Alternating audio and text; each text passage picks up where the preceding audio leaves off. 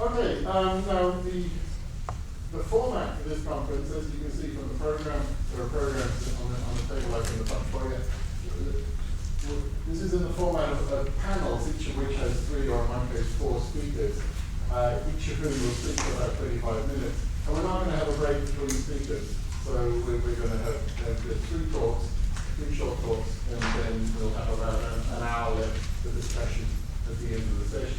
And of course, we'll give John a chance to respond to all of the provocative things that people have said about it, if he wishes to do so. Now, our first session this morning, our speakers are Jenann Ismael from Sydney, Arizona, and Valaris from the University of New South Wales, and Tanney from Kent. So, first of those is Jenann. Welcome.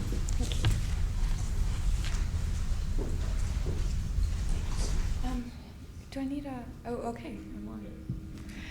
Okay. First, so thanks again, Hugh, for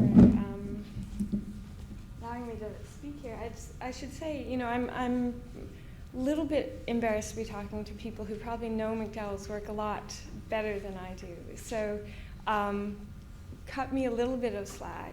This is a result of my struggling, coming from a quite different direction, I think, to some of the issues that McDowell discusses. I mean, much more deeply, I think, than much of the literature that I'm coming from. So McDowell's Mind and World is in part devoted to deconstructing.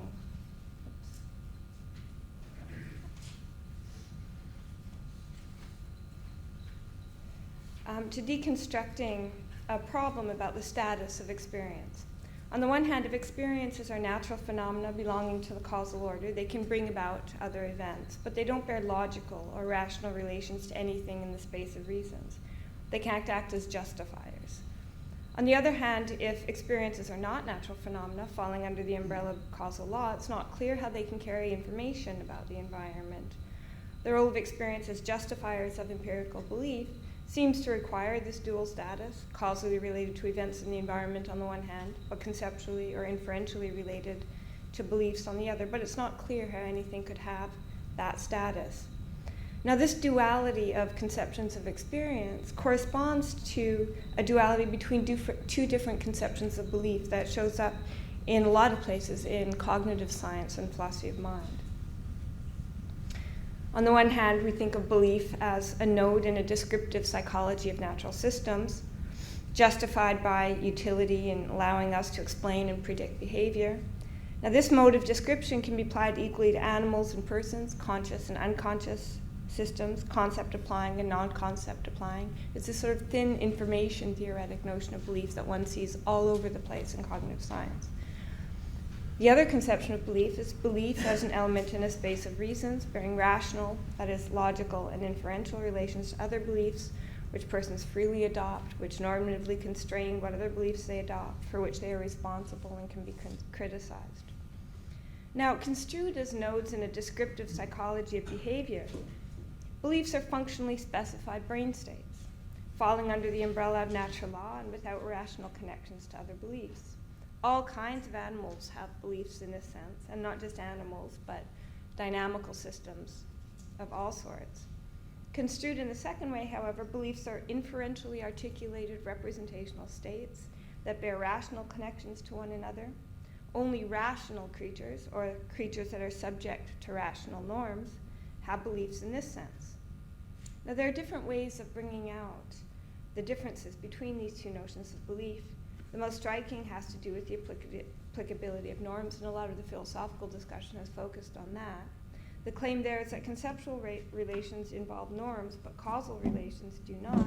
And then the challenge in explicating that notion of belief then is to explicate the relevant notion of norms and say how they arise and so on.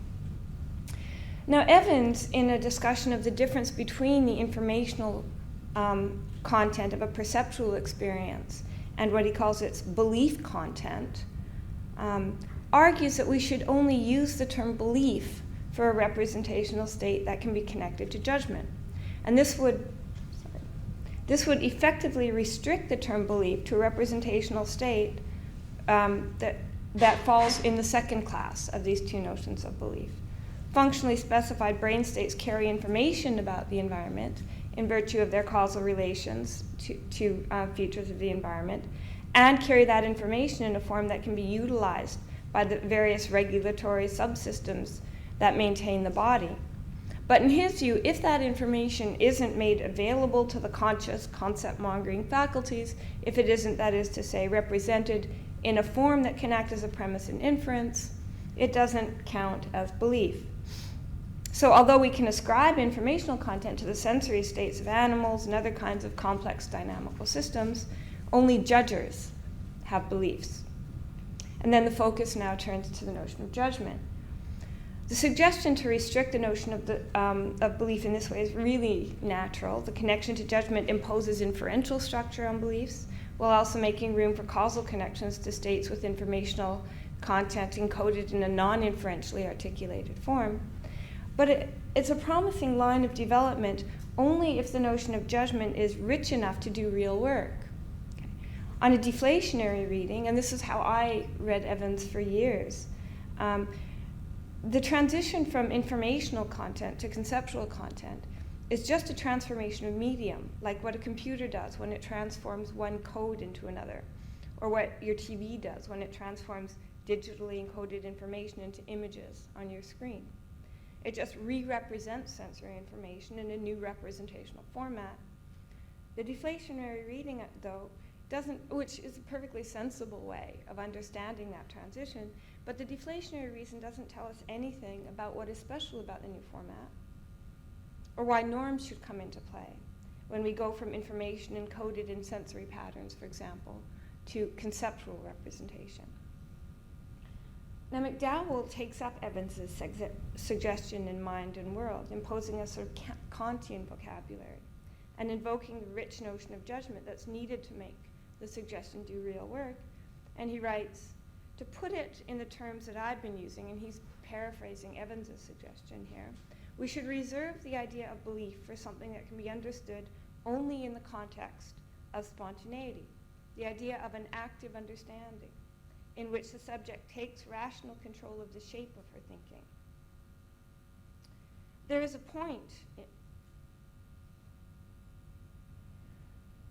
point in reserving the title of belief for a kind of cognitive state that is essentially within the scope of one's powers of actively making up one's mind. Even in the case of a belief that one simply finds himself with, the question of one's entitlement to it can always be raised. We can sum up what Evans is suggesting about belief in saying that a belief is a disposition to make judgments, and judging is essentially an act of spontaneity. Judgment is here conceived as an activity, one that involves the exercise of agency, one that is subject to questions of entitlement. The term spontaneity is introduced just to summarize these features.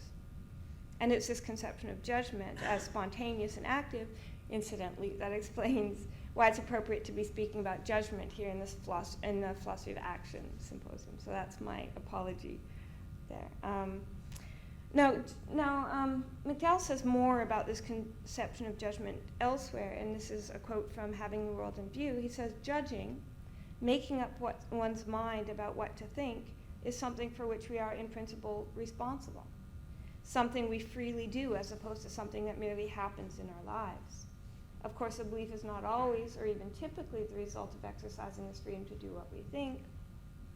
But even if a belief is not freely adopted, it is an actualization of capacities of a kind, the conceptual, whose paradigmatic mode of actualization is the exercise of freedom, that judging is. It says, this freedom, exemplified in responsible acts of judging, is essentially a matter of being answerable to criticism in the light of rationally relevant considerations, so the realm of freedom, at least the realm of freedom of judging, can be identified with the space of reasons. Okay. Now, these remarks about the connection between judgment and freedom all sound right and seem crucially important in getting at the difference between these first and second notions of belief. But one wants to hear more about in what sense the process of making up one's mind is active, whereas a process that involves just undergoing causal transitions is not. So for me, this is extremely sort of intriguing, but hard to understand, I think, at least coming from the direction that I've come from, sort of in cognitive science and sort of, trying to understand in dynamical terms just the functioning of dynamical systems.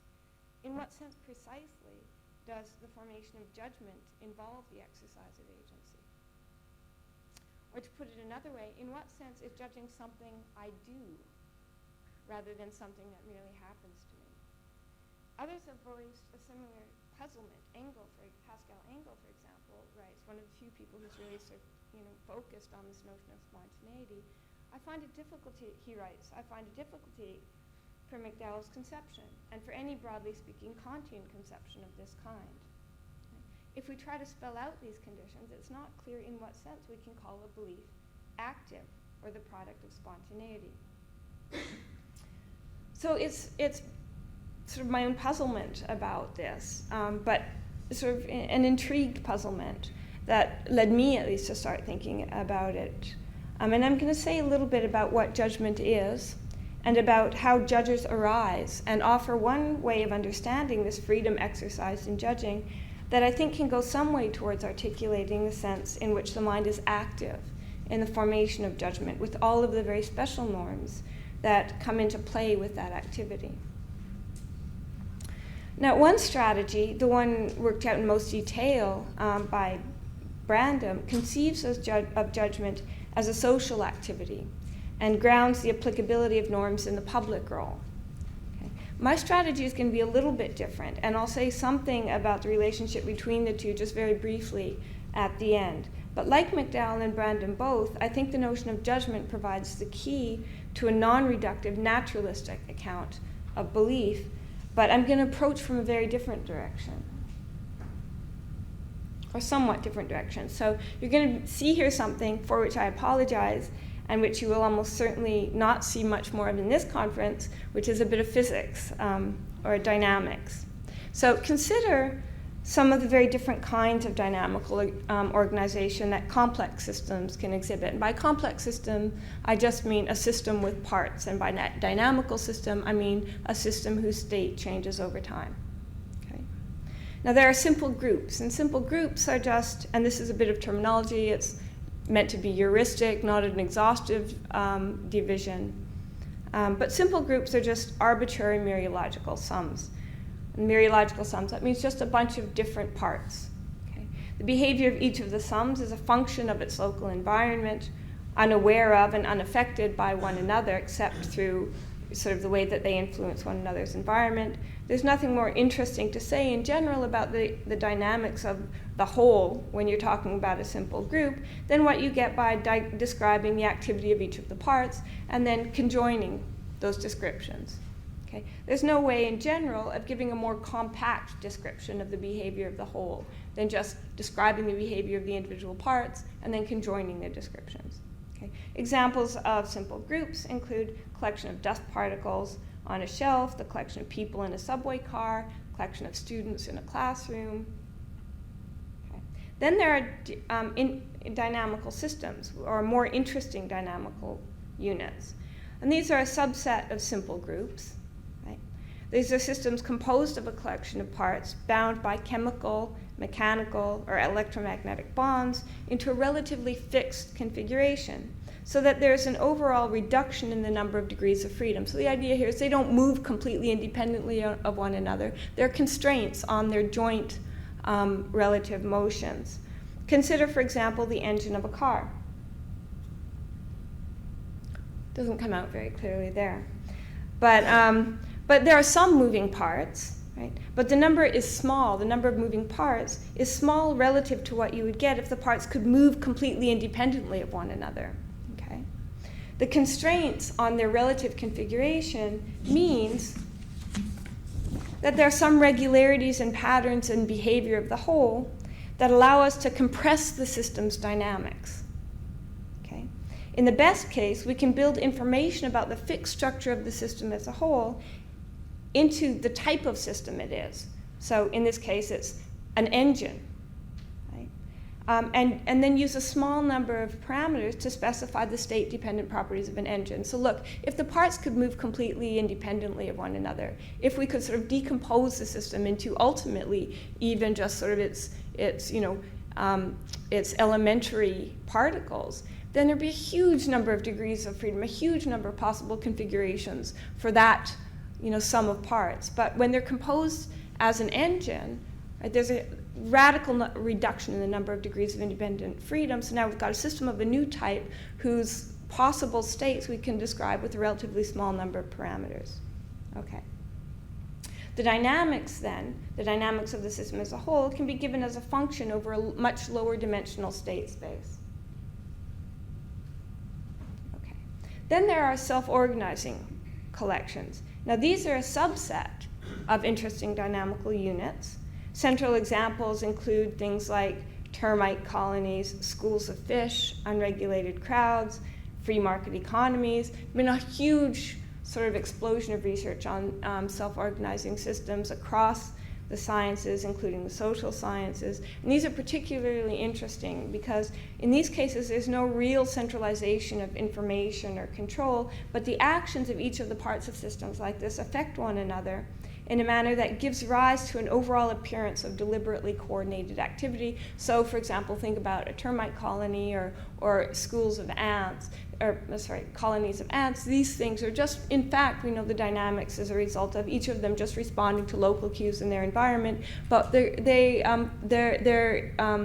individual actions feed off one another in a way that creates, when you just look at the system as a whole, coordinated and very interesting patterns of activity. Okay.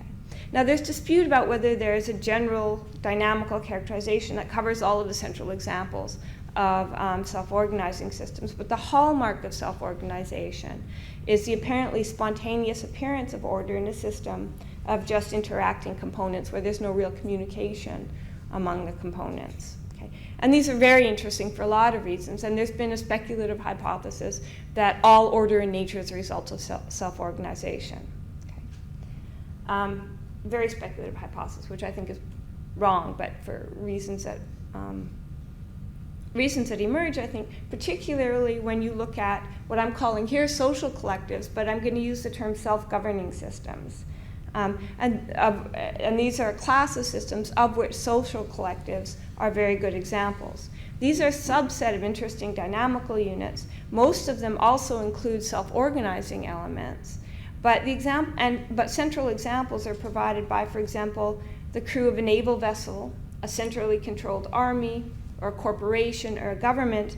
These are social systems, or complex systems, in which there's a pooling of information, collective judgment, and deliberate coordination of activity in the pursuit of collective aims.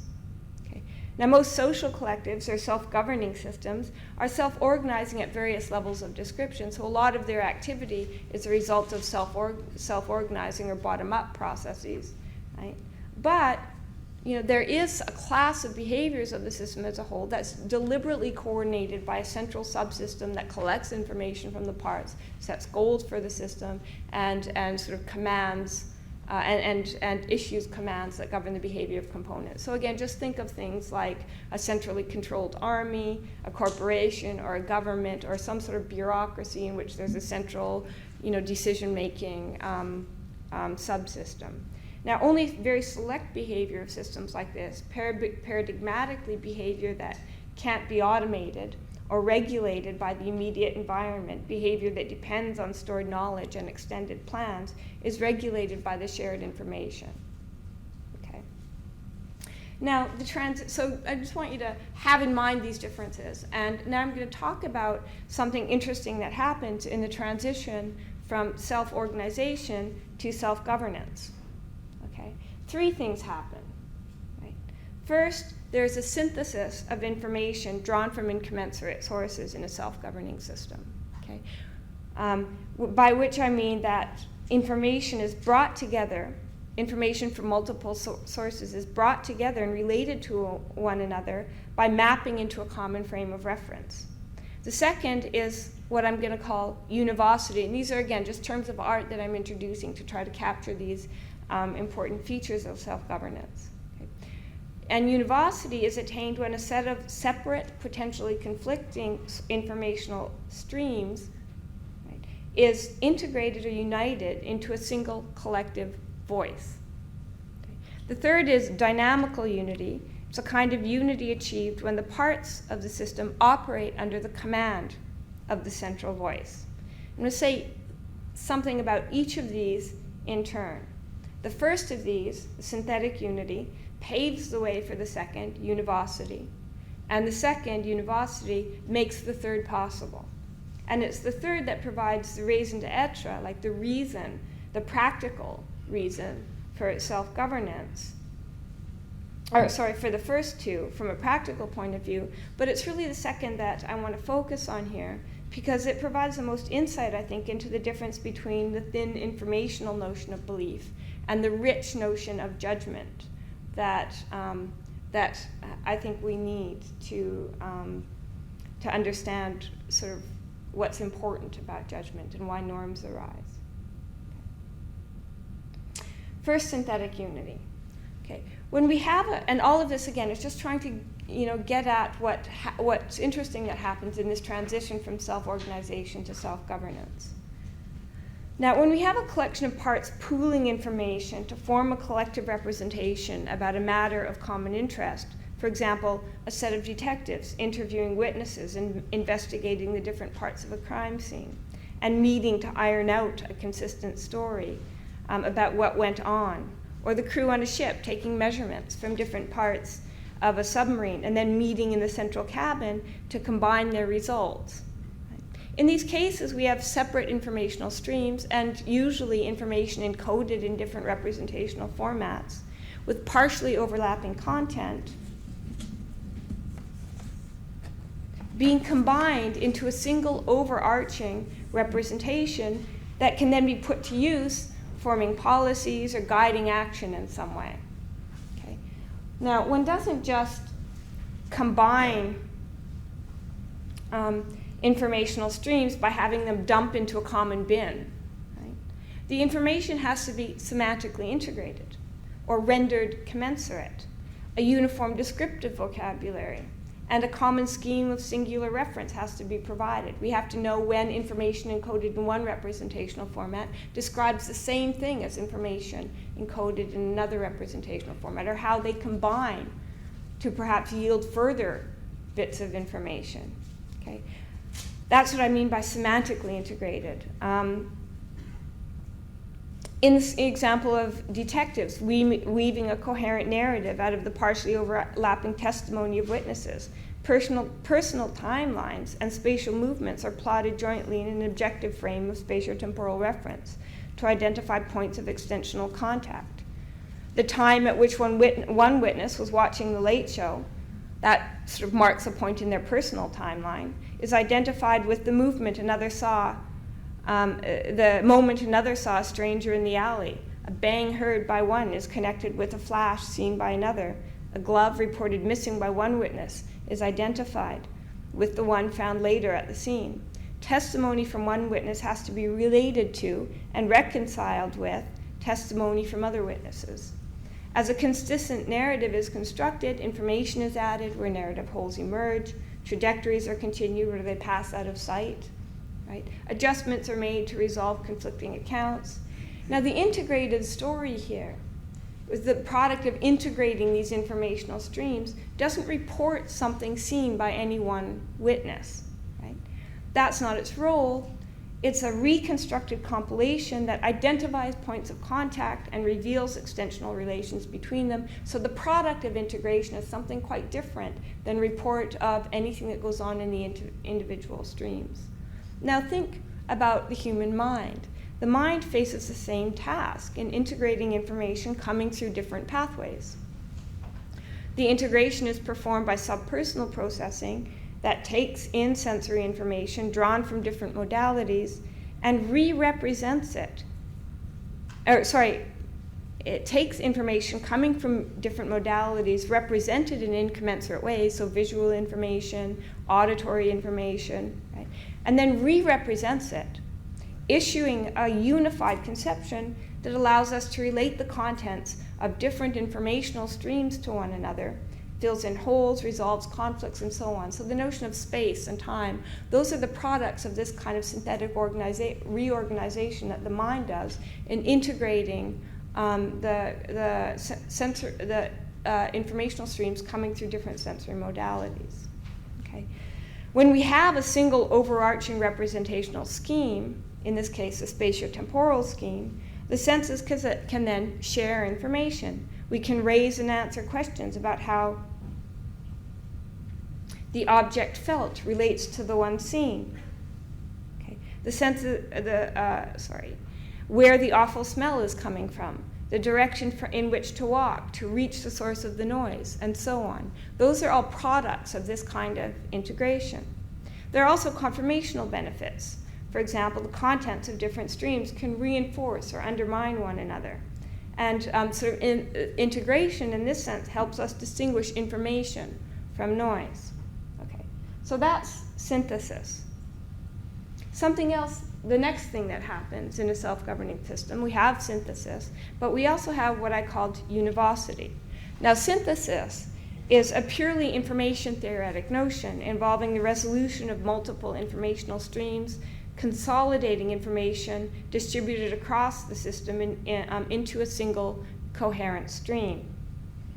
It doesn't matter for the purposes of synthesis that the resulting stream takes a linguistic form. On a ship, for example, information might be used to generate a map. The team of detectives might employ a graph or a timeline to depict the unfolding crime. A computer might have a universal code. But when a complex system resolves a collection of potentially competing informational streams into a single coherent stream, and that stream has linguistic expression that allows for the explicit self-ascription of intentional states, that is information encoded in an inferentially articulated form, right? Then I'm going to say, under those conditions, the system has a voice. Okay. And what I mean by this is best illustrated by examples. Consider the way that the elections and referenda in a population turn the cacophony of competing individual voices into univocal judgments on matters of public concern. Okay. A population is officially polled, and the results of the polls act in an official capacity as expressions of the collective will of the people. The electoral process gives the community as a whole a collective voice. We can speak in a loose and metaphorical way of the voice of the people, but without the electoral machinery that resolves the collection of individual opinions into a collective yes or no in answer to matters of public concern, there is no truly collective opinion. Okay? So what I'm saying is the electoral machinery here that explicitly collects those information and issues of a judgment that counts, as the will of the people, then there is no voice. But when we do have that kind of, deliberate and explicit issuing of judgments on the behalf of a complex system, then the system has a voice. Or consider the procedures that turn the opinions of the Supreme Court justices into a single collective opinion expressed in the form of a written or spoken pronouncement. That it's that the policies that actually, okay, I'm going to speed through and stop explicating. Okay, an even better example is provided perhaps by juries. Without collective pronouncements, there's a collection of opinions, but no opinion on behalf of the collective. When we say the people have chosen so-and-so as their new president, the court has decided that the amendment to the law is unconstitutional, or the jury proclaims a verdict, the attitudes in question are then attributed to the collection. The choices of the people are not mine or yours, they are ours. The determination of the jury is not the determination of any individual member of the jury. Right? It belongs to the jury as a whole. The collective opinion can, but need not be obtained by applying a simple mathematical function to the opinions of its members. Indeed, in the typical case, the process that generates a collective opinion, the back and forth of debate leading up to an election or ruling, has a complex dynamics involving feedback between the opinion of the individual and the group.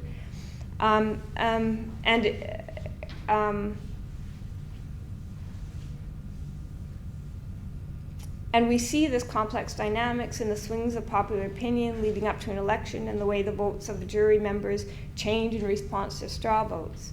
But when it's given a collective voice, a complex system constitutes an intentional system in its own right, and that status carries with it certain responsibilities. Above all, it carries with it the responsibility to try to meet the demands of rationality, that is, to try to ensure the consistency of one's attitudes and their closure under logical operations. So, for example, juries have to ensure that they, as a body, right, obey the demands of rationality. Okay. The same with the Supreme Court justices. They have to reconcile later pronouncements with earlier pronouncements, collective pronouncements. Now, no actual intentional system, ourselves included, ever entirely satisfies the demands of rationality. Persons, juries, and courts often issue inconsistent pronouncements, and none of us is really fully aware of the logical implications of our judgments, but there are systems in place to check for inconsistency and incompleteness, and when either are noticed, procedures are undertaken to correct them. More importantly, a system with a collective voice is committed to consistency, and therefore can be faulted for inconsistency. We can fault Supreme Court justices for disagreeing with one another on a personal level, but when they start we can't fault Supreme Court justices for disagreeing with one another on a personal level, but when they start self-ascribing judgments in a collective voice, they commit themselves as a group to the consistency of the collective judgments. If they affirm that P as a group, they ought not to affirm that not P. If they affirm that P and Q, they are committed as a group to P and Q, and so on. Now, the human mind has a collective voice in this sense. It not only integrates sensory information, it explicitly self-ascribes intentional states in the first person in thoughts of the form, I assert, avow, affirm, or judge that such and such, which is to say that it makes judgments. The sense in which the mind is active in the formation of judgments is that these self-ascriptions are made in the performative mode, like the pronouncements of the verdict spoken by a jury, or the announcements of decisions by spokesperson for the Supreme Court. Affirmation, or as it's sometimes called in the moral psychology literature, avowal, is like promising. Saying makes it so. It doesn't describe an independent fact when I say I assert or avow or judge that so-and-so. It accomplishes the fact that it describes in the act of describing it. When a jury says, we pronounce that, or the Supreme Court says, we pronounce that, right? They're making it an avowal. Attitudes self-ascribed in the first person, that is, judgments of the form, I believe that, affirm that, suppose that, avow that, or testify that P, are active in this sense. And one of the fundamental activities of the mind's I, right, like the we of the jury or the we of the Supreme Court, is to judge. It's to make these sorts of performative proclamations, to self-ascribe intentional states. Now, it's been frequently remarked that one of the things that distinguishes the human mind from lower animals is that we have language, and language gives us the ability to think about thinking. The idea here is that language is special in giving us a way to represent our own representational states. This allows us to make them objects of attention. And this in turn allows us to view them as a group, that is our own intentional states, and raise questions about their second-order properties. Are they consistent? Do they cohere? Can we provide reasons for thinking that they are true? When we express our intentional states, or our representational states in linguistic form and self-ascribe them, we can check them for consistency and logical closure, implement procedures designed to bring them closer to a logically consistent and closed set.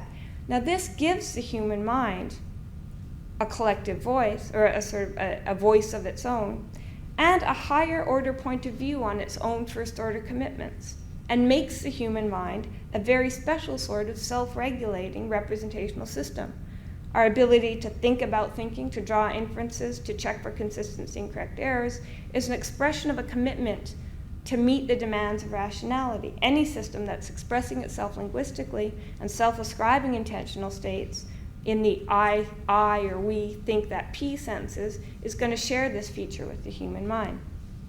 Now, the attitudes self-ascribed in the first person, I believe, desire, hope, or will that P, are made in the mind's collective voice, and they belong to the mind as a whole, as surely as those self-ascribed by the spokesperson for the Supreme Court belong to the justices as a group, or the verdicts of the jury belong to the collective as a whole, the collection as a whole. In self-ascribing attitudes, the mind is affirming attitudes whose coherence as a group it thereby commits itself to. In affirming that such and such is the case, again, is very different than reporting that such and such is the case. Reporting is a form of description. It carries with it the implication of a subject matter that obtains independently of its pronouncement. I report what you believe, but I affirm my own beliefs. Affirmation has a performative character. It makes true what it reports by pronouncing it. The people haven't spoken until the election results are in. The jury hasn't made up its mind until it has rendered a verdict in the collective voice. And the Supreme Court hasn't made a decision until that decision is self-attributed on the behalf of the collective by its spokesperson. That is, until the spokesperson says in the collective voice, we the jury, or we the justices of the court, affirm that P. Performances of this sort are truth-bearing, what they say is true, but they're self-fulfilling. They make it true by saying it.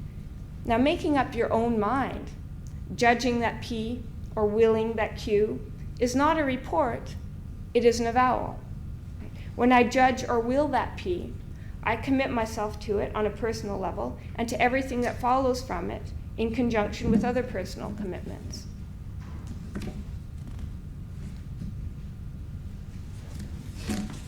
A modern interpretation of the notion of spontaneity now becomes available. The suggestion here is that the judgments, explicit self-ascriptions of intentional states in the first person, are performances. The sense in which we are active in judgment is the sense in which the jury is active in the pronouncements of a verdict, or company is active in the signing of a contract. Affirmation is something that can only be done in the mind's own voice. And it seems correct to add that it's something that can only be done freely. Nobody can do it on your behalf, and nobody can make you do it.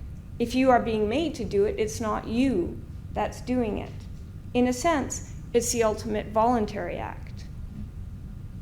Okay, I'm going to speed through this next part very quickly. So far, I've talked about synthesis and univocity, both features that happen in the transition from self-organization to self-governing system, where you have this sort of, collection and centralization and synthesis of information, and then the explicit self-ascription of intentional states and these sorts of performances that take on commitments. The dynamical benefits of synthesis are easy to discern. A system that's pooling information can put the integrated body of information to use in forming a coordinated plan of action, but a system that has a collective voice can also check its commitments for consistency, articulate goals, reason instrumentally about how to achieve them, and engage in various kinds of self-regulating behavior. But there's more. A collective voice turned inward not only affirms, but commands. Feeding back into the lower level organization of the system, it can guide the behavior of the parts of the system. So think of the central cabin on a ship, or think of the central bureaucracy in a corporation. Okay? It's in this capacity that the intentional subject in the human mind, the I of I think or judge that P, serves as a subject also of volition, the I of I do. This happens in social collectives too. Think of how laws voted in collectively by a population then constrain the activity of its members.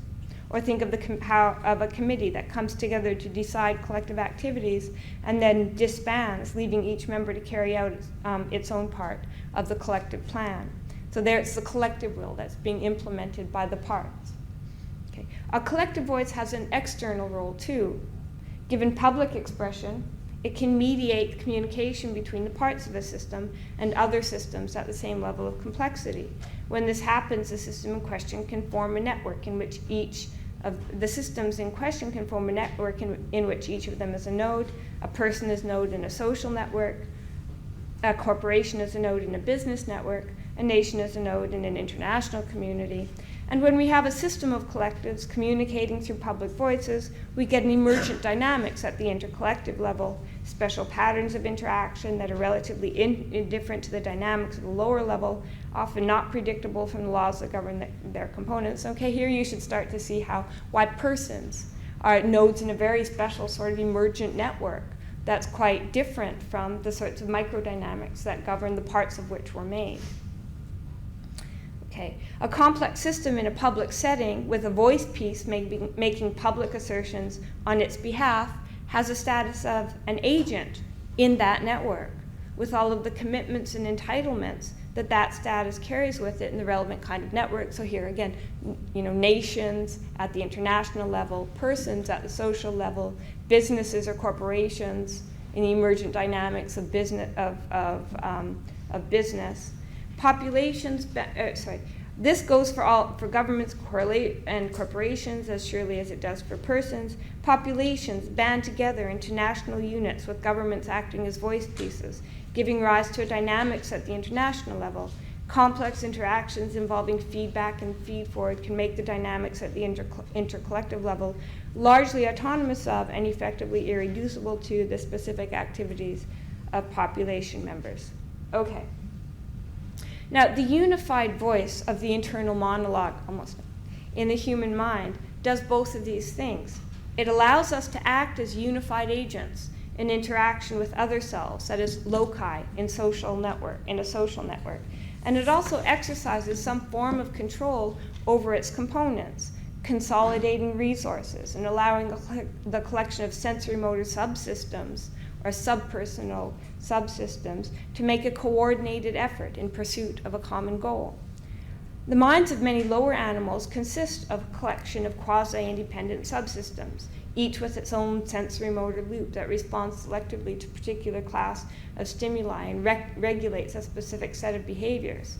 But when these kinds of sensory motor loop are cobbled together in the right way, the system as a whole can exhibit highly adaptive behavior.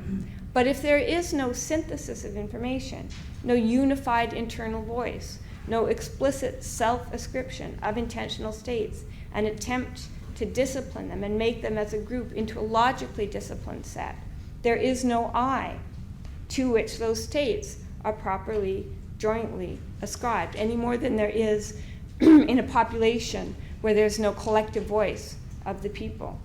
The emergence of judgment, which is coincident with the emergence of belief, not in the thin information theoretic notion that's easy for the naturalist to account for, but the substantial notion that brings with it the applicability of rational norms, is the result of a process of collectivization in the human mind, in which the mind synthesizes information across modalities and forges a unified rational standpoint that can both self-impose standards and be held responsible for them by others in a social network.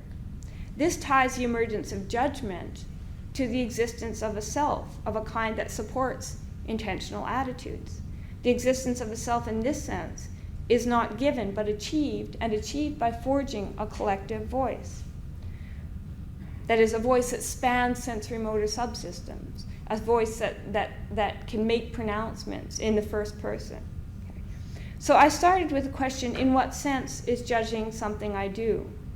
And what I'm suggesting now is that perhaps the right way to ask the question is not, in what sense is judging something I do, but in what sense is judging something I do, where the I is to be understood explicitly in the first instance as the formal subject of intentional self-ascription, like the we of the jury. The thing that thinks, the thing to whom these thoughts and experiences belong. Something over and above the collection of sensory motor subsystems that in some sense cooperate to give rise to a collective voice. Okay. there is an interesting, but I think think again of the analogy of the we of the jury, or the we. Before we begin, there's going to be a dinner this evening, which will be at a very good Indian restaurant called Aki's down in Wilburn Wharf, which is about a 10-minute walk from here.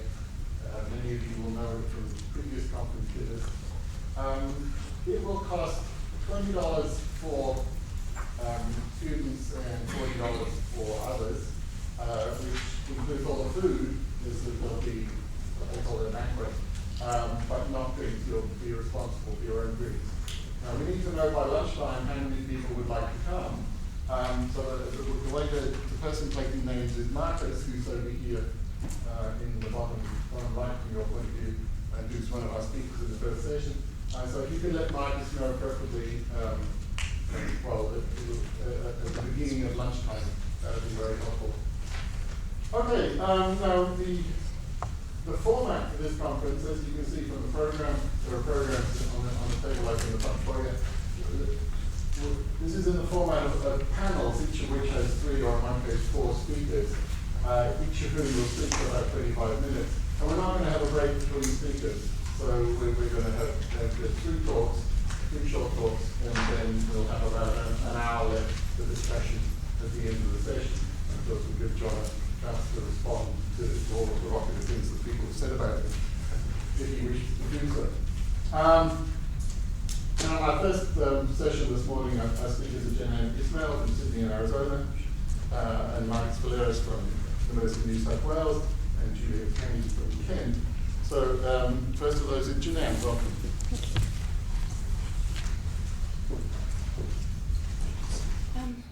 Do I need a? Oh, okay. I'm on. Okay. First, so thanks again, Hugh, for allowing me to speak here. I should say, I'm a little bit embarrassed to be talking to people who probably know McDowell's work a lot better than I do. So, cut me a little bit of slack. This is a result of my struggling, coming from a quite different direction, I think, to some of the issues that McDowell discusses. I mean, much more deeply, I think, than much of the literature that I'm coming from. So McDowell's Mind and World is in part devoted to deconstructing.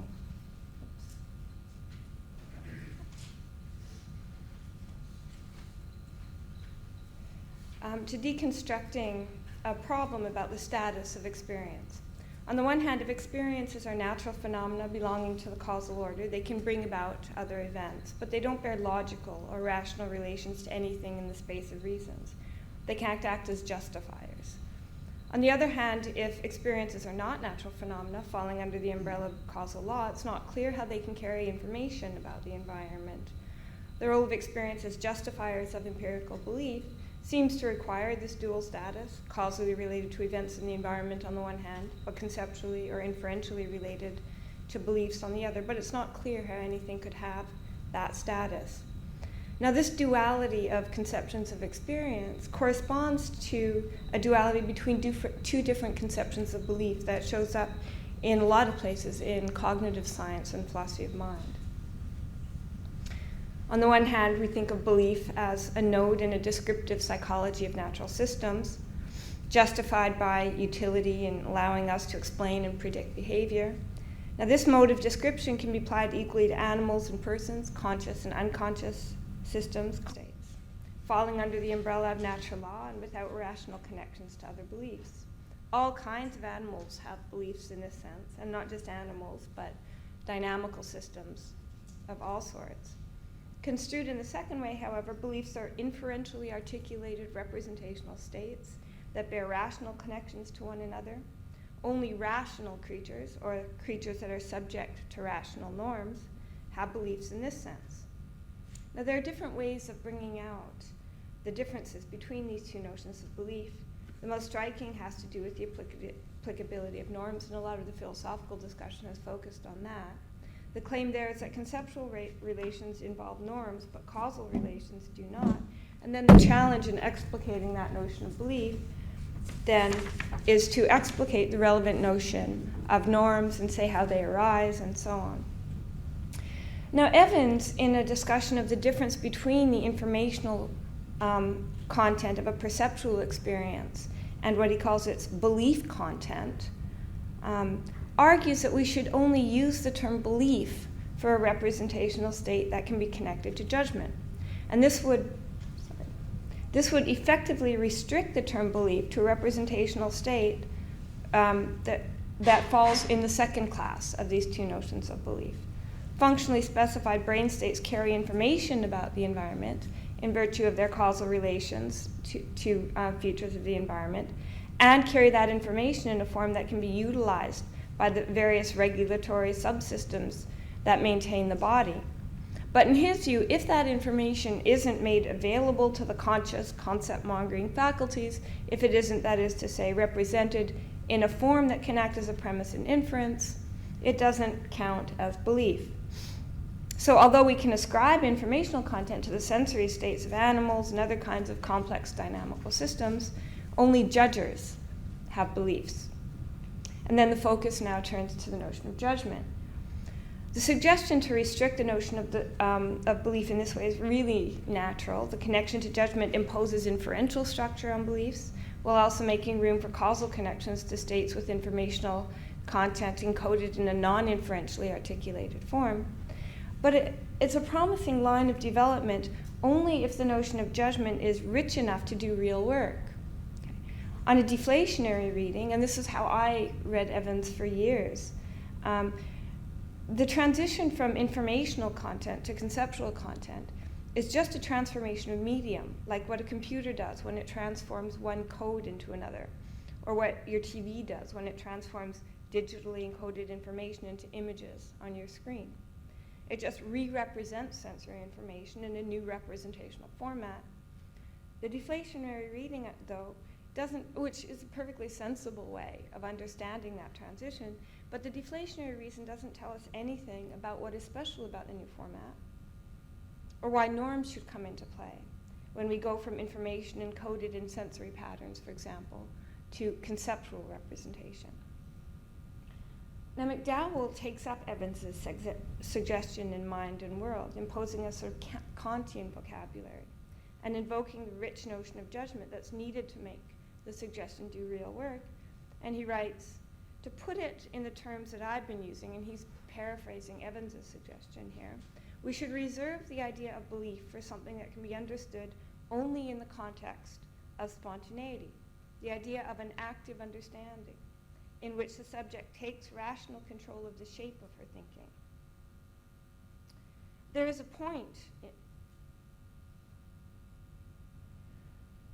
point in reserving the title of belief for a kind of cognitive state that is essentially within the scope of one's powers of actively making up one's mind. Even in the case of a belief that one simply finds himself with, the question of one's entitlement to it can always be raised. We can sum up what Evans is suggesting about belief in saying that a belief is a disposition to make judgments, and judging is essentially an act of spontaneity. Judgment is here conceived as an activity, one that involves the exercise of agency, one that is subject to questions of entitlement. The term spontaneity is introduced just to summarize these features. And it's this conception of judgment as spontaneous and active, incidentally, that explains why it's appropriate to be speaking about judgment here in this in the Philosophy of Action Symposium. So that's my apology there. Now, McDowell says more about this conception of judgment elsewhere, and this is a quote from Having the World in View. He says, judging, making up one's mind about what to think, is something for which we are in principle responsible, something we freely do as opposed to something that merely happens in our lives. Of course, a belief is not always or even typically the result of exercising this freedom to do what we think.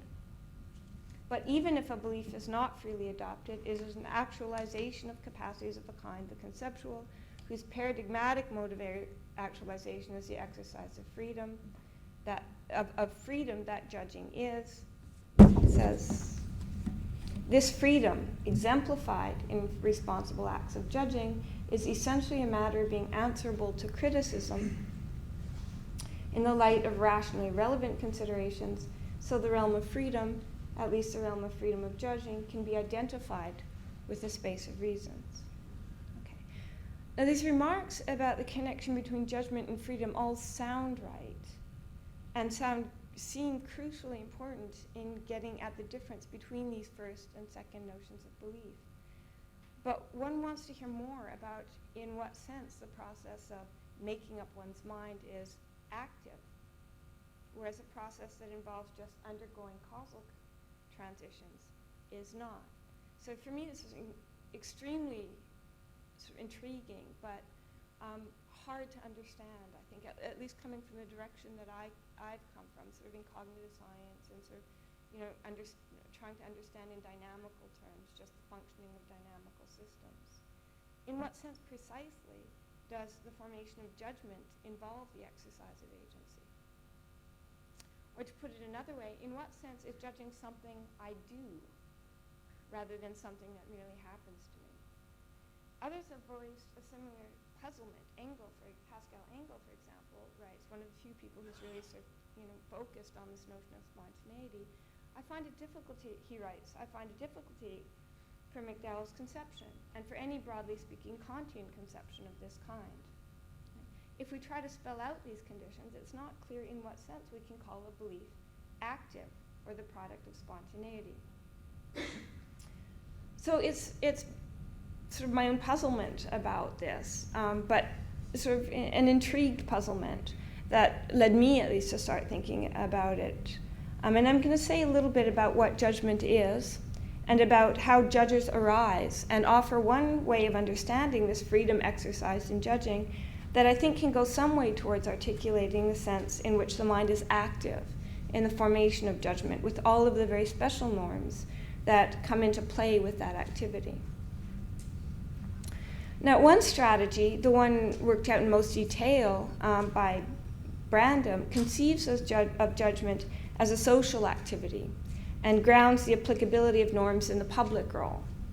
Okay. My strategy is going to be a little bit different, and I'll say something about the relationship between the two just very briefly at the end. But like McDowell and Brandom both, I think the notion of judgment provides the key to a non-reductive naturalistic account of belief, but I'm going to approach from a very different direction, or somewhat different direction. So you're going to see here something for which I apologize, and which you will almost certainly not see much more of in this conference, which is a bit of physics or dynamics. So consider some of the very different kinds of dynamical organization that complex systems can exhibit. And by complex system, I just mean a system with parts, and by dynamical system, I mean a system whose state changes over time. Okay. Now, there are simple groups, and simple groups are just, and this is a bit of terminology, it's meant to be heuristic, not an exhaustive division. But simple groups are just arbitrary mereological sums. And mereological sums, that means just a bunch of different parts. Okay? The behavior of each of the sums is a function of its local environment, unaware of and unaffected by one another, except through sort of the way that they influence one another's environment. There's nothing more interesting to say in general about the dynamics of the whole when you're talking about a simple group than what you get by describing the activity of each of the parts and then conjoining those descriptions. Okay? There's no way in general of giving a more compact description of the behavior of the whole than just describing the behavior of the individual parts and then conjoining their descriptions. Okay. Examples of simple groups include collection of dust particles on a shelf, the collection of people in a subway car, collection of students in a classroom. Okay. Then there are dynamical systems, or more interesting dynamical units. And these are a subset of simple groups. Right? These are systems composed of a collection of parts bound by chemical, mechanical, or electromagnetic bonds into a relatively fixed configuration, so that there's an overall reduction in the number of degrees of freedom. So the idea here is they don't move completely independently of one another. There are constraints on their joint relative motions. Consider, for example, the engine of a car. Doesn't come out very clearly there. But there are some moving parts. Right? But the number is small. The number of moving parts is small relative to what you would get if the parts could move completely independently of one another. Okay? The constraints on their relative configuration means that there are some regularities and patterns in behavior of the whole that allow us to compress the system's dynamics. Okay? In the best case, we can build information about the fixed structure of the system as a whole into the type of system it is.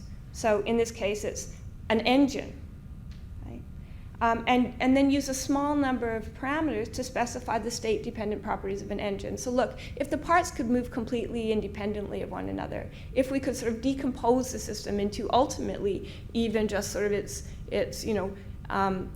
elementary particles, then there'd be a huge number of degrees of freedom, a huge number of possible configurations for that, sum of parts. But when they're composed as an engine, right, there's a radical reduction in the number of degrees of independent freedom. So now we've got a system of a new type whose possible states we can describe with a relatively small number of parameters. Okay.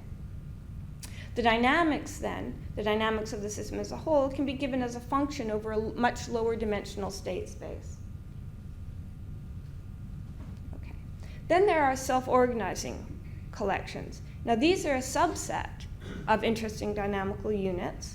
Central examples include things like termite colonies, schools of fish, unregulated crowds, free market economies. There's been a huge sort of explosion of research on self-organizing systems across the sciences, including the social sciences. And these are particularly interesting because in these cases there's no real centralization of information or control, but the actions of each of the parts of systems like this affect one another in a manner that gives rise to an overall appearance of deliberately coordinated activity. So, for example, think about a termite colony or schools of ants, colonies of ants. These things are just, in fact, we know the dynamics as a result of each of them just responding to local cues in their environment, but their individual actions feed off one another in a way that creates, when you just look at the system as a whole, coordinated and very interesting patterns of activity. Okay. Now there's dispute about whether there is a general dynamical characterization that covers all of the central examples of self-organizing systems, but the hallmark of self-organization is the apparently spontaneous appearance of order in a system of just interacting components where there's no real communication among the components. Okay. And these are very interesting for a lot of reasons, and there's been a speculative hypothesis that all order in nature is a result of self-organization. Very speculative hypothesis, which I think is wrong, but for reasons that emerge, I think, particularly when you look at what I'm calling here social collectives, but I'm going to use the term self-governing systems. And these are a class of systems of which social collectives are very good examples. These are a subset of interesting dynamical units. Most of them also include self-organizing elements. But central examples are provided by, for example, the crew of a naval vessel, a centrally controlled army, or a corporation, or a government. These are social systems, or complex systems, in which there's a pooling of information, collective judgment, and deliberate coordination of activity in the pursuit of collective aims. Now, most social collectives or self-governing systems are self-organizing at various levels of description, so a lot of their activity is a result of self-organizing or bottom-up processes, right? But there is a class of behaviors of the system as a whole that's deliberately coordinated by a central subsystem that collects information from the parts, sets goals for the system, and sort of commands and issues commands that govern the behavior of components. So again, just think of things like a centrally controlled army, a corporation, or a government, or some sort of bureaucracy in which there's a central, decision-making subsystem.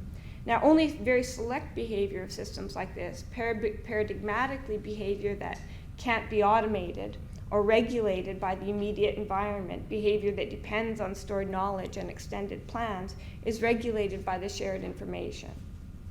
Okay. Now, so I just want you to have in mind these differences. And now I'm going to talk about something interesting that happens in the transition from self-organization to self-governance. Okay. 3 things happen. Right? First, there's a synthesis of information drawn from incommensurate sources in a self-governing system. Okay?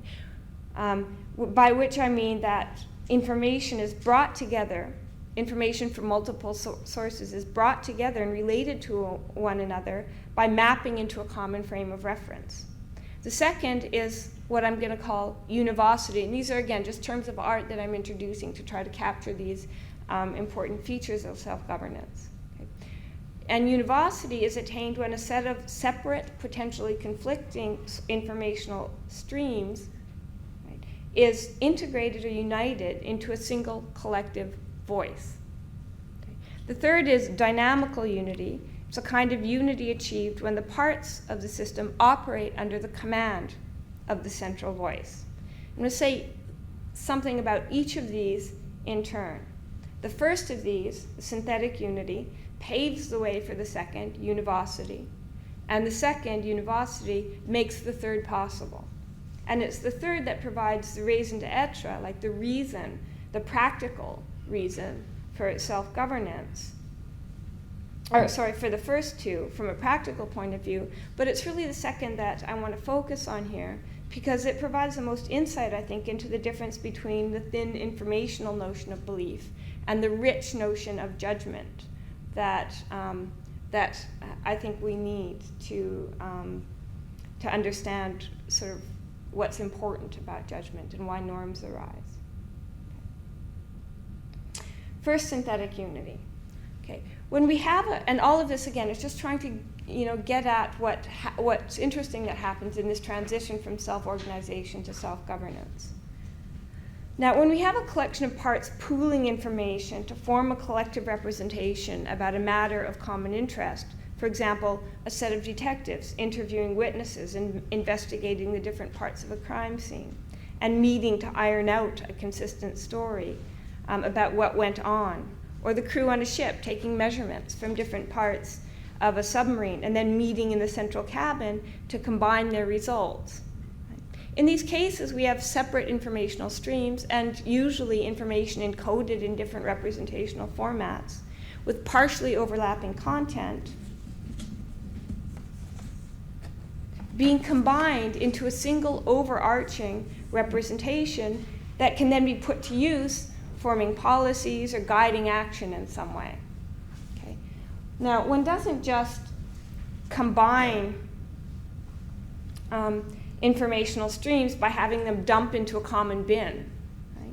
The information has to be semantically integrated or rendered commensurate, a uniform descriptive vocabulary, and a common scheme of singular reference has to be provided. We have to know when information encoded in one representational format describes the same thing as information encoded in another representational format, or how they combine to perhaps yield further bits of information. Okay? That's what I mean by semantically integrated. In this example of detectives weaving a coherent narrative out of the partially overlapping testimony of witnesses, personal timelines and spatial movements are plotted jointly in an objective frame of spatiotemporal reference to identify points of extensional contact. The time at which one witness was watching The Late Show, that sort of marks a point in their personal timeline, is identified with the movement another saw. The moment another saw a stranger in the alley. A bang heard by one is connected with a flash seen by another. A glove reported missing by one witness is identified with the one found later at the scene. Testimony from one witness has to be related to and reconciled with testimony from other witnesses. As a consistent narrative is constructed, information is added where narrative holes emerge, trajectories are continued where they pass out of sight. Right? Adjustments are made to resolve conflicting accounts. Now, the integrated story here, the product of integrating these informational streams, doesn't report something seen by any one witness. Right? That's not its role. It's a reconstructed compilation that identifies points of contact and reveals extensional relations between them. So the product of integration is something quite different than report of anything that goes on in the individual streams. Now think about the human mind. The mind faces the same task in integrating information coming through different pathways. The integration is performed by subpersonal processing that takes in sensory information drawn from different modalities and re-represents it. It takes information coming from different modalities represented in incommensurate ways, so visual information, auditory information, right? And then re-represents it, issuing a unified conception that allows us to relate the contents of different informational streams to one another, fills in holes, resolves conflicts, and so on. So the notion of space and time, those are the products of this kind of synthetic reorganization that the mind does in integrating the informational streams coming through different sensory modalities. Okay? When we have a single overarching representational scheme, in this case a spatiotemporal scheme, the senses can then share information. We can raise and answer questions about how the object felt relates to the one seen. Okay. The sense of where the awful smell is coming from, the direction in which to walk to reach the source of the noise, and so on. Those are all products of this kind of integration. There are also conformational benefits. For example, the contents of different streams can reinforce or undermine one another. And integration in this sense helps us distinguish information from noise. Okay. So that's synthesis. Something else, the next thing that happens in a self-governing system, we have synthesis, but we also have what I called univocity. Now, synthesis is a purely information theoretic notion involving the resolution of multiple informational streams, consolidating information distributed across the system into a single coherent stream.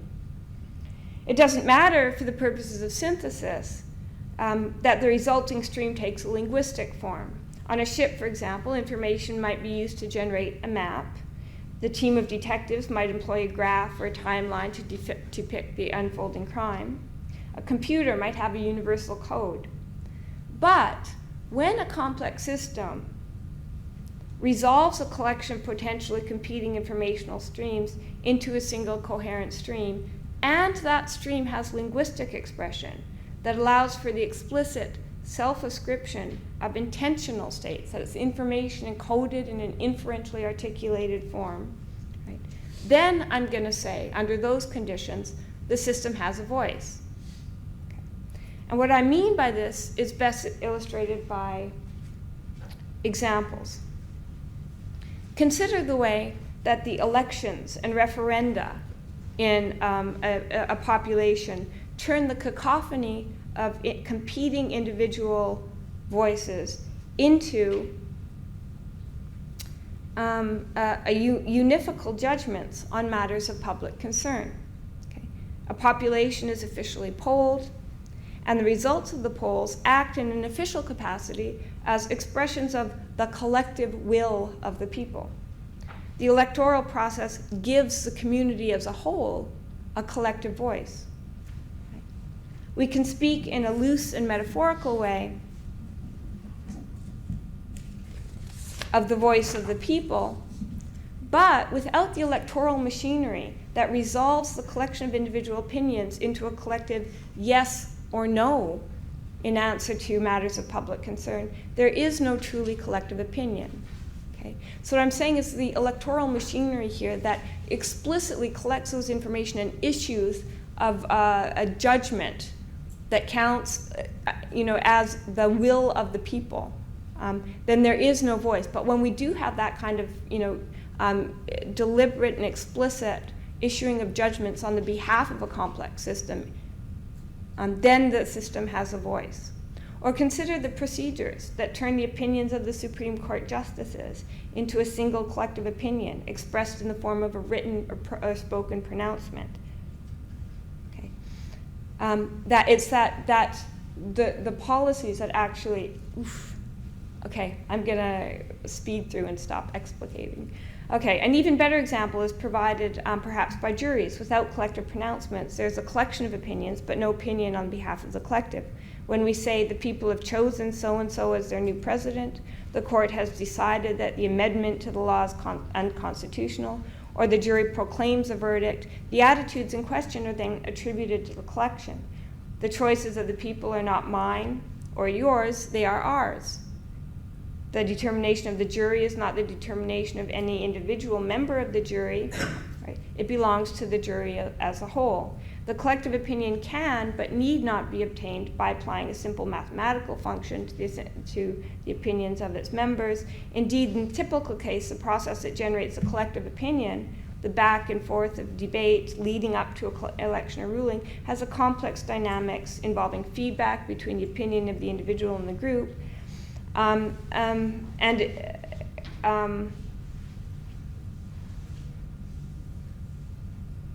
And we see this complex dynamics in the swings of popular opinion leading up to an election and the way the votes of the jury members change in response to straw votes. But when it's given a collective voice, a complex system constitutes an intentional system in its own right, and that status carries with it certain responsibilities. Above all, it carries with it the responsibility to try to meet the demands of rationality, that is, to try to ensure the consistency of one's attitudes and their closure under logical operations. So, for example, juries have to ensure that they, as a body, right, obey the demands of rationality. Okay. The same with the Supreme Court justices. They have to reconcile later pronouncements with earlier pronouncements, collective pronouncements. Now, no actual intentional system, ourselves included, ever entirely satisfies the demands of rationality. Persons, juries, and courts often issue inconsistent pronouncements, and none of us is really fully aware of the logical implications of our judgments, but there are systems in place to check for inconsistency and incompleteness, and when either are noticed, procedures are undertaken to correct them. More importantly, a system with a collective voice is committed to consistency, and therefore can be faulted for inconsistency. We can fault Supreme Court justices for disagreeing with one another on a personal level, but when they start we can't fault Supreme Court justices for disagreeing with one another on a personal level, but when they start self-ascribing judgments in a collective voice, they commit themselves as a group to the consistency of the collective judgments. If they affirm that P as a group, they ought not to affirm that not P. If they affirm that P and Q, they are committed as a group to P and Q, and so on. Now, the human mind has a collective voice in this sense. It not only integrates sensory information, it explicitly self-ascribes intentional states in the first person in thoughts of the form, I assert, avow, affirm, or judge that such and such, which is to say that it makes judgments. The sense in which the mind is active in the formation of judgments is that these self-ascriptions are made in the performative mode, like the pronouncements of the verdict spoken by a jury, or the announcements of decisions by spokesperson for the Supreme Court. Affirmation, or as it's sometimes called in the moral psychology literature, avowal, is like promising. Saying makes it so.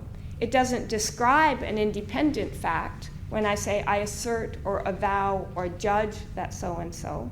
It accomplishes the fact that it describes in the act of describing it.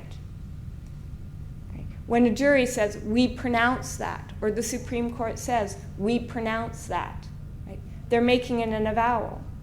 Attitudes self-ascribed in the first person, that is, judgments of the form, I believe that, affirm that, suppose that, avow that, or testify that P, are active in this sense. And one of the fundamental activities of the mind's I, right, like the we of the jury or the we of the Supreme Court, is to judge. It's to make these sorts of performative proclamations, to self-ascribe intentional states. Now, it's been frequently remarked that one of the things that distinguishes the human mind from lower animals is that we have language, and language gives us the ability to think about thinking. The idea here is that language is special in giving us a way to represent our own representational states. This allows us to make them objects of attention. And this in turn allows us to view them as a group, that is our own intentional states, and raise questions about their second-order properties. Are they consistent? Do they cohere? Can we provide reasons for thinking that they are true? When we express our intentional states, or our representational states in linguistic form and self-ascribe them, we can check them for consistency and logical closure, implement procedures designed to bring them into closer to a logically consistent and closed set. Now this gives the human mind a collective voice, or a sort of a voice of its own, and a higher order point of view on its own first order commitments, and makes the human mind a very special sort of self-regulating representational system. Our ability to think about thinking, to draw inferences, to check for consistency and correct errors, is an expression of a commitment to meet the demands of rationality. Any system that's expressing itself linguistically and self-ascribing intentional states in the I or we think that P senses is going to share this feature with the human mind. Now, the attitudes self-ascribed in the first person, I believe, desire, hope, or will that P, are made in the mind's collective voice, and they belong to the mind as a whole, as surely as those self-ascribed by the spokesperson for the Supreme Court belong to the justices as a group, or the verdicts of the jury belong to the collective as a whole, the collection as a whole.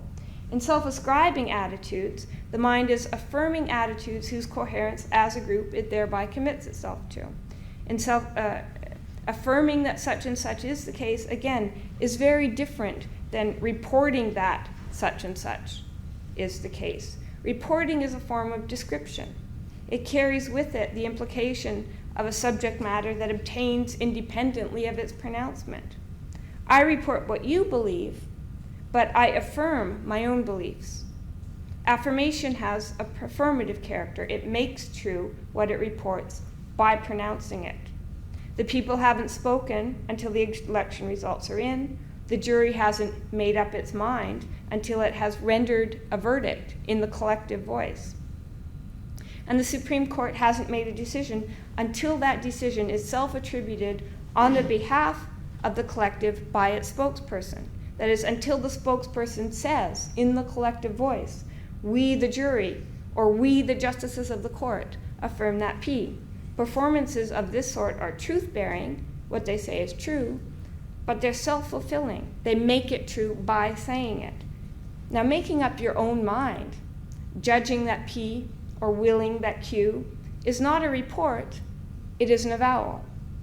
When I judge or will that P, I commit myself to it on a personal level and to everything that follows from it in conjunction with other personal commitments.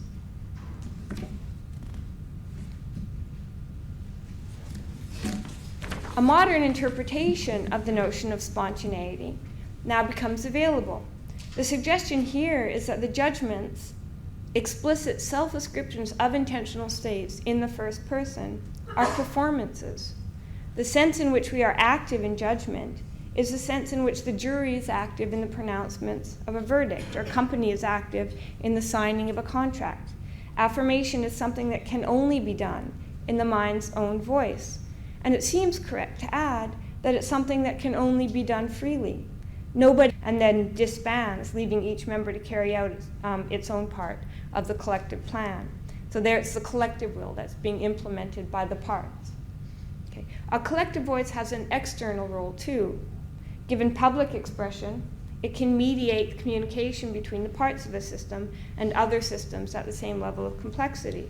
When this happens, the system in question can form a network in which each of the systems in question can form a network in which each of them is a node. A person is a node in a social network. A corporation is a node in a business network. A nation is a node in an international community.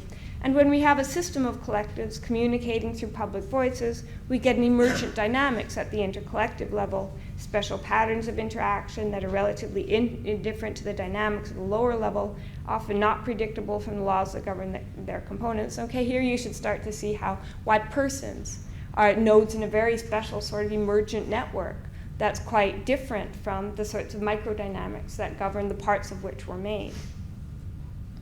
Okay. A complex system in a public setting with a voice piece making public assertions on its behalf has a status of an agent in that network with all of the commitments and entitlements that status carries with it in the relevant kind of network. So here again, nations at the international level, persons at the social level, businesses or corporations in the emergent dynamics of business. Populations, This goes for governments and corporations as surely as it does for persons. Populations band together into national units with governments acting as voice pieces, giving rise to dynamics at the international level. Complex interactions involving feedback and feed-forward can make the dynamics at the intercollective level largely autonomous of and effectively irreducible to the specific activities of population members. Okay. Now, the unified voice of the internal monologue, almost, in the human mind does both of these things. It allows us to act as unified agents in interaction with other selves, that is, loci in a social network. And it also exercises some form of control over its components, consolidating resources and allowing the collection of sensory motor subsystems or subpersonal subsystems to make a coordinated effort in pursuit of a common goal. The minds of many lower animals consist of a collection of quasi-independent subsystems, each with its own sensory motor loop that responds selectively to a particular class of stimuli and regulates a specific set of behaviors. But when these kinds of sensory motor loop are cobbled together in the right way, the system as a whole can exhibit highly adaptive behavior. But if there is no synthesis of information, no unified internal voice, no explicit self-ascription of intentional states, an attempt to discipline them and make them as a group into a logically disciplined set, there is no I to which those states are properly, jointly ascribed, any more than there is in a population where there's no collective voice of the people.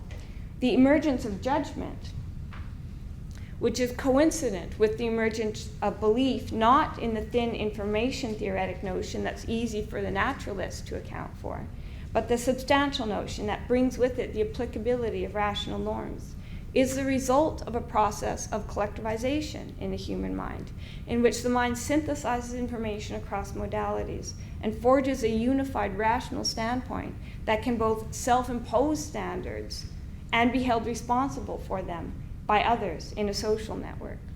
This ties the emergence of judgment to the existence of a self, of a kind that supports intentional attitudes. The existence of a self in this sense is not given but achieved, and achieved by forging a collective voice. That is, a voice that spans sensory motor subsystems, a voice that can make pronouncements in the first person. Okay. So I started with the question, in what sense is judging something I do? And what I'm suggesting now is that perhaps the right way to ask the question is not, in what sense is judging something I do, but in what sense is judging something I do, where the I is to be understood explicitly in the first instance as the formal subject of intentional self-ascription, like the we of the jury. The thing that thinks, the thing to whom these thoughts and experiences belong. Something over and above the collection of sensory motor subsystems that in some sense cooperate to give rise to a collective voice. Okay. There is an interesting, but I think think again of the analogy of the we of the jury, or the we, the people. There's an interesting, but not ontologically suspect sense in which the we that judges is the product of judging. Both of these are constituted as subjects of intentional attitudes in the business of considering reasons, going through the back and forth of debate, forging a consensus, and arriving at a judgment, making collective pronouncements. The we of the jury, or the we of the people, do not exist independently of that activity, making up its mind. And they lie dormant except in the exercise of their capacity to judge. It's not, of course, that the set of people that makes up the jury or the populace don't exist independently of that activity. It's that the we that serves as a formal subject of attitudes doesn't exist independently of that activity. In forging a collective voice and making pronouncements in that voice, the jury assumes the status of the intentional subject, claiming the rights that come with that status, committing itself to the responsibilities entailed. And the same, I want to say, is true of the I of the human mind, or the human person. This is a status, right?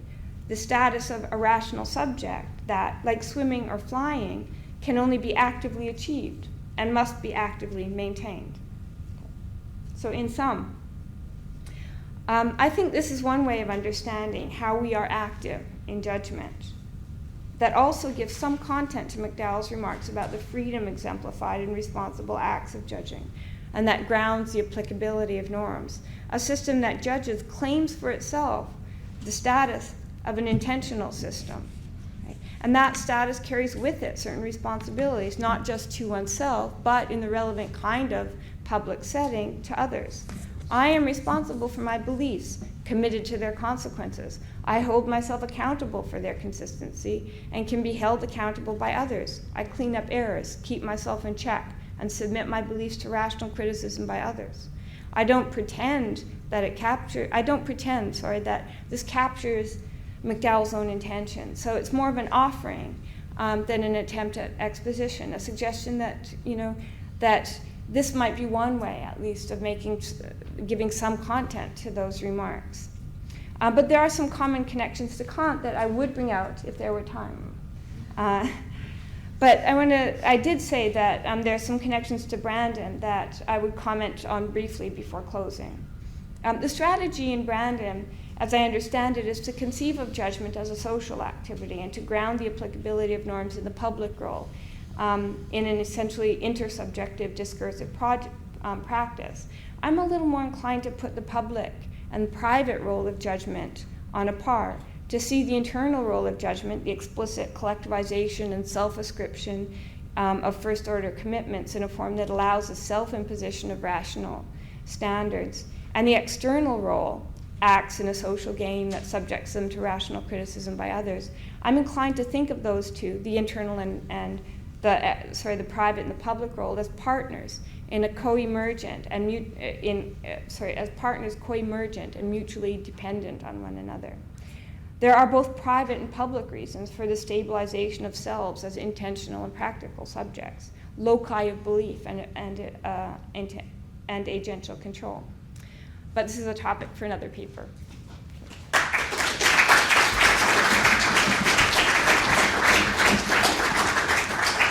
Thank you, Jenann. Markos. I'm done. Should I take this down? Yeah, do this. Do it. Oh. Wow.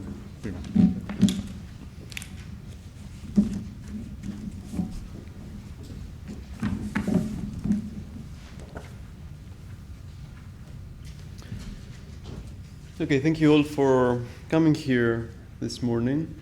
My own contribution, unlike Jenann's, is not directly concerned with John's work. I think it deserves its place here because it's hopefully something that John will find interesting, and also because I've learned so much about action, the philosophy of action, from John.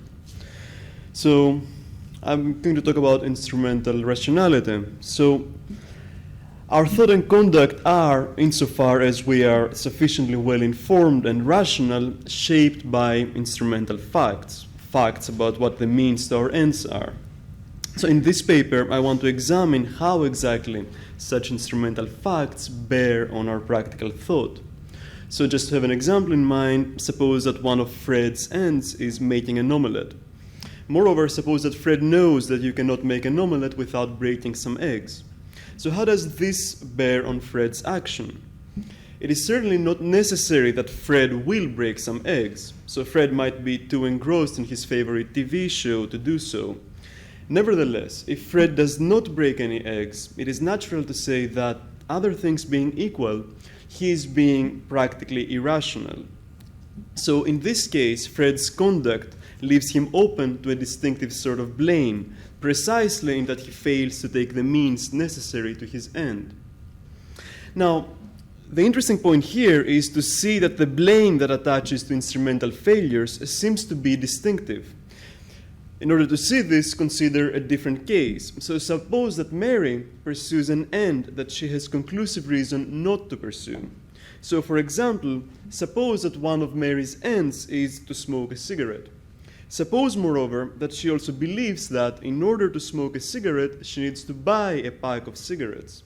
Now, given all this, if Mary does not buy a pack of cigarettes, even though the opportunity presents itself to her, she is open to blame, and it seems she is open to blame in just the same way as Fred was in the earlier example. The crucial point here is that Mary's blameworthiness seems not to be due to her acting in a way that is inconsistent with what she has most reason to do. By hypothesis, Mary has conclusive reason not to smoke, and so presumably the balance of reasons does not speak in favor of her buying a pack of cigarettes. Examples like this suggest that instrumental failures carry a sort of blame which is independent of the reasons one might have to pursue the corresponding ends. So in this paper, I am going to argue that this is indeed true.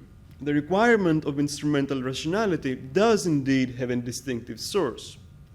It derives, as I'm going to argue, from some basic, and in fact even completely humdrum, facts about the relation of a non-basic action to its parts or stages. In a nutshell, my claim will simply be that what goes wrong with Fred if he does not break any eggs is merely that he is doing a really bad job of omelette making. Likewise, what goes wrong with Mary if she does not buy a pack of cigarettes is simply that she does a really bad job in her project of smoking a cigarette. In a way, my argument is going to be that we do not need to look beyond these entirely obvious facts to discover a source of a genuine normativity for the instrumental requirement. In a way, my argument is going to be then that the instrumental requirement is, in a sense, pretty boring in its origins.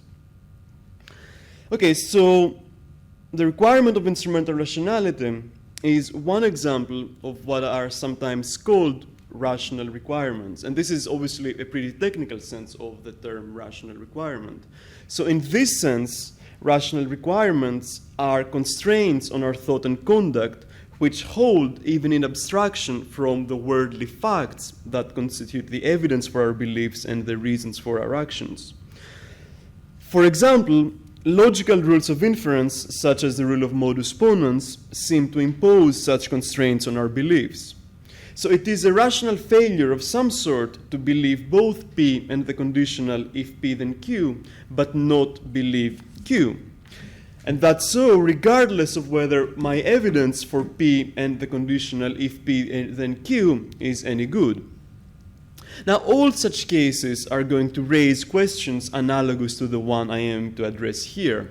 How, if not in virtue of the worldly facts that constitute the evidence for our beliefs and the reasons for our actions, do such rational requirements get a normative grip on our thought and conduct?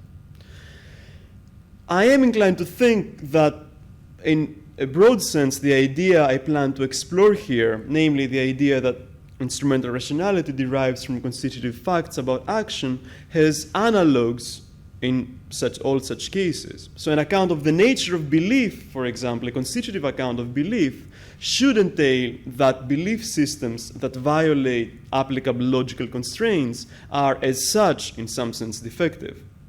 I'm not going to be able to argue for this general point here.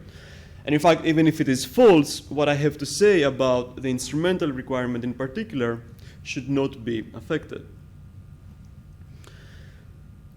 Okay, so I have so far rested the claim that the normativity of the instrumental requirement is distinctive on intuitive judgments about cases. So as we said, it is natural to think that all is not well with Mary if she intends to smoke but has no intention of buying cigarettes. Since Mary has conclusive reason not to smoke, I suggested that the blame that attaches to her cannot be due to her failing to do something that she has reason to do. It must, it seems, have a distinctive source. However, alternative diagnoses of such cases also seem possible and in fact have been proposed. So in particular, it has been suggested that the blame that attaches to Mary is due to her failing to do something she has reason to do. Namely, maintain a kind of coherence among her attitudes and actions. So this view is, for example, found in earlier work by John Broome, although he has slightly changed his mind about this. So before going into my positive proposal, I would like to explain why I think this view is incorrect. So according to this view, the instrumental requirement is what is called a wide scope requirement. The thought here is that instrumental rationality does not require of Mary to perform any particular action. Rather, holding fixed Mary's background belief that she must buy a pack of cigarettes if she is to smoke, instrumental rationality merely requires of Mary to satisfy a disjunction, either buy a pack of cigarettes or not have the end of smoking a cigarette. That requirement, in turn, is supposed to be one that we do have conclusive reason to conform to. More generally, rational requirements on this view are always requirements of coherence, broadly understood. On their own, they never require of one to do any particular thing. They only require of one to bring one's attitudes and actions into a certain kind of harmony in any one of a number of different ways. The idea here is derived from a certain understanding of the constraints imposed on our beliefs by logical rules of inference. So, on this view of logical rules of inference, supposing that I believe both that P and the conditional if P then Q, I can satisfy the rule of modus ponens either by believing that Q or by giving up either one of the beliefs that I started out with. Similarly, it is claimed, supposing that my end is to do A, I can satisfy the instrumental requirement either by taking necessary means to doing A or by simply abandoning the end of doing A. Now, there has been a lot of discussion of this proposal in the literature, and I'm not going to survey this debate now. I will simply indicate what I find problematic about this view. So the problem with the wide scope view, I believe, is just that it is not the case that rational requirements are, in general, simply requirements of coherence. Intuitively, rational requirements, including the instrumental requirement, require us to do particular things, contrary to what the wide scope view claims. This is perhaps easiest to see with the requirements we're supposed to be under in virtue of normative beliefs, beliefs about what we ought to do. So switching to yet another example, suppose that Mary believes that she ought to go for a run. On the wide scope view, in virtue of this belief, Mary is under a requirement which she can satisfy either by going for a run or by dropping her belief that she ought to go for a run. Surely, however, something would be wrong with Mary if she responded to this requirement by dropping her belief that she ought to go for a run. It seems clearly false that she can respond to the requirement she is under in virtue of believing that she ought to go for a run by dropping that very belief. Dropping that belief, I want to say, is a way for her perhaps to escape the requirement, not a way for her to satisfy it. Now, this suggests, although it's not conclusive, that there might be some rational requirements which are not happily read as having wide scope. That will obviously be consistent with allowing that some other requirements are happily read as having wide scope. Still, the fact that not all rational requirements take wide scope suffices to show that the normativity of rational requirements does not always derive from a standing reason to seek coherence, even if we do have such a reason. And let me say that this is an argument that Nico Kolodny makes in his essay, Why Be Rational? And I think that part of that essay is exactly right. Now, to return to our primary topic, I think that in particular the instrumental requirement is not happily read as having wide scope. So suppose that Mary's end is to smoke a cigarette. The claim that Mary can respond correctly to the requirement she is under in virtue of having that end, simply by dropping that very end, seems false. Of course, since, as we have assumed, Mary does have conclusive reason not to smoke, there is a sense in which it would be perfectly rational of her to give up her end of smoking a cigarette. But that sense is surely not that it would be a correct response to the instrumental requirement. Now, I believe we can turn this intuitive thought into an explicit argument from a premise that Broom accepts. So, Broom, in a general discussion of reasoning, asserts that a piece of reasoning is correct only if it achieves the result of satisfying a relevant rational requirement. In fact, for Broom, rational requirements have precisely the role of shaping reasoning. So contraposing the conditional implicit in Broom's statement, we have something like this. If one's performance is intuitively not a correct piece of reasoning, then it cannot achieve the result of bringing one to satisfy a relevant rational requirement. Now, since in the situation as described above, Mary's giving up her end of smoking a cigarette is certainly not a correct piece of reasoning, in fact, it doesn't seem to be a piece of reasoning at all, it follows that it cannot be a way for her to satisfy any relevant rational requirement. The requirement Mary is under in virtue of having the end of smoking a cigarette does not seem to have wide scope. Now, perhaps one might object to this particular argument on the grounds that, as I already said, Mary's giving up her end to smoke a cigarette in this situation is not a correct piece of reasoning only because it's not a piece of reasoning at all. Now, after all, Broom imposes a constraint on reasoning which Mary's performance does not satisfy. Reasoning is supposed to take one from contentful states to contentful states, and it is unclear which contentful state Mary's giving up of her end to smoke a cigarette is supposed to take off from. So, in effect, a defender of the wide-scope view could argue that the negation in the antecedent of this contraposed conditional should be internal and not external. So something like this should be the contrapositive of Broom's conditional. If a piece of reasoning is intuitively incorrect, it cannot achieve the result of bringing one to satisfy a relevant rational requirement. Now, we can overcome this defense of however. So suppose now that Mary has the end of becoming a more confident public speaker, and she believes that in order to do this, she must get rid of her belief that, for example, her ears stick out in a funny way. In this case, at any given time t, Mary has failed to take the means to her end if and only if she believes that her ears stick out in a funny way. So the problem identified earlier does not arise. Mary could, for all that the principle that reasoning takes off from contentful states has to say on the matter at least, reason from her belief that her ears stick out in a funny way to abandoning her end of becoming a more confident public speaker. This, however, would not be a correct piece of reasoning. So, by the contrapositive of Broom's conditional, it would not be a way for her to satisfy a rational requirement. Okay, I don't pretend that this argument is conclusive against the wide-scope view, but I think it does provide some reason to look elsewhere for a story about the instrumental requirement.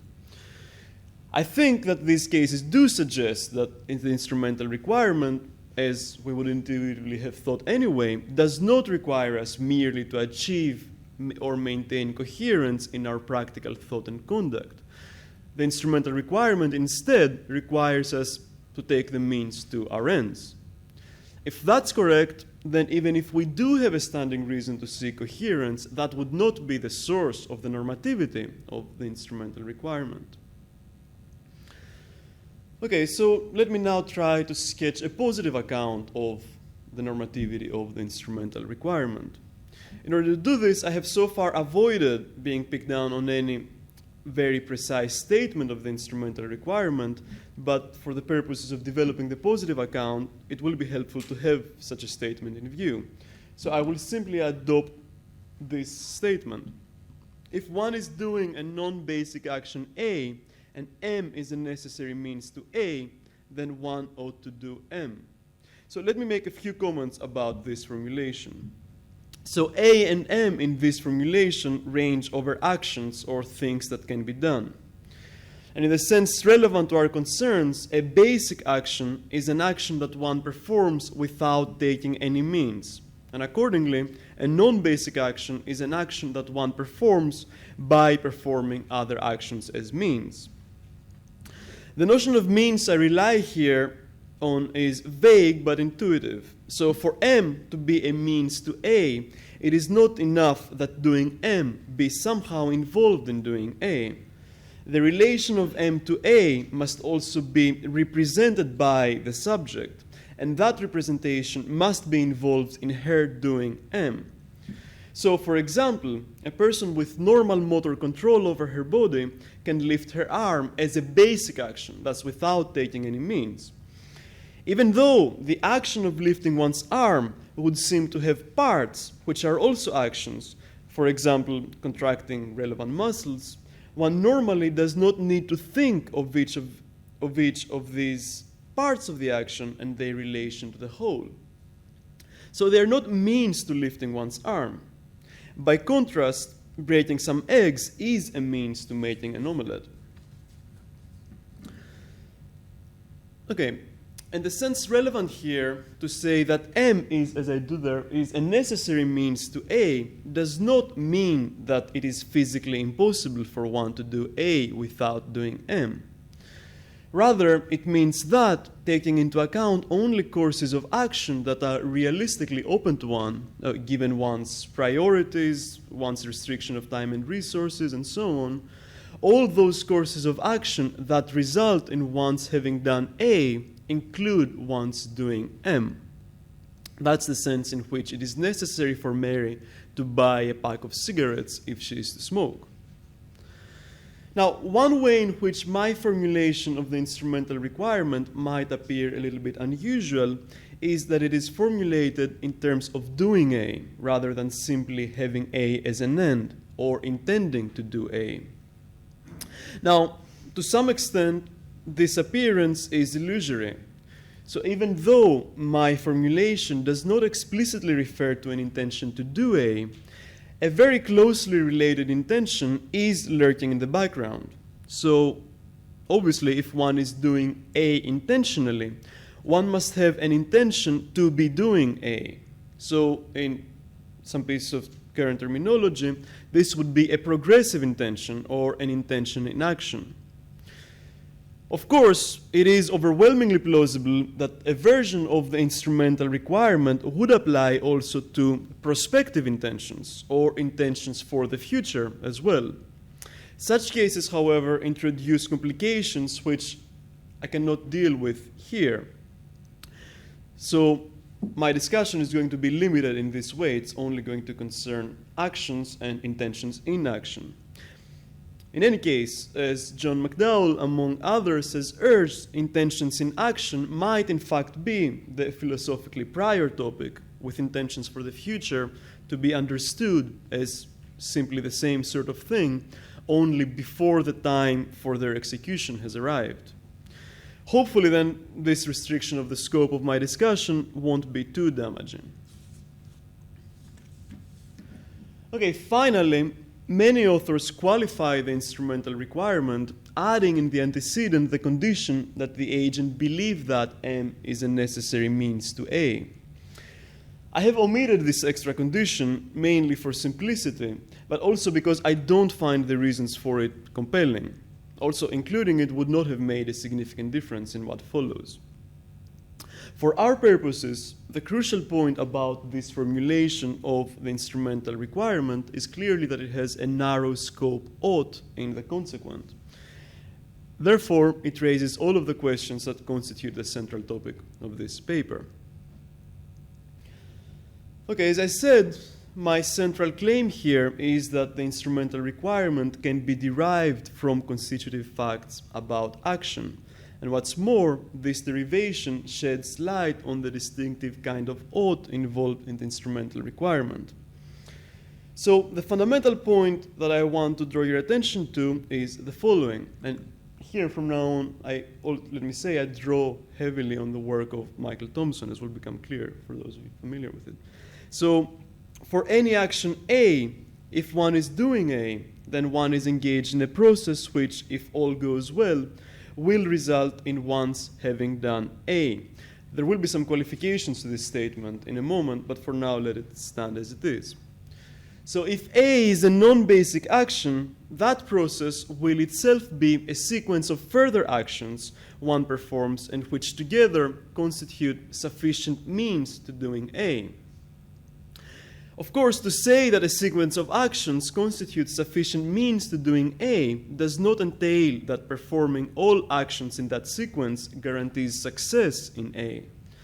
For example, picking up the gun, taking aim, and shooting is a sufficient means to hitting a bullseye, but obviously it does not guarantee that one will hit a bullseye. Now, although principle 4 is very intuitive, there are some putative counterexamples. For example, suppose that after having prepared all of the ingredients, Fred is simply hanging around waiting for the oil in the pan to reach the right temperature. Although it is clearly true of Fred right now that he is engaged in the non-basic action of making an omelette, one might be tempted to say that it is not true of him that he is engaged in any further actions that are means to omelette making. Now, I believe such counterexamples can and ought to be resisted. For one thing, in many cases, we will be able to find actions which one is performing and which can be described as means to the relevant non-basic action. For example, while Fred is apparently just hanging around, it is still true of him that he is heating up the oil, and this is clearly a means to making an omelette. Now, there might be cases for which this response fails, and I think these will be cases of what we may call interrupted actions. So suppose that Mary is writing an article on, say, nudibranchs. So she spends some time thinking about them, sometimes researching them in their natural environment, sometimes experimenting in her lab, and so on. But she also spends a lot of time doing other things, going to the movies, teaching her classes, or sleeping.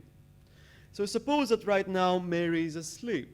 Although there does seem to be a sense in which we can still say of Mary that she is writing an article on nudibranchs, I think there is also a clear sense in which we can say that she is not right now writing anything. So writing an article is the sort of action that admits of interruptions. And I want to say that if A admits of interruptions, then during one of those interruptions, one might still be doing A in one sense, while not be doing A in another sense. And it will be the second, intuitively more robust sense of doing that is captured by our principle and that I want to focus on now. So in this robust sense of doing, unless one is engaged in a process which is a sufficient means to doing a non-basic action A, one is not doing A. This fundamental principle about non-basic action, I think, is the root from which the instrumental principle derives. Okay, there's a crucial piece of work that still remains to be done, of course, and that involves the normativity of the instrumental requirement. As I have already suggested, I believe the instrumental requirement derives from the facts about action that this principle aims to capture. But this principle is not normative. Still, I believe that it does give us the materials to derive a genuine normative requirement. So to begin with, let us consider quite generally the relation between one's doing A and one's having done A, the relation between a sentence in the progressive and what we may call, following Zoltan Sabo, its perfective correlate. So consider Mary, a young child who is engaged in the process of growing up. This fact about Mary obviously does not entail that it is necessary that at any time in the future Mary will have grown up. All sorts of things might happen to prevent this state of affairs from obtaining.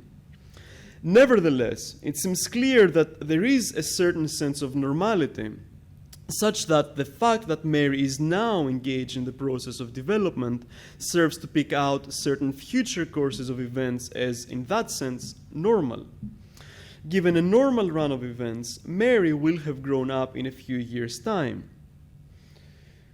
Note that this sense of normality is not merely statistical normality. So even if a deadly global pandemic makes it highly unlikely that either Mary or any of her peers will ever grow up, there is a clear sense in which the normal course of events still involves the state of affairs of Mary's having grown up. Now, insisting that the sense of normality invoked here is not statistical normality makes my claim flexible enough to allow, as we clearly should, that one might be engaged in processes that one has only a very slim chance of succeeding in.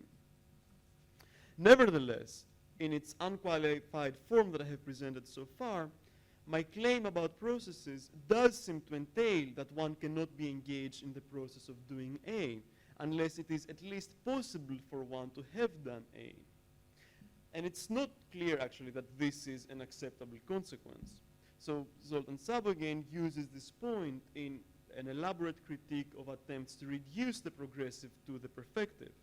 So his example, which I find intuitively persuasive, involves a medieval architect who is, right now, we would say, building a cathedral, although there is no possible future course of events which involves his having built the cathedral. The building of the cathedral, we may suppose, takes 200 or 300 years and the labor of many successive architects.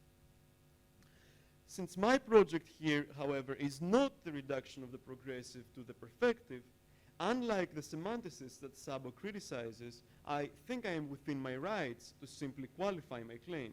So my claim will be the following. If one is doing A, then assuming that it is possible for one to complete A, there is a sense of normality such that in a normal run of events, at some future time, one has done A. Now, a full treatment of the topic would seek to get rid of this inelegant qualification, and we can talk about this in the discussion, but I'm simply going to exclude discussion of cases where one is incapable of completing an action that one is nevertheless performing.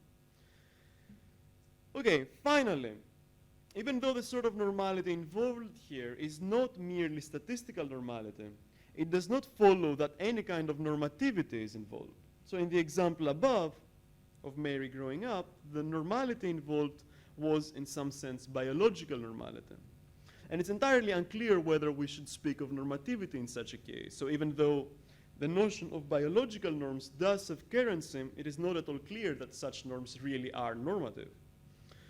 Moreover, the remarks about processes are meant to be entirely general. So it's a general fact about processes that they induce a sorting of future courses of events into the normal ones and the rest. So this would hold of processes as completely free of the normative as a stone's falling to the ground. The fact that the stone is falling to the ground induces a sorting of future courses of events into the normal ones in which the stone reaches the ground and the rest in which something interferes and the stone never reaches the ground. Now obviously in this case the sorting is not normative. Now suppose that we consider, however, a special class of processes, namely those that are intentional actions. Consider once again Fred's omelette making. If Fred is making an omelette, then according to what we just said, this fact induces a sorting of future courses of events into the normal ones, which include Fred's having made an omelette, and the abnormal ones, in which Fred, for one reason or other, fails to make an omelette. In all of these cases, we may speak of Fred's practical failure. Now, it is clear that not all practical failures will carry any sort of blame. So the concept of practical failure also is not, as such, a normative concept. So, for example, Fred might fail to complete his omelette because his apartment is blown up by terrorists. Nevertheless, it is also clear that some practical failures do carry a certain sort of blame. So, if Fred's omelette making fails due to a factor Fred has control over, then often the practical failure can be blamed on him. So such practical failures are, in this respect, radically different from the failure of the stone to hit the ground in an earlier example, or Mary's failure to reach adulthood, or even from Fred's failure to make an omelette due to the terrorists blowing up his building. For example, if Fred is just too engrossed in his favorite TV show to get up out of the couch, it seems that his failure at omelette making is due to him. It was something about the state of his will at the time that made it the case that the omelette did not get made. In such a case, it is natural to accuse Fred of some sort of practical irrationality. On my understanding, the point of this type of accusation of practical irrationality is precisely to pick out a kind of practical failure that is due to a defect in Fred's state at the time rather than bad luck or external interference. Clearly, one might be guilty of this kind of practical irrationality even if the practical failure affects a project that one has no good reason to pursue in the first place. Okay, at long last, with this account of practical irrationality in place, let's finally return to the primary topic, the requirement of instrumental rationality. Suppose that one is doing A, and M is a necessary means to A. Suppose, moreover, that one recognizes that M is a necessary means to A, and that doing M is within one's powers. Now, the fact that one is doing A induces, according to what I argued above, a sorting of future courses of events into the normal ones, which include one's having done A and the rest. Moreover, since M is a necessary means to A, no course of events which does not include one's doing M is going to count as a normal course of events. In no course of events in which one fails to do M does one succeed in doing A. So cases in which one fails to do M are all cases of practical failure. However, given our assumption that one recognizes M as a necessary means to A, and that M is within one's powers, it seems quite plausible that in at least some of these cases, one will be responsible for this practical failure. One will be to blame for this practical failure. And in particular, in some of these cases, one will be open to a charge of practical irrationality in just this sense. In those cases, I suggest, these are the cases I suggest in which we accuse somebody precisely of instrumental failure. Okay, thank you.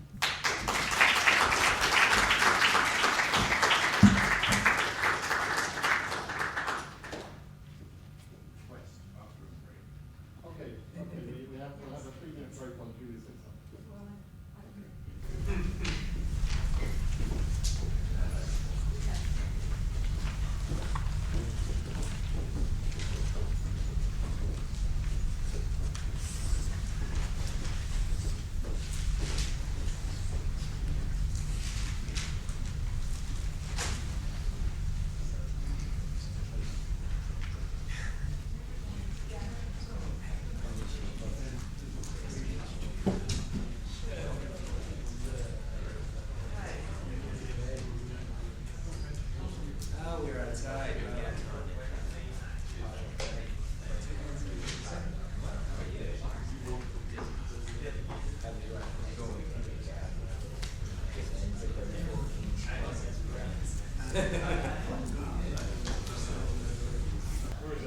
I put your computer to me.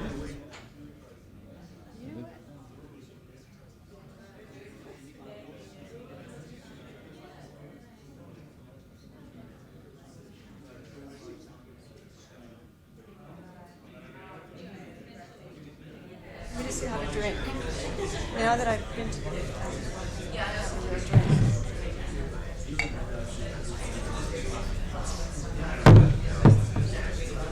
Okay, take your seat, please.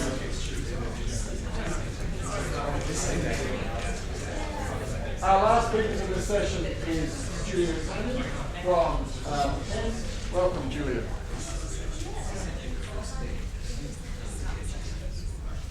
Thank you very much, Hugh, for inviting me, and Markos for inviting me. I'm going to carry on a little bit of talking about some thoughts that I first introduced in Frank and David's conference a couple of days ago. And I think, maybe I'm just tired, but I think it's going to meet up in a way with Jenann's talk, where she was coming from bottom up. I'm coming from way, way, way, way high, and maybe meeting somewhere in the middle.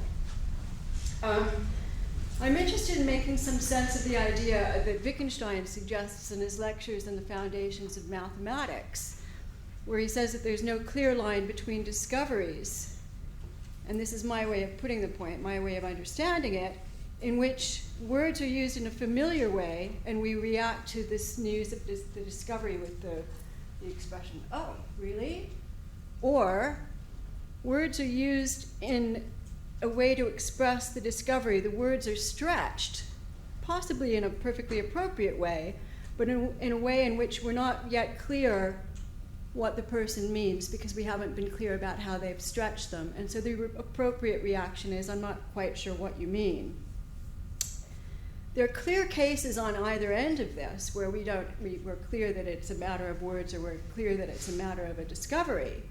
But there are other cases, and this is his point, where there isn't always a clear distinction. And the fact that there isn't a clear distinction is very important. And it's something that he wants to talk about. There's some kind of discovery to be undertaken to decide, and I'm borrowing a phrase of Ryle's now, to see whether the elasticities of significance or the inflections of meaning affect the announcement of this particular discovery. And in the end, I mean, I don't have time to discuss this now, but in the end, it's going to turn out that this gray area is going to really call into question the idea that there's any kind of clear distinction between the analytic and the synthetic, the a priori and the a posteriori. Although it's clear that we are going to be able to make certain kinds of reflections and discoveries, as it were, in the armchair, and others that will require us to do things like lift lids and conduct experiments. Let me just say that in this talk, I'm collecting affinities that I want to mark from a group of philosophers that include Ryle, Wittgenstein, but also Wisdom and Toulmin, and some of this vocabulary is theirs. Wisdom talks about lifting lids and conducting experiments, as opposed, and I say sitting in the armchair, but it's his point of one of his major point of his Virginia lectures that we can make certain discoveries by sitting in our armchairs and reflecting. And that's connected with the idea that when we discuss very abstract phenomena, or the more the phenomena that we're talking about are abstract, the more we're involved in a kind of conceptual investigation. But that conceptual investigation doesn't mean that we're talking just about words or language. There's no clear division here between words and language and the phenomena or the realities that we're discussing. So I want to get at what the roots of that idea are and where you might actually pick up some of the arguments for this view. I'm not going to do it here, but if you had Second Life, and I haven't been able to show anybody this, but if you had Second Life downloaded here, I would take you onto the virtual environment of Second Life. I would take you onto a private island called Wittgenstein's Island, where we've spent about 1,000 man-hours building the primitive language games of the investigations. And they actually move, because I have a philosophy computer scientist student who's got the drawers of the shopkeeper's game to open, and we've got a color chart, and we've got this whole thing decked out. I need money for it, so if you guys are interested in participating, please let me know. But if you hang out in Wittgenstein's Island and you start spending some time just with the shopkeeper game, change the color sample, go to change what's in the drawer, then you move over and play the builder's game, the slab, beam, block, pillar game. You start asking various questions. You learn. You come to know something that I described in my talk a few days ago, was something that I learned in my method acting classes in UCLA when I was 17. I won't tell you what year that was. But the idea was that philosophy of language turns out to be a subtopic in the philosophy of action. And so why this is related to my method acting classes is because we were taught that for every utterance, including gesture, because that's marked down, or pause. In the case of Pinter, you had lines which were silences. as the actor, you had to actually say not only what the motivation was, which might have been kind of broad or backward looking, but you had to say what the action intended to achieve for each of those utterances were. So even if you had something that had a grammatical statement, it would be unlikely that the action would be to report some state of affairs. It would be to do something to the character. This appears to reverse a traditional thought in philosophy, and that is that sentence meanings can be unpicked before we look at speech acts or the pragmatic aspects of language. It puts into question, that is, the very idea that there is such a thing as what Dummett called core meaning, in which semantic properties of sentences can be discerned before augmenting those properties with a theory of sense or a theory of force. It puts into question, that is, the widely accepted view that sentences have their semantic properties in virtue of the meanings of their constituent words, their composition, and the way the world is. Okay, way before these thoughts started to come out in the blue and brown books, Ryle seems to have anticipated, having read the Tractatus kind of early on, what he over-optimistically called the Cambridge transformation of the conception of concepts. In other words, he saw where what he called Wittgenstein's fulcrum for transforming the whole theory of meaning was going, even though Ryle himself gave up the picture theory quite early on. And he describes this, and he himself is practicing this simultaneously, it seems, as in a parallel way, is when Wittgenstein starts working quite quietly by himself with his groups of students.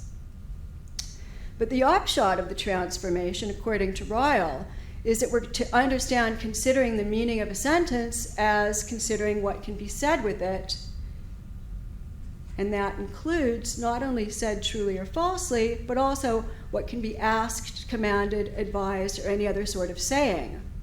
In this, which is the normal sense of meaning, I'm quoting Ryle here, the meaning of a sub-expression like a word or a phrase is a functional factor of a range of possible assertions, questions, commands, and the rest. It's a tributary to sayings. It is a distinguishable common locus of a range of possible tellings, askings, advisings, etc. We might as well, because it's going to be important, include in this explainings, predictings, inferrings, provings, and so on. So in talking about this, Ryle is turning our attention to the idea that sayings are not merely reportings or describings. Truth and falsity, therefore, become only one manner of assessing what now gets to be understood as an utterance activity. My phrase, Wittgenstein calls it a move in the language game. Ryle it's difficult to understand this, but he sort of misleadingly calls them sentences. And by that he means live sentences. And by the way, one reason for those of you who are au fait with the distinction between sentences and statements, one reason for not using that vocabulary is precisely because we don't only want to emphasize statements. We want to put in these other things like predictings and inferrings and provings that come along with that. All right, so the gist is that truth and falsity become only one manner of assessing the utterance activity. And the gist of the transformation that Ryle speaks of, as I see it, is that meaning is something discernible or abstractable from these performances and not from some kind of core, the proposition, whose implicit function is to describe or report some matter of fact or state of affairs, or to attribute a property or a relation to a named subject, object. All right, in particular, just as we cannot assume that a character's action is to convey information or state facts, nor can we assume that the usual function of sentences is to make statements which are truth-apt, whether or not that's the grammatical prima facie, as Ryle says. Sentences are live, they're utterance activities, and how they are to be assessed depends on that activity. Language on this view does not only hook up with the world by representing it, it's interwoven with the world through actions or performances, and these performances have a dimension according to which they can be assessed that outruns truth and falsity. And here is a kind of controversial point as of now, but I'm committed to the idea. I'm certain that this is a view that Ryle held, and the later Wittgenstein certainly, I think, held. Because formal logic construes propositional differences as functions of truth and falsity, it's this particular dimension that seems to go missing, this other way of evaluating utterance activities, when philosophers try to force performances or meaningful sayings into what Ryle calls the aperture of sentence skeletons. So distortion occurs when we try to re-import this dimension along which performances can be assessed, other people know that as normativity, into the introduction of, for example, things like normative properties or meaning facts. To me, according to this view, those are making a category mistake or a type error in the very way that they're trying to do just this particular sort of thing. All right, according to this view, we still can talk about propositions and concepts, but they have to be understood quite differently. Propositions are not to be understood as object-like entities or that sentences in formaldehyde express. Concepts are not taken to be meanings conceived as, this is wisdom's lovely phrase, ice-colored objects that never melt, where the philosopher is trying to figure out what that piece of string is that attaches, the meaning that attaches between these ice-colored objects that never melt. Propositions are collections, as it were, of live sentences. Easy to see this if you just think about different sentences of different dialects or different languages, but you don't have to.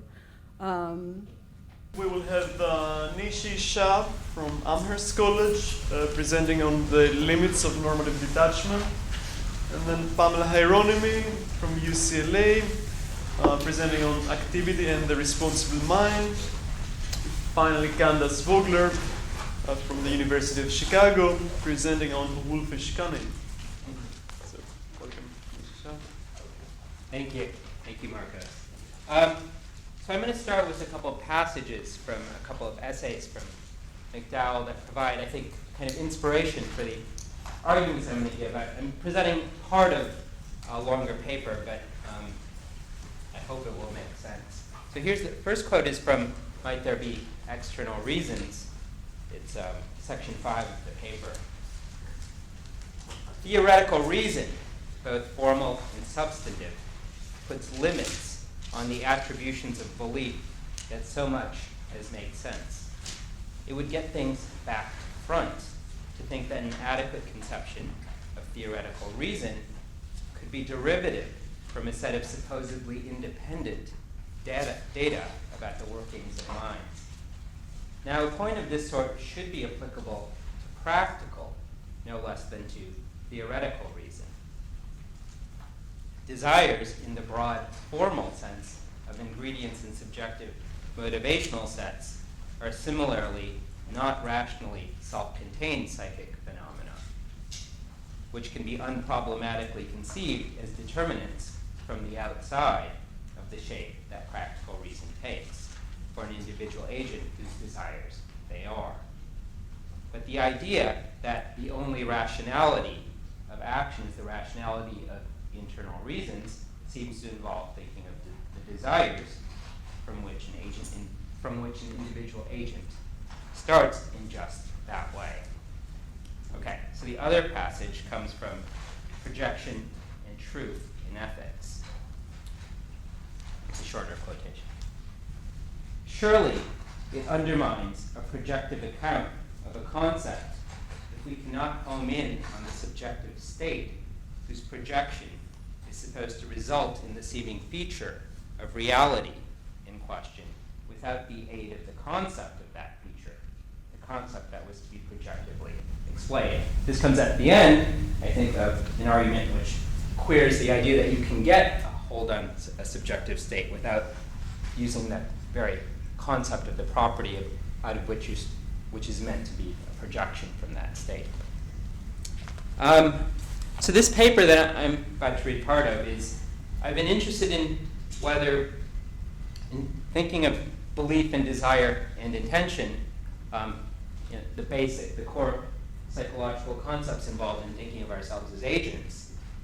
I've been thinking that maybe those concepts are essentially normative concepts. And I've been wondering, and this paper is wondering about what the meta-ethical implications of that thesis that all these concepts are normative, in the sense that we couldn't understand these concepts unless we had normative vocabulary.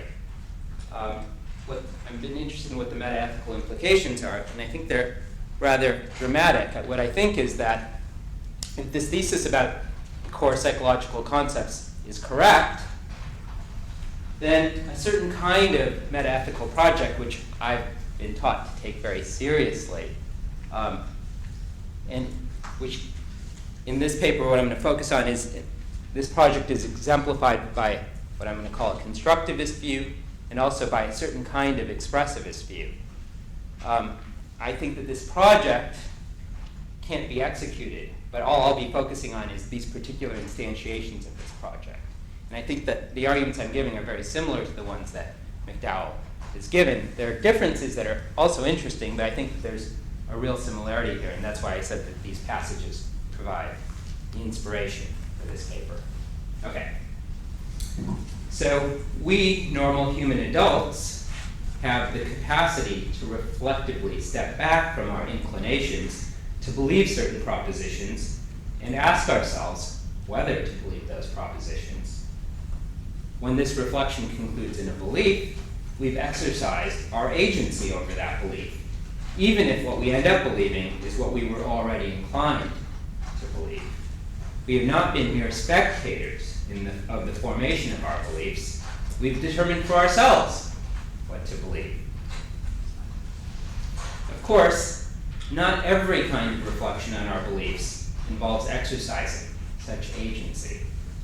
When I reflectively conclude that it would be desirable to believe some proposition that I'm inclined to believe, my reflection does not itself issue in my believing that proposition. But when I reflectively conclude that there is sufficient evidence that some proposition is true, my reflection normally does issue in my believing that proposition. Well, why is only the latter kind of reflection on evidence, capable of issuing in belief, and therefore the only kind of reflection capable of constituting our agency over our beliefs?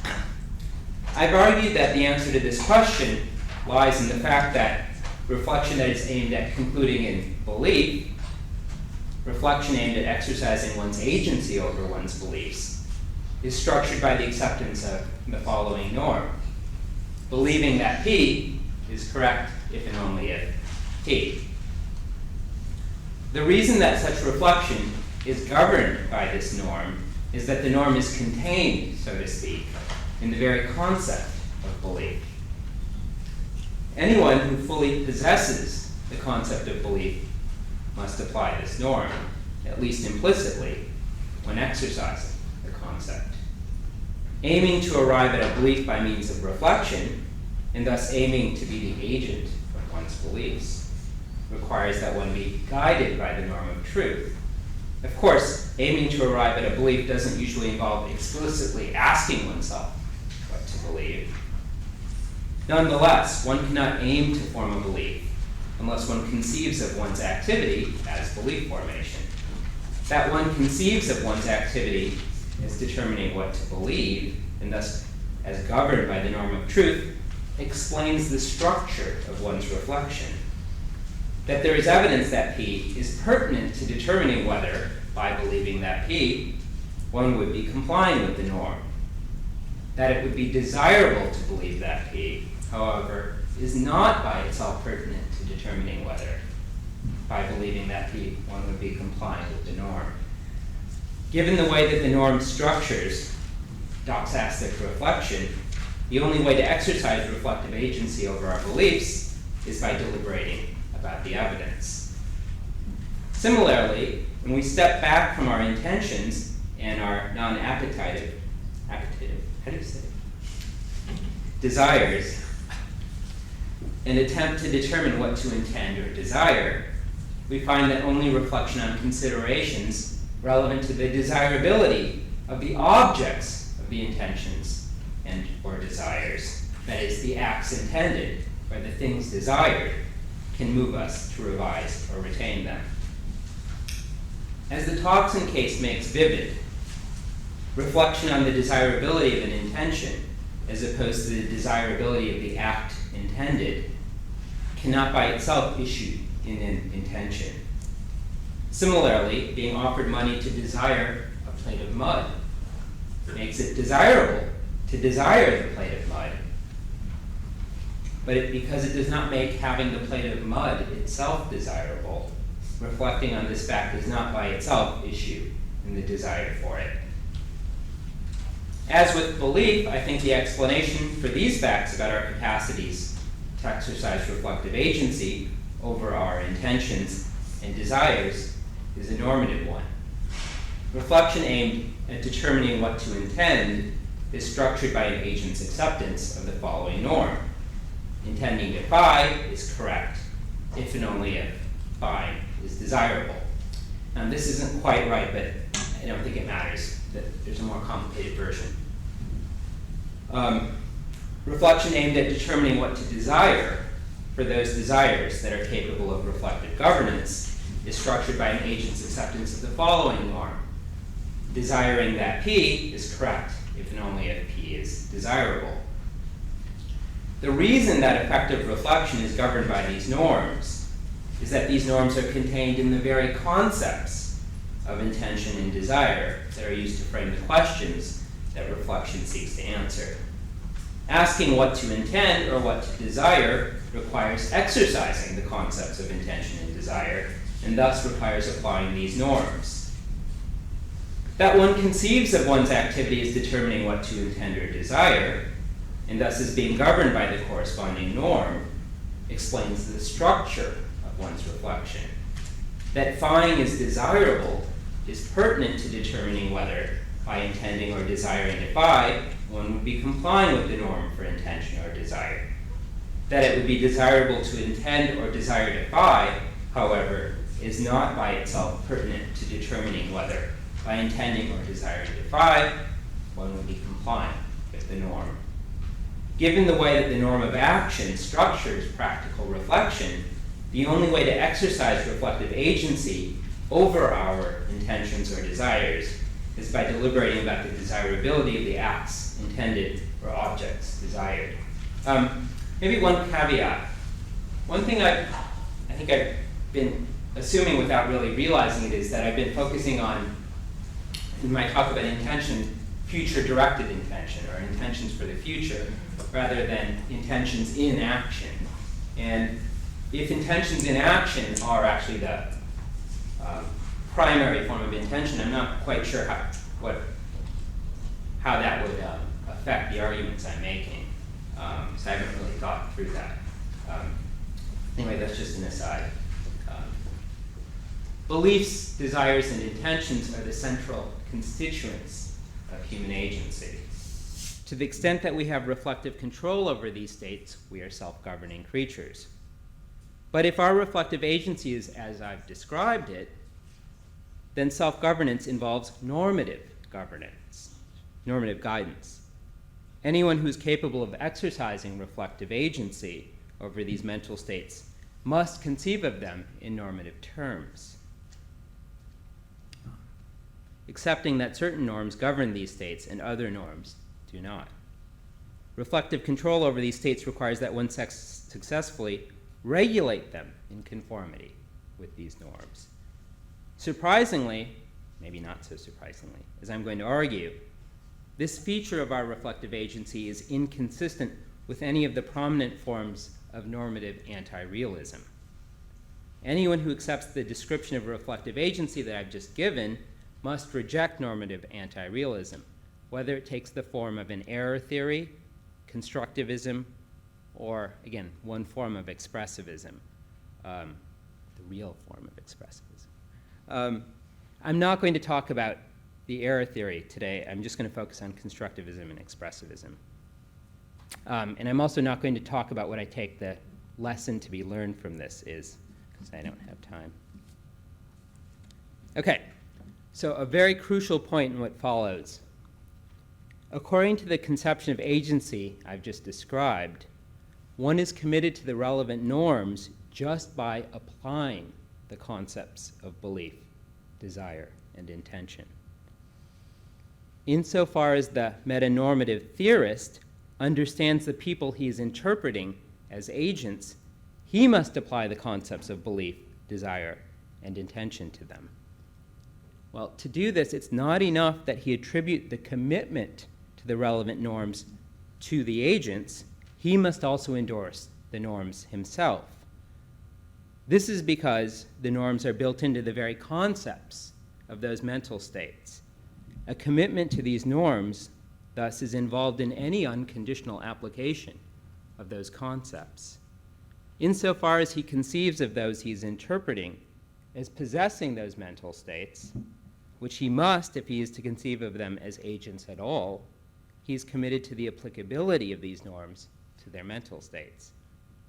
I'm going to use the label the normativity of attitudes to refer to the thesis that for each type of attitude description involved in attributions of agency involves a commitment to the corresponding normative judgment. That's what I'll just call the normativity of attitudes. Okay. So suppose for the sake of simplicity that the order of nature is a system of facts standing in a transitive and asymmetric relation of ground. This relation would be the metaphysical dependence relation we want to express when we say things like, what makes it the case that P is that Q, or it's in virtue of the fact that Q, that P, or the fact that P is prior in the order of explanation to the fact that Q. Some examples might be, what makes it the case that this is the right thing to do is that it will have the best consequences, or this experience is painful in virtue of the fact that it stimulates aversive behavior, or this disjunction's being true is posterior in the order of explanation to one of its disjuncts being true. Now, it's important to point out that this relation, as I understand it, is not fundamentally modal.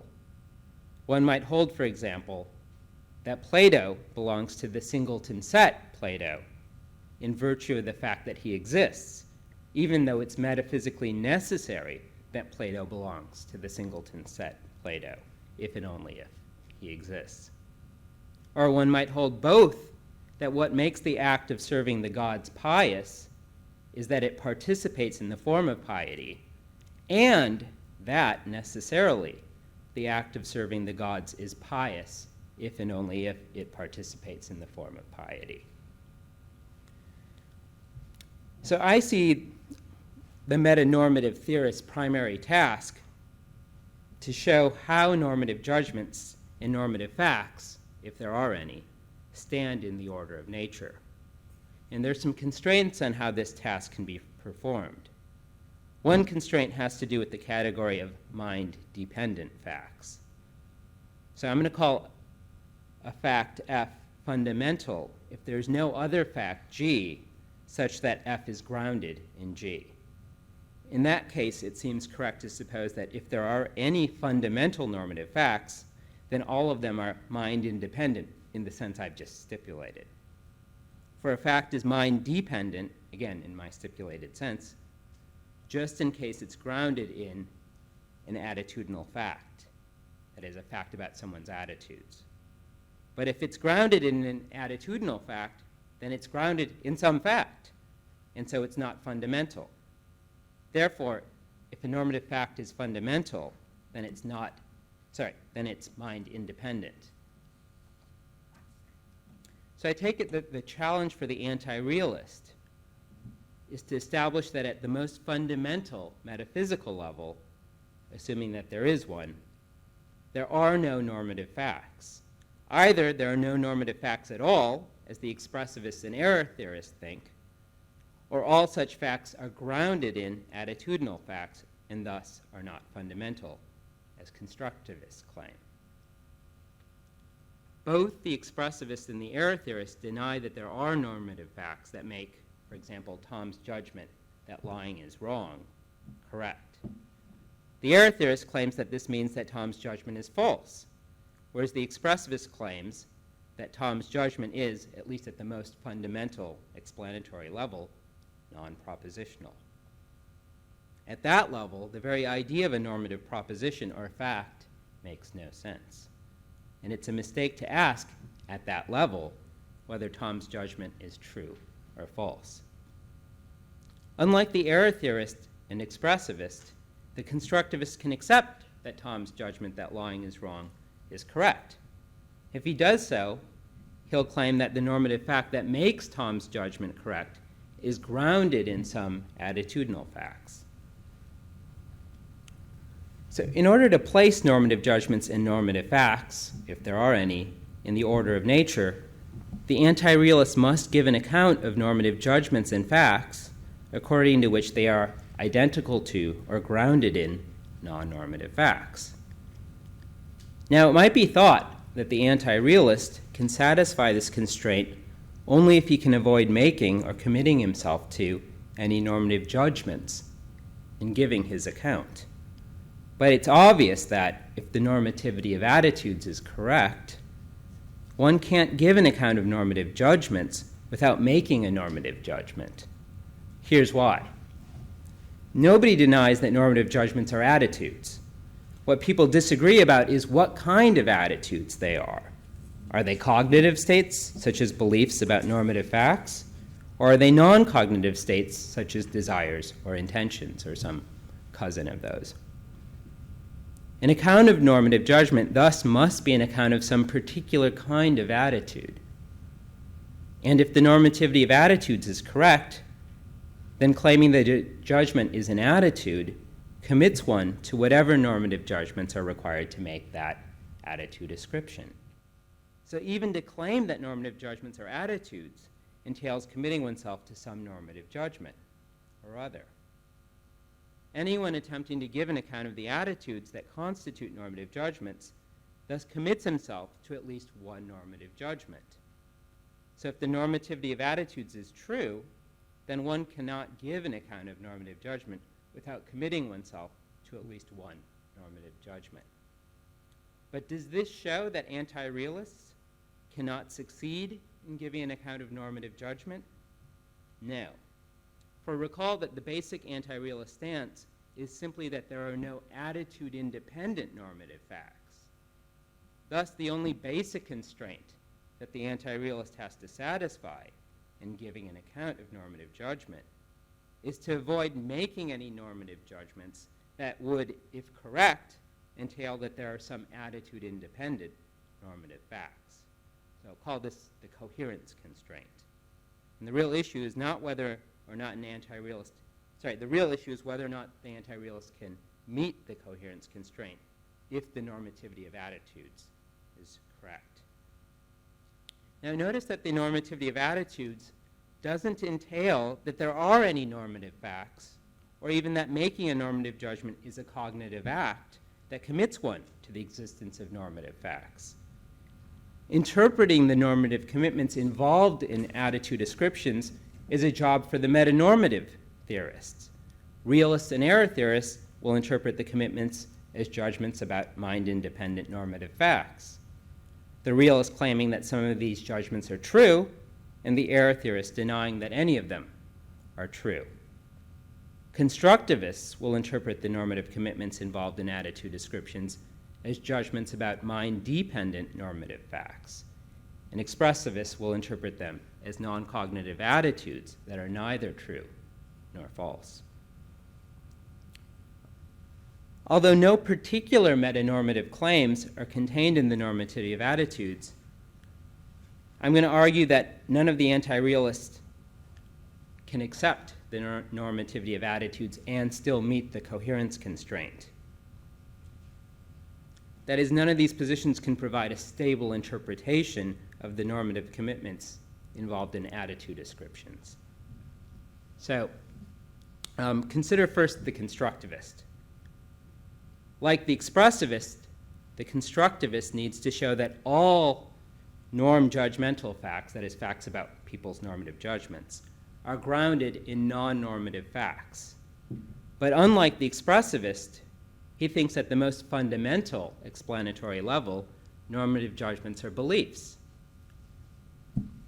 and thus are on the cognitive side of the cognitive-non-cognitive divide. If one is not an error theorist, the claim that normative judgments are beliefs commits one to the existence of some normative facts. For if normative judgments are beliefs, then correct normative judgments are made correct by the normative facts that make their contents true. This means that if there are any correct normative judgments, there are normative facts. Since the constructivist is not an error theorist, he believes that at least some normative judgments are correct. Therefore, he is committed to the existence of some normative facts. But unlike the realist, he claims that normative facts are grounded in attitude-dependent facts. Unfortunately, the constructivist cannot make good on this claim if the normativity of attitudes is correct. In claiming that normative facts are attitude-dependent, the constructivist commits himself to grounding normative facts in attitudinal facts.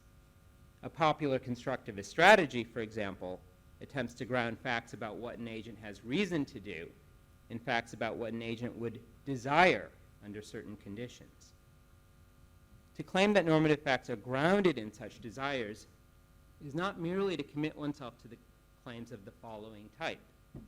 S has a reason to phi, if and only if S desires to phi under conditions C. It may be that there are states of affairs that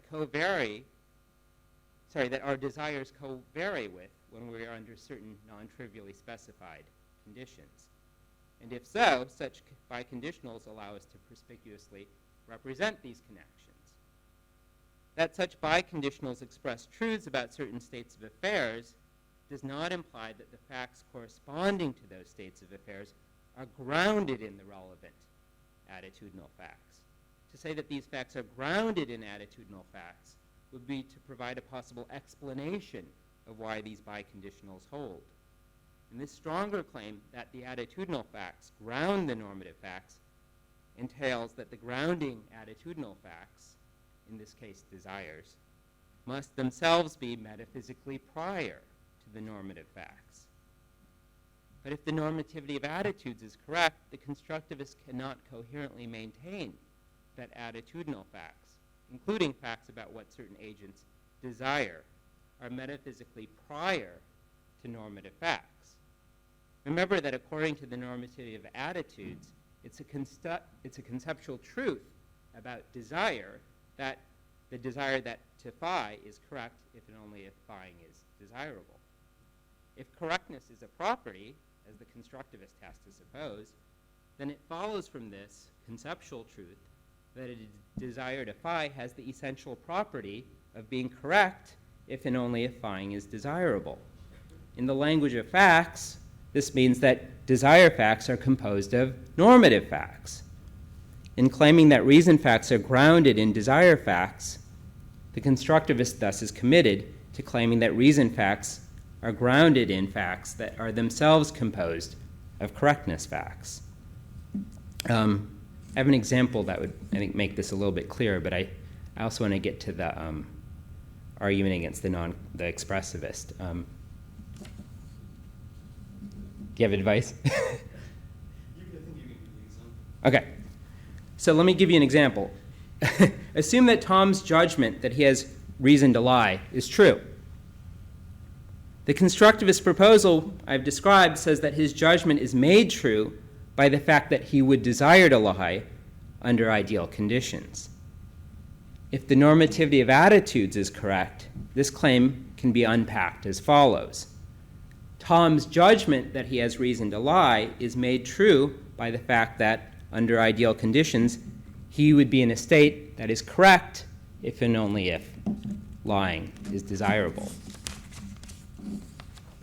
That the desire to lie has this correctness condition is partly what makes it a desire. If it didn't have this correctness condition, it wouldn't be a desire, but some other mental state. But this means that desires are themselves normative properties, and desire facts are normative facts. If the constructivist tries to ground the correctness facts constitutive of desire facts in further attitudinal facts, he'll face the same problem, grounding the correctness facts that constitute these further attitudinal facts. So if the normativity of attitudes is correct, there's no way for the constructivist to claim that Tom's judgment that he has reason to lie is grounded in a desire, and also claim that Tom's judgment is grounded in non-normative facts. Okay, let me move on now to the expressivist. This will be much quicker. So, can the expressivist, unlike the constructivist, carry out his explanation of normative judgment if the normativity of attitudes is correct? Like the constructivist, the expressivist needs to show that all the facts about normative judgments are grounded in some non-normative facts. But unlike the constructivist, the expressivist holds that normative judgments are, at least at the most explanatorily fundamental level, conative rather than cognitive states. So the expressivist is not required to claim, along with the constructivist, that there are normative facts that make some normative judgments true, and thus not required, as the constructivist is, to ground these normative facts in non-normative facts. If normative judgments aren't beliefs, much less beliefs about normative propositions, then the question of whether correct normative judgments are grounded in normative facts just doesn't arise. So let's then focus on the expressivist's central claim that normative judgments express non-cognitive attitudes. The normativity of attitudes, if true, applies to whatever attitudes are expressed by normative judgments, whether they be desires, intentions, or some cousin of these. Deliberating about whether to judge that, for example, one ought to lie, is deliberating about whether to have one of these attitudes. And whatever norms of correctness govern these attitudes will govern one's deliberation about the matter. If judging that one ought to lie expresses an intention to lie, then deliberating about whether to judge that one ought to lie is governed by the norm of intention. Applied to this case, the norm is that intending to lie is correct if and only if lying is desirable. Given that it's a conceptual truth about the attitudes expressed by normative judgments that they have standards of correctness, ascriptions of normative judgments, such as that Tom judges that he ought to lie, are themselves normative judgments. Given that the expressivist is a non-factualist about normative judgments, he must claim that ascriptions of normative judgments are not factual judgments, expressing beliefs about some fact or state of affairs, but instead are themselves expressions of non-cognitive attitudes. And now the question is whether the expressivist can consistently deny that ascriptions of normative judgments are factual judgments. One problem he faces is that this denial is in tension with his central claim that normative judgments are intrinsically motivating. It's in part because normative judgments, unlike other judgments, are intrinsically motivating, that the expressivist puts them on the non-cognitive side of the cognitive-non-cognitive divide. But the claim that normative judgments are intrinsically motivating seems to entail that normative judgments have causal powers. After all, how could a judgment motivate if it had no causal powers? And it seems possible to make a factual judgment about anything that has a causal power. Certainly, the expressivist about normativity has no ground to claim that causal judgments in general are non-factual judgments. So if the expressivist is right that normative judgments are intrinsically motivating, he must accept that ascriptions of normative judgments are ascriptions of things that have causal powers.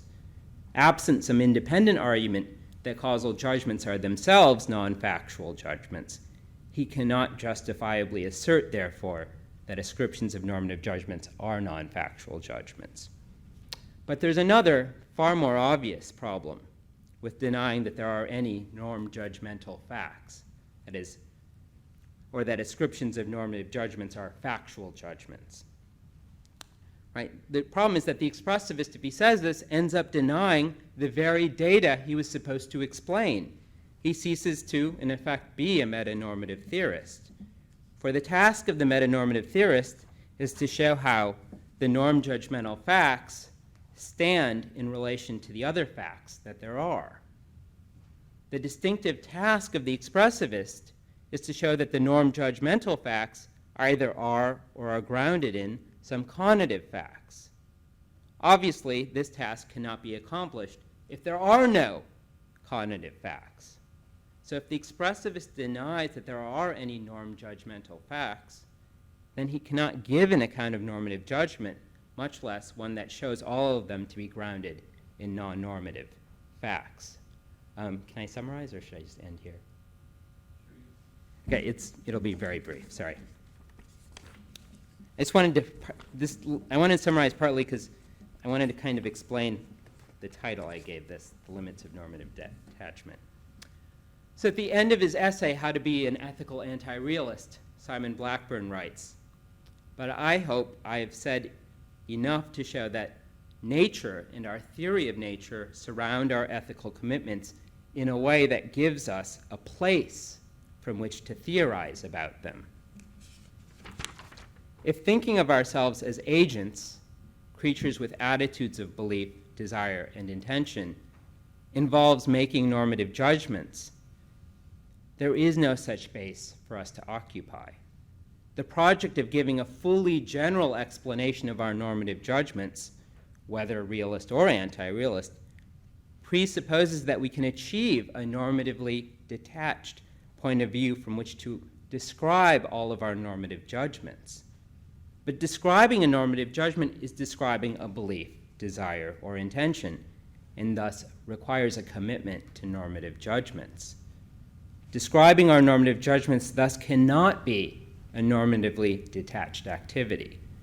If engaging in metaethical theorizing requires one to take up such a normatively detached perspective, then metaethics very well may rest on a mistake.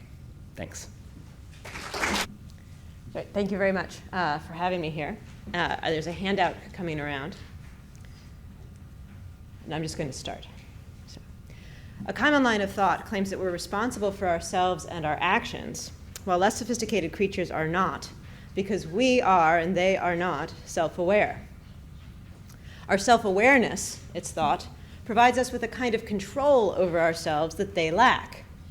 We can reflect upon our thoughts and actions and so ensure that they are as we would have them to be.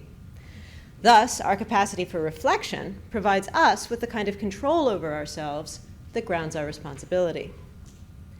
I'll argue that this thought is subtly but badly confused. It uses as its model for the kind of control that grounds our responsibility the kind of control we exercise over ordinary objects and over our own voluntary actions. We represent to ourselves what to do or how to change things, and then bring about that which we represent. But, I'll argue, we cannot use this model to explain our responsibility for ourselves and our actions. If there was a question about why or how we're responsible for ourselves and our actions, it cannot be answered by appeal to a sophisticated, self-directed action. There must be some more fundamental account of how or why we're responsible. So I'm going to replace the usual account with a novel but I think natural view. Responsible mental activity can be modeled not as an ordinary action, but as the settling of a question. This requires abandoning the tempting but troublesome thought that responsible activity involves discretion and awareness, which I'll argue we must abandon in any case. So I'm going to begin by roughly sketching the common line of thought together with my response, and I'm not here going to get any further, and in fact I'm not going to get to the advertised thesis of the abstract that I sent in.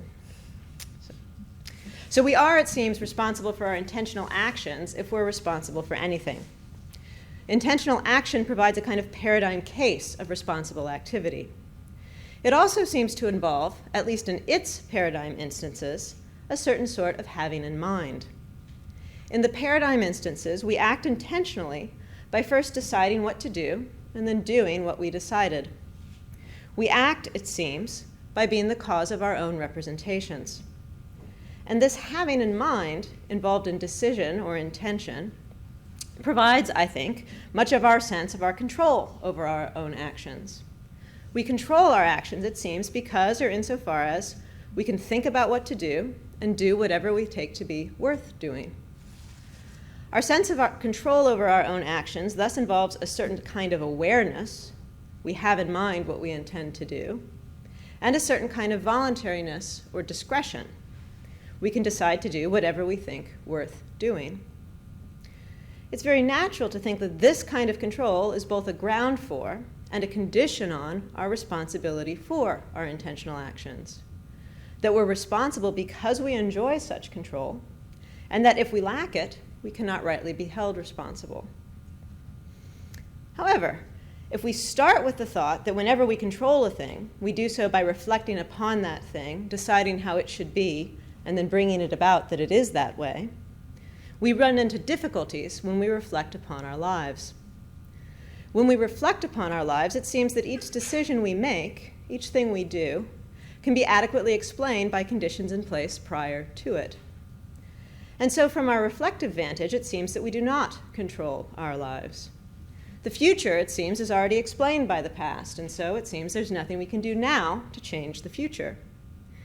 And so if we start with the thought that we control a thing by reflecting upon it, deciding how it should be, and bringing it about that it is that way, the reflection on the course of history will erode our sense of control, even over our own intentional actions.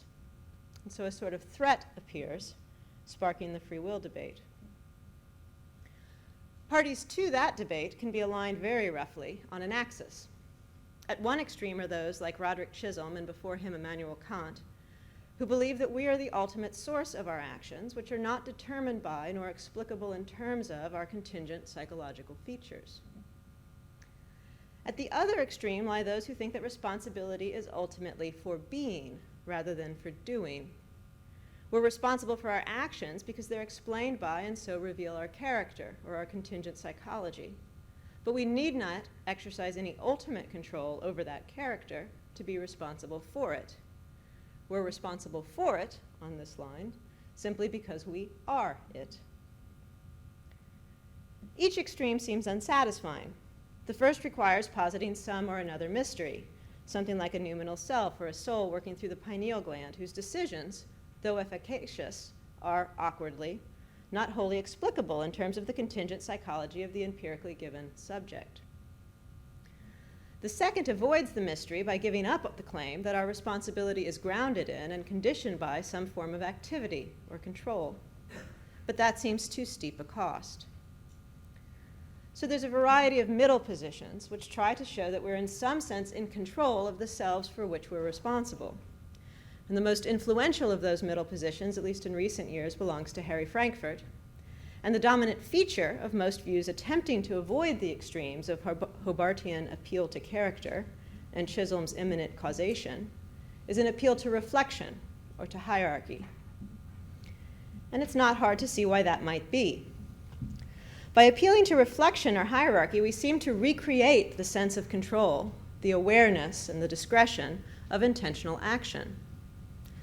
The one who reflects is aware of and exercises discretion with respect to that upon which she reflects. Thus, it seems, if we can reflect upon and change ourselves, we enjoy a kind of control over ourselves similar to the control exercised in intentional action. Less sophisticated creatures cannot gain this kind of reflective distance, and therefore are not responsible for their thoughts or their actions in the way that we are. Now again, I believe this reflective strategy is mistaken. It suggests that we control ourselves most fundamentally by acting upon ourselves. But to put it quickly, if there is a question about how or why we're responsible for our intentional actions, we can't answer that question by appeal to a self-directed intentional action. Now, the champion of reflection will here object that her position has been caricatured. and she might offer a number of different elaborations. First, she might reply that the reflective, self-aware activity she has in mind is not simply a self-directed intentional action, but is rather a special, sui generis sort of activity, one which provides us with the control over ourselves required for responsibility by allowing us awareness of and discretion over ourselves. In reply, I'll grant that there may be such a sui generis reflective activity and that it may be important for a great many things. But I would insist that we're owed some account both of what this activity is and, crucially, why it, with whatever features it boasts, does the job of grounding or conditioning our responsibility, whatever that is. So to illustrate the lack, I'll sketch the account of responsibility I favor. To be responsible for something, as I'll understand it, is to be open to certain sorts of assessment on account of that thing, and depending on the outcome of that assessment, to be the appropriate target of certain sorts of reactions on account of it. So again, we can be responsible for our intentional actions, if for anything. We can be, on account of our intentional actions, open to assessment not only as reasonable or unreasonable, justified or unjustified, but also as greedy, gracious, petty, courageous, magnanimous, insensitive, and the like. And if one's responsible, then in light of such assessments, one can be the appropriate target of certain sorts of reactions, such as resentment, gratitude, admiration, trust, distrust, or esteem. But notice that we can also be responsible for a wide range of things other than our own intentional actions. We can be responsible, in the sense just suggested, for the misbehavior of our dog or the disarray of our apartment. We can be open to the assessment on account of the misbehavior of our dog, and depending on the outcome of that assessment, we may be thought careless, negligent, indulgent, or sentimental. We might be the object of resentment, indignation, outrage, or contempt. Plausibly, the responsibility we bear for this latter range of things is explained in part by appeal to our responsibility for our intentional actions. What responsibility you bear for your dog's behavior derives from the fact that it's something you can affect and so perhaps control through your own intentional actions, together with the fact that you're rightly expected to affect and control them in certain ways. So I'll say you're responsible for such things because they fall into your jurisdiction. You can affect and control these things through your intentional actions. They're in some sense yours, and so you're open to assessment on account of them. Note that jurisdictional responsibility presupposes responsibility for our intentional actions. So again, we can't explain our responsibility for our intentional actions by appeal to the fact that they are things we're rightly expected to affect and control through our intentional actions. To think so would be to launch an immediate and vicious explanatory regress. Rather, if we can be responsible for things because we can affect and control them through our actions, our responsibility for and control over our actions must be explained in some other way. So I'll suggest that we elaborate and explain this more fundamental sort of responsibility by considering what I call answerability, a notion I take roughly from Anscombe. Anscombe noted that whenever one intentionally fies, one can rightly be asked, why did you fie, or why are you fying, where this question looks for what she calls a reason for acting. And I'm going to presume we understand well enough her question, though there's some elaboration on the handout of a reason for acting. So notice that the reasons that this question looks for, retrospectively, are just the reasons for which one would, prospectively, settle the question of whether to act. So I'll suggest that the question is made apt, Anscombe's why question, is made apt by the assumption that one is fying because one has settled the question of whether to fie. Because it is in general true that if one has settled a question, one can rightly be asked for one's reasons for doing so. So I suggest that whenever one intentionally fies, one has, in some sense, settled the question of whether to fie, and that this settling grounds and explains one's answerability. This account of answerability will also, I believe, ground and explain our responsibility for our intentional actions. In revealing one's positive answer to the question of whether to fie, one's intentional actions therein reveal something of one's mind. One's answer to this question will cohere more or less imperfectly with other things that one believes and intends, and so will reveal what one finds worth doing, and by extension, something of what one thinks true or valuable. And if we know something further about the reasons, if any, for one's positive answer, we'll know something more of one's mind. So suppose, for example, that you intentionally end the fight. We know then that you settled for yourself positively the question of whether to end it. If we know a little bit about the context of the fight and a little bit about your particular epistemic situation, knowing that you decided to end the fight tells us something of how you think about the world and your place in it. We'll react in ways that reveal that we find your decision reasonable or unreasonable, justified or unjustified. And if we further think that you decided to end it for certain more or less elaborated reasons, we may form certain further more or less elaborate opinions. We might think you've been disloyal, spineless, magnanimous, mature, or conniving. Such assessments are typically thought to license corresponding reactions: resentment, contempt, regard, admiration, or distrust. So it seems both that one is answerable for fine just in case one has settled for oneself the question of whether to fine, and that settling that question generally leaves one open to the sorts of assessment and reactions, openness to which amounts to being responsible for fine. Thus, the claim that acting intentionally involves settling for oneself a question allows us to see at least a little bit more clearly how and why we're responsible for our intentional actions. We're responsible for our intentional actions because they reveal our answering of a particular question about a particular action in a particular context, and so reveal something of our mind or self. But this mind or self just is the object of the relevant sort of assessment and reaction when one is responsible. If this is right, then there's a natural alternative to the reflective account.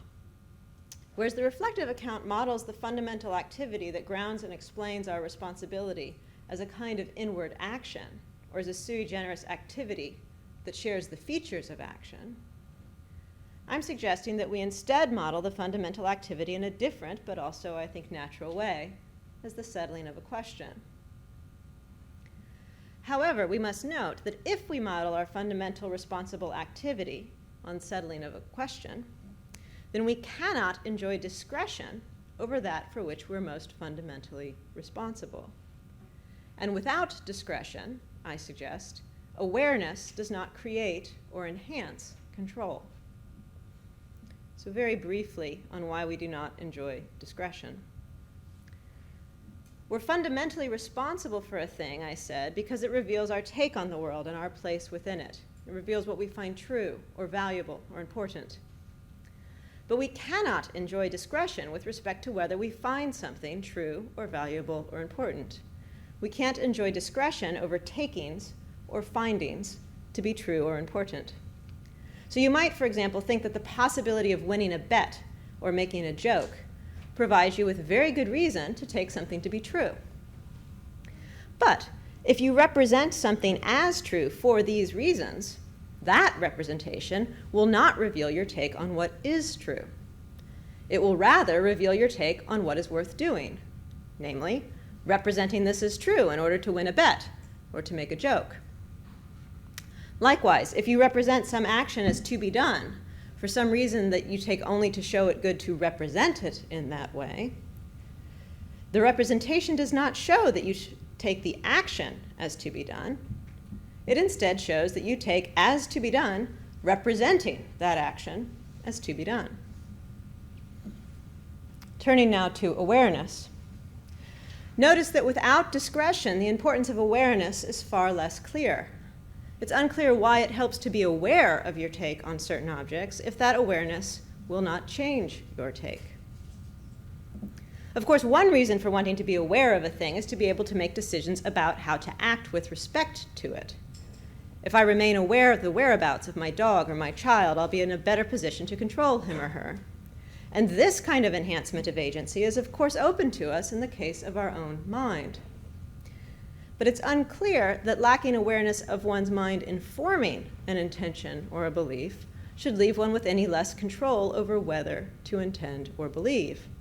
or that having such an awareness would put one in any more control. So if the champion of reflection wants to preserve discretion and awareness, she needs to provide, I think, an alternate account of responsibility, because the account I've just sketched rules out discretion and makes awareness unimportant. Now, the champion of reflection might reply in a different way. She might say that she, too, is interested in a person's take on the world and her place in it, but that reflection is required to reveal the mind, or at any rate the responsible mind, of the person. Reflection then does not so much afford control as it does locate or identify the responsible person. But the question for this position is the one asked in effect by Gary Watson long ago. Why should I be identified with my reflecting self and that which my reflecting self endorses? I hope it's clear that we cannot at this point appeal to the ordinary notion of control. Because again, if it were unproblematic to appeal to it here, we could have appealed to it at the beginning of our inquiry. A different kind of answer would appeal to reflection as important for securing what I would call authenticity. Authenticity is roughly the good secured by a liberal arts education and the capacity for critical thinking. Someone who can step away from, doubt, and reevaluate the assumptions which have shaped her is indeed more truly her own self. She's also, in a very important sense, liberated. She enjoys a very important form of freedom. However, this form of freedom or identity, I would insist, is not that which is at issue when thinking about responsibility. The inauthentic are nonetheless responsible. So setting aside authenticity, it's striking that responsible creatures seem also to be creatures capable of self-reflection. There's a correlation here that needs accounting for. So here's a very, very preliminary set of thoughts on the correlation. To be responsible, we've said, is to be the appropriate target of a certain range of reactions, or to be vulnerable to certain changes in an interpersonal relation. But this range of reactions, or this kind of relation, is possible only for creatures capable of thinking not only about another creature's mind, but also about another creature's reasons. I can resent you only if I can think about your reasons for acting, only if I can, so to speak, contemplate your maxims. But if I can think about your reasons for acting, then it seems almost guaranteed that I can also think about my own. Thus, there'll be a correlation between those creatures capable of self-reflection and those that resent or stand in the kind of relations vulnerable to the kinds of changes characteristic of responsibility. But of course, a question remains. Why do those who can think about the reasons of others resent only those also capable of reflecting? Why must the relation be symmetric? Why shouldn't those capable of thinking about the reasons of the cat also also resent the cat's disregard? One kind of answer would claim that a creature incapable of thinking about their own reasons do not act on reasons. I'm not going to pursue that line. Another tempting thought appeals at this point to reflection as affording a kind of control. We don't resent cats because they're not capable of controlling themselves in the right kind of way. And I would resist that in two ways. First, I would note that the kind of control that reflection secures explains only jurisdictional responsibility. That is, a thing can fall into your jurisdictional responsibility only if you can think about it and act so as to change it. And so reflection does explain jurisdictional responsibility, but it does not explain answerability. And it's unclear why jurisdictional responsibility should be a precondition for answerability. It's unclear, that is, why I must be able to manage an attitude before I'm answerable for it or can be asked my reasons for it. And second, I'd question the motivation for this view. The underlying thought seems to be one of fairness, but I've elsewhere suggested that that thought is mistaken. So I'd pursue a very different line. Recall that the capacity for self-reflection came with the capacity to think about the reasons of others. And so we're asking, why will a creature capable of thinking about the reasons of others resent only those also capable of thinking about the reasons of others? Well, one thought would be that only a creature capable of recognizing the reasons of others is capable of recognizing my reasons for resenting, and so capable of recognizing the protest that my resentment marks. And so perhaps resentment makes sense only if directed to those capable of recognizing why I resent. Now that seems plausible, but why should it be? Why should resentment make sense only if directed at those capable of recognizing its basis? Some would answer that resentment is a kind of address, and so is pointless if directed at those who cannot recognize its basis. But I think this is not quite right, because I don't think that resentment has or needs a point any more than a belief does. I think it makes sense, for example, to resent those incapable of recognizing this particular episode of resentment, or those incapable of change. Rather, I think resentment marks the violation of expectations that are, roughly speaking, instituted between creatures capable of recognizing the quality of each other's will, and so capable of demanding mutual respect. And if that's right, then we have an account, I think, of the correlation between responsibility and the capacity for self-reflection, but one which does not appeal to self-reflection as affording control over the self. Rather, it's that the kind of relationships, expectations, and reactions that constitute us as responsible are interpersonal. They are the reactions had by creatures who can recognize one another's reasons. The importance of reflection, then, is not in securing control. It's rather a capacity enjoyed by those capable of a certain kind of interpersonal recognition. Thank you. Hello. Thank you. It's really nice to be here. And I'm afraid this really is a response to McDowell, so sort of break ranks here.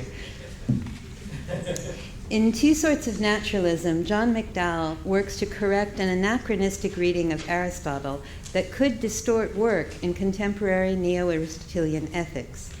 The rise of modern science, McDowell urges, so altered philosophy as to make it difficult for us to understand Aristotle. McDowell is probably right. Some work in Anglophone epistemology and metaphysics, for instance, is indebted to Immanuel Kant, and Kant took the challenges posed by modern science directly into philosophy after initially trying to understand the concept of force, crucial to the new science. There was, of course, another rise between Aristotle and our day. This one both interferes with reading the ancients and has had, I think, an even more profound influence on practical philosophy as we know it. That would be the rise of Christianity. There were monks busily preserving and trying to cope with Aristotle centuries before Kant tried to understand how something in our apprehension of the starry heavens above might be wedded to our apprehension of the moral law within. There were monks worrying over Aristotle long before the church cast its eye on Galileo. And the monks had two related tasks that were very far from anything that seems to have been crucial to Aristotle. Two tasks that Kant, for example, inherited. First, they had to explain culpable wrongdoing, how it could happen that a man with his wits about him and a will directed to things worth going for, a man who knew the difference between right and wrong, could act ill on purpose. Now, sometimes a man acts ill as a kind of one-off lapse, but sometimes a man acts ill viciously, as the result of habituation, resulting in states of character that need be no part of the baleful aftermath of a wretched upbringing. Grown men who know better can act ill. Grown men who have enjoyed the best upbringing their world could provide can set about systematically dismantling its good effects and schooling themselves in vice. Now, this was not news when the schoolmen were working. Plato, for instance, produced a glorious record of the bad outcome of a good education in detailing incidents involving Socrates and that flower of Athenian youth, Alcibiades. This aspect of Plato's corpus seems not to have raised large questions for Aristotle. I don't know how important it was to Plato, but the fact that excellent upbringing needn't produce virtuous men was not the primary reason that schoolmen, like Aquinas, needed a solid account of culpable wrongdoing. They needed an account of sin. They needed an account of sin as an ongoing possibility of human nature, and worse, they needed an account such that turning away from sin remained more than merely theoretically possible for the very creatures whose nature made sin possible in the first place. So it wouldn't do to restrict an account of virtue to an audience of men whose fortunate upbringing had, in fact, given them ears to hear. It wouldn't do to give an account of how one should live that implicitly or explicitly restricted the possibility of practical wisdom to the better people and moved forward on the assumption that the less favored were unlikely ever to get things right.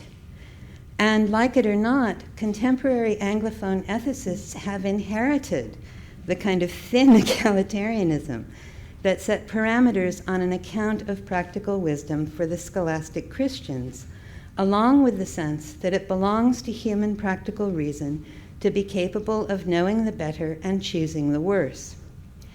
We also have at least noticed the widespread idea that an adult can set out to change her or his ways, even if she or he has acted ill in order to fare well for much of her or his maturity, although not all of us side with popular opinion on this point.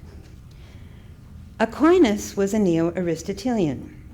He was not living in a disenchanted world, but it isn't strictly accurate to write, as McDowell does, that modern science tends, quote, to purge the world of meaning, close quote, if by meaning McDowell means something like conceptually and inferentially articulated content that involves the mind's capacity to apprehend a world as that world is open to the mind. Watch any television show featuring prominent astrophysicists explaining some aspect of what can be learned by analyzing observational data from newer telescopes. Just listen to them. The world, in the relevant sense of world, is both bigger than anyone dreamed and bursting with meaning. What it lacks isn't content. What it lacks is the kind of teleological structure that belongs to understanding intentional action. The astrophysicists teach that everything in the heavens undergoes alteration, and any recorded alteration might tell us something new about the universe, that is, might mean something. But even if the alterations appear to be, changes with tendencies, like the tendency of the universe to expand at an increasing rate, there is no astrophysical answer on offer to a question like, what's the point? Or what's the good of that? Why questions and possible answers to them are everywhere in popular astrophysics and its less popular, more difficult scientific counterparts.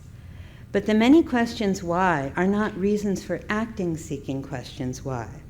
They are not questions the answers to which make reference to some end to be attained, some goal to be achieved, some specific good to be produced, reproduced, or preserved, or some bad to be avoided. And this brings me at last to practical rationality, nature, and ethics, the topics of McDowell's essay.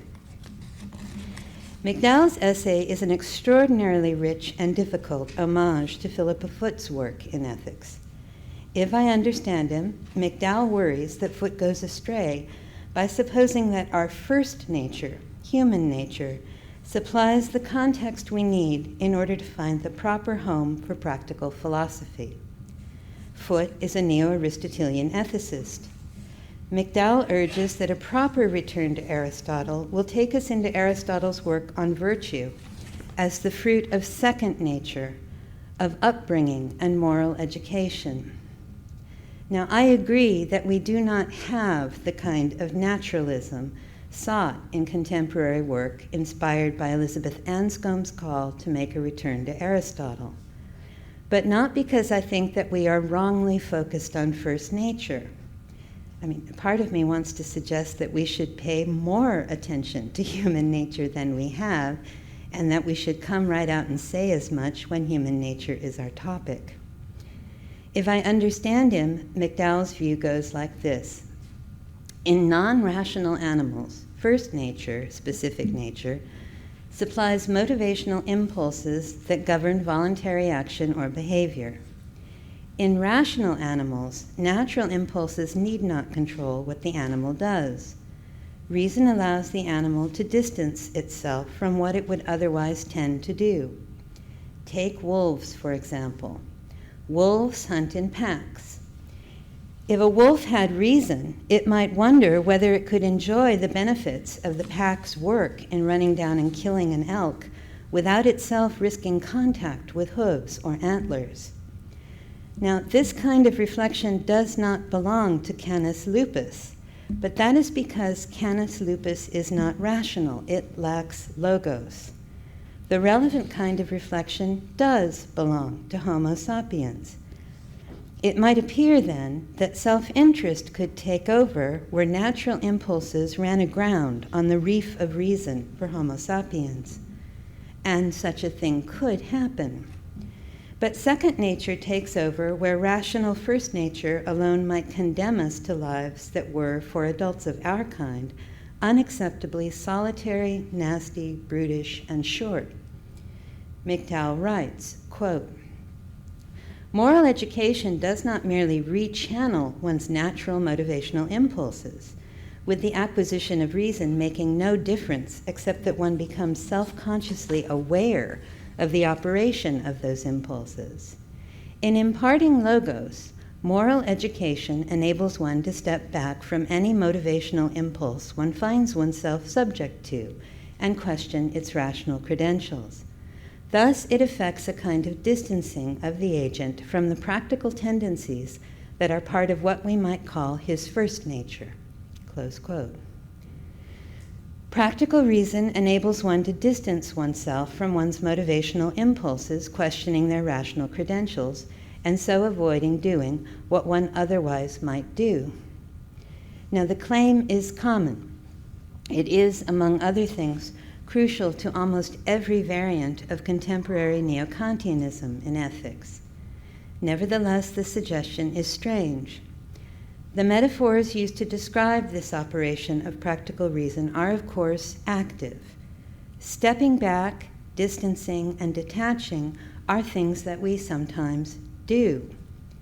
And while there are Anglophone proverbs that caution us to pause and reflect, such as "fools rush in where wise men fear to tread," there are likewise Anglophone proverbs warning against stopping, such as "he who hesitates is lost" and "don't think twice."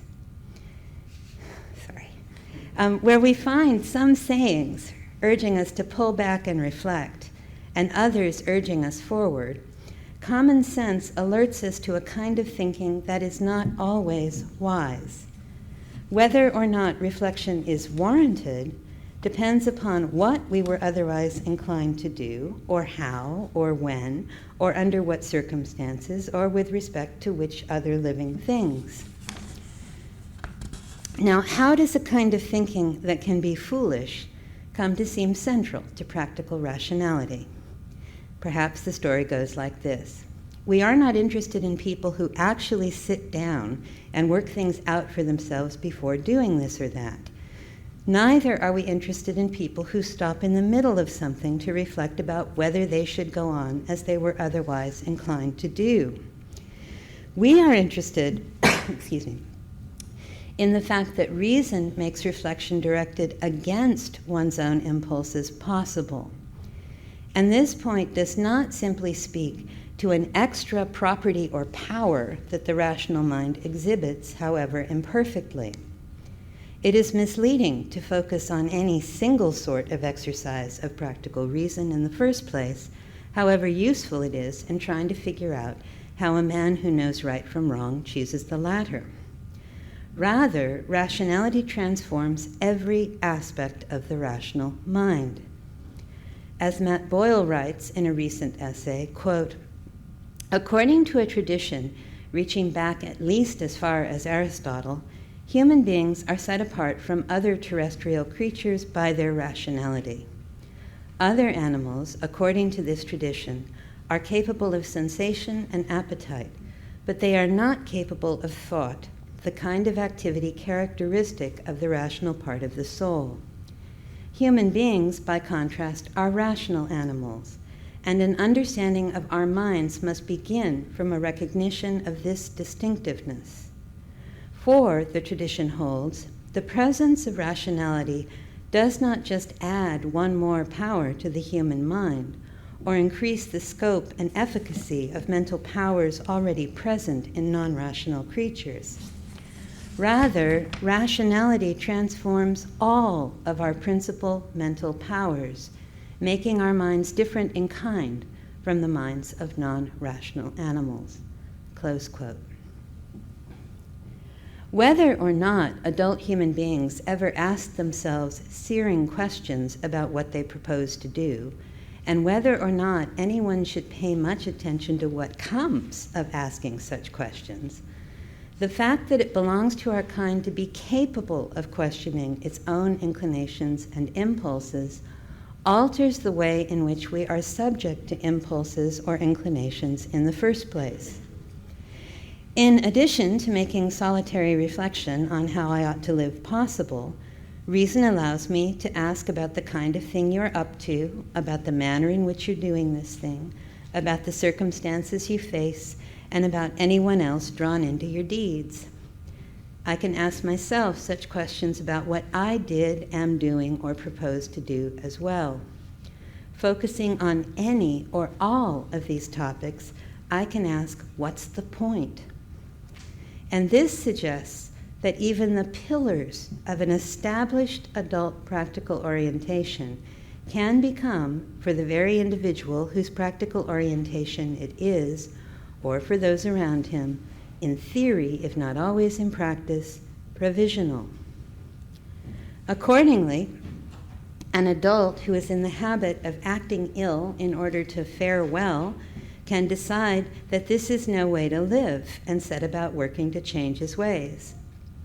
By the same token, an adult who is in the habit of acting well can come to the conclusion that she is weak and overly concerned with how others see her, that she will never succeed if she doesn't change.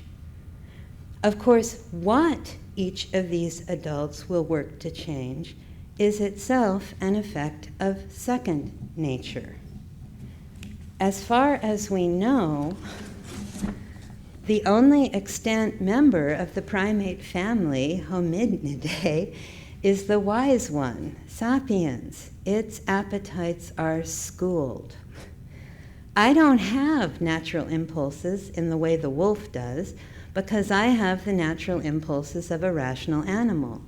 There is nothing brute about even sense appetite for me. Second nature is in place, shaping the very impulses that make it seem easy to tell the difference between instinct and habit in a canine or a feline. Among other things, my mother tongue is as natural to me as my appetites.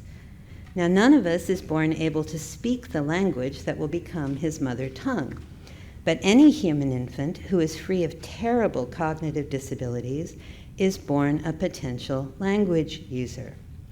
This is a fact of first nature, as is the fact that this potential is overwhelmingly usually actualized among members of our kind, even though whether one ends up a native speaker of Urdu or English will be a matter of local color.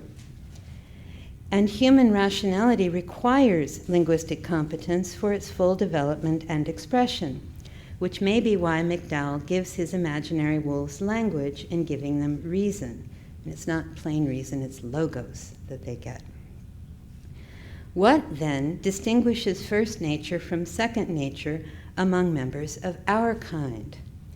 Jean-Jacques Rousseau suggests the following in the second discourse, quote, "Reason engenders vanity, and reflection fortifies it. Reason turns man back upon himself. It separates him from all that bothers and afflicts him. Philosophy isolates him.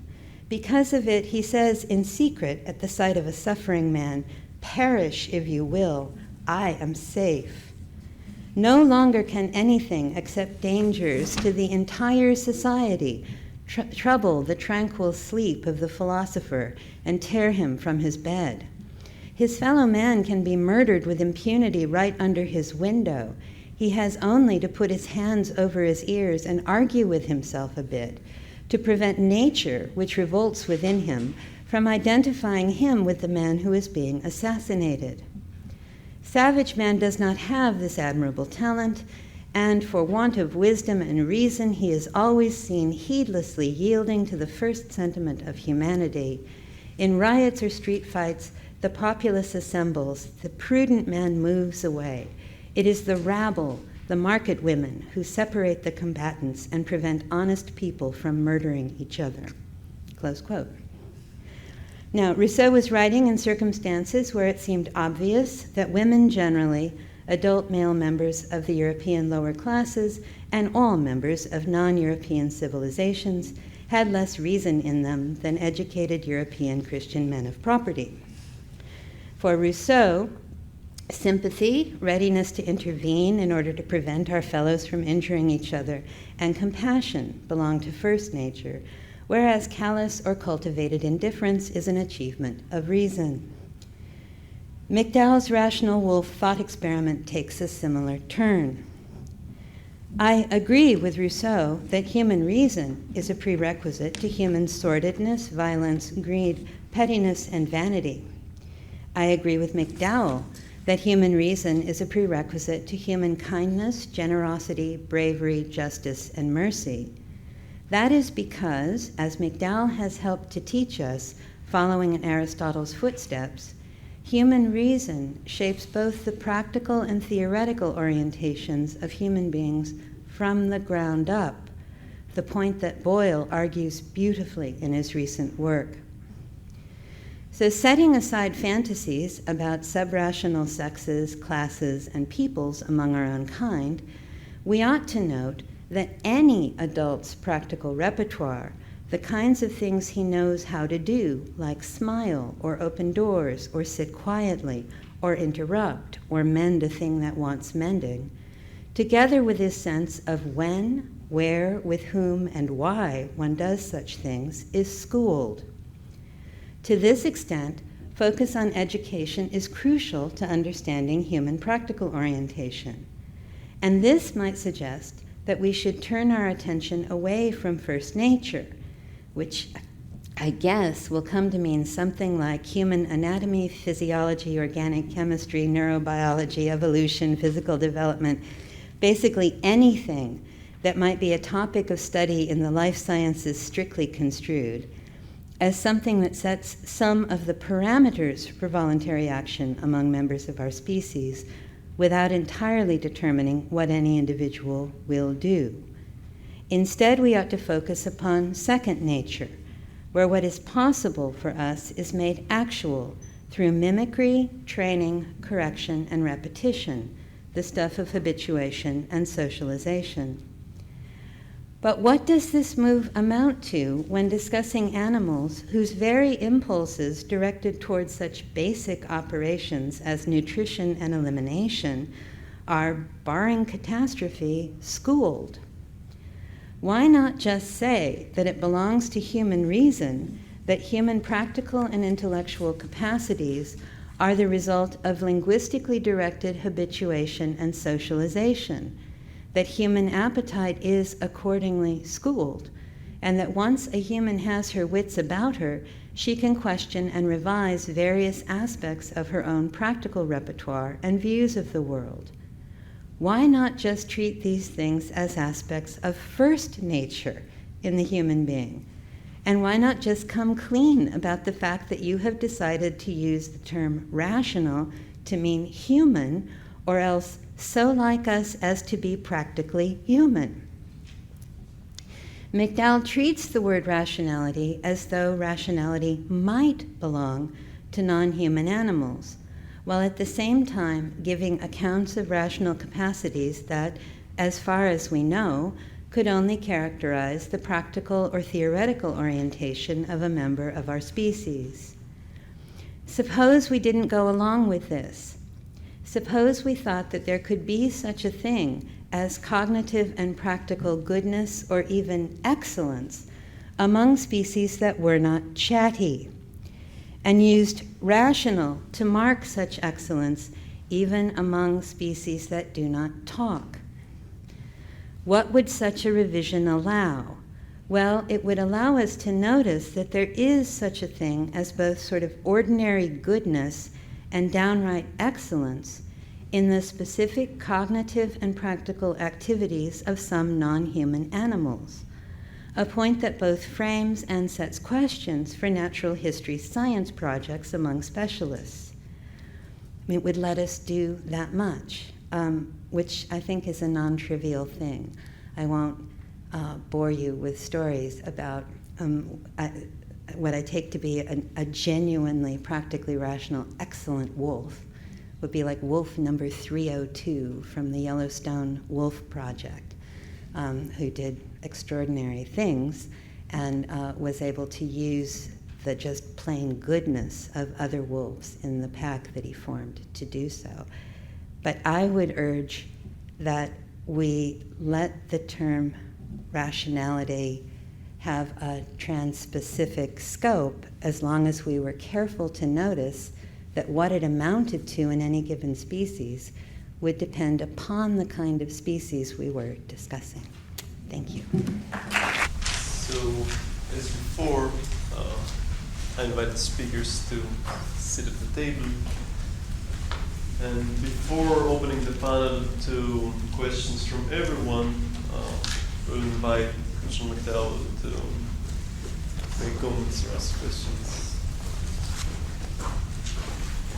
Well, thanks to all of you. I'm going to try not to take up too much time. Take you in order. Nishi, the explanation at the end of the title, that I found really congenial. So there's Simon Blackburn looking in the realm of the natural on a certain construal for a place from which to theorize about normative judgments. I think that's roughly the quote. And the point really is that it's a place that's external to normative judgments. I mean, you can say everything you need to say to set up the place from which you're doing the theorizing without actually yourself taking any. Okay, and then your line is there's no such place, and that strikes me as dead right.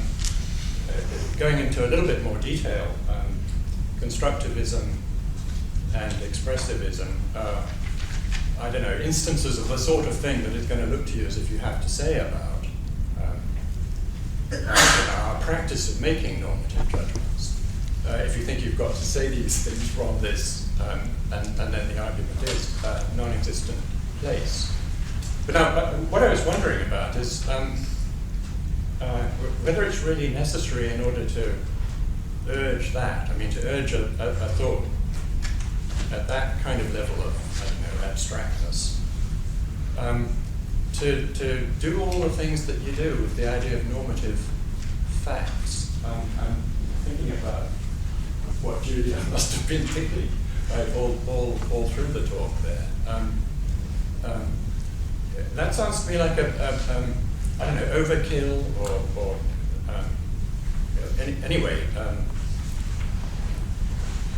don't know, unnecessary. I mean, it's your enemies who insist on, doing everything in these sort of roughly metaphysical terms.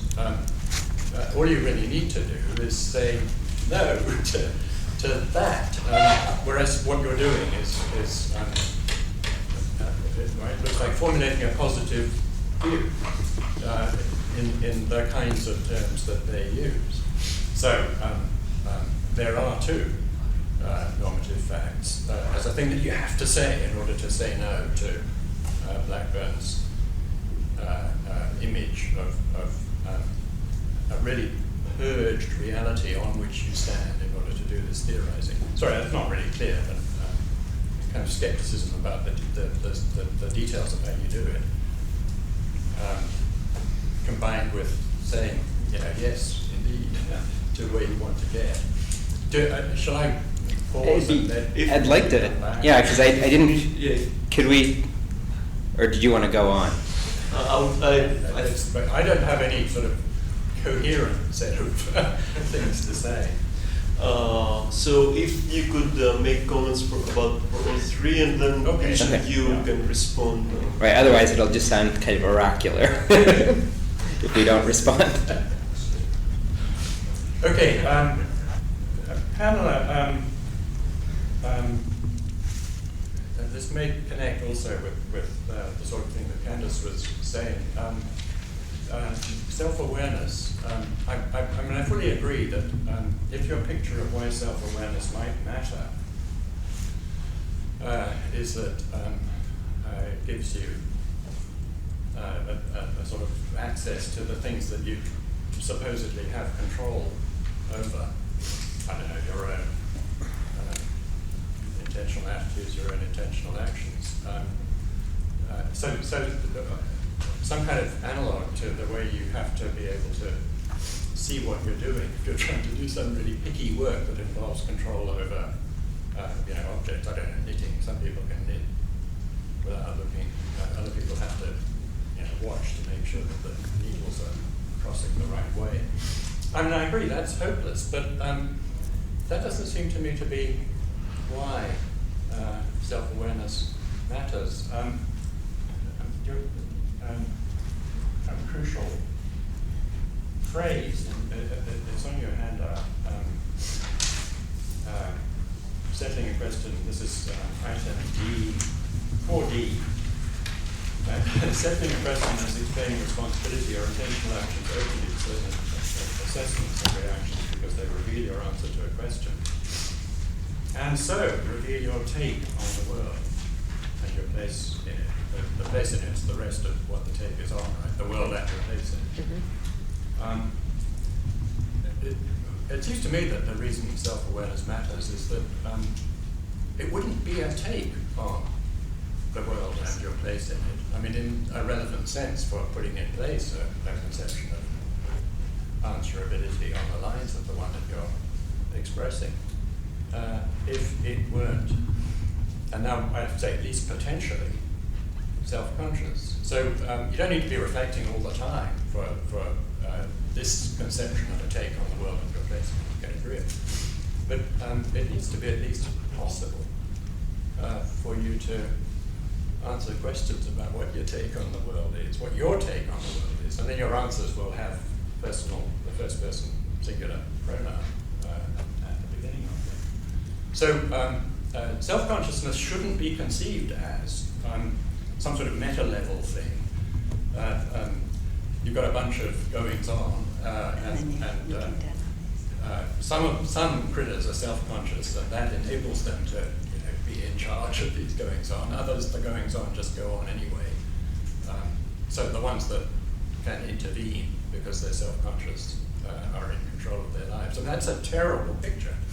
But that doesn't put paid to the idea that the difference between a critter that's in control of its life and a critter that isn't is importantly connected with self-consciousness. There's a whole lot in your paper, but that's kind of one reaction to a really central element. Candace, The wolves. I really don't want to take up all the time. So what to pick up on? There was a place when you, I think, purporting to be reporting me, used first nature and human nature talking about us in a sort of apposition. So it's kind of assumed that.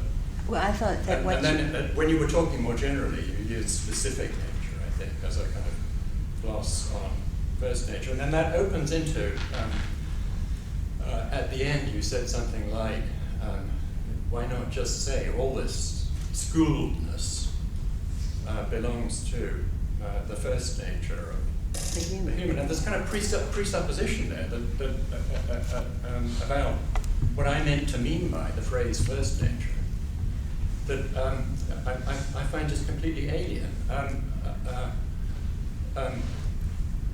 Human nature isn't exhausted by anything that you might mean by first nature. And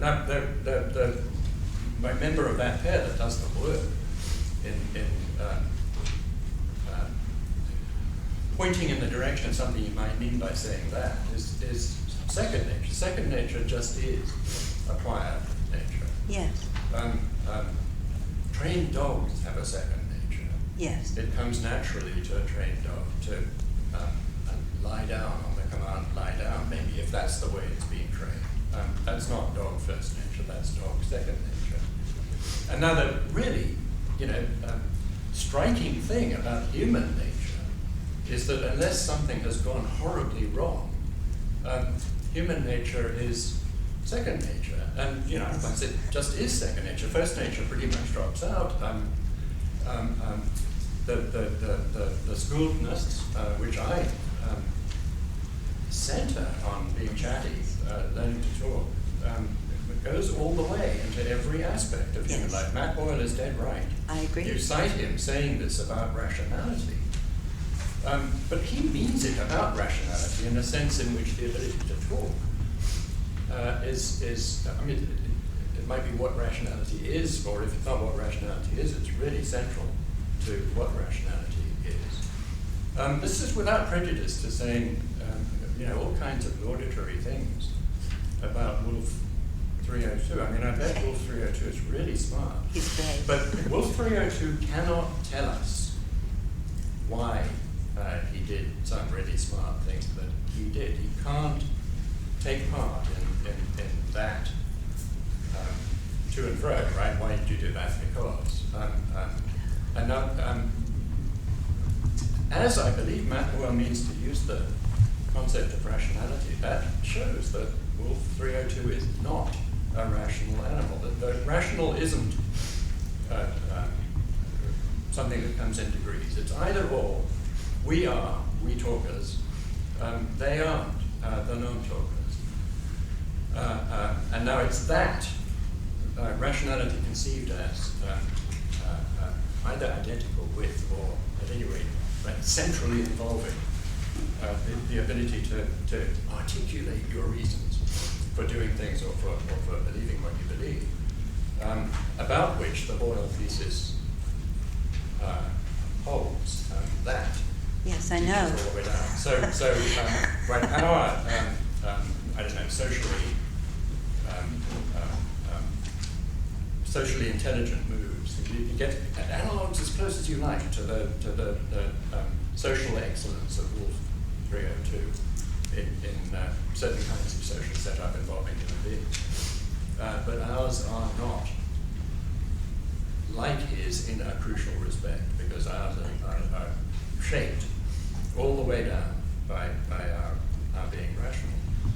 But you're nodding as if... Yeah, I agree with you completely. You've said nothing I disagree with. That's all I meant. I just object to using the term rational to just pick out something that's special about us. If it's just... Well, if you don't like using the term to do it, then, talking. I'll be like chatty people, that's fine. All right. But then I think that's Matt's topic. I know it's Matt's topic, okay. Yeah. Well, then you shouldn't haul him in as a No, but I was hauling him in to say that it runs all the way down, which I thought all three of us agreed with. But Wolf 302, it doesn't run all the way down. No, it doesn't. The thing that you want to call rationality. Yeah. Yeah, okay. Then I don't know why you're... So let's give our speakers a chance to respond one by one. So, So I think you may have gotten me wrong, or I've misunderstood your complaint. So yes, the conclusion is that any meta-ethical project that attempts to theorize by requiring an external point of view on normative judgments is bound to fail. That's the conclusion. But you seem to accuse me of overkill because I have some sort of positive proposal in which I sort of commit myself to normative facts. But I don't do that in the paper, and I'm at pains not to do that. I do want to claim that I start from this idea that mental, psychological concepts are essentially normative concepts, and I tried to show that various instantiations of these meta-ethical instantiations of this meta-ethical project, like expressivism and constructivism, cannot accommodate this thought. But this thought itself doesn't involve any commitment to normative facts or any particular meta-ethical view. So I don't think I'm subject to the charge of overkill if I've understood it. In fact, I worry about actually trying to come up with a positive meta-ethical story. In fact, at times when you and your work seem to me to be doing that is when I start to worry. But in any case, I think that if I've got you right, you've got me wrong. So I don't know that I have much in a way. So your worry is that though you agree that understood as a sort of crude second-order reflection or looking under one's own hood or something like that, of course that can't be the right way for self-awareness to come in. But there's some other way for self-awareness to come in. That's also not what I was hinting at trying to get to at the end as needed for instituting the kind of expectations that we're talking about. But there's some third way that the first personal pronoun and the potential of attaching it matters. My strategy in this work and others is to try to state as clearly as I can what I do understand, why it can't be what matters, and then try to figure out what is left. And so I would end up asking you to elaborate, and so I don't have a good reply on awareness. Candace? Yeah, no, I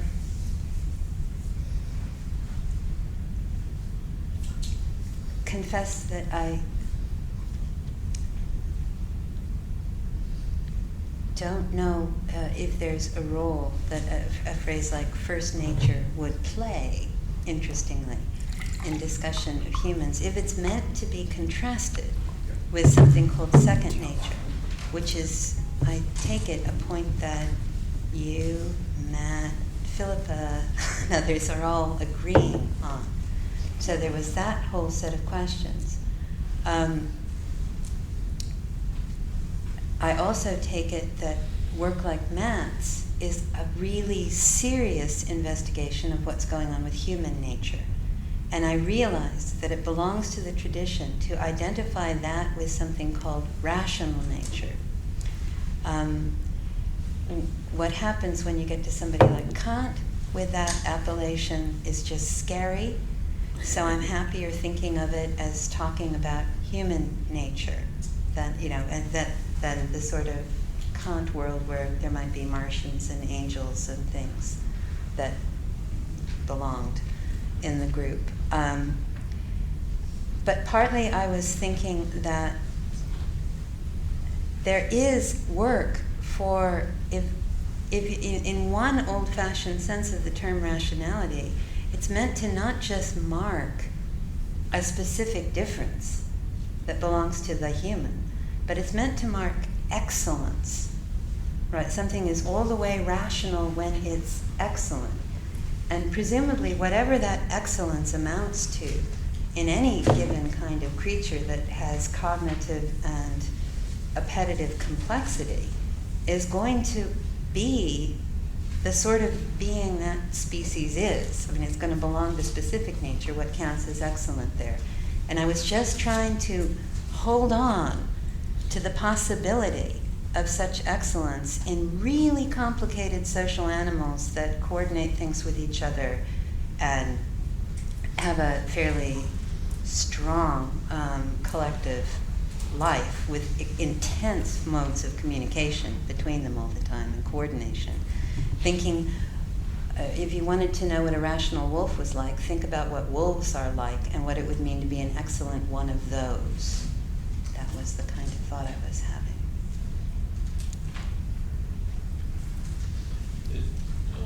Julia?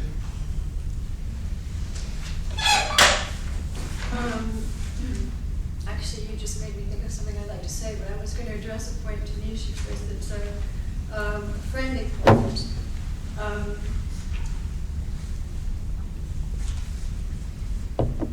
There's a way of hearing normative property or meaning fact so that you're not just unhappy about them existing, but you're unhappy about whether the notion makes sense. And so,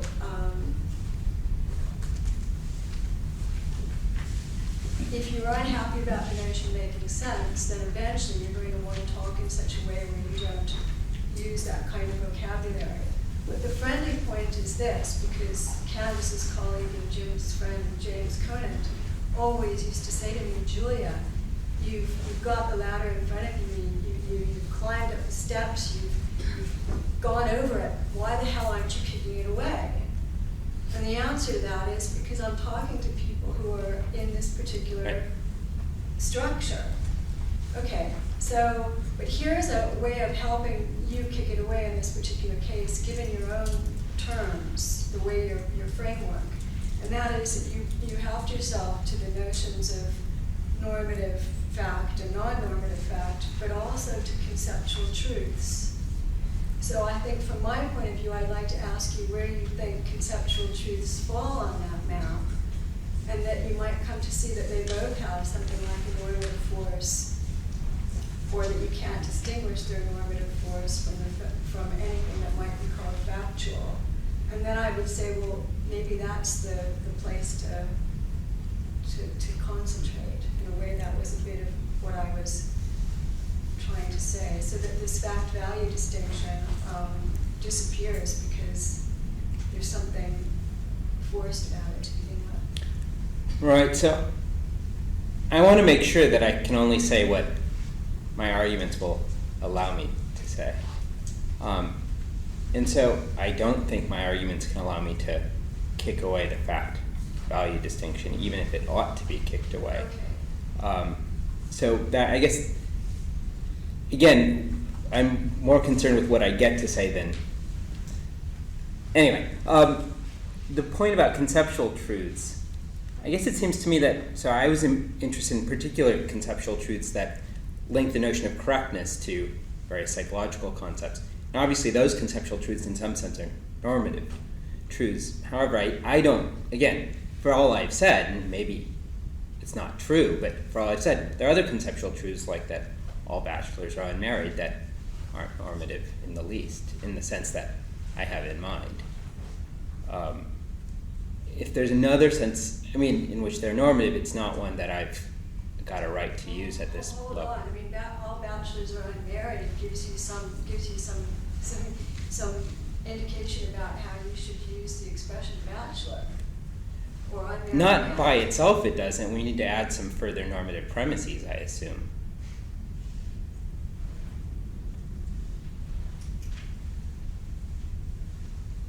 Wait a minute.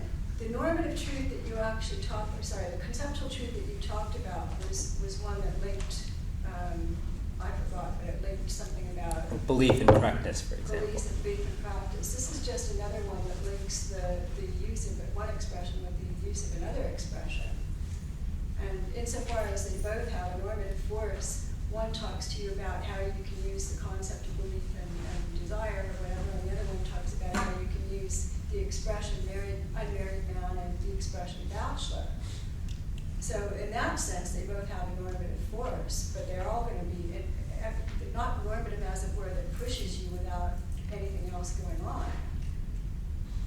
But on the other hand, it's very difficult at that level, as it were, of your metaphysical picture or whatever, to make out the distinction between something that is a fact of the matter, a conceptual truth, versus something that has a normative force. Let me just say one small thing, and then maybe we should. Okay. Is just that it seems to me that you've got a deep, if you thought meaning itself was normative, you'd get to say the kinds of things you're saying.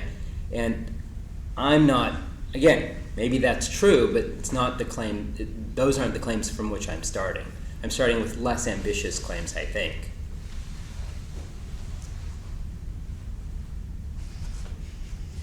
Yeah, to Candace, very interesting paper. With the wolf and the wolf's excellence and how it compares to human excellences, and the second nature and first nature. Just a couple of comments. Firstly, the wolf, the animals like wolves really too, is capable of amazing feats, and these have been described by naturalists. But the feats themselves aren't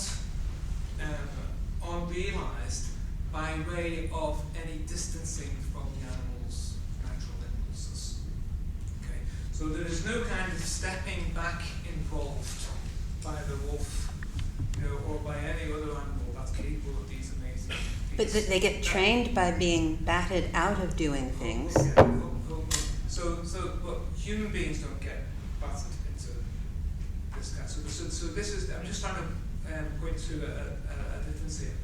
So, whereas in the human case, of course, some distancing is required for the excellences that we are capable of. So that's one point I think is important. And I think that's also connected to the peculiar first nature of human beings. This has been observed by philosophical anthropologists that the human instincts are not very specialized, and so they have evolved in a way that's been actually adapted to different environments. And that aspect of our first nature is partly responsible for the evolution of our second nature. That's one point.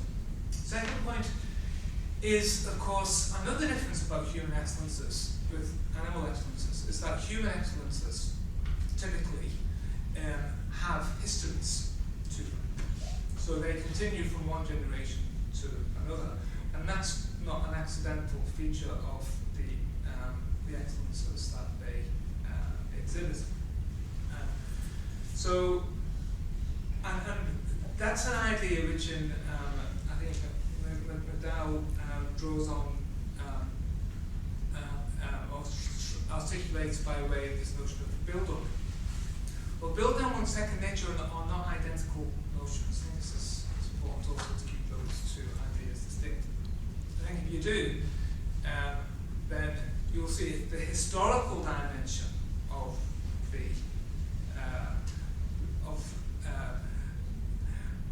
the human excellences, which we call rational, comes into view in a way that just doesn't make sense when it comes to animal excellences. So, I mean, a couple of points there, which, by the way, they're meant in the spirit of, I agree with a lot of what you say, but...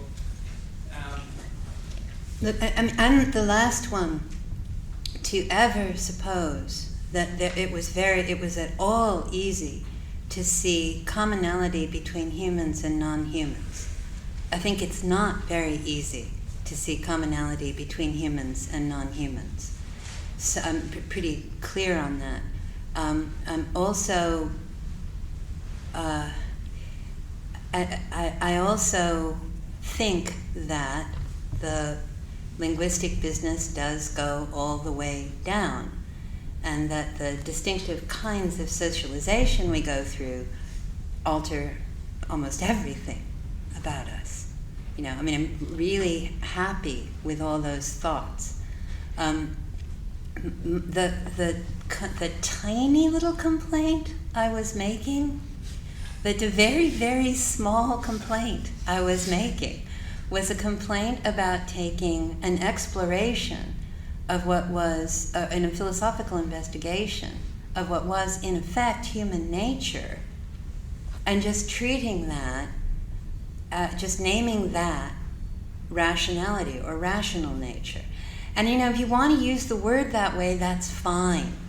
It just means that you don't any longer quite have a way to see what's happening in various kinds of really serious natural historical, empirical projects, where what they note is that one of them behaves in ways that others don't, holds back at times when others rush forward, that this is an advantage, that others start mimicking that one, that alters the dynamics in the group and alters the kind of thing that the young ones are kept from doing or encouraged to do, and so on. And they want to know, why does this sometimes work and sometimes not? Those kinds of questions, which I tend to think, in a kind of flat-footed way, are questions about non-human primate rationality, or wolfish rationality, or certain forms of feline rationality. Like, what counts as practical and cognitive excellence in one of these things? How does it get transmitted within a particular group, between generations, and so on? So if the orangutan has been raised among humans, the thing that the mother has to teach the young is how to get the canoe and use the paddle to go to the other side of the river where the hammer and nails and boards are, so that you can build things. And that's part of what the mother teaches the infant, because that's part of the world where the mother was raised. That kind of thing happens in non-human animals. It's nothing like the sort of thing that happens with us. But it does look like a certain kind of transmission of training that, of something that was picked up in a novel sort of a way by what's now the older generation, getting sent to the young. And of course, orangutans are young for a long time, like humans are. So I was just the tiny little point that there are research projects on non-humans that are oriented by trying to figure out what counts as doing really, really well, cognitively and practically, among them, and what counts as stunning innovation that's picked up by later generations. Those kinds of questions have a certain place. It's not, even in species that don't chatter. That was all. So, Finger, I just don't see why you're so keen to keep the word rational. Why I'm keeping it? I'm just trying. No, but you keep it for that job. You've got a whole bunch of things, but you used it a lot. Yeah. I mean, cognitive and practical excellence. Yeah, that's fine. In which case, rational is just a word you can apply to humans, and that's interesting. And it picks out one set of things about us. And it knocks out Matt Boyle's topic. Yes, which is venerable. In the we mean human. Yeah, the rational animal. Yeah. Political also. Yeah. Or historical, if you're Marx, or something. You could add some others. I think Hugh. Nishi, this is a question for you. I enjoyed your talk very much. At one point you mentioned, I think, as a possibility that you didn't explore that your opponent, I think it was the expressivist at this point, might respond by being an expressivist about causal vocabulary too. And that's, I wanted to sort of explore that idea a bit in order to try and highlight an issue about the relevance of the kind of big question you were addressing about whether there was a sort of standpoint outside the normative. And I think what I want to suggest is that, at least if we use the modal case as an example, that issue as to whether there's a standpoint outside might actually be irrelevant to what's the main issue that the expressivist is interested in. Expressivists about the modal, Blackburn's a good example, are often expressivists, about the moral and the valuative, are often expressivists about modal talk too.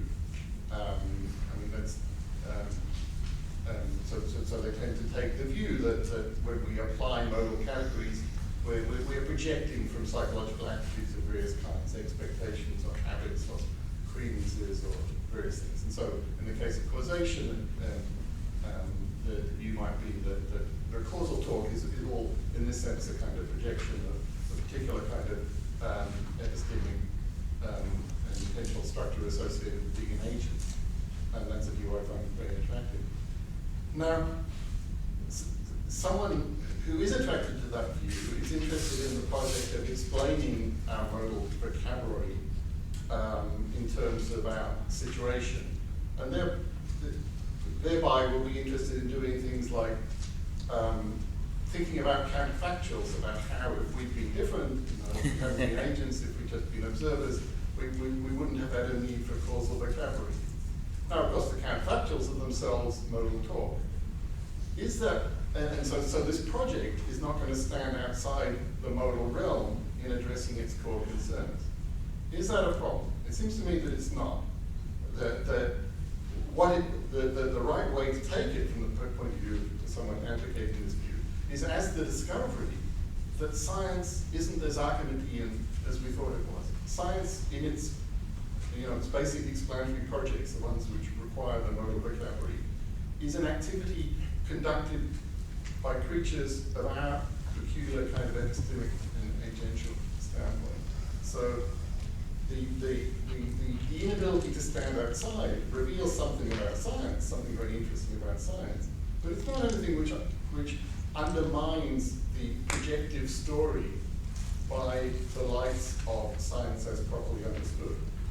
So, I mean, if that's right, of course you might reject that, but if that's the right story about the modal case, then why shouldn't the story about the normative case be similar? Why shouldn't it be the case there that we can't stand outside a normative perspective, but nevertheless it could turn out that the normative perspective was interestingly kind of explained or a genealogy for it given in terms of our own affective states, things of that kind. So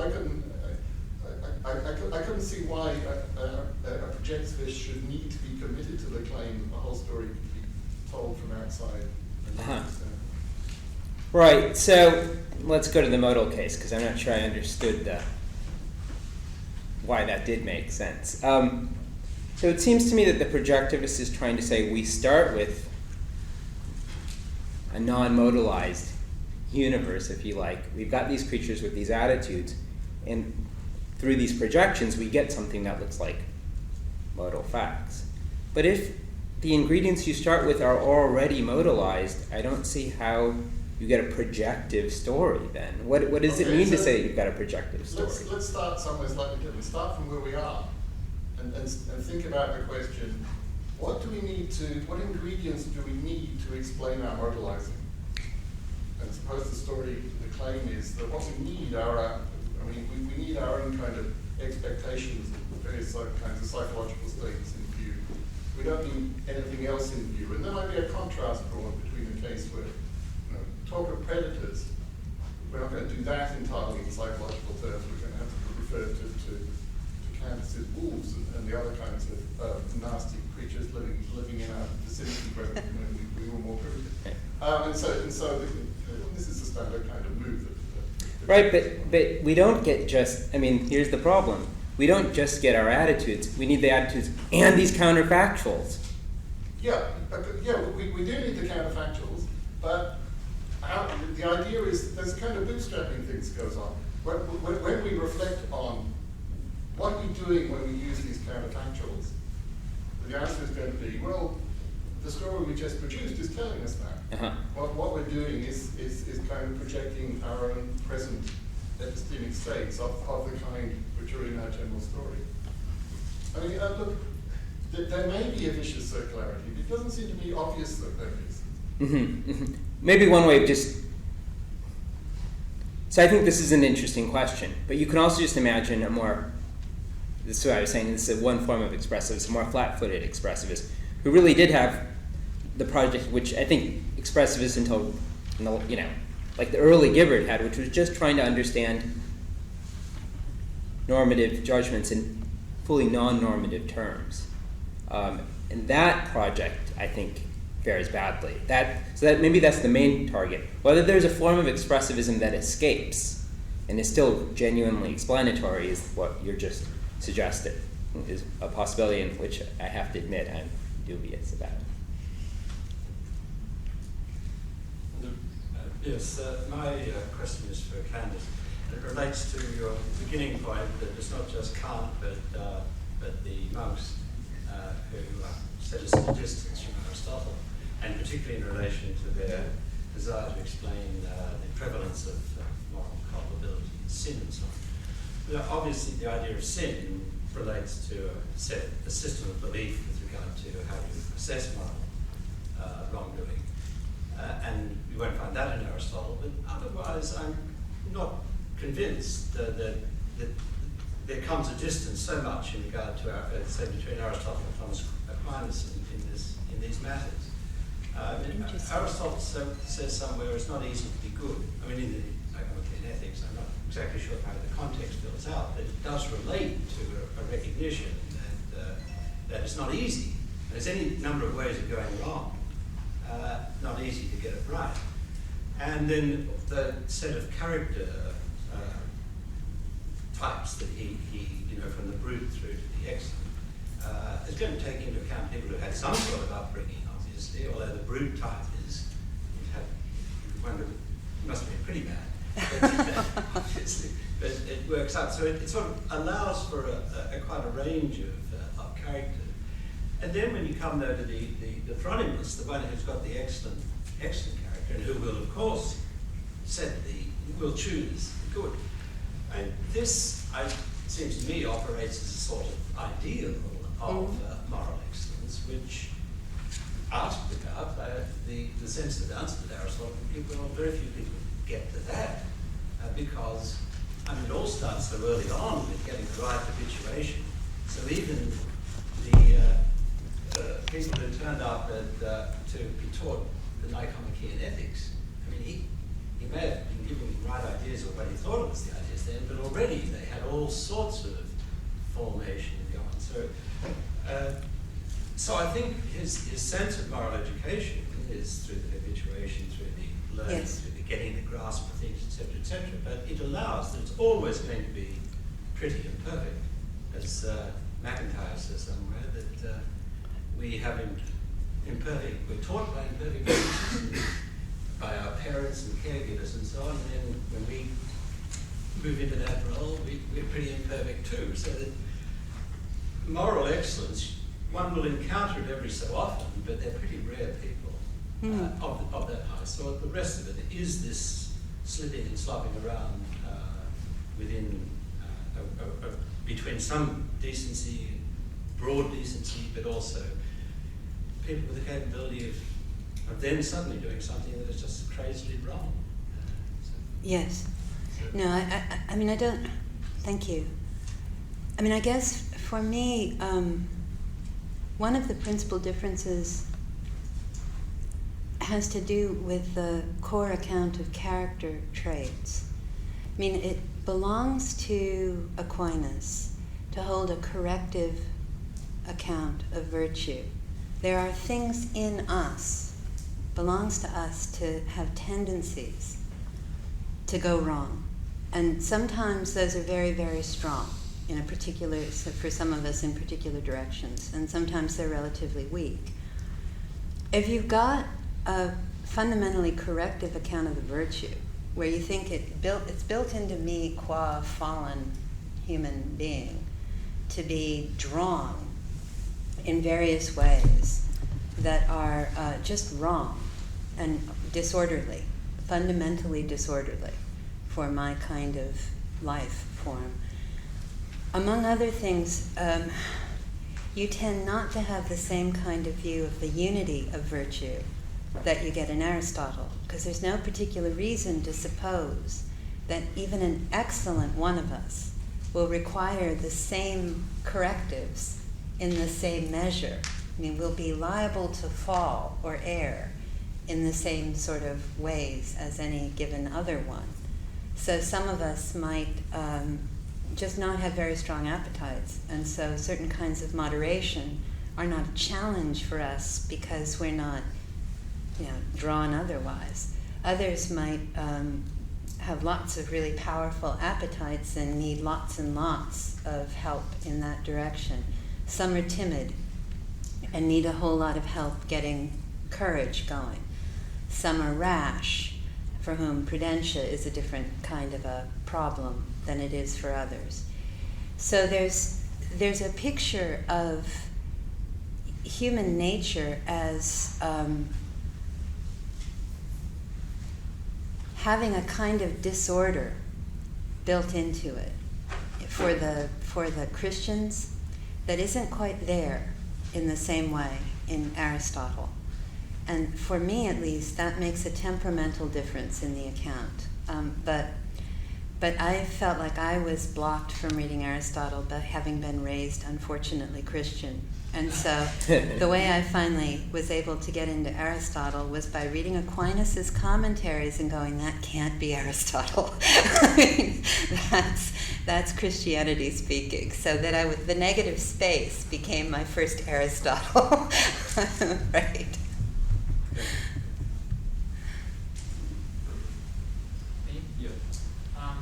Okay, so I have a question for Nishi, and I have one for Pamela too. So Nishi, I just want to make a follow-up on Hugh's point, to make a comment about Simon Blackburn, because he seemed to be one of the bad guys who had mine. And well, I think about Blackburn is that he's been going a long time, and there's been a debate since his book on Ruling Passions, where Blackburn has been taken up on this kind of issue that we're talking about. And one of the people who's raised the issue is Dreyer. And Dreyer said to Blackburn, look, you've never proved this. You say you can describe the function of moral talk in a naturalistic vocabulary. And he said, well, look, you haven't succeeded because you talk about how moral talk expresses desires, and this is implicitly normative vocabulary. And Blackburn says, well, I agree with you. Anyway, these days, I agree with you that desire talk is implicitly normative talk.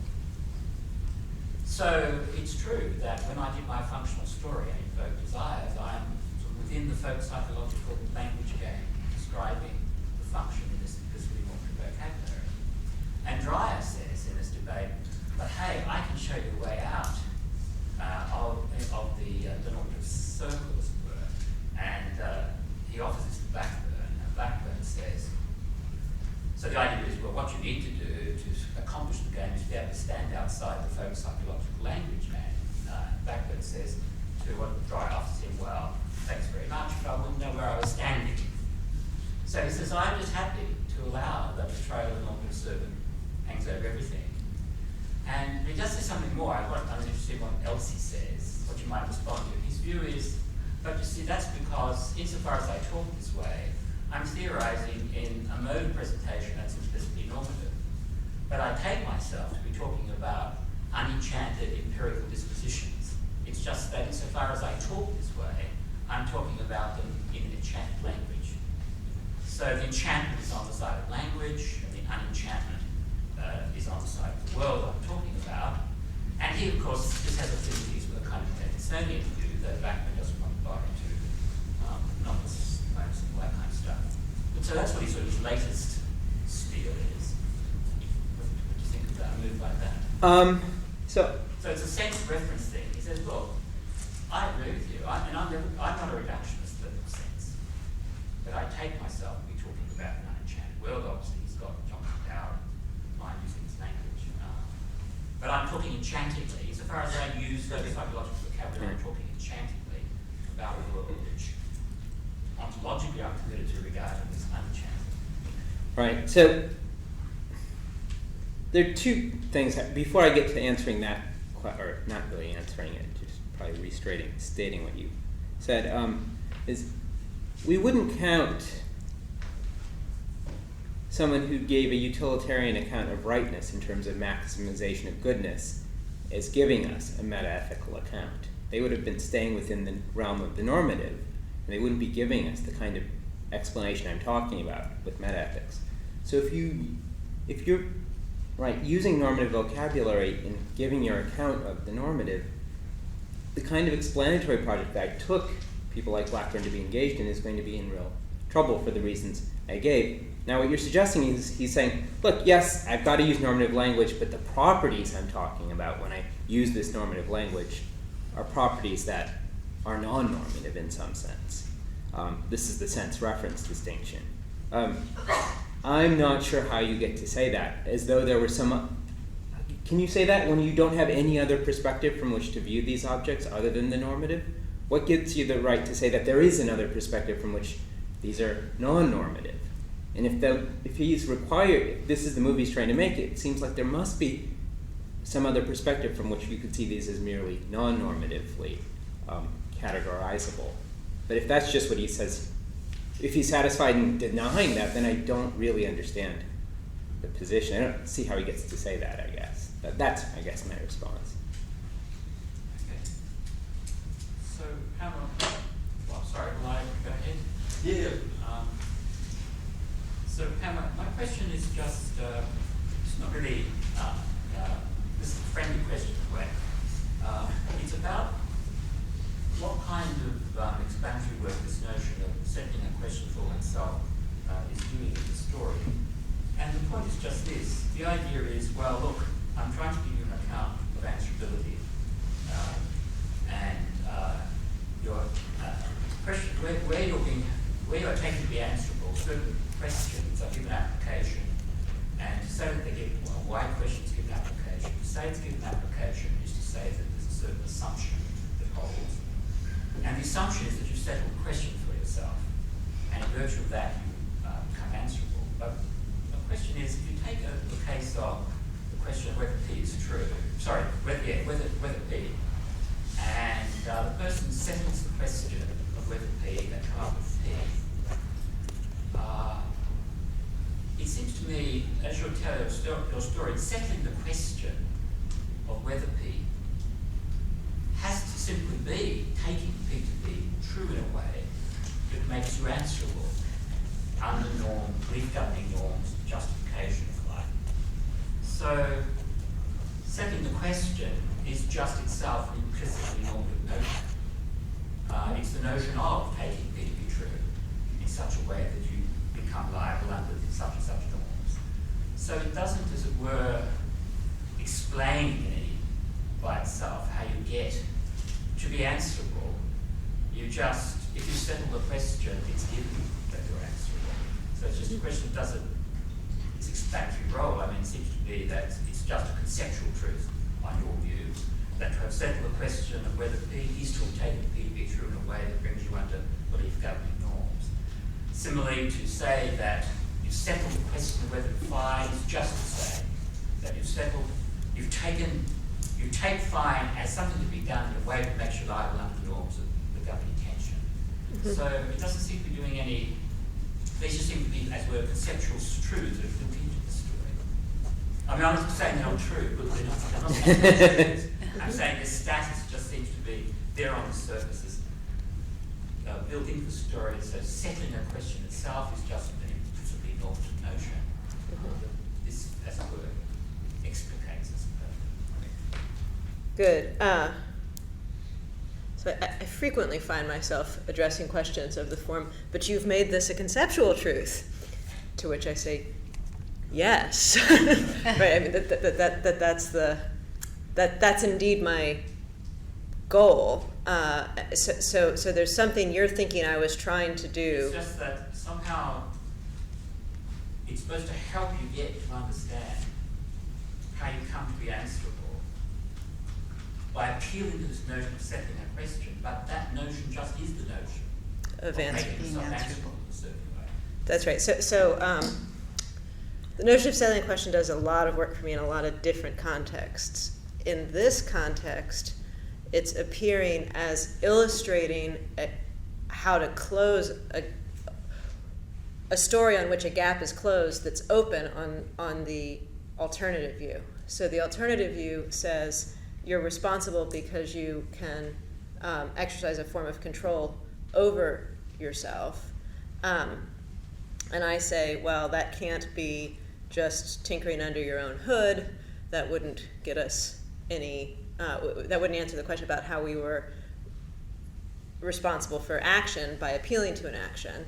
Then there's a reply that says, oh no, I'm not, you're taking me too crudely. I'm not talking about self-directed action. I'm talking about something much more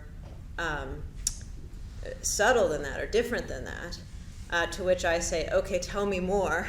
what that is. I'm not sure what it is, and I'm not sure how it connects to responsibility. Here, let me tell you a story about my story in which it's all very tight and it does connect to responsibility. And then you point out, look, it's so very tight, right? But in a way that the tight, I mean, so settling a question is supposed to be the form of activity that leaves you answerable, and you point out, well, it just is being answerable, to which I say yes, but it's also a form of activity, right? The settling, and then in broader work, it's also these very mental states, right? So it's bringing together in one structure a bunch of different items and relating them through the notion of a question and reasons for it. So I don't know if that was terribly clear. Yeah. I want to see if I've got this right. So this is just to try to clarify, and so it's not really even a question, but because I've had this question too. So it sounds to me what you're saying is someone comes along and says, it sounded like you were saying that you're answerable in virtue of having settled the question. And so that there's this explanatory role that settling the question was supposed to play. And now what I hear you saying is, no, these notions are all right. I'm showing you that they all come at once. They're all sort of, I'm pointing to the same phenomenon by talking about being answerable, settling a question, being a belief. And that kind of identity is going to do just the explanatory work that you wanted to be done. So you don't need to claim that one's prior to another in order to make the kinds of points you want to make. So they come at once. That sounds right. I don't want to say they're identical, right? We can state them differently. To be answerable is to be subject to certain questions and criticisms. To settle a question is to be engaged in a certain activity, which activity is subject to those questions and criticisms. To engage in that activity is to be in a certain state of mind. That state of mind has certain dispositional profiles. Right? So these things are connected. I'm not sure how to say which one is prior. Or I thought you were sort of saying you don't have to say that there's any priority to make the kinds of claims you want to make. That may be. Lionel, this last exchange made me think of the first exchange between Nishi and John McDowell on overkill. So, Nishi, in your paper, you said at some point something like, having correctness conditions makes something a desire or a belief, and you spoke of concepts in that connection, so you might be happy saying that's a conceptual truth. That might be, the way I understood John McDowell, so far maybe so good. You seem to go on and say something, I might be quoting wrong. Attitude facts are constituted by normative or correctness facts. Correctness facts constitute attitude facts. Is that the potential overkill? Is that the potentially metaphysically So my point was, again, now once we're engaged in this metaethical project where we're talking about these kinds of facts, these conceptual truths are going to have to be understood in this way, in terms of fact constitution. That was my thought. So again, I wasn't advocating this. I was just saying, if you're going to now start bringing in these terms, this is how you're going to have to understand the normativity of the mental once you're using now the vocabulary of facts. So again, I didn't mean to advocate that move, but I thought that anyone who's engaged in this metaethical project and who accepts that these mental concepts are normative concepts is going to have to talk this way. That was the thought. And so again, maybe I should say it's not crystal clear at points in the paper that I'm not myself committing myself to this metaphysical project and therefore this metaphysical vocabulary. It's rather, again, I think what Julia was saying before is I'm trying to talk to my opponents. I need to use their vocabulary, obviously. But didn't you say to me, didn't you just say to me that you didn't want to kick that vocabulary away? Oh, but that's different, right? So I didn't want to kick it away or to embrace it. Meaning I haven't. You haven't got there yet. Yeah. Okay. I'm still unenlightened.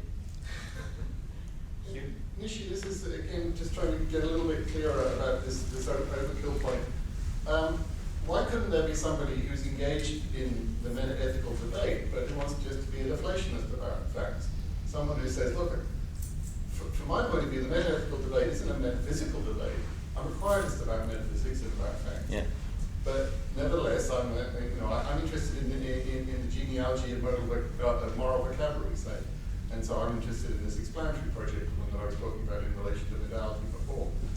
Facts in some kind of heavyweight constituted sense are nowhere on the table there, but it's still a position which, in some recognizable sense, is within meta-ethics. I guess I would have thought that I think that there are metaphysical presuppositions to the very explanatory project that you're trying to execute, and that's where you're going to have to make do with, I don't know, I'm not sure I completely get the notion of deflationary versus non-deflationary, fact, property, truth, whatever, but those are the things I'm talking about, the things you're going to need in your genealogy. Well, I agree, I'm going to need some stuff in my genealogy, but I don't think they're going to have causal powers. Kind of necessarily anything metaphysical. Well, they're going to have to. I might not need sort of distinctively philosophical notions like facts and constituted by things of that kind. I'll need the kind of stuff which goes into other kinds of explanatory projects where the explanandum is human behavior of various kinds, or animal behavior. And of course, there are nice issues about what that is and how rich it needs to be, all that sort of thing. So grant all that, it just still seems to me that it doesn't need to be distinctively metaphysical. It doesn't need to invoke a sort of heavyweight notion of facts or one kind of fact being constituted by another kind of fact, or any of that sort of distinctively philosophical stuff. It does seem to me it's going to need notions that play genuine explanatory roles. We agree with that.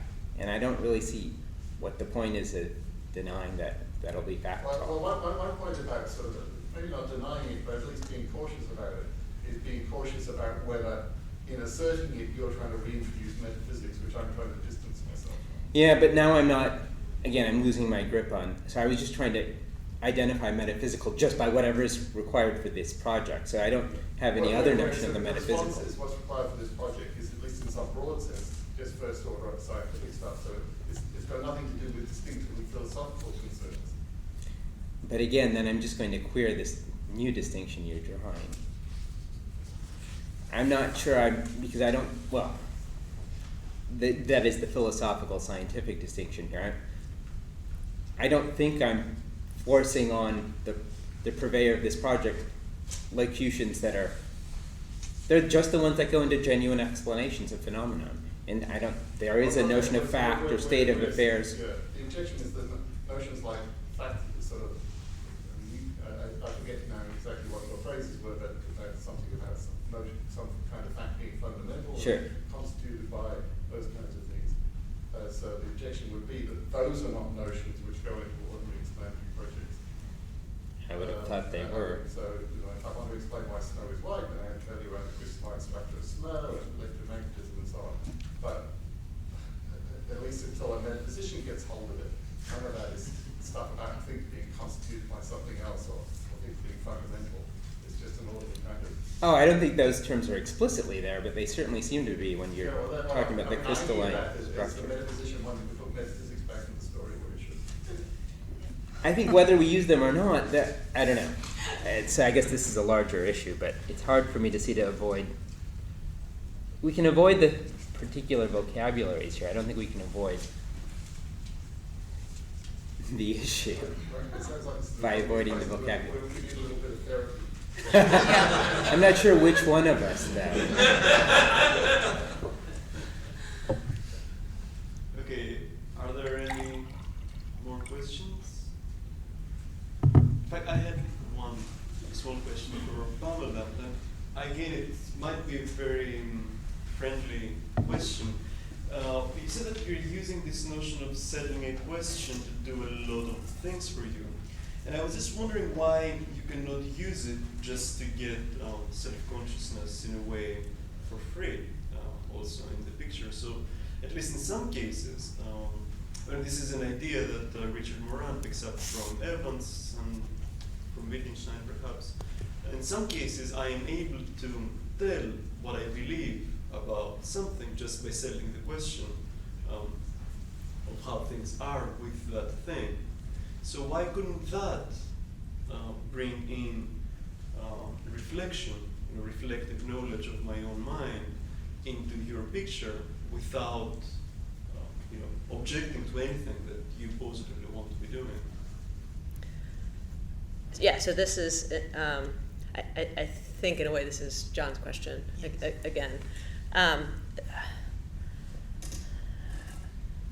So maybe a more direct answer to it is this. It's not clear to me why a creature without the first personal concept couldn't have a take on the world and their place within it. Now, they're not going to conceive of themselves as having the place, right? But they're going to be in the world, act and comport themselves in the world in such a way that we can see they have a take on the world and their place within it. And it seems to me that when we hold one another responsible, a great deal of what we hold one another responsible for is as unself-conscious and as unself-reflective as that, right? Now, one way of thinking about that, or one kind of response to that is, yes, but if we couldn't also think about ourselves, then we wouldn't be responsible in this way, and that's why we don't hold the cat responsible, right? Because the cat doesn't have this capacity that we have. In a much longer version of the paper, I would say, okay, what's the role of the counterfactual in this line of thought? What's the role of the possibility doing here? There's a very clear role for the possibility to play in what I was calling jurisdictional responsibility. It's less clear to me what role it can play for answerability, and that's why, rather than thinking of the capacity to think about yourself as affording a kind of control over the states of minds or the activities for which we're held responsible. Towards the end, I was trying to suggest what it does is change the significance for others of all of our activities. So that's one kind of answer. Another kind of answer to your question would be to say, so I'm a student of Moran's and have been around these thoughts for a very long time, and I certainly agree with the idea that the question, do you believe that P, with the claim that the question, do you believe that P, is transparent to the question whether P, and that to be able to avow whether P, to be able to avow that I believe that P, I need to be able to answer that question by appeal to just the considerations for which I answer the question whether P,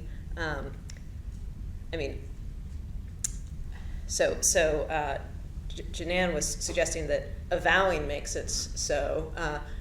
I think much more brutally, thinking makes it so, right? When it comes to thought, thinking makes it so, right? Quite before I avow or use the first person.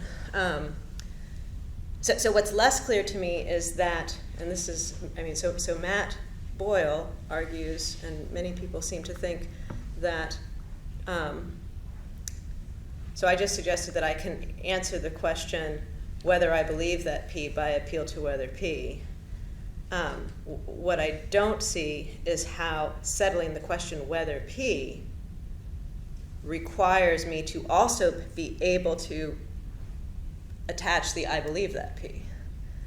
Right? So for a creature with the first personal concept. I'm actually thinking that it, perhaps even if it doesn't require it, it certainly makes it possible. So you get the self-consciousness for free in your account. It makes it possible. That was the friendliness. You can self-describe at the point you can. So for any creature with the first personal concept, in which any creature that can self-conscious, that can address a question to itself and answer that question, at that point knows that it has answered that question. That's my thought. Is in a way simple-minded.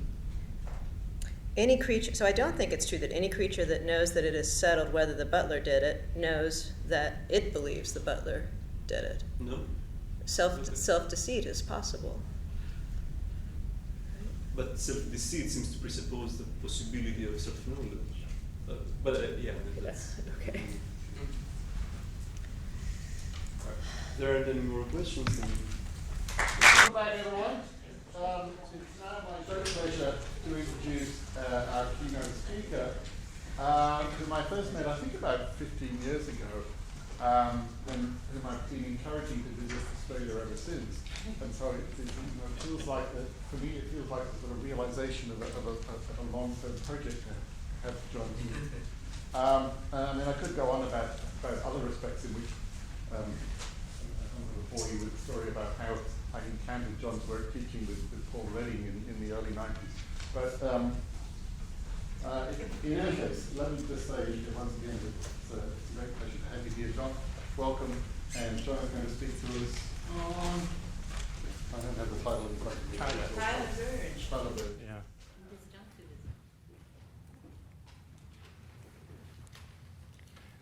I've got a magic thing here, so but is this all right? You can hear me in the back. Tyler Burge on disjunctivism. I hope it won't be too, I don't know what, local. I'll start by telling you what, according to Burge, disjunctivism is. This will be a long quote, and it'll get maybe mildly complicated, but I hope it won't be too complicated. So, disjunctivism, as Burge attacks it, and now this is the quote, claims that there is never an explanatorily relevant mental state type in common between and specific to a veridical perception and a referential perceptual illusion. And it claims that there's never a mental state type in common between and specific to perception of an object and perception of a would-be duplicate substitute for the object that would be in the context perceptually indiscernible to the perceiver. The same claims are made with respect to corresponding perceptual beliefs.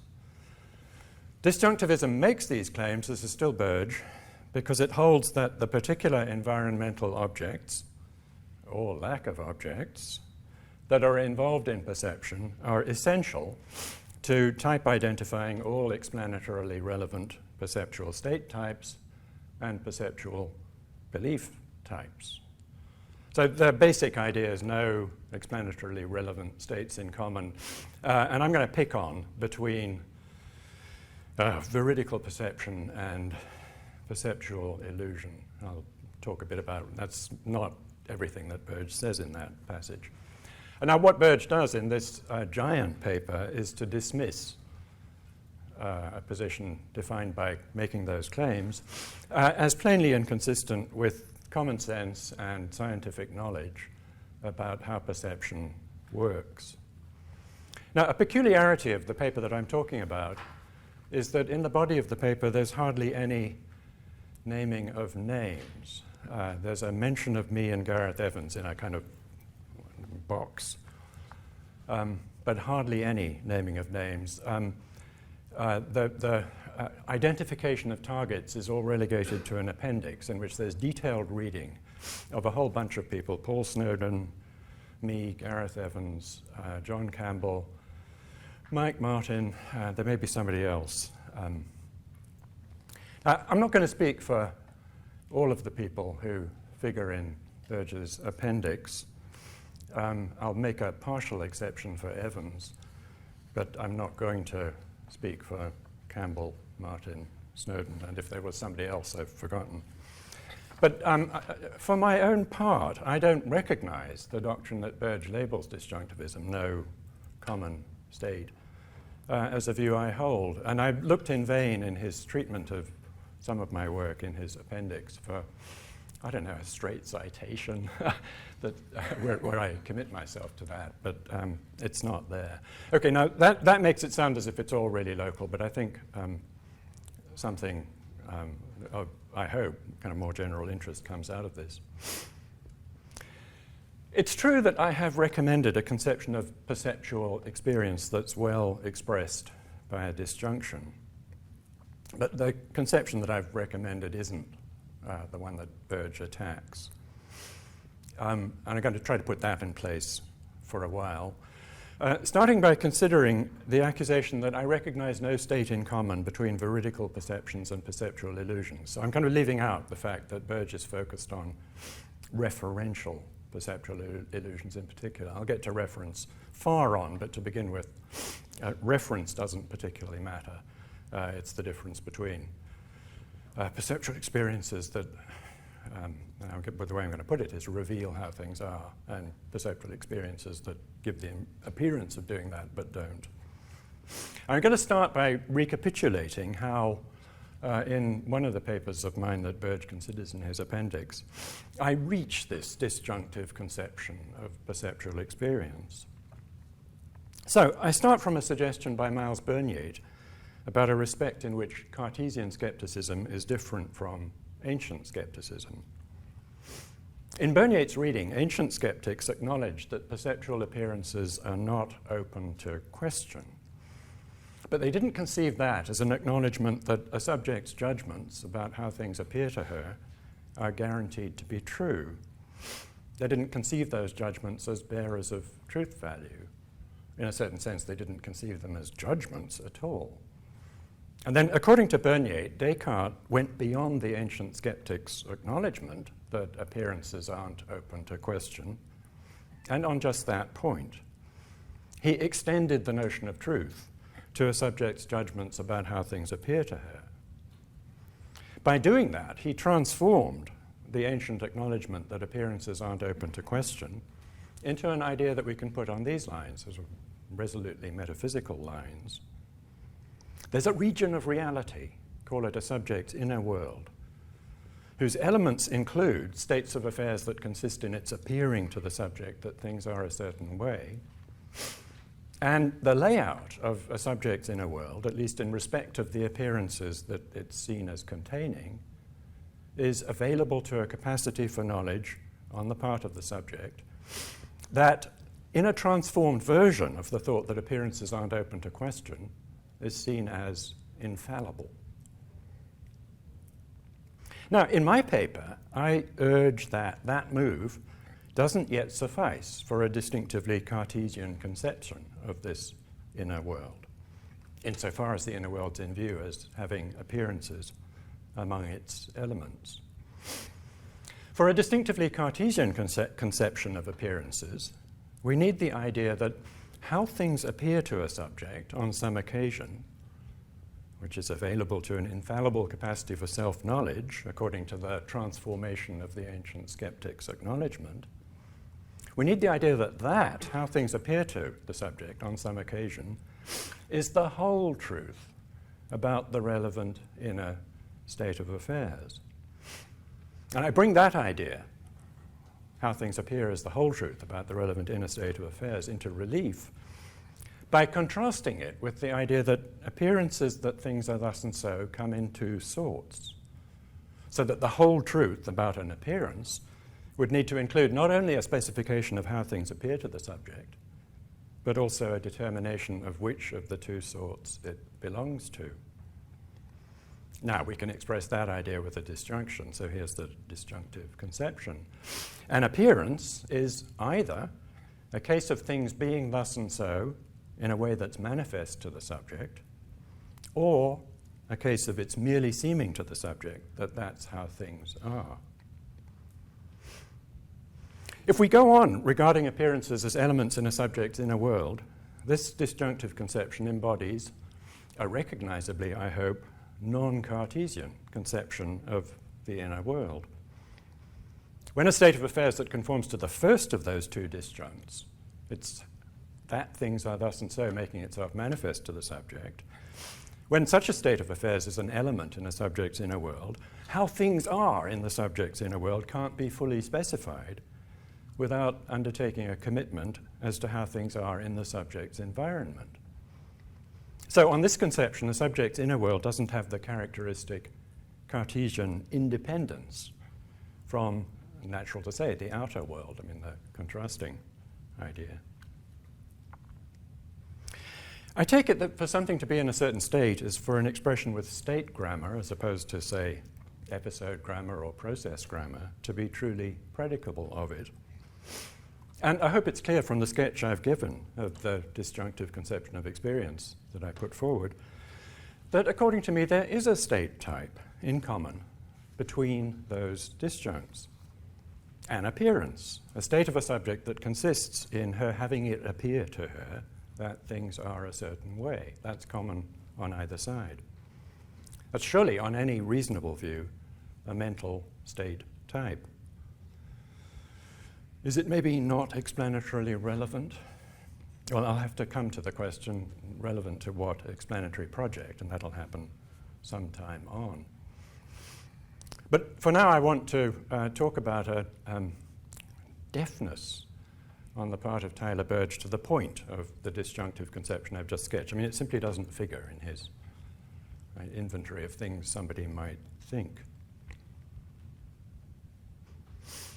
A way to come at this is to note that Burge can get no closer to the idea that figures in my formulation of the good disjunct, the idea of things being thus and so in a way that's manifest to a subject, than the idea of an experience that's veridical, but an experience such that things are as the subject seems to perceive them to be. Burge's thinking has no room for the idea of an experience in which some aspect of objective reality is there for a subject, perceptually present to her. That's a more demanding condition than an experience as being just veridical. I think that idea, experience at its best, makes aspects of objective reality present to us, is completely natural, completely intuitive. But the very possibility of such a thing is absent from Burge's thinking. And I'm going to offer a little bit of sort of diagnosis. I mean, tell you a fact about Burge's thinking that would account for its absence. To have an experience describable in those terms, right, some aspect of objective reality is present to one in the experience. That would be to have an indefeasible warrant for believing that things are as the experience is revealing them to be. If an aspect of objective reality is perceptually present to someone, there's no possibility, compatibly with the experience as being as it is, that she might be wrong in believing that things are the way her experience is revealing them to be. And it's revealing them to be, right? Not just representing them to be, revealing them to be. But perceptual capacities are fallible. And Burge thinks it follows from that experience can't provide indefeasible warrant for belief about objective reality. Even when an experience is veridical, that is, even when things are as the subject of the experience seems to be perceiving them to be, the warrant that the experience provides, as Burge sees things, can't be better than defeasible. Since perceptual presence of an aspect of objective reality to a subject would be an indefeasible warrant for belief, Burge can't even contemplate the idea of a perceptual presence of aspects of objective reality to subjects. Now, Burge, at a certain point in this paper, scolds disjunctivists for failing to understand fallibility. But on this topic, it seems to me the failure is all his. Fallibility is a property that attaches to capacities. It's a confusion to think the idea of fallibility can intelligibly carry over to exercises of fallible capacities. As in a remark of Burge's, which I quote, "I believe that all perceptual representations apply fallibly to their reference in any given instance," he says. In any given instance, he's talking about exercises. And it's not much of an improvement if, in the case of fallible capacities to achieve warrant, the confused idea that it makes sense to attribute fallibility to their exercises is replaced by the idea that their exercises can't yield better than defeasible warrant. A perceptual capacity, in the sense that matters for the disjunctive conception I've sketched, is a capacity, of course fallible, we have to keep adding that, to get into positions in which one has indefeasible warrant for certain beliefs. That's what the capacity is a capacity to do. That's how it's specified. That's what one does in non-defective exercises of it. That is, exercises in which its acknowledged fallibility doesn't kick in. For instance, a capacity to tell whether things in one's field of vision are green is a capacity, of course fallible, we have to keep adding that, to get into positions in which the greenness of things is visibly there for one, so that one has indefeasible warrant for believing that they're green. That the capacity is fallible means that a possessor of it can be fooled. Of course, for instance, if the light's unsuitable for telling the colours of things, one can take something to be green, and indeed take oneself to be seeing it to be green, when it isn't and one isn't. But it's wrong to think it follows that even when one isn't fooled in an exercise of this capacity, one's position must fall short of having the greenness of something visibly present to one, and thereby having an indefeasible warrant for believing that the thing's green. Fallibility is an imperfection in cognitive capacities, but the mistake I'm trying to point to is maybe easier to recognize if we consider its analog in application to other sorts of imperfection in capacities. So consider, some people have the capacity to throw a basketball through the hoop from the free throw line. I'm sorry, this isn't an Australian particularly example. Any instantiation of such a capacity is imperfect. Even the very best free throw shooters don't make all their free throws. Burge thinks there can't be a fallible capacity in whose non-defective exercises one gets to have indefeasible warrant for certain beliefs. One might as well think there can't be a capacity, and of course not guaranteed success on all occasions, in whose non-defective exercises one actually makes free throws. Now, it can seem that this way of accommodating fallibility can't be right. A possessor of a fallible capacity can be fooled. That's just what it means to say the capacity is fallible.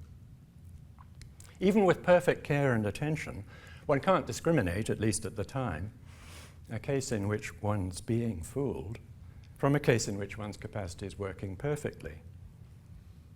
And it can seem to follow that on any occasion on which one's experience seems to present things as being a certain way, the experience doesn't put one in a position to know that this isn't one of the cases, ex hypothesi indistinguishable, in which one would be fooled. But if an experience yielded an indefeasible warrant for a belief about one's environment, the experience would have to put one in a position to know that one was not being fooled. And now it seems to follow that experience can't yield indefeasible warrants for belief. But that's just another application of that mistake about what follows from fallibility. In a non-defective exercise of a perceptual capacity, one of the relevant sort anyway, an aspect of objective reality is perceptually there for one. For that to be so is for one to be in a position that constitutes having an indefeasible warrant for believing that things are a certain way. That's where I've been. One can't be in such a position without being in a position to know that one is in such a position. The capacity, of course, fallible, I have to keep adding that, to know on certain occasions that one's experience is revealing to one that things are a certain way, is just an aspect of the capacity, of course fallible, to know through experience that things are that way. It's a single capacity, self-consciously possessed and exercised. And we need to avoid that faulty inference from its fallibility, not only in connection with its guise as a capacity for knowledge about one's environment, but also in connection with its guise as a capacity for self-knowledge, right? Knowledge that one's experience is revealing an aspect of objective reality to one. That's what self-knowledge. Granted, one can't discriminate cases in which one's being fooled from cases in which one isn't being fooled, at least at the time. I mean, if one could, one wouldn't be fooled. But it's a form of that same mistake about fallibility to infer that when one's not being fooled, one's experience doesn't put one in a position to know that one's not being fooled. One's experience does put one in a position to know that, in an exercise of one's admittedly fallible capacity. When the capacity stumbles, as being fallible it can, one is being fooled, of course, without knowing it. But when the capacity doesn't stumble and one isn't being fooled, one is in a position to know, in an exercise of one's, of course, fallible capacity, that one isn't being fooled. To know, that is, that one's experience is revealing things to be a certain way, thereby providing one with an indefeasible warrant to believe that things are that way. The disjunctive approach to experience that I think is worth thinking about is a way of expressing this rejection of a faulty inference from fallibility. The disjunctive formulation states the point positively, but the point is to reject the bad inference. Positive statement of experiences that seem to reveal to one some aspect of how things are in one's environment. Some make that aspect of reality perceptually present to one, whereas the others only seem to do that. Making something perceptually present to one goes beyond being merely veridical, the best condition that Burge can attribute to exercises of perceptual capacities. Having something perceptually present to one is having an indefeasible warrant for believing that things are a certain way. And it's part of having such a warrant that one's in a position to know that that's one's position. The capacity to get into such positions is fallible. It doesn't follow that that can't really be what it's a capacity to do. It is what it's a capacity to do.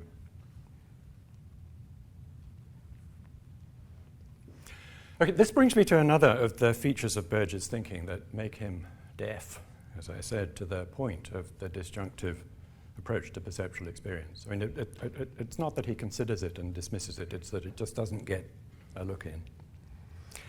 I've been elaborating a conception of perceptual capacities according to which in a non-defective exercise of such a capacity, its possessor is self-consciously equipped with an indefeasible, and so knowledge constituting, warrant for belief about the environment. Now, that has implications about the knowledge that's yielded by such perceptual capacities. When a belief owes its status as knowledge to a self-consciously possessed warrant, and that's the kind of knowledgeable belief I'm talking about, rationality is at work in the self-conscious possession of the warrant. And the knowledge is, to echo Wilfrid Sellars, a standing in the space of reasons. Perceptual capacities, as I'm conceiving them, belong to their possessor's rationality. Now, Burge thinks any such conception, his word, hyper-intellectualizes perceptual knowledge. This is from a different paper, Perceptual Entitlement, PPR 2002. Burge thinks any such conception is bound to falsify the perceptual knowledge even of rational subjects, subjects whose belief formation can be responsive to reasons. He thinks that if one understands some capacities for perceptual knowledge as rational capacities, capacities whose non-defective exercise yields knowledge of the sort that's a standing in the space of reasons, one's committed to envisaging, in the exercise of such capacities, a normative transition, I think that's his phrase, from perception to belief, that is a piece of reasoning. And he insists, and this is surely right, that it would be a gross falsification of perceptual knowledge. I mean, even as had by rational animals, if one took it to be based on reasoning. But the conception I've been elaborating doesn't represent the perceptual knowledge of rational animals as based on reasoning. Perhaps I should stress the ing, based on reasoning. What I said is the perceptual capacities of rational animals are among the rational powers of their possessors. I say reason, that's a capacity too, is operative in the exercises of these perceptual capacities. That is, reason is operative in a subject having aspects of objective reality perceptually present to her. When an aspect of objective reality is perceptually present to a subject in an exercise of a perceptual capacity that belongs to reason, there isn't any need of a normative transition, something on the lines of an inference, a reasoning step, for the subject to equip herself with the beliefs whose indefeasible warrant by that perceptual presence qualifies them as knowledgeable. And there's no step of reasoning in coming to believe, knowledgeably, that things are as one's experience is revealing them to be. The damaging effect of Burge's mishandling of fallibility extends into this context. He thinks that to grasp the rational bearing on a perceptual belief of a claim like, I saw such and such, that's the example he works with, would require more sophistication than it's plausible to attribute to ordinary people, even people, ordinary, articulate, talking animals. But that reflects his thinking. The perceptual state invoked by such a claim, I saw such and such, maybe I am seeing such and such, can't provide better than defeasible warrant for beliefs. In line with that, he thinks that to justify describing a perceptual state as a seeing, with the factive character that that brings in, would require working with sophisticated conceptual apparatus, concepts like defeating conditions. But if we refuse to let that mistake about fallibility restrict our understanding of the possibilities for experiential states, perceptual states, we can recapture what I believe is just a bit of common sense. One can conceive oneself as having knowledge rationally grounded in exercises of a capacity, say, to recognize instances of greenness when one sees them, without needing a level of sophistication beyond what might be possessed by someone who was only minimally articulate.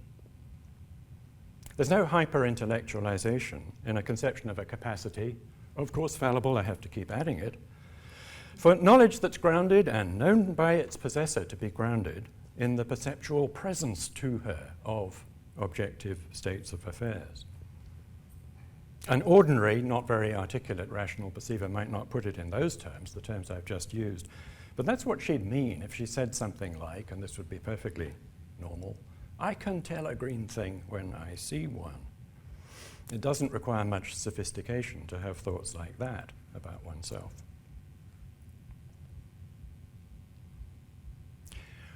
That's not the whole story about this accusation of hyper-intellectualization. That's Burge's word.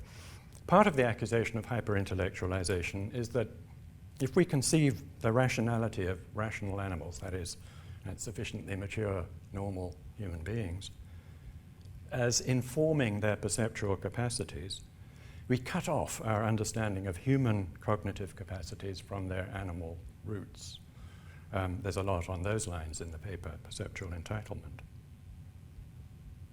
I don't think this works either. In the conception I've been sketching, the rationality of rational animals informs their perceptual capacities. That's perfectly consistent with accepting that perceptual capacities are a genus that has rational perceptual capacities as a species. The genus belongs to animal life as such.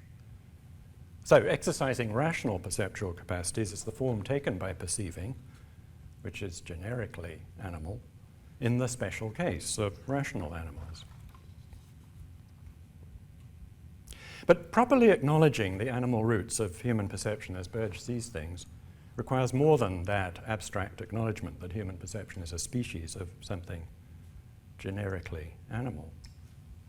And here I get close to what really gets up Burge's nose. Think about the capacity to perceive surface colors, just as an example. It's present in some rational animals, not all, because some are colorblind, and in some non-rational animals. Capacity to perceive surface colors. So on both sides of the divide between the rational and the non-rational, we find cognitive responsiveness, of course fallible, to colors that are uniform over a surface. Interesting phenomenon. But here's a fact. The light that reaches an animal's retinas from different regions of a uniformly colored surface is almost never uniform. That an animal, rational or not, is cognitively responsive to uniform surface colors would be unintelligible if the animal didn't have a visual system that's capable of extracting information, of course fallibly, about uniform colors of surfaces from that non-uniform retinal input. That much is clear to common sense reflection, but there's impressive detailed science about how such visual systems work, systems that extract information from, for instance, retinal input, information about how things are in the distal environment. I don't know if there's much about perception of color uniformities, but there's much about perception of various sorts of things. Animals on both sides of the divide, rational, non-rational, have visual systems that can do that kind of thing, and extracting information. Acknowledging the animal roots of human perception as Burge sees things requires giving proper credit to the science that explains how the perceptual systems of human beings work, which is typically just a case of how the perceptual systems of a wider range of animals work. It isn't something distinctively human about how our visual systems get uniform colors from wildly different light input to retinas. And now here we come to what infuriates Burge, and this is understandable, about the position that he attacks under the label disjunctivism. An animal's capacity to respond cognitively to different colors is fallible, whether the responses are standing in the space of reasons or an instance of some non-rational mode of cognition. So consider occasions on which, if we knew how an animal's visual system works, we'd be able to explain in detail cognitive responses by the animal of a type whose instances are correct if, say, some surface in the animal's field of vision is green. The state that the visual system gets into on those occasions in its fallible extracting of information about surface colors from retinal input is the same, whether the animal's response is correct or incorrect.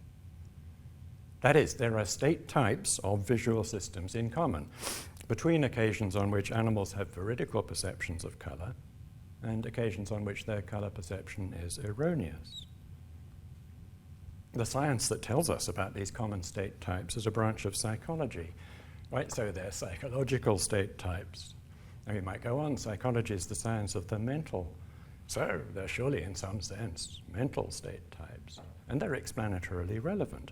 They matter for explaining the fact that animals with the relevant kind of visual systems can perceive uniform surface colors, even though the retinal input from different regions of a uniformly colored surface varies greatly.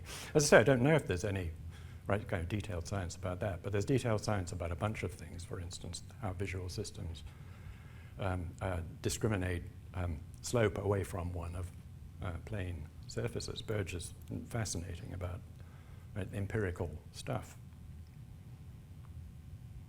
It doesn't matter if it's known how visual systems deal with uniform surface colors. It's kind of a priori that it's got to be the way I just said. It's obvious that it's got to be the way I just said. But disjunctivism, as Burge defines it, denies that there are any explanatorily relevant mental states in common between veridical perceptions of anything, I mean, surface colors figured here only as an example, and illusions. That is, disjunctivism in Burge's sense is flatly inconsistent with the science that explains in detail how perceptual systems work. And then, understandably enough, Burge finds it scandalous that philosophers might set themselves in this kind of opposition to an impressive body of science. He has a funny footnote in which he says one might compare Hegel, thinking that he could tell in his armchair that there were only 7 planets. I don't know if that's even true about Hegel. It's this outrageous kind of stance for philosophers to occupy. I think he should have devoted more effort to wondering whether he's misreading at least some of the philosophers. I mean, as I said, I'm not speaking for everybody who figures in his appendix. Okay, some time back I mentioned the question relevant to what explanatory project, and disjunctivism says there's no explanatorily relevant state in common, state type in common. The common state types that figure in the disjunctive conception that I sketched, states of having it appear to one that things are thus and so, are relevant to understanding how we can accommodate fallibility in an epistemology according to which experience at its best reveals aspects of objective reality to subjects. The common state types whose existence disjunctivism, in Burge's sense, denies, are relevant to understanding how, though sensory input underdetermines its distal etiology, perceptual systems can account for cognition, of course fallible, of aspects of an animal's distal environment. Those are two explanatory projects that are strikingly different. The project to which the common state types that figure in my conception are relevant is one that Burge, as I explained, doesn't understand, doesn't come into view for him. My diagnostic suggestion was that his mistake about fallibility precludes him from even contemplating the idea that experience at its best makes aspects of objective reality present to us. The explanatory relevance of the common state types that figure in my conception is certainly not the explanatory relevance of the common state types whose existence disjunctivism in Burge's sense denies. Common state types arrived in by visual systems when they do these impressive things that visual systems do. But that's surely no ground for thinking I'm a disjunctivist in Burge's sense. In fact, it seems obvious to me that there must be state types of perceptual systems in common between occasions on which perception enables perceivers to get something right and occasions on which their experience misleads them. As I said in connection with the example of color constancy, that much seems clear to common sense reflection.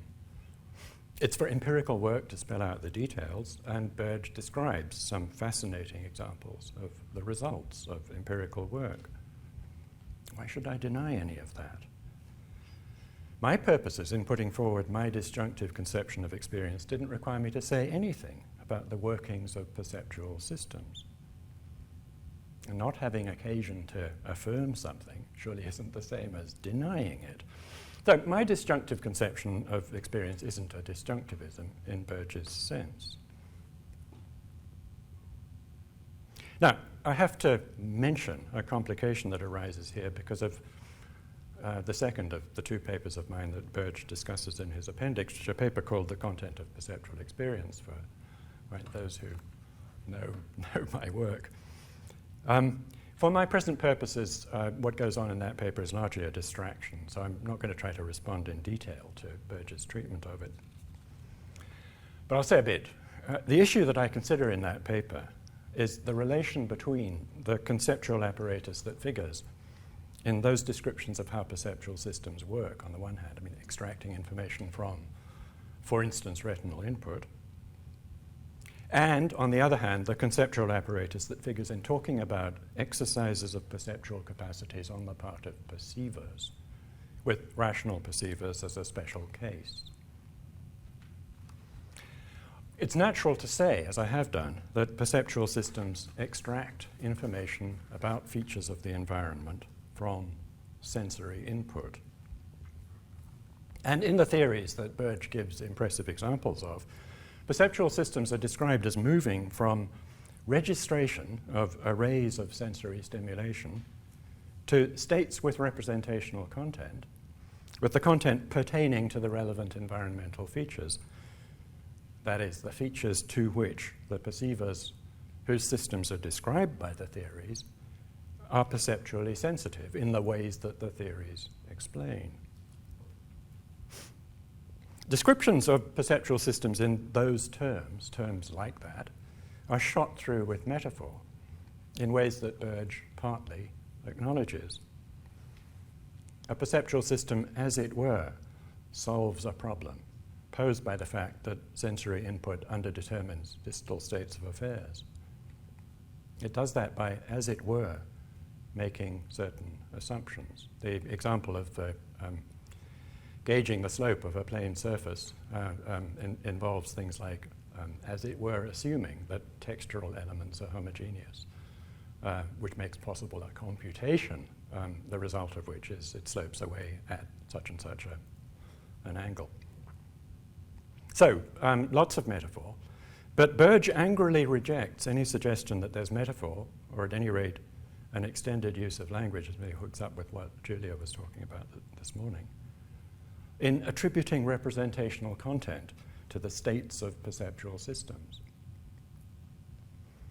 Burge assumes, and I find this remarkable, he assumes it just in passing, that when a good theory of a perceptual system credits it with a state whose representational content coincides with content attributable to an experience of the animal whose perceptual system it is, there's only one perceptual state, indifferently attributable to the perceptual system or to the perceiver.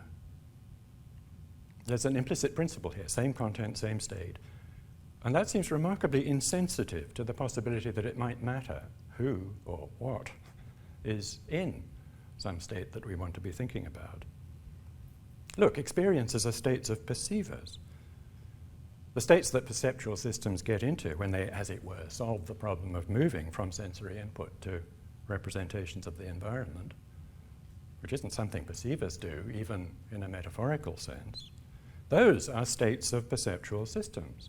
The conceptual framework in which talk of perceivers operates is in many ways very different from the conceptual framework in which talk of perceptual systems operates. Burge exploits his casual assumption that if the content's the same, there's only one state, to reject any suggestion that the concept of content might function differently in theories of perceptual states, theories of the states of perceptual systems, I should say, from the way it functions in talk of the perceiving that perceivers do. But it's not at all clear why the argument shouldn't go in the other direction, different states. So the concept of content functions maybe differently. Now, in that paper of mine, which Burge angrily rejects, I urge that a good theory of the workings of a perceptual system yields accounts of what enables a perceiver to get into perceptual states, not accounts of what it is for a perceiver to be in those states. Burge scoffs at that, but I think he doesn't understand its point. What he thinks is that it's aimed at protecting a prior commitment to disjunctivism in his sense, and that's not the point. His assumption that the perceptual states of perceivers just are some of the states of their perceptual systems stands in a mutually supporting relation with his inability to contemplate the idea that exercises of fallible perceptual capacities could provide indefeasible warrant for belief.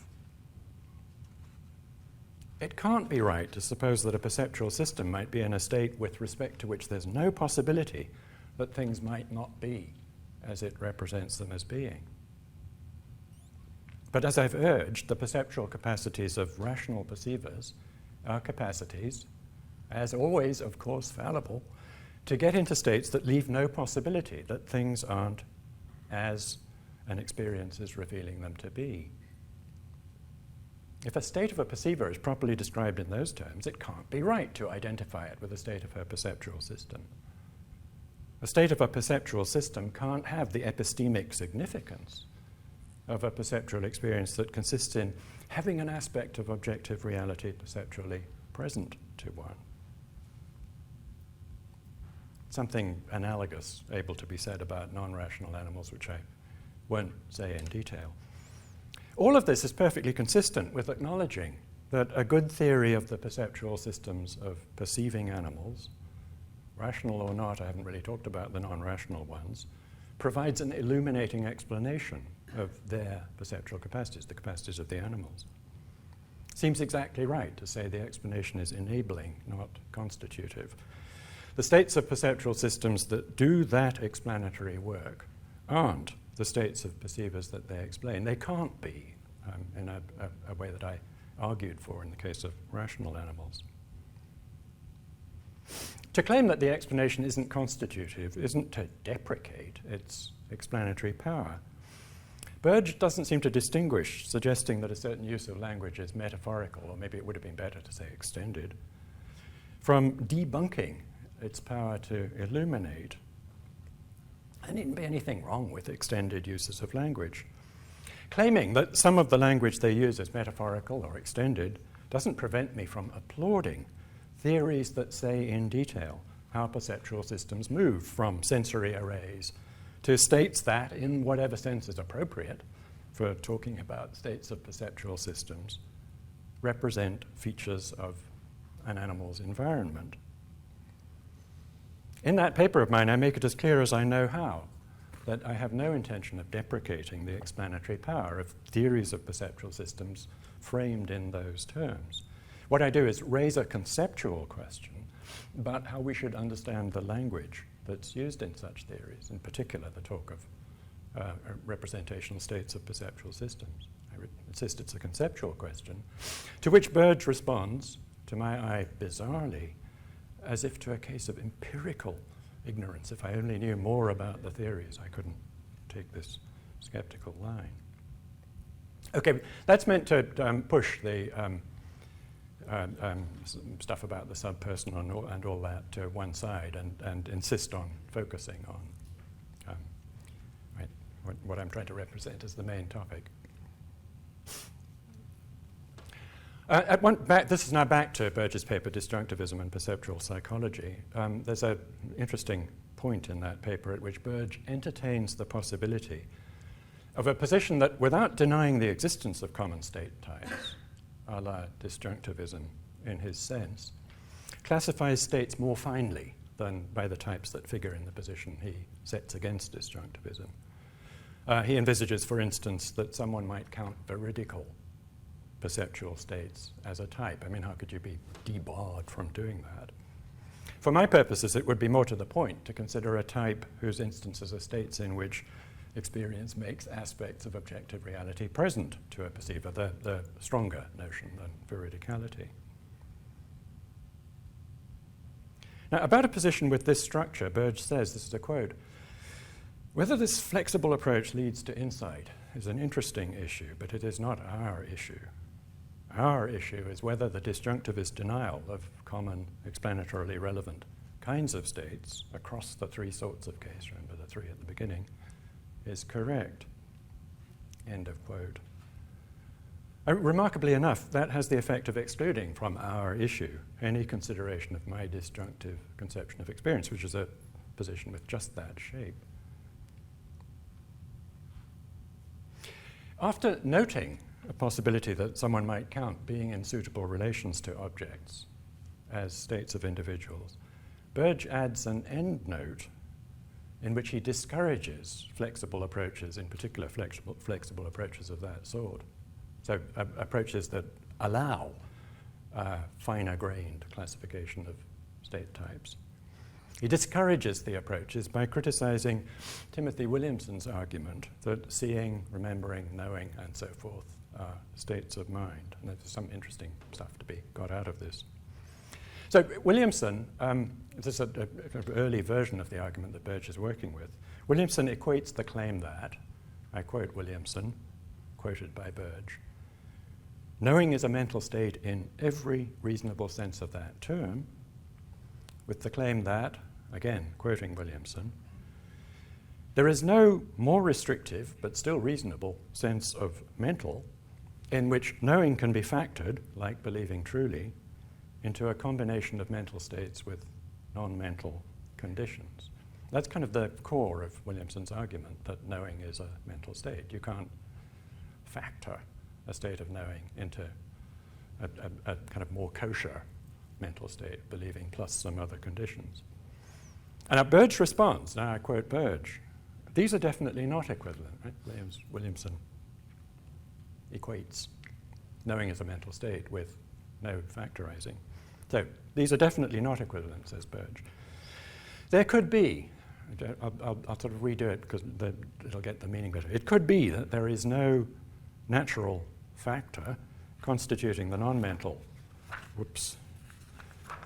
conditions, so that knowledge is a primitive kind, but knowledge could still entail truth and belief, where belief is construed as a mental state in a sense that knowledge is not. End of quote from Burge.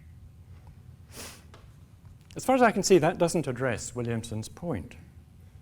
Williamson doesn't need to dispute that knowledge entails belief.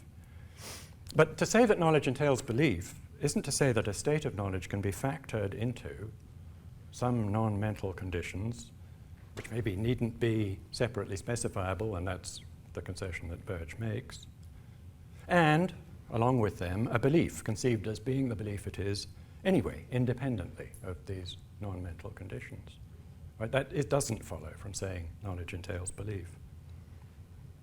That factoring fails consistently with the entailment if the state is the belief it is only because it's the knowledge it is. Of course, belief is a mental state, but if factoring fails in that way, we have cases in which a belief is the mental state it is only because it's a state of knowledge. And that seems indistinguishable from saying knowledge is a mental state in any reasonable sense. So Williamson's argument is immune to Burge's response, and I want to use that at a certain point in the next section, where I'll at last get to what Burge thinks is the main thing in disjunctivism. Reference object-directed mental states. So far I've been elaborating my disjunctive conception of experience, maybe elaborating is too grand a word, sketching, putting in place a disjunctive conception of experience without needing to broach the topic of, let's say, singular thought. The paper that Burge mostly considers of mine is a paper called Singular Thought and the Extent of Inner Space. And of course it's about singular thought. You know, how could it not be? That's in the title. Burge seems to think my strategy in the paper is to use a disjunctive conception of singular thought to motivate or argue for, or something like that, a disjunctive conception of experience. But actually the order is the reverse. I set out the disjunctive conception of experience that I've just been putting in place, and then go on to exploit an analogy with it in order to bring out features of the conception of singular thought that it's the point of the paper to recommend. And I'm going to talk a bit about that. On that conception of singular thought, a thinker of a singular thought self-consciously stands in a certain relation to a determinate object, a relation of directing her thought at it, and we have to add under a mode of presentation. Think about that. A state of directing one's thought at a different object is going to be, in an obvious sense, a different state, if the state is constituted by a relation. And this is the kind of main point, if there's no object to which the thinker stands in the relation in which she takes herself to stand, to the supposed object of her thought, there's no state consisting in her standing in that relation to an object. There can be a state that consists in the obtaining of a relation only if there are relata for the relation. Now, as with my conception of experience, this isn't a form of disjunctivism in Burge's sense. It doesn't include a denial that there's a state type in common between the cases. Think about the case of standing in a relation of directing your thought at an object under a mode of presentation and merely seeming to. Right? Then it's part of the conception. There's a state type in common between them, the state of seeming to stand in a specific intentional relation to an object. So far I haven't said anything about perceptual systems. What I've said doesn't include a denial that a good theory of a thinker's perceptual systems would find a state type in common between actually standing in a specific intentional relation to an object and only seeming to. In fact, I think it's obvious that any plausible theory of perceptual systems would posit a state type in common between such states. In the case of experience, the corresponding commonality at the level of perceptual systems serves an explanatory purpose, but it's irrelevant to the question how states of perceivers should be classified. Burge's assumption that states of perceivers just are states of their perceptual systems, along with that mistake about fallibility, blinds him to the possibility of characterizing the good disjunct in terms of an experience that makes things manifest. Similarly with singular thought, the commonality that I take to be obvious at the level of theories of perceptual systems, I mean, there's a perceptual system state in common between actually standing in one of these relations to an object and merely seeming to. That serves an explanatory purpose, but it's irrelevant to the question how we should classify states of a thinker, as opposed to states of the perceptual systems that enable her to stand in intentional relations to objects. Here, Burge's assumption that the state types that would be recognized in a good theory of perceptual systems are all the state types we need to recognize, prevents him from being able to see the point of the conception of singular thought as relational. The counterpart to his not being able to contemplate the idea of an experience that provides indefeasible warrant for a belief is that he can't contemplate the idea of an intentional directedness of a thought at an object that is, at the most fundamental level of classification, a relation between the thinker and the object. Well, that's not completely, Burge isn't all there yet in that picture. He does make a partial concession to object-dependent classifications of mental states, the end of the body of the Disjunctivism paper. That might seem to be out of line with the basic thrust of the paper. What Burge does is to reconcile this partial concession with the basic thrust of the paper by exploiting what's, in effect, a form of the factoring strategy that, in a different context, Williamson undermines. That's why I wanted to have Williamson's undermining of it on the table. So Burge sees object-dependent classifications of perceptions or experience-based beliefs as more fine-grained partitionings, useful for some explanatory purposes, of state types that figure at a more fundamental level of classification that aren't object-dependent, but still, supposedly, involve content with a singular element. Now, I don't believe this factoring move is any more persuasive than the one that I considered when I was talking about Williamson. The essential point, this gets a bit kind of complicated, but at the level at which the state types are common between the ones that can be described in object-dependent terms and the ones that can't. In Burge's picture, there's a singular element in the content across the board. But it isn't going to be singular content right down there. It's going to be, at best, content schemata. That may be a bit mysterious to some of you. Okay, what I think I'm going to do is leave out the last bit. I'll tell you what goes on in the last bit. This is to do with a feature of Tyler Burge's paper that I oscillate between loving and hating, which is his noting that all of the people who figure in his appendix are Brits. So he has this, it's really quite funny, speculation that the attraction of disjunctivism comes from a parochial, insular, peculiarly British concern with a problem that the rest of the world has grown out of. Veil of ideas, skepticism, all that kind of stuff. I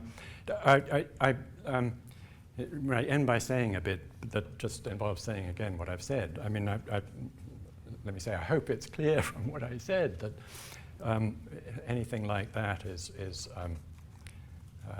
miles away from the truth. But then what I can't resist doing at the end of the paper as it's written is at least getting to the brink of threatening to indulge in a comparable speculation about why the point of the disjunctive conception that I want to put forward is not available to Burge. Okay, thank you. Thank you, John. Questions? Nishi, other people, please keep your hands up. So I have a question about the sidebar, about the relation between the subpersonal states and personal states. And this is, I'm not sure how articulate I'm going to be, so I'm going to risk sounding like an idiot. But whatever. So Burge thinks that the content of the subpersonal states for the perceptual systems is the same as the content of the personal perception.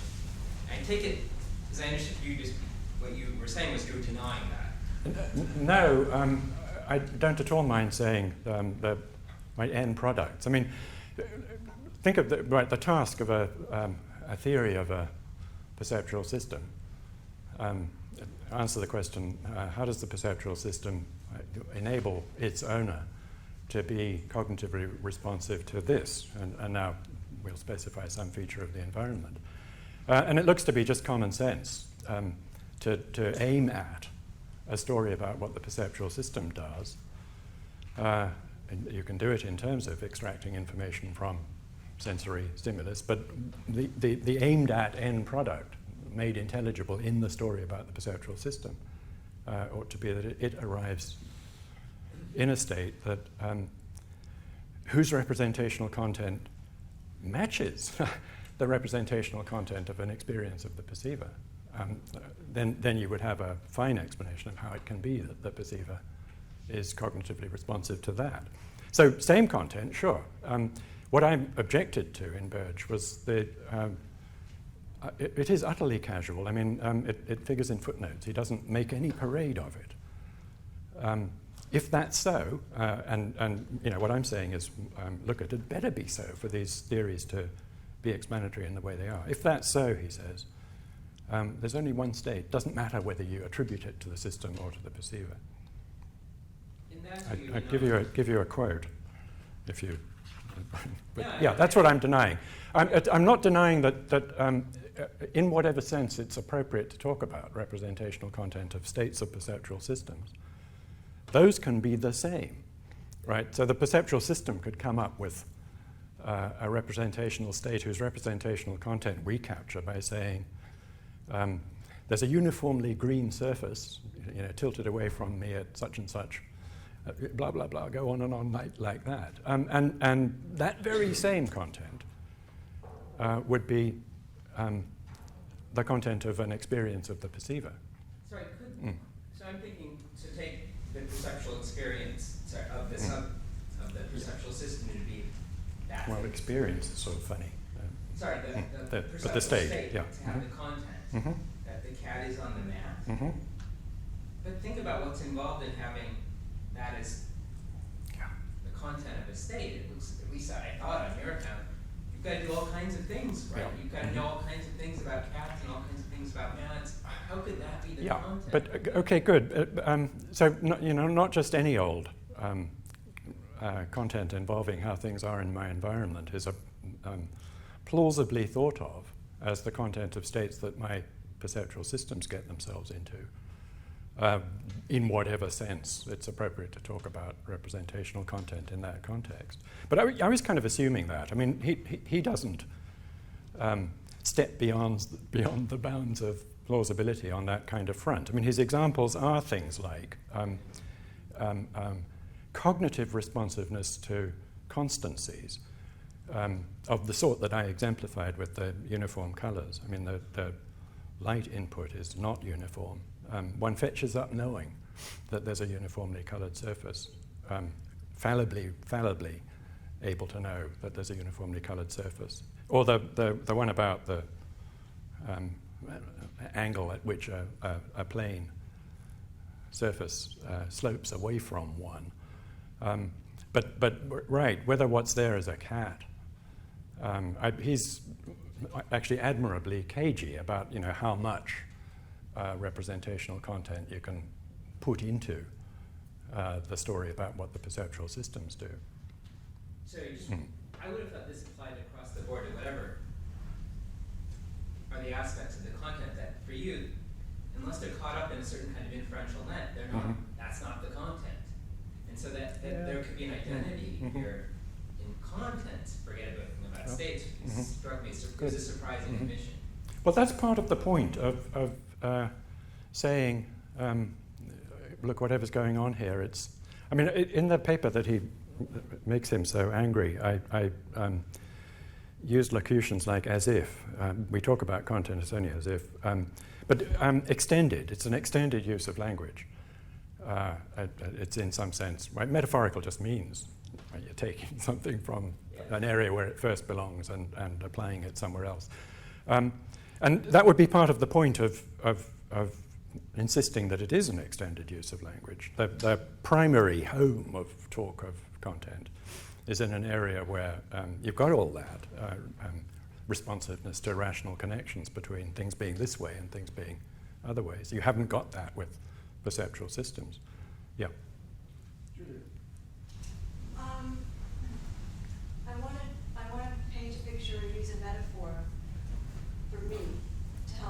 understand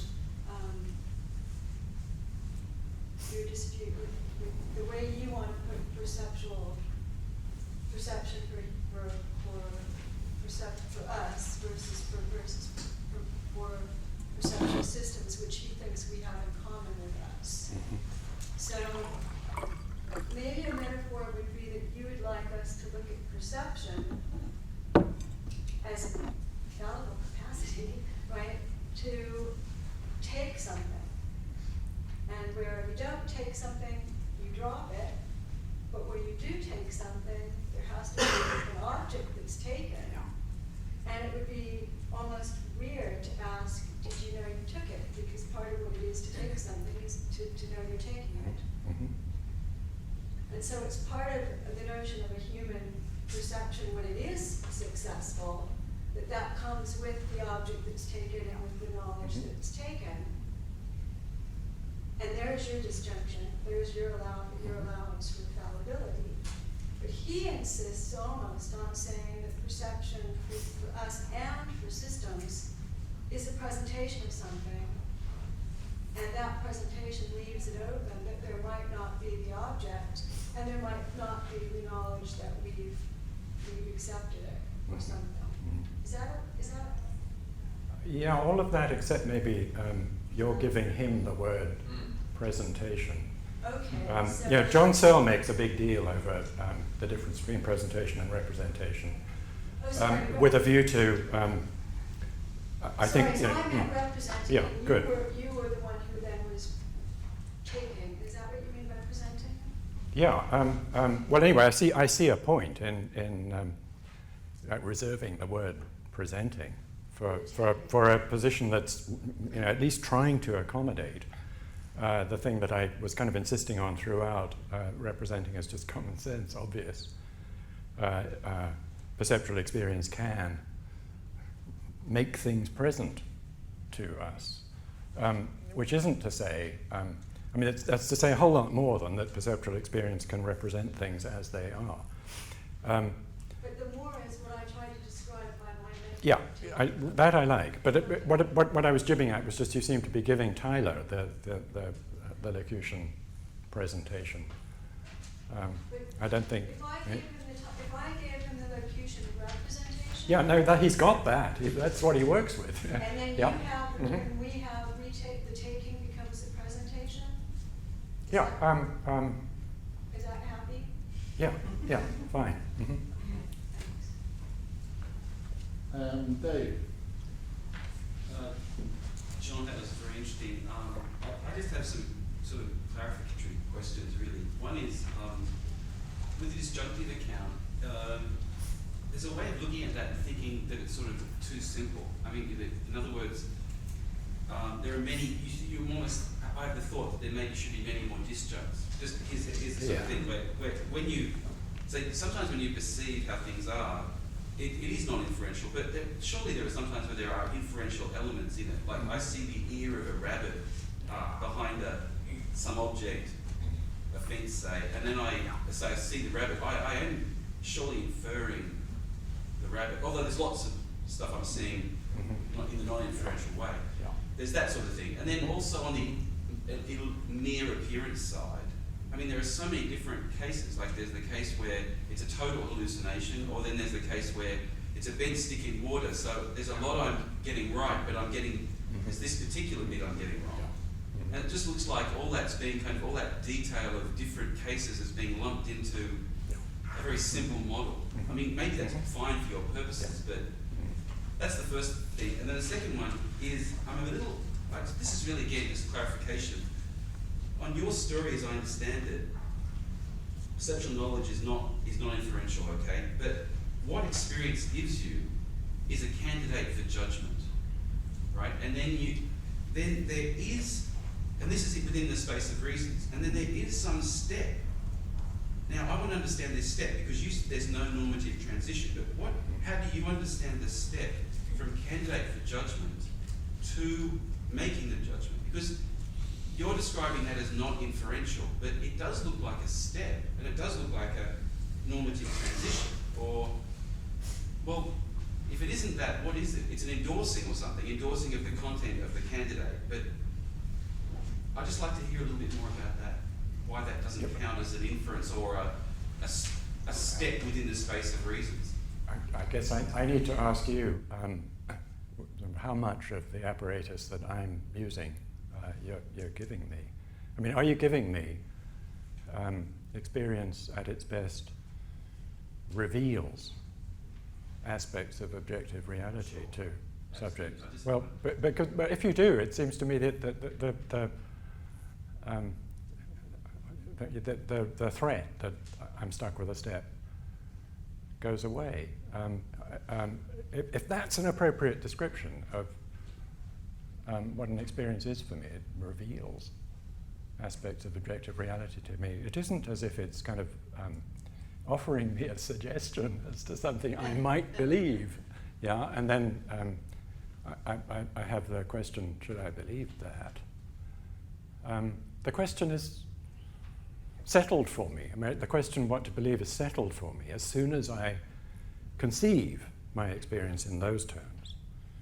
I mean, that can't be right, because conceiving it in those terms, I haven't specified, how it reveals things to me. But in a concrete case, that'll be in there, right? So I conceive my experience as revealing to me the presence, over there of a uniformly green surface, roughly square, blah blah blah. If I conceive an experience as doing that for me, it isn't that the question whether to believe there's a uniformly green surface over there, blah, blah, blah, is open, and I need to take a step. I'm there, I'm home free. The question whether to believe that is settled by the conception of the experience. So, right, that was why I asked you, are you giving me the reveals talk? And you said, yeah, sure. But I think if you do, no step. The appearance of a step gets in if you kind of shrink your conception of what experience is for you, so that it gets to be something like, here's something you might care to entertain, right? Maybe there are a lot of red chairs in front of you with people sitting on some of them. Yeah, well, I wonder if that's so. But it isn't like that.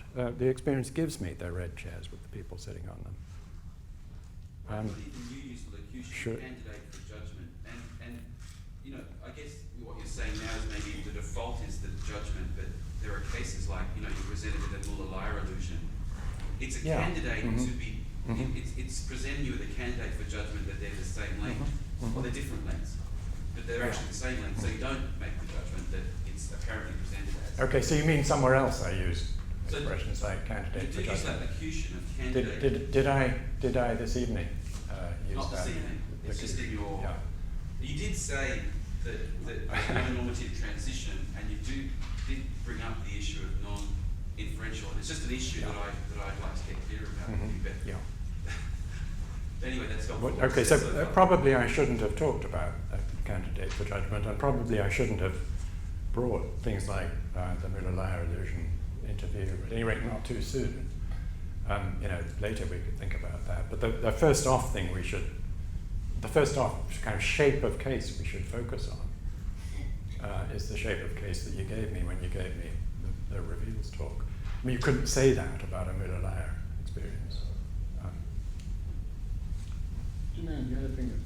Yeah, I'm wondering now what you would say about the sort of description that Sellars gives sometimes about, what happens when you go from this kind of pre-reflective responses to, sensory presentations or representations, to the idea that, oh, well, now you're sensitive to some of the defeasibility conditions, and it seems as though there's always the question available, maybe sub-vocally, well, it seems as though there's a table there, but is it really? Is there really? I mean, as though that the appreciation for the defeasibility conditions opens up, that question in a way that's always implicit now when you exercise those capacities.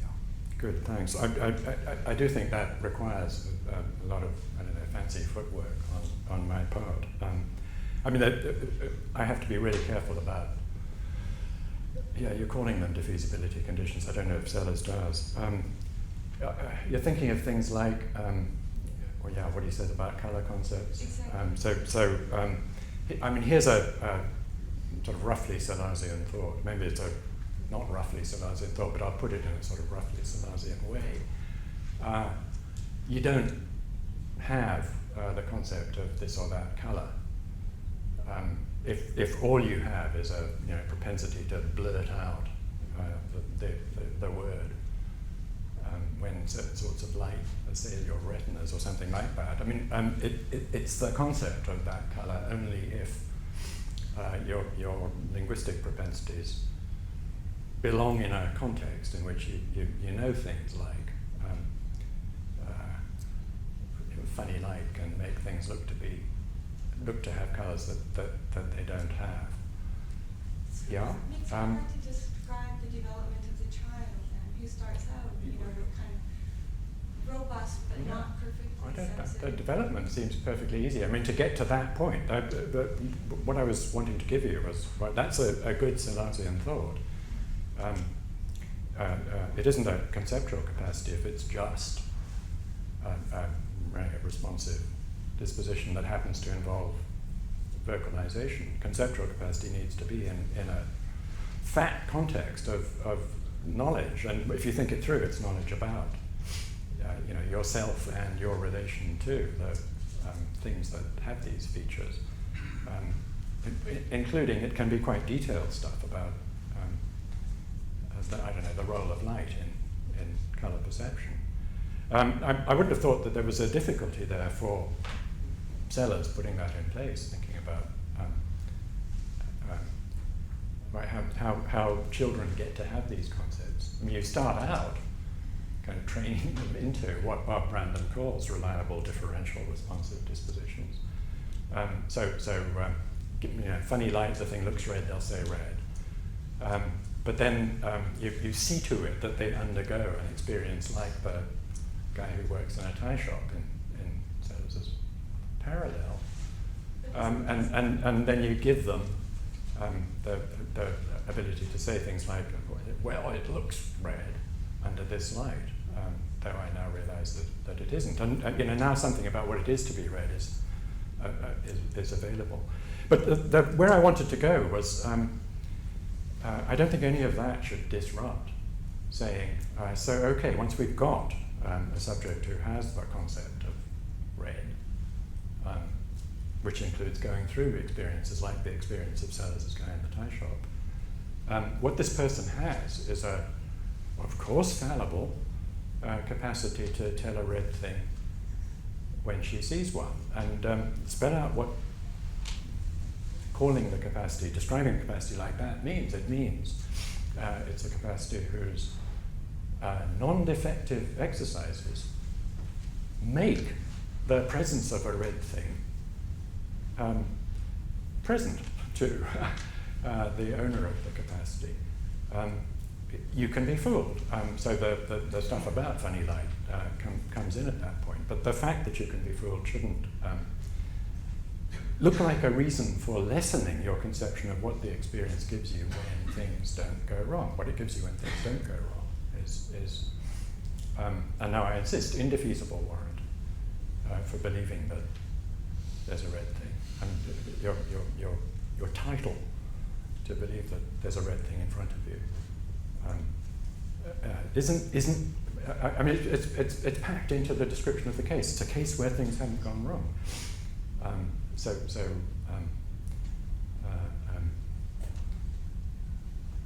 But there isn't funny light. Yeah. I had a couple of questions. I'll just one of them.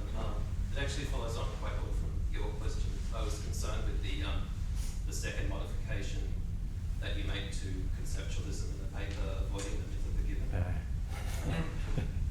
And I was just wondering about the implications for epistemological disjunctivism with respect to the distinction between the conceptual content versus the content available to the non-inferential judgment, and particularly what is it that is going to be present in the experience. Could you say something? So which was the second modification? I'm sorry. The second one, where you, in response to Travis, you distinguish between conceptual content of the experience versus the content potentially available on any given occasion for the non-inferential judgment.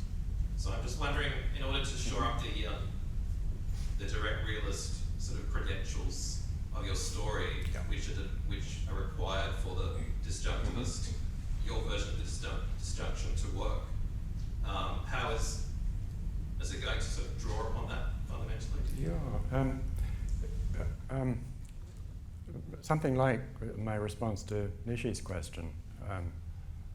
I feel like holding that in. I mean, this is a different context, but I'm not sure if it's a question of shoring up direct realism. That's a grand project. I'm just wondering how that story, which wasn't elaborated much in that paper, how what's the epistemological weight of that story? Like, for example, if we're having a conflict about whether I see a cardinal or not, and you have, I have the concept that you don't, and we revert to the proper common sense or whatever. Is that going to be the experience that is absolutely objectively present to me, the one involved with the primitive sensibles? Right. I mean, as long as we're being picky about what experience really strictly conceived gives us, and trying to throw a sop to Charles Travis in the way that I was, that the thing as a cardinal isn't going to get in there into the content of experience. But I don't see that disrupts the prospects of doing this grand thing. But your shoring up. Non-inferential judgment is still. Look, you want to be able to defend that as your objective experience, but at the same time, because it's a concept, and we may have idealectal differences in our conceptual schemes. That's a whole. To secure the objectivity of that, we're not always going to be able to. The cardinal experience is, in one sense, the thing which is objectively present to me, but in our exchange, it might be defeated. Yeah, no, I don't like the sound of that at all. It might conceivably help to say, given that move, which maybe I shouldn't have made, I'm committed to seeing experience-based knowledge that some bird that confronts me is a sulfur-crested cockatoo. This is a capacity that I have acquired in the last few days, right? I'm committed to seeing my capacity to know on sight that some bird is a sulfur-crested cockatoo as a kind of amalgam of two capacities that strikes me as completely harmless. One is going to be the capacity to take in experientially as much as when I'm making concessions to Charles Travis, I will allow myself, and they're proper and common sensible. So bird maybe not, living thing maybe. I mean, I leave room for that, and a whole lot of stuff about shape, size, color, all that. And another knowledge acquiring capacity, which I conceive as, in a more or less intuitive sense, recognitional. But I've acquired the capacity to recognize things that look like that as sulfur-crested. I think that's the right label, right? Sulfur-crested cockatoos. There's another kind of stamping ground for the sorts of epistemological mess that disjunctivism says no to in connection with the recognitional capacity component of this analyzable into two components capacity that I'm now talking about. You could fool me. I mean, you could. For all I know, there's a kind of bird that looks really like a sulfur-crested cockatoo. The lower tier is supposed to be the mentals. I'm sorry. No. We're almost at the time. John, perhaps if you just sorry. No, I wanted to allow you a chance to respond to that if you want. I don't know why you say the lower. The lower tier in terms of the supposed to be mental. It's supposed to be utterly objective. Okay, so you're not saying Living thing, shaped thus, coloured thus, moving thus. All of that's going to be in there in the content of experience, even while I'm being concessive to Charles Travis. Sulphur-crested cockatoo isn't going to be there in the content of experience. I know that by exercising a recognitional capacity, and somebody could, screw things up in a way that would need disjunctivism to correct it about the recognitional capacity component. But it isn't that you get objects to be related to only when you add in the recognitional capacities.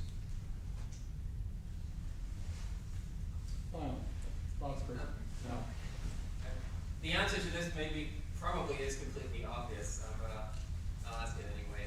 Maybe somebody else. So on your version of disjunctivism, appearances to subjects come in two sorts. There's the cases of the environment being manifest to the subject, and there's the cases of mere appearance. Yeah. And then you add, of course, which of these disjuncts the case is can be indiscernible to the subject being appeared to. I'm wondering whether some inability of people, perhaps for our Junos, to see to get one's head around this disjunctism might be in having a hard time seeing what this indiscernibility claim might come to. It seems to have to be a substantive claim, yet the candidates that immediately come to mind don't seem to work. The first that might come to mind is, for all I know, my appearance might be a case of either subject. That won't work because, as you pointed out, the indefeasible warrant extends to the knowing as well as to the presence of the environmental feature. But if I water that down to, for all that merely appears to me, the appearance could be either a mere appearance or the real thing. That seems like a tautology.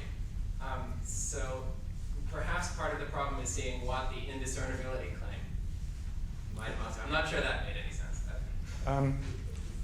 I feel like echoing something Pamela said. If I'm a sort of distant echo. What's so bad about? I mean, if it's a tautology, at least it's true. Yeah. I mean, that's sort of stupidly flippant, but I think something. I don't see why there has to be a substantive story about what the alleged indiscernibility comes to. It's just a way of acknowledging that I was personifying the capacity, saying the capacity can be fooled. The possessor of the capacity can be fooled.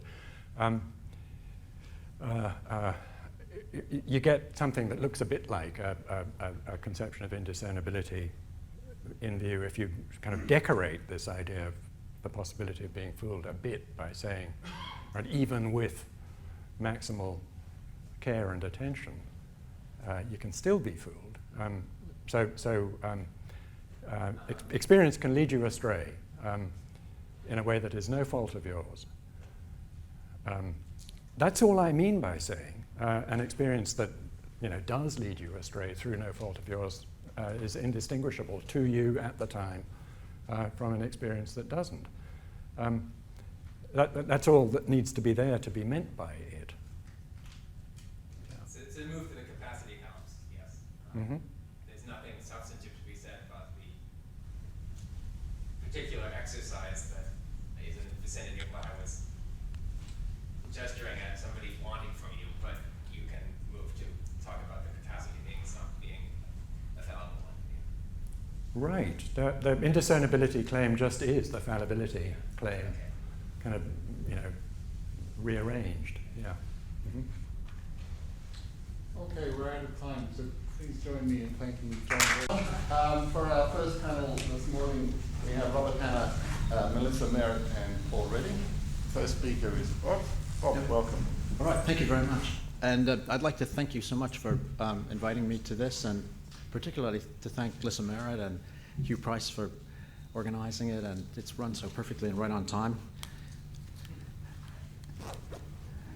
So the title of my talk is The Myth of the Given and the Grip of the Given, and it's in 3 parts, 3 sections, an introduction, and then the second section is called Varieties of Non-Conceptualism and Kant, and the third section is called The Grip of the Given. And the paper starts with 2 quoted passages, one from Kant's first critique, the Critique of Pure Reason, and then the second one from a recent book by John McDowell, Having the World in View. The first one from Kant is, appearances could after all be so constituted that the understanding would not find them in accord with the conditions of its unity.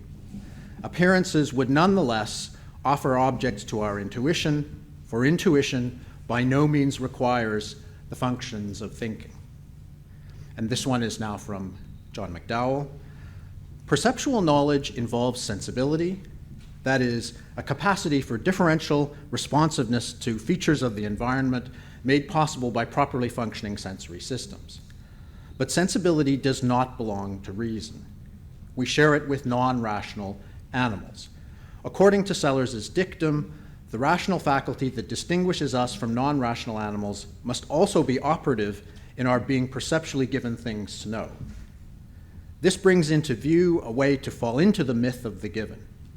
Sellars' dictum implies that it is a form of the myth to think sensibility by itself without any involvement of capacities that belong to our rationality. To think sensibility by itself without any involvement of capacities that belong to our rationality can make things available for our cognition. That coincides with a basic doctrine of Kant. The myth, in the version I have introduced, is the idea that sensibility by itself could make things available for the sort of cognition that draws on the subject's rational powers. And so now the introduction. The thesis of non-conceptualism about mental content says that not all mental contents in the intentional or representational acts or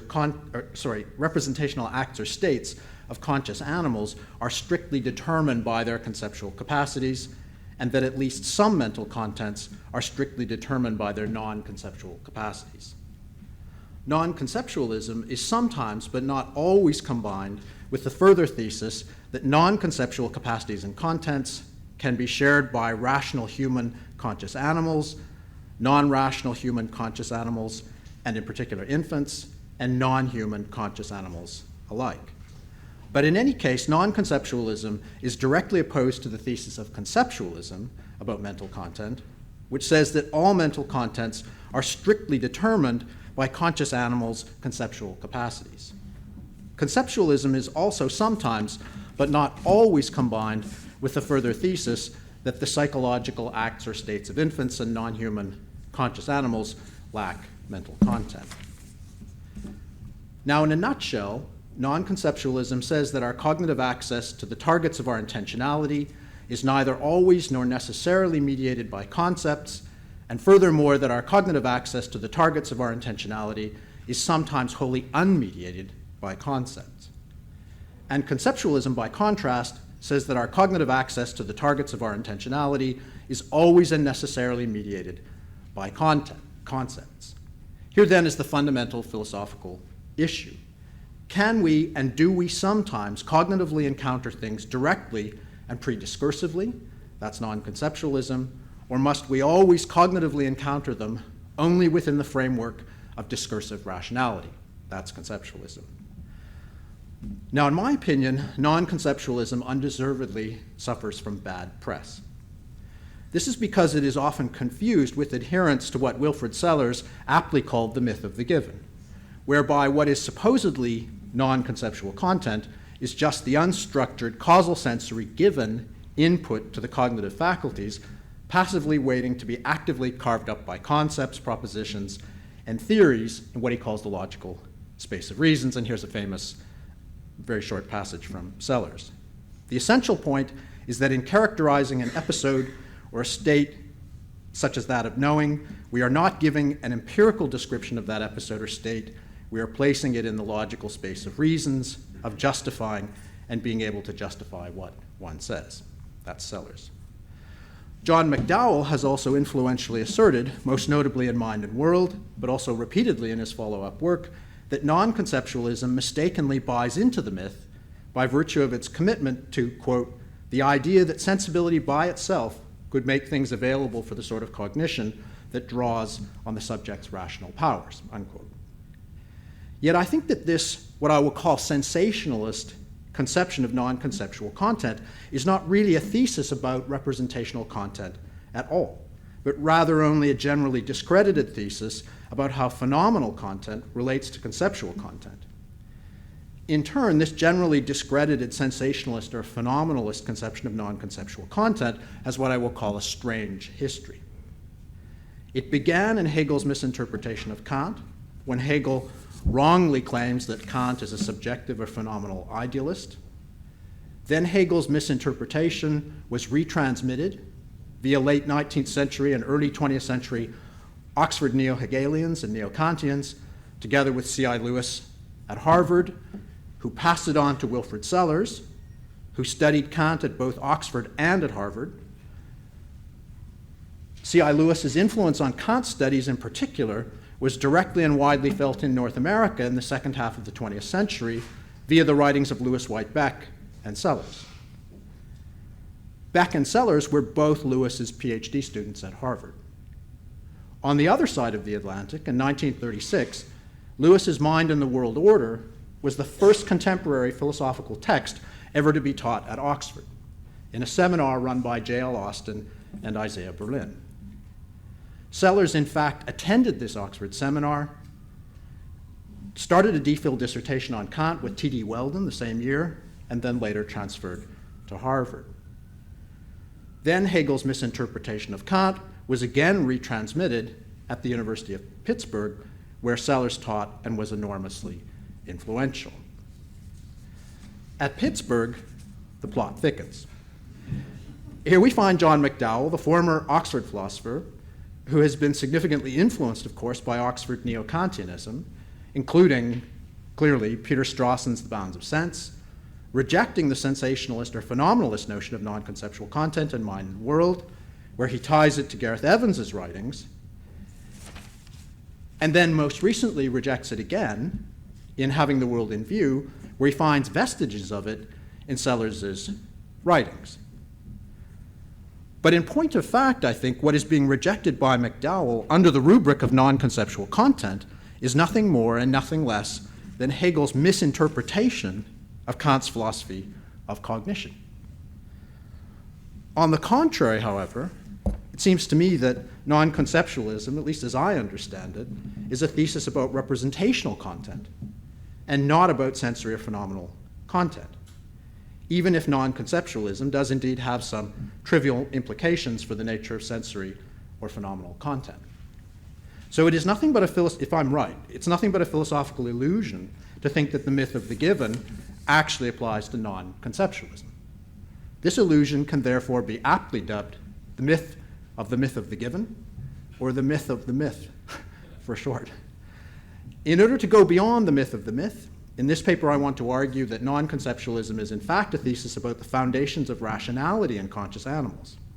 Non-conceptualism, as I will understand it, says that our prediscursive and essentially embodied encounters with the world, insofar as they are directly referential, and insofar as they are guided and mediated by non-conceptual content, are inherently proto-rational, cognitive, and practical encounters, not non-rational, non-cognitive, and non-practical and merely natural encounters with it. More precisely, it is what I call essentially non-conceptual content, and essentially non-conceptual content alone, that makes epistemic rationality and practical rationality really possible from the bottom up. Essentially non-conceptual content in this sense expresses what I call the body's own reasons, or what in section 3 I will call the grip of the given, and not some factor that is somehow alien to or outside of the rationality of conscious animals. Okay, that was the introduction. Now, section 2. The varieties of non-conceptualism and Kant. There are two importantly different kinds of non-conceptualism. What is nowadays called called state non-conceptualism says that the representational content of a given mental state is non-conceptual if and only if the subject of that state does not possess concepts for the specification of the state. So state non-conceptualism is based on theories of conceptual possession conditions. By contrast, what is now called content non-conceptualism says that the content of a given mental state is non-conceptual if and only if the content of that state is of a different kind from the conceptual content of any mental act or state.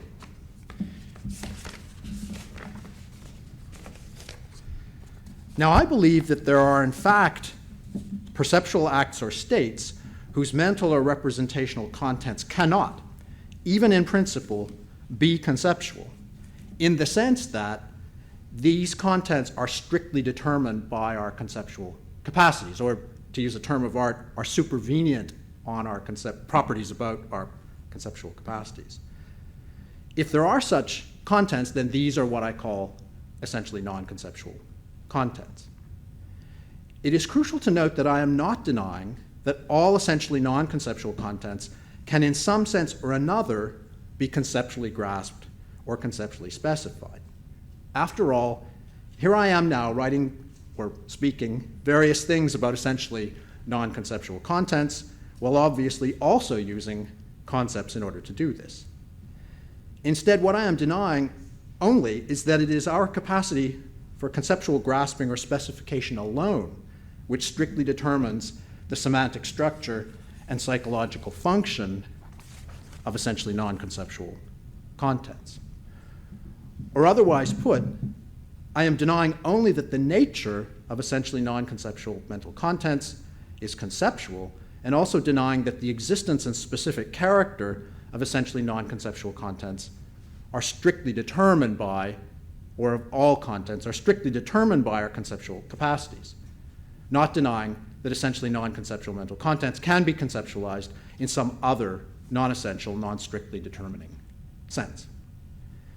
If all this is correct, then at least some perceptual mental acts or states in conscious animals have mental or representational contents whose semantic structure and psychological function are necessarily distinct from, that is to say, not determined by, strictly determined by, the structure and function of conceptual content. And therefore, they are not strictly determined by the conceptual capacities of those conscious animals. This, again, is what I call essentialist content non-conceptualism. Furthermore, I also believe that the special semantic and psychological character of these essentially non-conceptual, contentful perceptual acts or states entails that all mental acts or states in conscious animals, including, of course, their perceptual acts or states, contain non-conceptual content in this essentially distinct sense. Although, to be sure, the presence of this essentially non-conceptual content does not necessarily exhaust the total content of such acts or states. The thesis of the ubiquity of essentially non-conceptual content is consistent with the thesis that essentially non-conceptual content is combinable with conceptual content.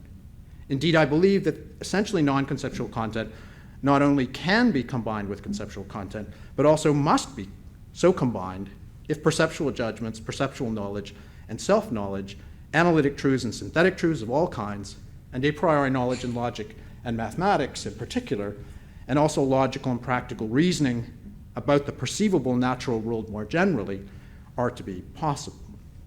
This is what I call the proto-rationality of essentially non-conceptual content. So if I am correct, then the essentially non-conceptual content of an act or state is underdetermined by, that is to say, not strictly determined by, the conceptual content of that act or state, which is the same as the necessary distinctness of essentially non-conceptual content. And this modal fact about essentially non-conceptual content is perfectly consistent with the further modal fact that in the mental acts and states of rational conscious animals, essentially non-conceptual content must be presupposed by conceptual content and also be complementary with conceptual content. And that's what I call the proto-rationality of essentially non-conceptual content. But in any case, the nature of the uncombined or combined essentially non-conceptual content of these perceptual acts or states needs to be explained. At this point, I will provide, or offer anyway, a very brief sketch of an analysis of essentially non-conceptual content, and also an equally brief argument for the existence of essentially non-conceptual content. So here's the sketch of an analysis. According to my analysis, X is an essentially non-conceptual content of perception if and only if X is a mental content such that the first condition is X is not a conceptual content. In order to be able to make this claim, I have to have a theory of concepts, which most of us don't have, and I'm not sure that anyone has, but in any case, I've tried to work it out. I'm not going to try to offer that here, but I've tried to work it out in other places. But in any case, so X is not a conceptual content. Second, here are the two crucial conditions for our purposes. First, X is a content that makes it possible for a subject of that state to refer directly to some or another actual individual macroscopic material being, call it B, in the local or distal natural environment of the conscious animal subject of that content, and thereby this subject both uniquely, if not always perfectly accurately, locates the object or the being B, the material being B, in 3D Euclidean orientable space, that's space with intrinsic directions, and also uniquely, if not always perfectly accurately, tracks B's thermodynamically irreversible causal activities in time in order to guide the subject's conscious, intentional, desire-driven body movements for the purposes of cognitive and practical intentional agency. That's the second condition. And then the third condition is X, that is the content, is an inherently context-sensitive, egocentric, first-personal, spatiotemporally structured content that is not ineffable, but instead shareable or communicable only to the extent that another conscious animal, ego or first person, is in a cognitive position to be actually directly perceptually confronted by the same actual individual macroscopic material being B in a space-time possessing the same basic 3D, three-dimensional Euclidean orientable and thermodynamically irreversible structure. Okay, so the basic function of essentially non-conceptual content is to locate and track objects, including ourselves and other embodied persons, for the purposes of cognition and intentional action. Now, against the backdrop of that very quick analysis, here's an equally quick or brief argument for the existence of the essentially non-conceptual content I just described, which I call the hand-waving argument. Step one. Suppose that I'm standing right in front of you and saying, all bachelors are males and all males are animals, so it is analytic that all bachelors are animals, right? That's what we say in the US, right? By hypothesis, you are concentrating on what I am saying and you clearly understand it. Step two. Suppose also that as I am saying all bachelors are males, my arms are held out straight towards you, and I am also moving my right hand, rotated at the wrist, in a clockwise circular motion, seen clearly from your point of view, which is also a counterclockwise circular motion, seen clearly from my point of view. Suppose also, this is now step three, suppose also that as I am saying, and all males are animals, I begin moving my left hand, again rotated at the wrist, in a counterclockwise circular motion, seen clearly from your point of view, which is also a clockwise circular motion, seen clearly from my point of view.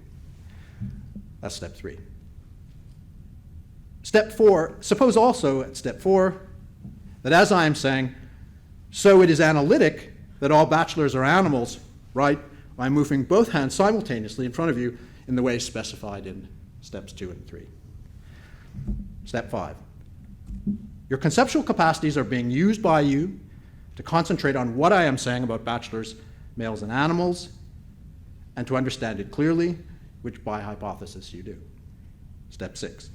Insofar as you are using those conceptual capacities to concentrate on and to understand clearly what I am saying, you are not using your conceptual capacities to see clearly what I am doing with my hands. Step 7. Yet you also clearly see what I'm doing. This is my high-tech presentation. You also see clearly what I'm doing with my hands. Your conscious attention is divided then into linguistic understanding and lucid vision, but by hypothesis, your conceptual capacities for linguistic understanding are not distracted. Step 8, therefore you are using your non-conceptual capacities to see clearly what I am doing with my hands. Step 9, the kind of mental content that guides and mediates the use of non-conceptual capacities in this way is what I call essentially non-conceptual content. Step 10, therefore, essentially non-conceptual content exists.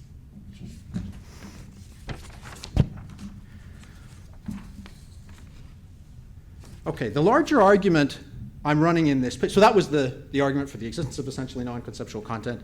The larger argument I'm also running in this paper has another important strand. So the argument I just offered for the existence and specific character of essentially non-conceptual content, I'm sure many of you have already recognized, has a distinctively Kantian provenance.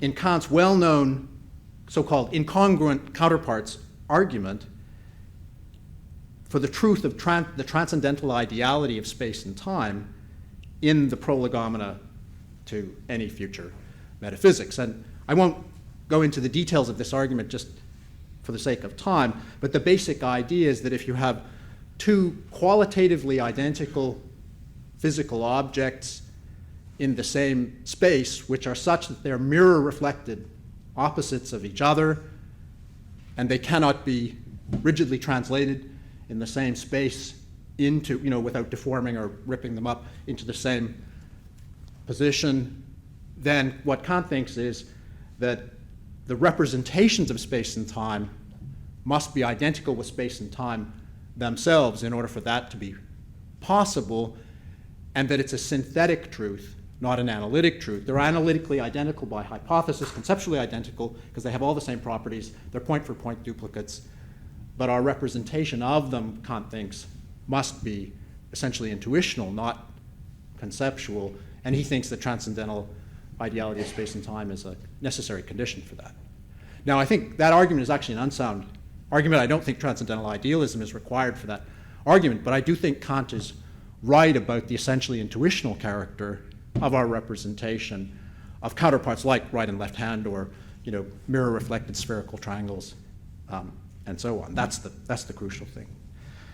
So for this reason, I want to call my version of essentialist content non-conceptualism Kantian non-conceptualism. If I'm correct about this deep connection between essentialist non-conceptualism and Kantian non-conceptualism, essentialist content non-conceptualism and Kantian non-conceptualism, then it is also a deliciously historically ironic fact, because Kant is almost universally regarded as the founding father of conceptualism and the nemesis of non-conceptualism.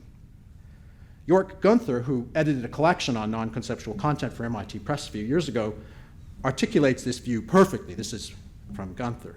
In his slogan, "Thoughts without content are empty, intuitions without concept are blind," Kant sums up the doctrine of conceptualism. Nevertheless, I think that Kant is most accurately regarded as not only the founder of conceptualism, that's clear enough, but also, and perhaps even more importantly, as the founder of non-conceptualism, and indeed as the founder of content non-conceptualism, and also the founder of essentialist content non-conceptualism alike. In addition to the first epigraph of this paper, here are 4 other Kant texts that more or less strongly confirm these claims. I'll just quickly read these. The first 3 are from the first critique, and the last one is from a text, Kant lecture text called the Vienna Logic. First one is, "Objects can indeed appear to us without necessarily having to be related to the functions of the understanding." The second one says, "That representation which can be given prior to all thinking is called intuition." The third one is, "The manifold for intuition must already be given prior to the synthesis of the understanding and independently from it." And then the fourth one from this lecture text is, "Concept differs from intuition by virtue of the fact that all intuition is singular. He who sees his first tree does not know what it is that he sees." In my opinion, what Kant's famous slogan about blind intuitions and empty thoughts actually means is that intuitions and concepts must always be combined together for the special purpose of making objectively valid judgments. But outside that context, it's also perfectly possible for there to be directly referential intuitions without concepts, or what Kant calls blind intuitions, for instance, someone's first cognitive encounter with a tree, and also to have thinkable concepts without intuitions, which is what Kant calls empty concepts, for instance, concepts of things in themselves. Indeed, it is precisely the fact of blind intuitions, whose semantic structure and psychological function are necessarily distinct from the semantic structure and psychological function of concepts, that drives Kant's need to argue in the first critique's B-addition transcendental deduction that all and only the objects of actual or possible human experience are necessarily conceptualized or conceptualizable under the pure concepts of the understanding or categories, and necessarily constrained by the transcendental laws of a pure science of nature. Otherwise, blind intuitions might pick out what I call rogue objects of human experience that are contingently or necessarily unconceptualizable and nomologically intractable, causal deviants and rude violators of the general causal laws of nature. In this way, so it's in order to close that gap that Kant needs a transcendental deduction of the categories. In this way, Kant's theory of concepts and judgment in the transcendental analytic provides foundations for conceptualism. But I think equally and oppositely, Kant's theory of intuition in the transcendental aesthetic also provides foundations for Kantian non-conceptualism. Okay, now I'm into the last section, which won't take too long. This is called the grip of the given. There's an extremely important question raised by McDowell in Mind and World of how non-conceptual content can ever really and truly justify and not just exculpate, that is, merely cause, occasion, or trigger any of our rational human beliefs, choices, and actions. Following out McDowell's good thought, one might argue, for example, in the following way. Step 1, all justification involves reasons. Step 2, all reasons stand in inferential relations to beliefs, choices, or actions. 3, non-conceptual content on its own can never stand in inferential relations to beliefs, choices, or actions. 4, so non-conceptual content on its own can never supply justification for beliefs, choices, or actions.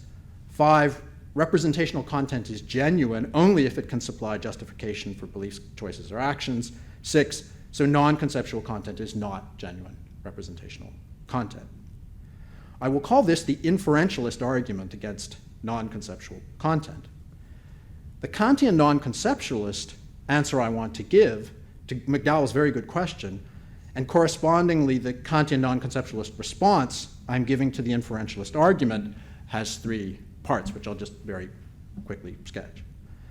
First, I think it's true that non-conceptual content certainly cannot ever justify beliefs, choices, or actions if one adopts the false sensationalist or phenomenalist conception of non-conceptual content that accepts the myth of the given, whereby non-conceptual content is nothing but the unstructured causal sensory given input to the cognitive faculties, passively waiting to be carved up by concepts and propositions and theories. To hold that non-conceptual content so construed could ever justify would be mistakenly to accept the myth of the given. But then to believe that the sensationalist or phenomenalist conception is the only theory of how non-conceptual content could ever justify is equally mistakenly to accept the myth of the myth. Second point, and again, I think it's true that non-conceptual content certainly cannot ever justify beliefs, choices, or actions if one accepts state non-conceptualism, which provides no well-grounded principles or reasons for cognizing or acting and instead only asserts the subject's non-possession of concepts. This, I think, is clearly shown by McDowell's most recent paper on the conceptualism versus non-conceptualism debate, a paper called Avoiding the Myth of the Given, which demonstrates that failures of concept possession are systematically consistent with the thesis that the content of perception is still thoroughly conceptual, although in an implicit and rationally undeveloped format.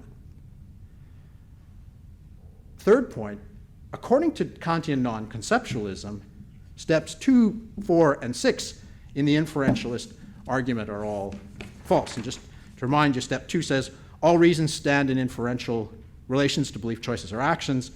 4 says, so non-conceptual content on its own can never supply justification for beliefs, choices, or actions. And 6 says, so non-conceptual content is not genuine representational content. I think they're all false.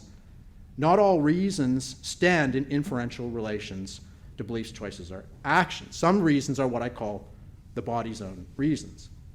More precisely, essentially non-conceptual content is presupposed by all rational, conceptual, or propositional content whatsoever, and thus it is inherently proto-rational, and in rational human conscious animals, it is also self-reflectively constrained by categorically normative moral principles, and therefore can and does sometimes sufficiently justify perceptual beliefs and basic intentional actions, and thereby provide reasons for them, even without standing in inferential relations to them. There is therefore at least one other kind of normative justifying relation to beliefs, choices, and actions, and essentially non-conceptual content can stand in that kind of relation to them. Hence, essentially, non-conceptual content is genuine, normatively loaded representational content, although obviously of a categorically different kind from conceptual content. Here's the explicit rationale for those claims. Essentially, non-conceptual content can provide rational human conscious animals with an inherently spatiotemporally situated, egocentrically centered, biologically and neurobiologically embodied, pre-reflectively conscious, skillful, perceptual, and practical grip on things in our world. Call this fundamental normative fact the grip of the given, with due regard to the two-part thought that first, to stand within the grip of the given is also thereby to have a grip on things in our world. More precisely, to stand within the grip of the given is to be so related to things and other conscious animals in our world, and therefore to have a grip on the positions and dispositions of things and other conscious animals in our world via essentially non-conceptual content, that we are poised for achieving accurate reference, true statements, knowledge, consistency in logical reasoning, effectiveness in intentional performance, goodness of means or ends, rightness in choice or conduct, and consistency in practical reasoning. In short, we are poised for achieving any or all of the highest values of our cognitive and practical lives. And as Candace pointed out, I guess it was yesterday, we're also poised for screwing up big time. This conception of the grip of the given fully includes the familiar notion of responsiveness to reasons, but also extends well beyond it. Whenever perceivers like us stand within the grip of the given, then all of these achievements actually lie within the scope of our cognitive and practical powers. As cognizers and practical agents, we are thus enabled and primed for cognition and intentional action, and the fact that we ought to X necessitate the fact that we really can X. Okay, last paragraph. In short, then, in addition to inferential relations to beliefs, choices, and actions, there's also the normative, sufficiently justifying non-inferential grip relation to belief, choices, and actions, and essentially non-conceptual content can stand in that kind of relation to them. Therefore, it is precisely the grip of the given, via essentially non-conceptual content, that is our non-inferential, sufficiently justifying reason for basic perceptual belief or basic intentional action, or at least this grip is the primitive fact that provides non-inferential, sufficiently justifying reasons for us to hold basic perceptual beliefs or perform basic intentional actions. In my opinion, no rational human conscious animal cognitive or practical activity could ever be actually accurate, true, sufficiently justified, logically consistent, effective, good, right, or practically consistent without essentially non-conceptual content. And correspondingly, no rational human conscious animal could ever freely and successfully navigate her way through the world and perform basic intentional acts according to principles, categorically normative principles, without it. So that is why essentially non-conceptual content really and truly sufficiently justifies when it is combined with the other cognitive and practical capacities that are jointly essential to human rationality and free agency. Thanks. Okay, our next speaker is Mr. Merritt. There's a handout coming around for listeners. Hi, I'm talking on cognitive virtue and cognitive self-determination. I take as my starting point an issue that surfaces here and there throughout much of John McDowell's work, but which asserts itself especially clearly in a paper called Self-Determining Subjectivity and External Constraint. The question is how best to understand the notion of self-determination that lies at the heart of the rationalist tradition, conceived broadly to include its Kantian and post-Kantian developments. In raising this question, McDowell is particularly keen to give due acknowledgement to the nature of empirical cognition. This accounts for his abiding interest from mind and world onwards in Kant's account of sensible intuition, especially as it develops under the lights of the second edition transcendental deduction of the categories.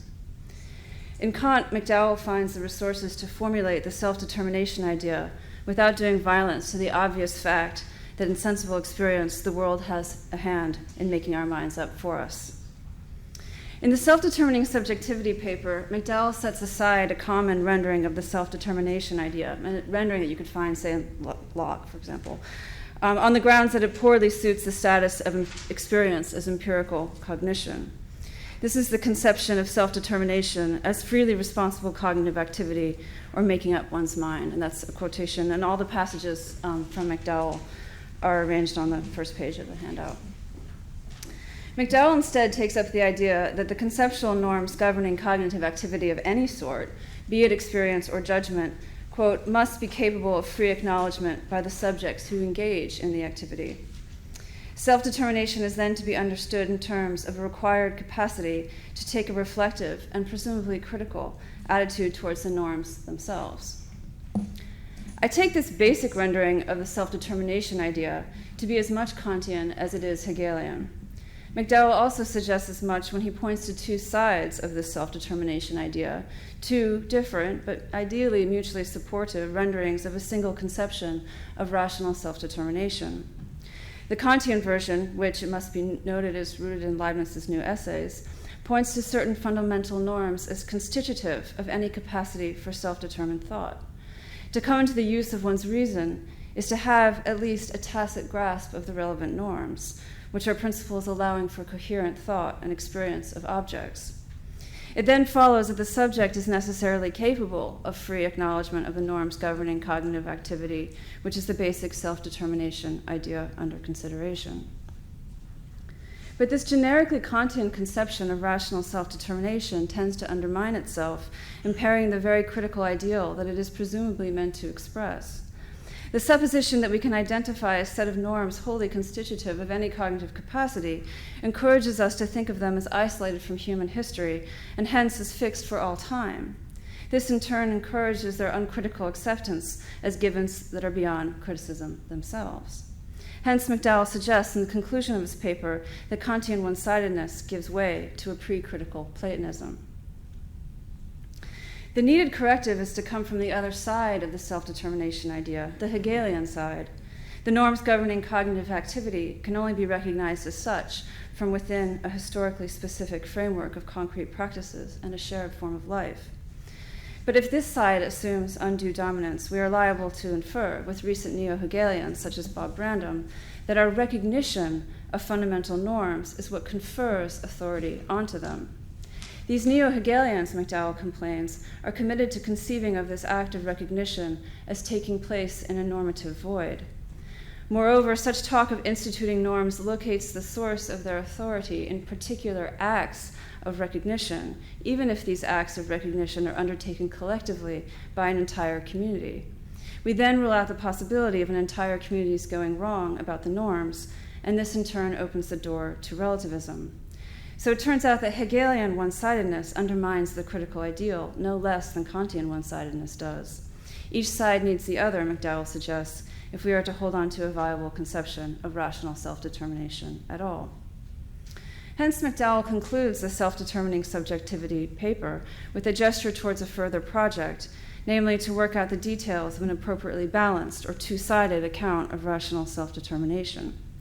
Such a view would be stable, no longer prone to undermine the reflective and critical ideal that it is presumably meant to express, or at least make intelligible. Now, McDowell suggests that we ought to take up such a project so that we may better understand Hegel. But shouldn't an appropriately balanced view of rational self-determination help us to understand Kant better too? That, at any rate, is my concern here. Of course, it lies well beyond the scope of a short talk to present the balanced two-sided account of self-determination. I don't have it tucked up my sleeve. So my work here is far more preliminary than that. I mostly want to make a fresh suggestion about where in Kant we should go looking for the resources needed to compile such a picture. The traditional place to go looking for Kant's views on self-determination is, of course, the transcendental deduction of the categories. And indeed, this chapter of the first critique can profitably be read as a meditation on cognitive self-determination. But I doubt whether the deduction should be our sole text or even our first point of reference if our project is to draw up a two-sided picture of cognitive self-determination from Kantian resources. For while the deduction is concerned throughout with the self-determination of the cognitive subject, it does so with a particular aim in mind, namely to vindicate a claim about the categories as constitutive of our capacity for theoretical cognition. And this is where the Platonism seeps in. As he says in the critique's preface, Kant hopes to bring metaphysics into a permanent state, and this hope rests on the promise of the deduction. Here, Kant has in mind a metaphysics of nature, but he cherishes the same hope for a metaphysics of morals, the prospects of which rest on the parallel claim that the moral law is constitutive of reason in its practical capacity. So while the principles drawn up from the categories tell us what it is to be a thing, or to figure in the domain of nature, the moral law tells us what it is to be a person, or to figure in the kingdom of ends. Metaphysics can be brought into a permanent state, because the principles in question are held to be timelessly constitutive of any cognitive capacity in its respective theoretical and practical employments. My point here is simple. As long as we stick to those passages where the self-determination idea is bound up with an argument about constitutive cognitive principles, it will be difficult to make out whether Kant provides the resources for a two-sided picture. This is precisely the angle from which the Hegelian complaint is lodged, that the Kantian self-determination idea easily falls into a bad Platonism. This provides preliminary grounds, perhaps, for rejecting the deduction as our primary text on self-determination. But I'd like to understand the problem of one-sidedness in a general way, without prejudice in favor of the Hegelian complaint. Is there some general error we commit, whether we fall into the one trough or the other? One pitfall is an uncritical Platonism, that is to say, dogmatism. And the lure of dogmatism, Kant suggests, is the promise of a resting place for inquiry. On the other side, the pitfall is relativism, and the lure of relativism can be glossed in the same general terms. It, too, promises a rest from further inquiry, only now in the form of an allowance to accept that one set of norms is, at least in principle, just as good as any other. The common error, regardless of which trough we fall into, is cognitive complacency. This suggests that cognitive self-determination might be understood as a kind of humility. The properly self-determined cognitive subject has a certain strength of mind and a readiness to take a critical attitude towards the norms governing cognitive activity. And since these norms comprise one's cognitive capacity, it follows that to take a critical attitude towards the norms themselves is in turn to take a critical attitude towards one's own cognitive constitution. Thus, it is in turn to take an appropriate interest in what we might call one's character as a judging subject or cognitive agent. This is, I think, simply a variant on the self-determination idea that McDowell urges us to take up. This particular spin on it allows us to see, now from another angle, why the deduction might not be our most appropriate primary text.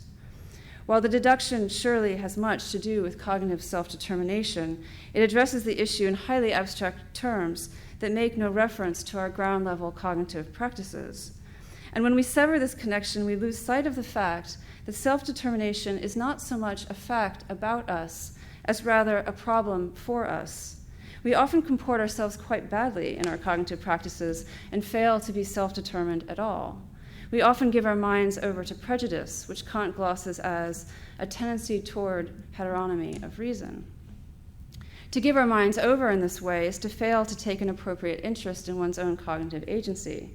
And there's a lot more to be said about Kant's views on prejudice, which I think are more subtle than they may appear, and also another worry about overweening self-examination or self-reflection, but I'm not going to take up those issues here. The idea is that self-determination should be conceived as an ideal that we are called upon to realize, or at least approximate, in our cognitive practices. Indeed, as I will suggest, one's ability to participate in a cognitive practice at all depends upon one's having this ideal in view as a point of orientation. Now, if self-determination is a normative ideal rather than a given dispensation, perhaps we should consider it along the lines of virtue. So I'm going to begin by drawing out some basic points of Kant's theory of moral virtue, but only what's absolutely needed to take up the conception of cognitive virtue, which is my concern here. And the passages on virtue are all on the second page. I'm not going to point you to particular things, but basically we're on page 2 of the handout at this point. So Kant speaks of virtue, moral virtue, in a puzzling variety of ways. Sometimes as health, sometimes as strength, sometimes as a cultivated excellence or perfection, and sometimes as an ideal. Presumably we can simplify this under 2 headings, health and perfection. On the face of it, the 2 models seem to be at odds. Health is ordinary and common, at least we think so when we are enjoying it, whereas perfection is extraordinary if it is even attainable at all.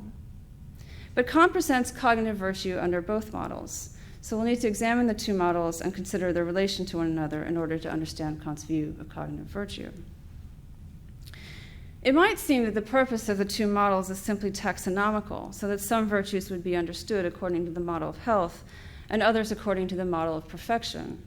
This is suggested perhaps by Kant's division between negative and positive duties to oneself. Negative duties are explained according to the model of health. Negative duties, he says, forbid, this is a quotation, forbid a human being to act contrary to the end of his nature, and so have to do with his moral self-preservation. Such duties, he continues, belong to the moral health of a human being. Positive duties, on the other hand, command one to perfect oneself, and so are understood according to the model of perfection or cultivated excellence. Kant says that they, quote, belong to one's moral prosperity, opulentia moralis. So it can seem that the 2 models of virtue simply help us to sort out the particular virtues under 2 heads. But this can't be right. At any rate, Kant speaks of cognitive virtue according to both models, and actually now we're on page 3 of the handout. In the Metaphysics of Morals, Kant says that we have a positive duty to cultivate our faculties, the highest of which, he says, is the understanding. This would seem to imply that cognitive virtue is a cultivated perfection, a bauble of moral opulence, rather than the fiber of moral health. But in another passage from the Critique of Judgment, Kant speaks of cognitive virtue according to the model of health. There, Kant introduces 3 maxims by which one would aim to think in a manner that is free from prejudice, broad-minded, and internally consistent. He calls them the maxims of common human understanding, which he explains is a merely healthy, not yet cultivated understanding. So here, in that remark, Kant's invoking both models of virtue, and he seems to be suggesting that the basic cognitive virtue at issue would be understood as health, not perfection. The 2 models of virtue, I think, are interdependent. They belong together as part of a single picture of virtue. I'm not going to try to argue that point in a general way, but rather we'll just explain it with regard to cognitive virtue.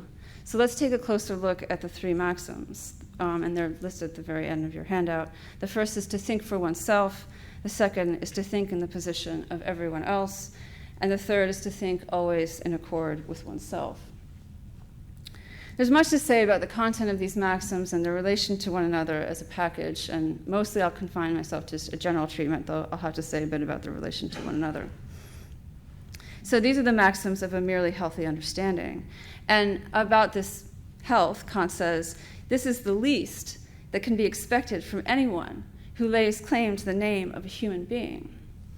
Strong words, but it's striking since Kant goes on to emphasize that it's actually quite difficult to conduct oneself in accordance with these maxims. Indeed, there doesn't seem to be anything common at all, at least not in the sense of ordinary, about the cognitive conduct of somebody who is guided by these maxims. Most of us, for example, lack the broad-mindedness that's specified in the second maxim. Most of us are, as Kant says, bracketed by our own prejudices or the subjective private conditions of our judgments, at least some of the time.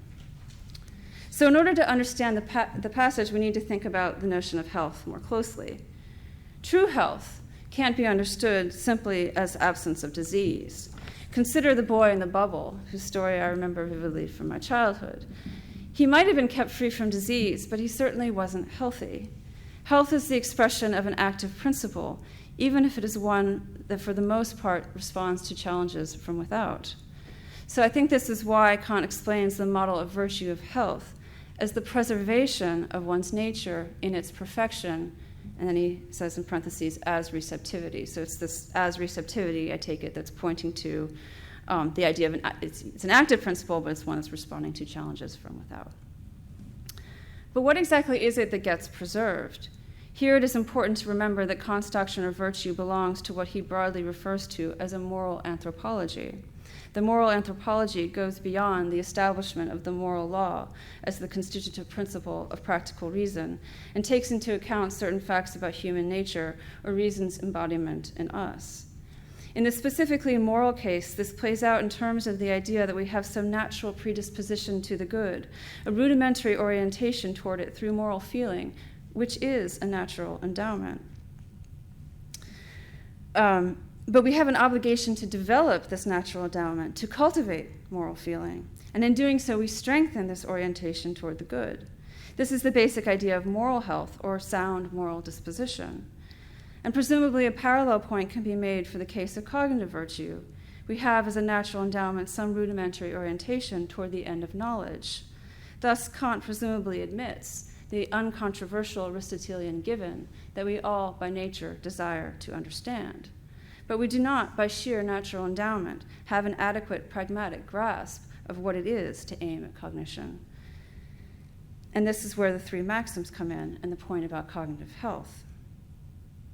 While Kant holds that anyone who has come into the use of his reason cannot help but to have some basic orientation toward the end of knowledge in the general epistemic case, or to the good in the specifically moral case, he also emphasizes that none of us is ever perfectly or infallibly rational. And this is equally a claim about human nature. It effectively means that a person does not generally do a very good job of keeping his sights on what Kant refers to as the end of his nature. Virtue as health is the basic acknowledgement of one's nature. It can be understood as a stable and resolute orientation toward the relevant end. This is why Kant refers to virtue as strength. He says it's the strength of resolution in a human being endowed with freedom, his strength insofar as he is in control of himself, and so in a state of health proper to a human being. It's a strength that is recognized only through the obstacles that it can overcome. Our passages on the three maxims gives us some idea of what the relevant obstacles might be. The first maxim, to think for oneself, directs one not to be passive or heteronymous, as Kant says, in the employment of one's reason. The second, to think in the position of everyone else, directs one not to confuse the subjective private conditions of judgment with objective grounds for judgment. It warns against arbitrariness or being insensitive to the fact that whatever can figure as an object of cognition must be accessible, at least in principle, to any judging subject. Since the third maxim, he says, is supposed to arise from the combination of the first two, it should tell us something about the core principle at issue. It concerns a requirement to think always consistently with oneself. Inconsistent representations can be maintained by a subject only to the extent that she is either in the dark about their inconsistency or about their being her own representations. So the third maxim concerns the interest that one ought to take in oneself as the coherent source of one's own cognitive determinations, however much might simply be given to one from without, whether through habit, instruction, testimony, or sensible appearance. This suggests then that the complete battery of maxims has to do with the preservation of one's own cognitive agency. This we can only preserve, Kant thereby implies, through the practice of judging in community with others. But what about the other model of virtue, that of a cultivated excellence or self-developed perfection? As we have seen, Kant uses this model for the positive duties one has to oneself. Such duties involve taking discretionary ends, choosing, for example, to cultivate a talent for music or mathematics rather than painting or medicine.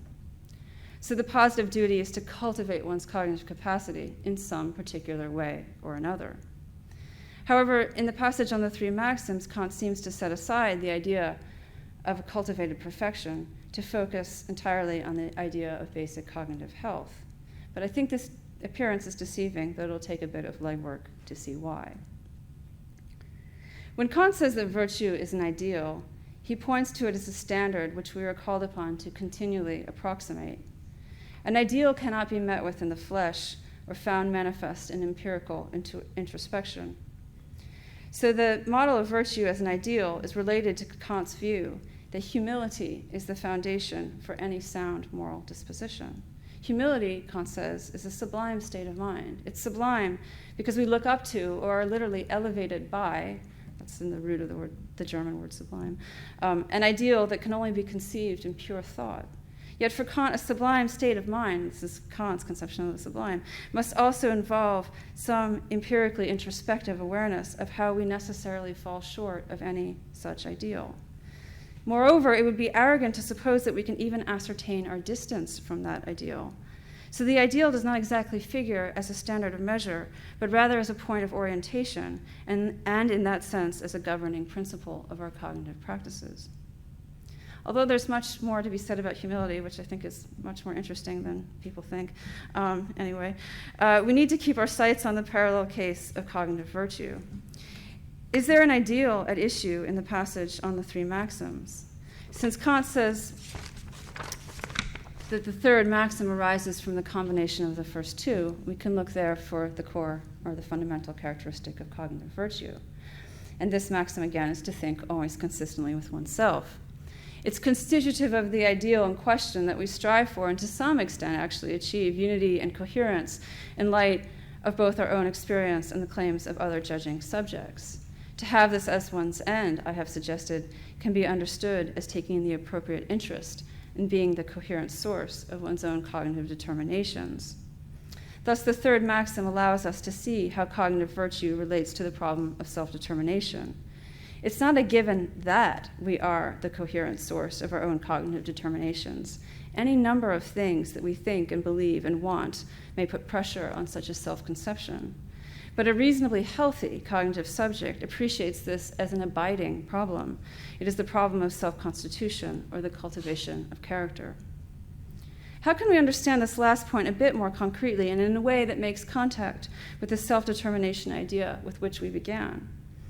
In McDowell's formulation, the self-determination idea has to do with the subject's capacity to freely acknowledge the norms governing cognitive activity. On my variation on the same theme, the self-determination idea needs to be understood in terms of a certain readiness to take a critical attitude toward the norms governing cognitive activity. Although these are the norms that for the most part we simply find ourselves with, nevertheless they are, as it were, the material components of our cognitive self-constitution. Therefore, to take a critical attitude towards these norms is at the same time to take the appropriate interest in one's character as a cognitive agent. Kant's account of the three maxims points to this critical ideal in the following way. So again, going back to the third maxim and looking to it for the core idea of cognitive virtue, I want to suggest that the core idea of cognitive virtue is originality. The idea of originality emerges actually in the first maxim initially, to think for oneself. But it's incomplete there, since the bare idea of thinking for oneself is compatible with perfectly arbitrary and meaningless thought. The second maxim, to think in the position of everyone else, introduces a point about publicity or communicability that is required in order to have the possibility of cognition into view. With the third maxim, we're returning to the core idea of originality, but now it's made complete through its relation to the idea of communicability. So again, this is what's allowing us to conceive of originality, or the critical ideal, as taking the proper concern to be the source of one's own cognitive, we can now say cognitive determinations. An ideal can only be manifest by degree. We can see how originality admits of degree if we consider the case of judgment. The most rudimentary expression of originality in the sense under consideration here is to recognize the relevance of a rule. For the most part, the rules in question are these cognitive norms that one simply finds oneself with in having been brought up in a particular way, in a particular place, with a particular language, and so forth. When we learn, we often begin by aping the judgments of others. This is why Kant says that learning is nothing but imitation. He does not mean that that is all that there is to our cognitive development. He simply means that our engagement with cognitive norms is heavily guided from without, at least initially. This guidance lets up once we can recognize for ourselves the relevance of the rules that we simply find ourselves with. And this is how we can begin to cultivate a reflective attitude toward these norms. This is how the rules can cease to be something other than just merely given. For it is only then that we can begin to consider whether the norms in question are good ones, whether they really put us onto objects. It's presumably also the case that the cultivation of the critical attitude requires one's robust involvement in particular cognitive practices. And this requires that we take discretionary ends in developing our cognitive capacities in particular ways, say by pursuing music and mathematics, rather than painting and medicine. For norms are relevant or not in the life of a particular practice and with regard to particular cognitive ends. And this, I think, explains Kant's insistence upon the positive duty of cognitive self-cultivation and not merely the negative duty of cognitive self-preservation or the maintenance of basic cognitive health. I've asked us to treat Kant's account of cognitive virtue as a starting point for working out a two-sided view of self-determination. My claim is simply that overemphasis on the putatively Kantian side of the self-determination idea, that is, the idea that the possibility of self-determination can only be explained by invoking timelessly constitutive cognitive principles, obscures an important point, namely that our orientation toward the end of cognition is something that must be strengthened and cultivated. So while it may well be the case that we all by nature desire to understand, we do not by sheer natural endowment have an adequate pragmatic grasp of what this involves. And while Kant may be right to suppose that we necessarily have some rudimentary grasp of the relevant constitutive principles simply by coming into the use of our reason, nevertheless, there's something further that each person needs to work out for herself. This is how to conduct oneself in one's cognitive practices in sorting out here and now what is and is not the case and what is and is not to be done. Obviously, there's much more to be said about the health and perfection of our cognitive lives, but Kant's three maxims provides the basic framework for understanding how rudimentary orientation toward the end of cognition can be strengthened and cultivated. And for this reason, I think they provide the starting point for thinking about cognitive self-determination. The core idea is that self-determination ought to be conceived as a problem for us rather than a fact about us. We need to recognize how deeply Kantian this idea really is. Our understanding of Kant and of the normative aspirations of his critical philosophy depends upon it. Thanks. Okay, our last talk for this session is my colleague Paul Reddy from Sydney. Welcome, Paul. Thank you.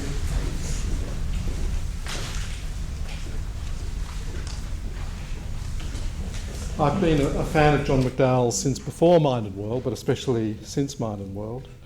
And as always happens with these things, one thing that you disagree with sort of remains plastered across your forehead for years. And I always thought there was one thing that I disagreed with deeply in Mind and World.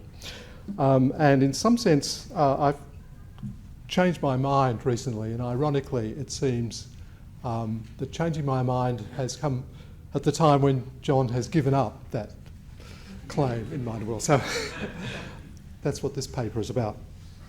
Just to give you a sort of a signpost through it, after an introduction, there's a section on Kant and Hegel in Mind and World, another section, Sellars, Kantian intuition, and as the this such, and the third one is quote, seeing facts, unquote, revisited. In Mind and World and subsequent writings up to an essay first published in 2008 entitled Avoiding the Myth of the Given, which we've heard a little bit about the last couple of days, John McDowell had insisted not only on the conceptuality of what was often discussed as perceptual content, but also on the propositionality of that content. Many might find this puzzling, as I always have. At the most intuitive level, one might think that the content of perception, what one perceives, is just things. Things with particular properties, things arranged in particular relations, and so on. I look around my room, I see my desk, see its colour, the variety of things on it. But in Mind and World, McDowell portrays the world to which one is open in perceptual experience not as a world of things, but as a world of facts. And that facts, rather than that things are what one sees, can strike one, as it struck me, as counterintuitive. True, I can think of myself as seeing that my desk has a particular colour, that it stands between the bookshelf and the window, all those sorts of things. But that I can see that such facts obtain in that odd philosophical locution can seem to me, in some sense, has always seemed to me, in some sense, secondary to or explainable by the fact that I see the desk. I can see the desk only because I'm in the study facing it with an unimpeded view. Proximity to and having an unimpeded view of, thought of as conditions for seeing, seem to be important parts of what we mean by seeing, and facts, to me, have never seemed to be the sorts of things that one can be close to or far away from, nor things that one can have unimpeded or impeded views of. Objects are the sorts of things that fit those criteria. When thought of from the subjective side, McDowell's insistence on the propositionality of experiential content has given rise to the type of criticism found in Michael Ayres and Arthur Collins, that McDowell portrays perceptual experience as somehow quasi-linguistic, as in Collins' sort of witty account, coming with subtitles. In the essay Conceptual Capacities in Perception, which is from 2006, McDowell responds to these charges, dismissing the idea that his propositionality thesis implies any such contrary to common sense view. McDowell is perfectly happy with the sorts of common sense view of the content of perceptual experience that Ayres takes from the empiricist tradition and which he opposes to McDowell's allegedly quasi-linguistic view. McDowell's Kantian rejoinder is that conceptual capacities are required for the having of such sensory presentations, and that Ayres simply presupposes a type of dualism of intellect and senses that is in question. And quoting from McDowell, actualizations of conceptual capacities that belong to their subject's rationality, can present things in a sensory way, and that gives the lie to the dualism. Unquote. Stressing the role of concepts in perception in terms of the actualizations or exercises of capacities allows McDowell to avoid talk of concepts in experience that can be misconstrued in the fashion of Ayres and Collins. And this way of talking is continued in the essay that I mentioned, Avoiding the Myth of the Given. But in this essay, McDowell could be taken as conceding something to Ayres' earlier criticism, because he there explicitly retracts the propositionality of content claim. Now, perhaps McDowell does not mean to suggest that Ayres had been correct to draw the quasi-linguistic inference from the now retracted thesis. He might be withdrawing a misleading form of words that by itself had added nothing to his position in Mind and World, and that had led to these sorts of mistakings of that position. Certainly, he continues to put his view in ways that are continuous with certain formulations from Mind and World, the idea of intuitions as conceptual shapings of sensory consciousness, that conceptual shapings that presuppose the possession of capacities that can be exercised in relation to those shapings, and so on. Formulations like those just don't seem to invite the Ayres-Collins type of experience with subtitles criticism. Perhaps that's all that's needed. Nevertheless, McDowell does go further than simply dropping what might be misleading forms of words. Perhaps wanting to nip the experience with subtitles charge in the bud, he points to the contrast between discursive content and the content of intuition. While discursive content is usefully modelled on linguistic utterance and can thereby be considered articulated, it's his word, intuitional content is not to be thought of in that way. So he says discursive content is articulated, intuitional content is not. In discursive activity, quote, one puts contents together in a way that can be modelled on stringing meaningful expressions together in discourse, literally so called. That is not how it is with intuitional content. The unity of intuitional content is given, not a result of our putting significances together, unquote. Well, as can be seen from that quote, McDowell is not and has never been worried about talking about contents being given with the lowercase g in experience. There's an unproblematic way of talking about what is given in perception without falling into the talk of the mythical uppercase G given. But in Avoiding the Myth of the Given, he says that what is given in intuition is not only not a result of our putting significances together, he says that what is given is not articulated at all.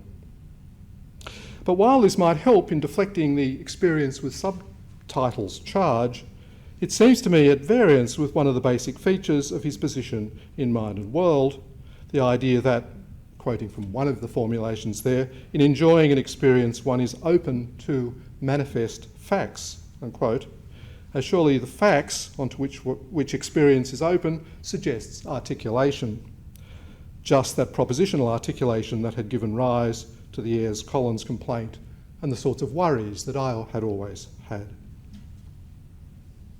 These ideas are surely central to the solutions offered in the first chapters of Mind and World to the problems being wrestled with there.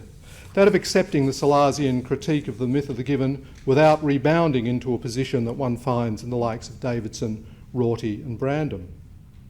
Furthermore, it seems central to his fascinating picture of Hegelian idealism in that work that's where the solution to the problematic consequence of the critique of the myth of the given is sort of taking him in chapters 2 and 3. In the following section, I want to, in some sense, just remind you of McDowell's path through the Kant-Hegel forests in Mind and World, after which I'll return to the stance of avoiding the myth of the given and this problem, I think, of that centres now on the issue of the non-articulation of intuition. So the role of Kant and Hegel in Mind and World. In Mind and World, McDowell had appealed to Kant as a key thinker in the modern philosophical tradition for understanding how experience itself can be thought of as conceptually shaped and so capable of standing in the right rational relation to the contents of judgments based on experience. Kant's insight was to see that his equivalence to the empiricist's givens, those bits of experiential intakes that he calls intuitions, could play no cognitively relevant role in experience without the involvement of conceptual capacities that are prototypically exercised in judgments. In the oft-repeated formula from Kant, thoughts without content are empty, intuitions without concepts are blind.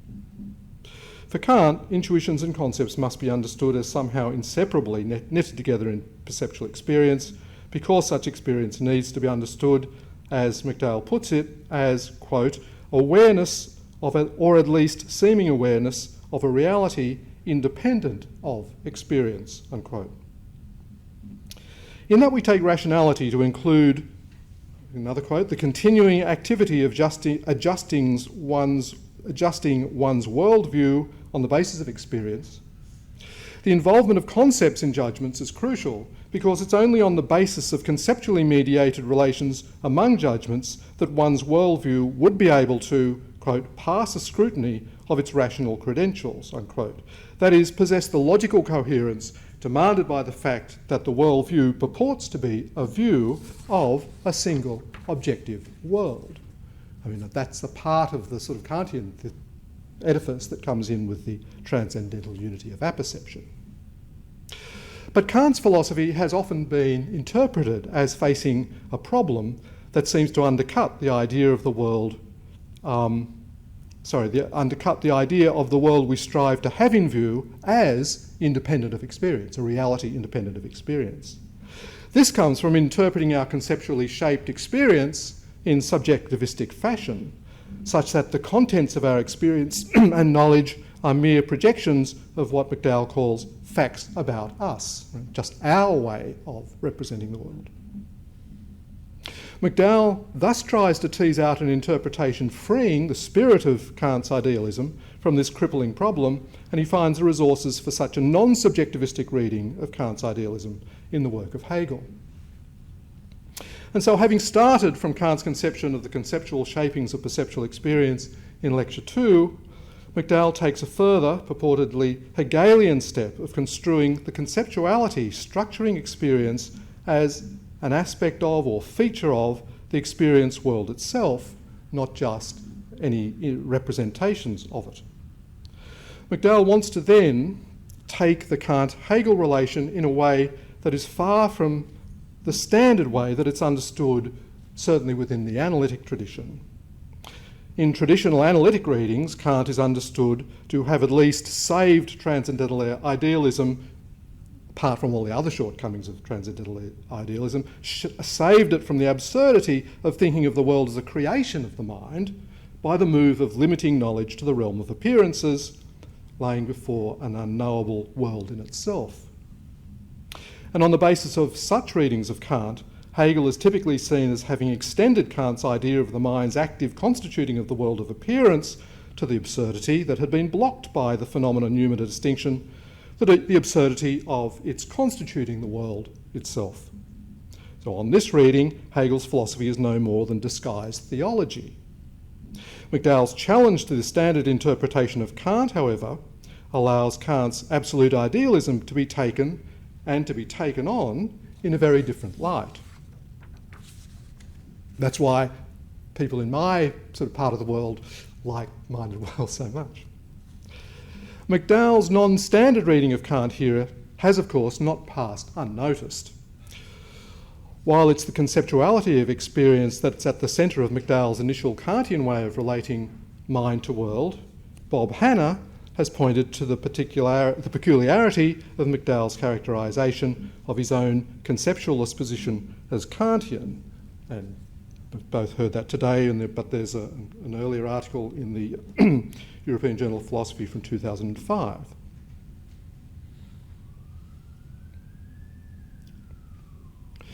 In the conceptualism thesis, McDowell is not simply arguing for the necessity of a role for concepts in perception, but denying a role to any representational content considered non-conceptual.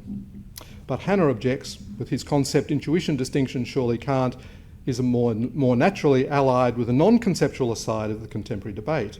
Non-conceptualists need not deny a role for concepts, they simply insist that concepts work in perceptual experience in relation to something non-conceptual, and surely this looks like Kant's own account of experience with the dual roles played by concepts and intuitions. Hanna's comments draw attention to the way in which McDowell's understanding of Kant hangs on a particular and radical reinterpretation of the concept-intuition distinction. But this is dangerous terrain for McDowell, for while other Hegel-friendly Sellarsians, such as Richard Rorty and Robert Brandom, have been happy to abandon the idea of intuitive unities of experience entirely, McDowell sees it necessary to preserve the idea of intuitions as bits of experiential intake or ostensible seeings, presenting the mind with an objective world which can appropriately constrain thought in a rational way. In his own words, he wants to preserve a minimal empiricism because without this, Sellarsianism finds itself on the path of the Davidsonian coherentist rebound from the given. But equally, such a notion of intuition has to be freed from any suggestion of the myth of the given, and only that line of thought taking us from Kant to Hegel, in the way sketched out in the opening lectures of Mind and World, will allow us to escape the oscillation between the two tendencies of contemporary analytic philosophy. And on McDowell's Hegelianised version of Kant found there, what experience opened one to was a world of facts, such that experiential content, being propositional, could provide a minimally empiricist way out of the modern rebound from the myth of the given. But the idea of experiential openness onto a world of facts seems to be just the type of formulation that goes into the Ayres-Collins charge. Once the central idea from Mind and World is given up, how is McDowell to maintain the required normative link between perceptual content and the content of our non-inferential perceptual judgments? In avoiding the myth of the given, the account of this achievement, of the achievement of this task, involves talk of exploiting the unarticulated content of intuition by somehow carving out a certain determinate contents, quote, from the intuition's unarticulated content, unquote, and then, quote, putting it together with other bits of content in discursive activity, unquote. Although not discursive, intuitional content can nevertheless still be considered conceptual because, quote, every aspect of the content of an intuition is present in a form in which it is already suitable to be the content associated with a discursive capacity. The content of an intuition is such that its subject can analyse it into significances for discursive capacities. The subject of an intuition is in a position to put aspects of its content, the very content that is already there in intuition, together in discursive performances, unquote. On my reading, it had been at least much easier to appreciate how experience was meant to constrain judgment in the picture constructed in Mind and World. In the new version, we now seem to have only an assurance that aspects of the unarticulated content of experience are present in a form that makes them suitable to be carved up in certain ways, because conceptual capacities are presupposed in the very having of that experience. But an assurance that we can avoid the type of Davidsonian, Rortian rebound from the myth of the given on the mere assertion that the suitability of intuition to be carved up in appropriate ways, without saying anything further about what makes intuitive content so suitable, can seem, well, unassuring. When we consider the question as to whether the content of intuition is articulated or not, we find ourselves in a trilemma. On the one hand, it cannot be discursively articulated, as this leads to the Ayres-Collins complaint, but neither can we appeal to some other type of non-discursive articulation, for example, the sort that Bob Hanna was alluding to, more in line with the traditional idea of Kantian intuitions as standardly conceived as non-conceptual forms of representation, since that picture on McDowell's account is subject to the problems of a non-Hegelianised Kantianism, which he diagnoses in Mind and World. It seems then it must be unarticulated, but with the problem of understanding how it is that experience can normatively constrain judgment now emerges. In the remainder of the paper, I want to urge something like a return to McDowell's earlier picture of facts as objects of perception, but with a slight sort of epicycle added. The variation comes in via the idea that McDowell plays with at various times but is reluctant to adopt, the treatment of intuitions offered by Wilfrid Sellars, for whom intuitions are thought to be equivalent to demonstrative phrases, this such as. Such a move, I believe, is in the Hegelian spirit of the position of Mind and World, as it involves an appeal to a feature of the way Hegel talks of the objects of perception as shapes of consciousness in a distinctly Aristotelian way. So a short section on Sellars on intuition is this such. In the opening pages of Science and Metaphysics, Sellars alludes to what he takes to be the ambiguity of Kant's notion of intuition. Appealing first to the formal distinction, he notes that in Kant's taxonomy, it's the generality of concepts that distinguishes them from intuitions, since, quote, Kant thinks of intuitions as representations of individuals, unquote. But this way of drawing the distinction, Sellars notes, opens up the possibility of thinking of intuitions nevertheless as types of concepts, that is, quote, as conceptual representations of individuals rather than conceptual representations of attributes or kinds. Not all conceptual ways of capturing an individual can be thought of as intuitional. The phrase, the individual which is perfectly round, for example, doesn't capture what for Kant is the other defining feature of intuitions, their immediacy, presumably meaning something like phenomenological immediacy. But in turn, the appeal to immediacy itself, he thinks, involves the concept of intuition in an ambiguity, as the immediate nature of the relation of concept to object might be thought of in terms of the intuition as being caused by the object, or it may be construed phenomenologically as the type of immediacy to consciousness, as thought of on the demonstrative this, on the model of the demonstrative this. Effectively, he goes with the latter. In particular, it seems appropriate for certain contexts in which Kant employs the idea of an intuition and singles out passages of the B deduction concerning the role of understanding and imagination in the shaping of an intuition. There it seems clear that Kant is committed to a view in which some intuitions presuppose the activities of concepts. and in such context, intuition cannot be considered simply as analogous to a bare this, but rather a this such. It's just this conception of intuition as a this such that signals for Sellars the Aristotelian shape of Kant's thinking. Quote, "We are at once struck by the kinship of Kant's view that the basic general concepts which we apply to the object of experience are derived by the analytic activity of the understanding from the intuitions synthesised by the productive imagination with classical Aristotelian abstractionism." Unquote. That is, Aristotle had conceived of objects given in perception as instantiating some conceptualised kind. This is seen as a cube, that as a horse, and so on, such that the sortal concept could then be abstracted from the presentation and become available to be predicated of things in an explicit way, resulting in judgments with propositional forms. This is a cube, this is a horse, and so on. At the level of experience, the logical structure of the this such, Sellars thinks, does capture the world of perception. Quote, "The strength of the position lies in the fact that the individual represented in perception is never represented as a mere this, but always, to use the classical schema, a this such." Unquote. Kant's thesis, he adds, like the Aristotelian, clearly requires the existence of perceptual this suches which are limited in their context to what is perceptible in the very tough sense of this term, the proper sensibles.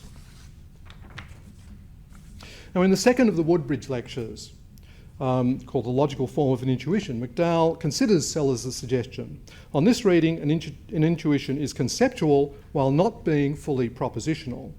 But it is such that in a way can be unpacked into a type of propositional content.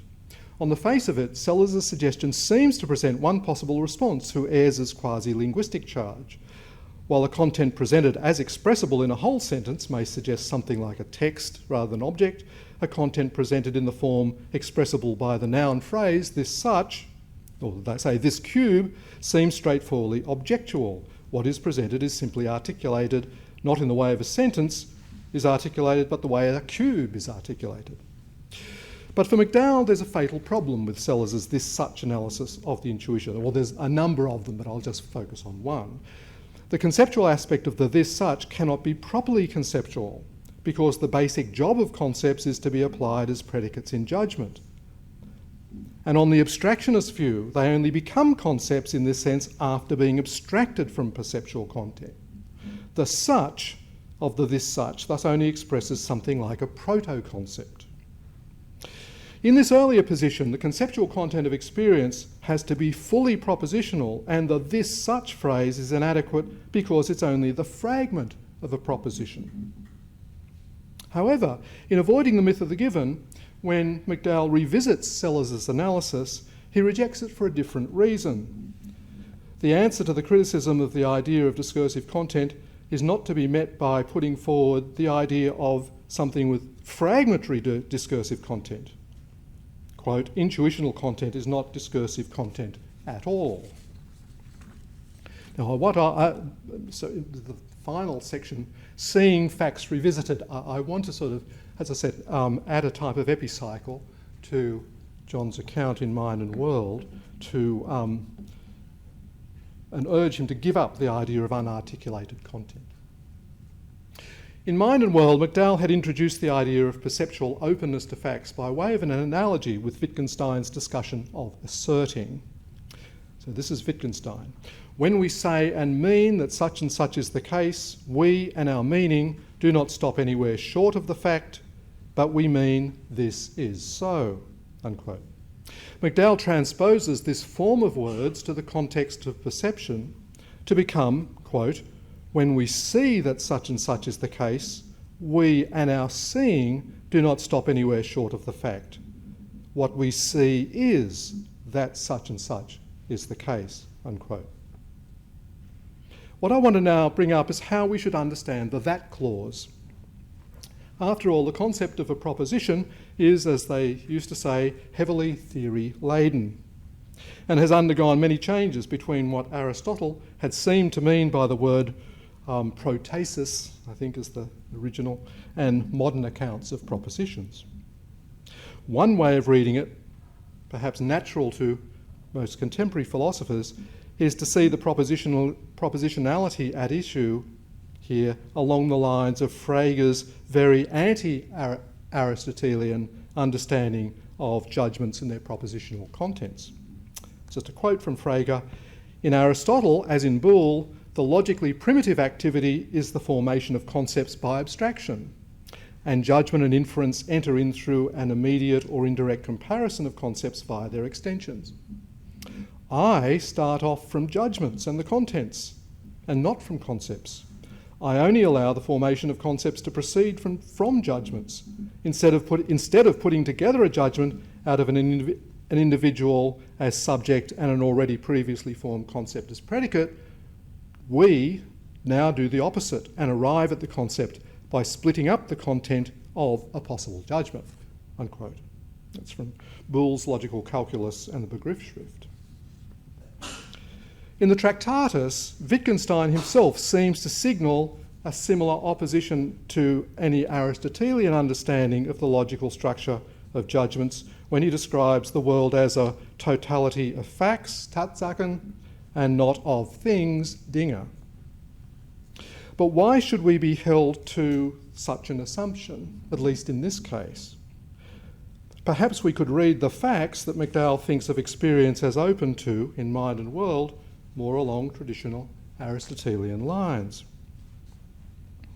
In a work called Aristotle's Theory of Truth, Paolo Crivelli points to the oddity that in the Metaphysics, Book 5, Aristotle talks of certain objects, pragmata, as things that can be true or false.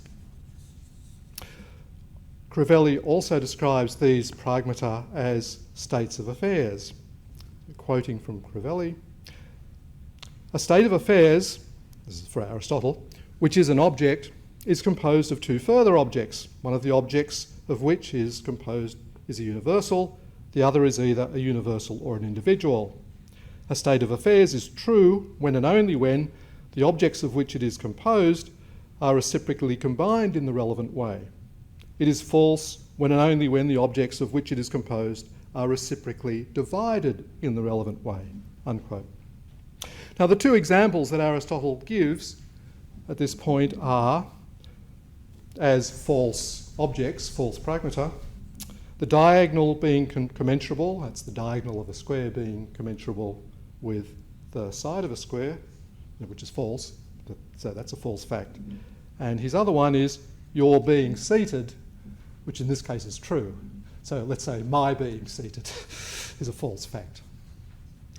Or a false state of affairs, false state of affairs. The idea of states of affairs as objects that can be false seems surely to differentiate them from Wittgenstein's Tatsache or any other modern version of facts. And along with this, facts and ancient, if you like, states of affairs clearly have different logical forms, different forms of logical togetherness, as sort of McDowell says.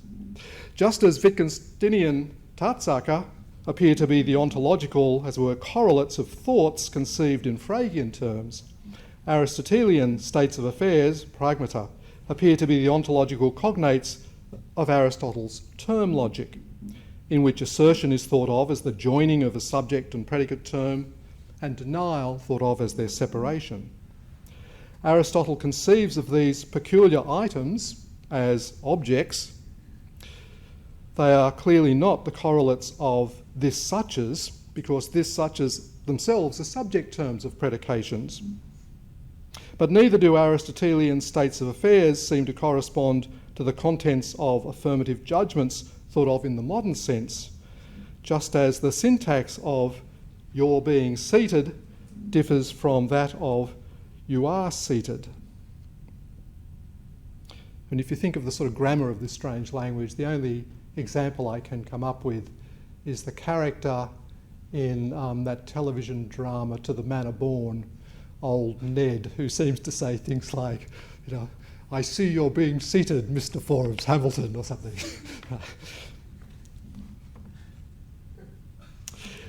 Aristotle's states of affairs these very odd objects, right, are clearly jointed. But the type of jointedness that seems appropriate to them is a type of jointedness that seems appropriate to objects as we perceive them. And I think Hegel, in the various places, but the Phenomenology of Spirit is one place, in the chapter Perception, where he treats perception as a shape of consciousness, and in his treatment of perception in the Philosophy of Spirit, describes the content of perception in this same strange way. Of course, what he's not doing here is some sort of ontology. This is not a version of David Armstrong's, The World of States of Affairs, where you're trying to get some sort of coherent overall account. It's supposed to be an account of very contextually specific ways of considering things in relation to certain practical behaviours directed towards them. And in particular, Hegel thinks of the conceptual structure of objects of perception as having their analogue for sort of practical life in the objects that one works on and transforms. It's just as you can, as it were, change, a cube's being blue to its being red by giving it a coat of paint or something like that. There's all sorts of interesting parallels, I think, with Aristotle going on there, that links in with the temporal nature of Aristotle's logic, Aristotle's strange position on rejecting the principle of bivalence about future states of affairs and so forth. Anyway.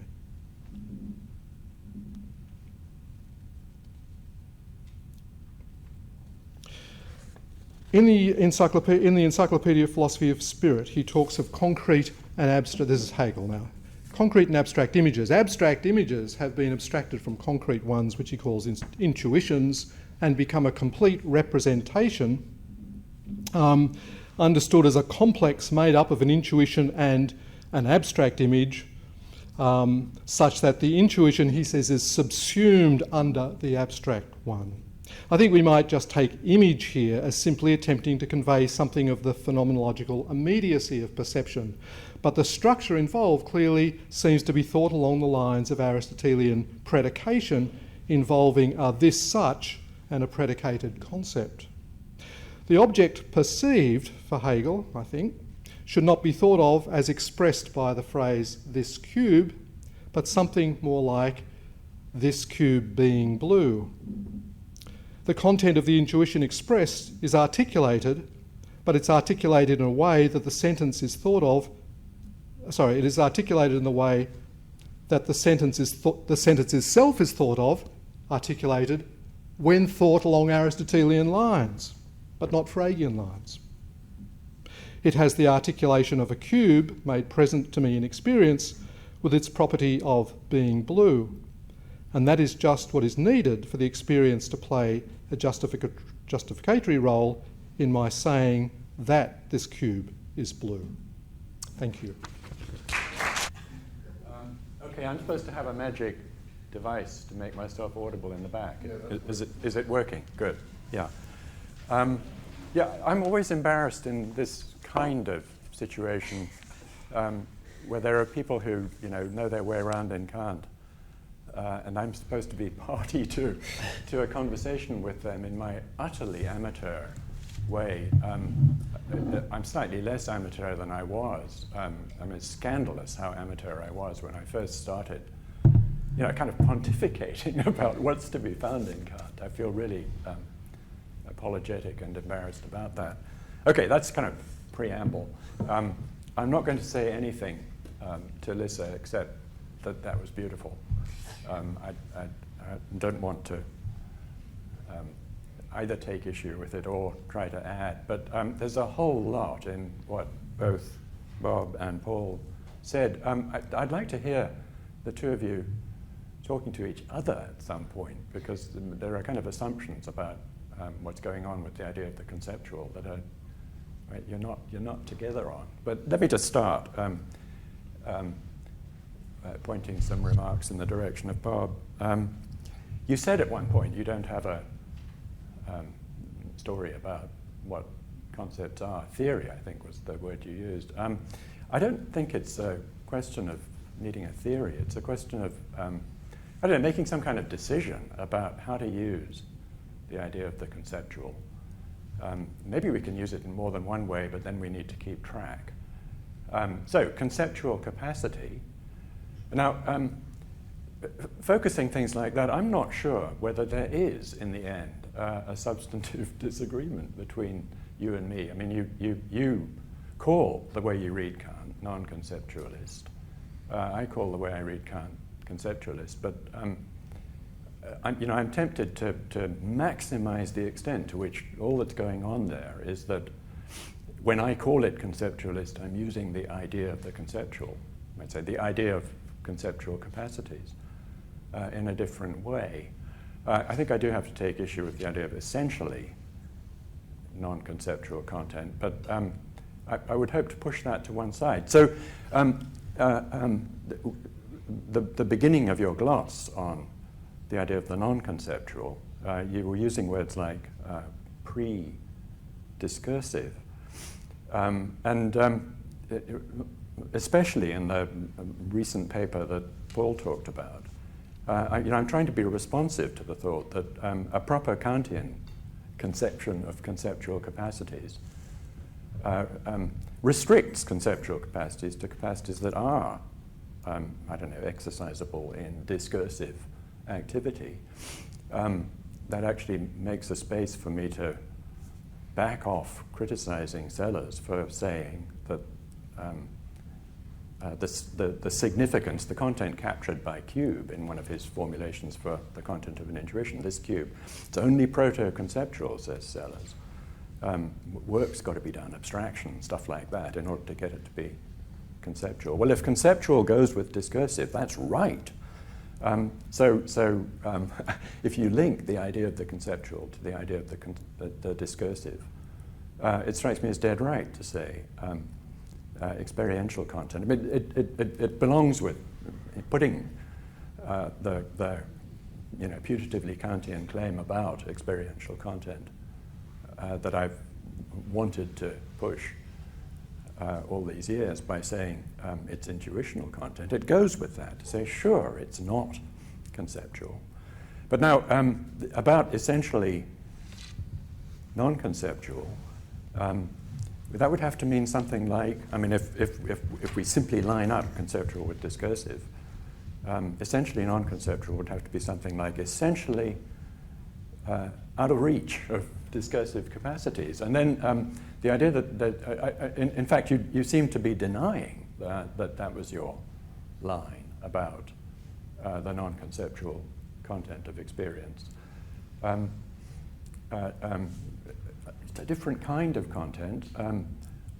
Well, okay, it's not discursive, but now I would say something that's not discursive yet. Maybe it'll never get to be discursive, but all of it could get to be discursive.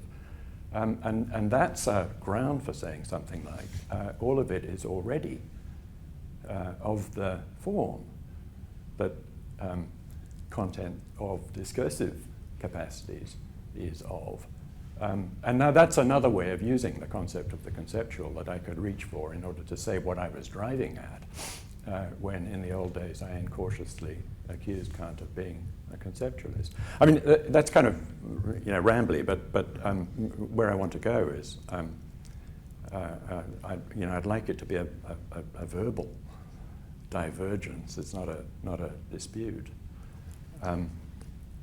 There's a whole lot to be said, but that's. Do you want me to sort of say my piece and or do you want to come back on that, or wait until you? Yeah. I think it would probably be helpful if you came back on it. Okay, yeah. First, before I try to talk about Paul. Yeah. Yeah, because I'm actually, I'm sympathetic to the idea. I mean, when I said that I didn't have a sort of prepackaged theory of concepts, I didn't mean that I haven't actually tried to work out one. Yeah, I know. And then where I do, I actually, I basically align it with, elements of discursivity and connect it to language and so on. So I think we're probably actually quite close on the notion of the conceptual. And I do think that your version, the more refined version of conceptualism in avoiding the myth of the given is actually much closer to the view, my view. And so I agree with that as well. But I think there's still this difference, which is, and I think Paul's remarks line up with this as well. So there's content that's given in perception, and it's unarticulated conceptual.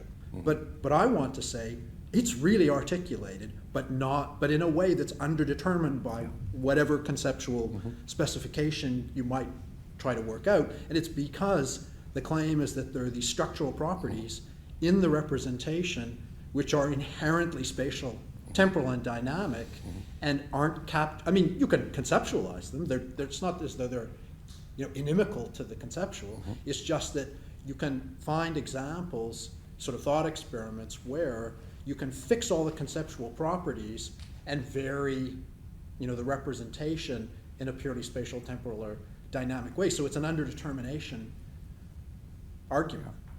So essentially non-conceptual does not mean other than, wholly other than the conceptual. It means the conceptual does not determine the precise representational properties.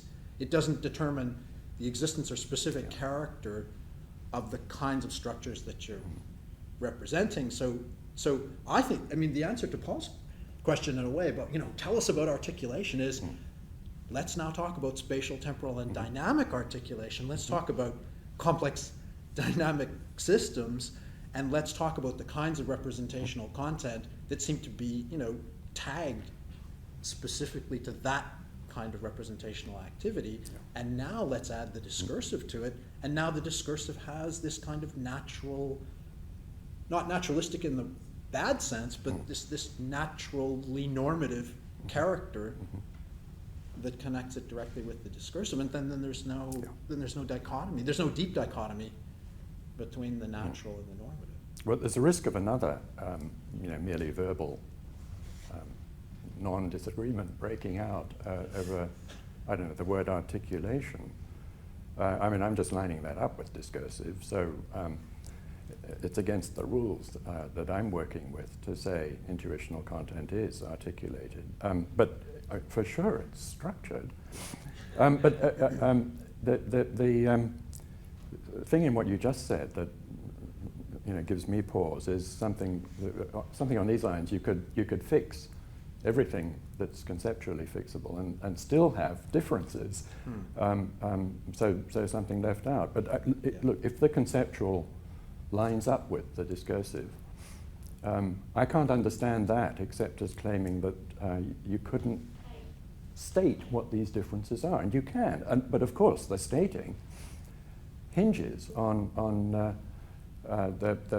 kind of anchorage in the facts about three-dimensional space and whatever that you pointed to. What I'm resisting is the idea that there's, the conceptual gets you so far, and then you have to do this extra, exploit this extra material. You're still exercising conceptual capacities when you say, no, not that one over there, but that one over there, and there would have to be pointing involved in making that kind of differentiation between two things. So I resist the idea that two things that you could differentiate only like that, not this one but that one, with pointing, are, so far as your conceptual capacities go, indistinguishable. No, you're exercising conceptual capacities in distinguishing them in that kind of way, which you very nicely spell out. I was going to say, I just think it's a different kind of representational activity. It's, it's structural in a way that, the conceptual isn't. It's model-based in the way that the conceptual isn't. It's given in image content and not in conceptual propositional content. And it seems to me that you can show these. If I just go like this, I've shown you something which is so easy to see, but conceptually it's underdetermined. It seems to me that, if I say, everybody move your hands like this, you can probably do something very similar to it, but to give, a conceptual specification of it or give a propositional account of it, it seems to me just underdetermines what happened, and yet we can move so easily and I'm tempted to say we can show it, we don't have to say it, but it seems to me that the difference between showing and saying here is not just that showing is a kind of mute, blobby saying. I don't think that's what it is. I think it's a quite different kind of representational activity. And the stronger claim is, and you can't do anything in the conceptual unless you can connect it to the world through the indexical demonstrative, essentially indexical demonstrative content that's given in the non-conceptual. Yeah, I still think I want to say that you're presupposing a conception of the conceptual that is too weak. I don't want to work with. Yeah. Let me say something quickly. Try to be quick in response to Paul. The bit that seemed to go missing when you were representing it as puzzling how intuitional content conceived as, in my sense, not articulated, could kind of take over the role of a Sellarsian experience, as it were, making a claim, which was the way I used to see things, opening us to facts. The missing bit was the remark of Kant's that I love, so I keep quoting it. Sellars loved it too. The same function that gives unity to judgments also gives unity to the mere synthesis of various representations in intuition. That's not an exact quote, but that's the thought. So intuitions are absolutely not unstructured sort of blobs. They are unified by this function. Which function? The very one that unifies judgments. And that strikes me as a license to suppose that it's a kind of routine matter how, I don't know, having an intuition, enjoying an intuition, people say, undergoing an intuition. If an intuition is to be conceived like that, directly, immediately, entitles you to, and now the natural thing to say is the corresponding judgment, right? So take the representations that are unified by that function into the intuition. And Sellars' example is wonderful, this cube. That's words, so it's discursive, but it's an attempt to capture discursively something that isn't itself discursive. Take it and avail yourself of the judgment that has the unity that corresponds to the unity that characterizes that intuition. And you can't be wrong if it really is an intuition. So if the intuition presents this cube to you in the way that intuitions do, that entitles you to a whole bunch of thoughts in which the concept of a cube figures. Here's a cube, there's a cube there. Exploiting the specificity that goes into the understanding of this in a real case, which is going to involve the sort of thing that Bob wants to insist that we stress. Competent bodily inhabiting of space, ability to, reach for things, all that kind of thing. So I just don't see that there's a big problem about how intuitional contact with real objects, conceived in terms of that remark of Kant's, could constitute, and I go back to my old rigmarole, openness to facts conceived as having the same shape as judgments. So, I don't actually see any need for you kept saying it was strange for the novel conception of facts. Well, it's not novel because it's Aristotelian, old conception of facts, but supposedly superseded by people like Frege that you were talking about at the end. Openness to facts conceived as having a judgmental shape is easily in place if you lean on that remark of Kant's about the same function conferring unity on intuitions as confers unity on judgments.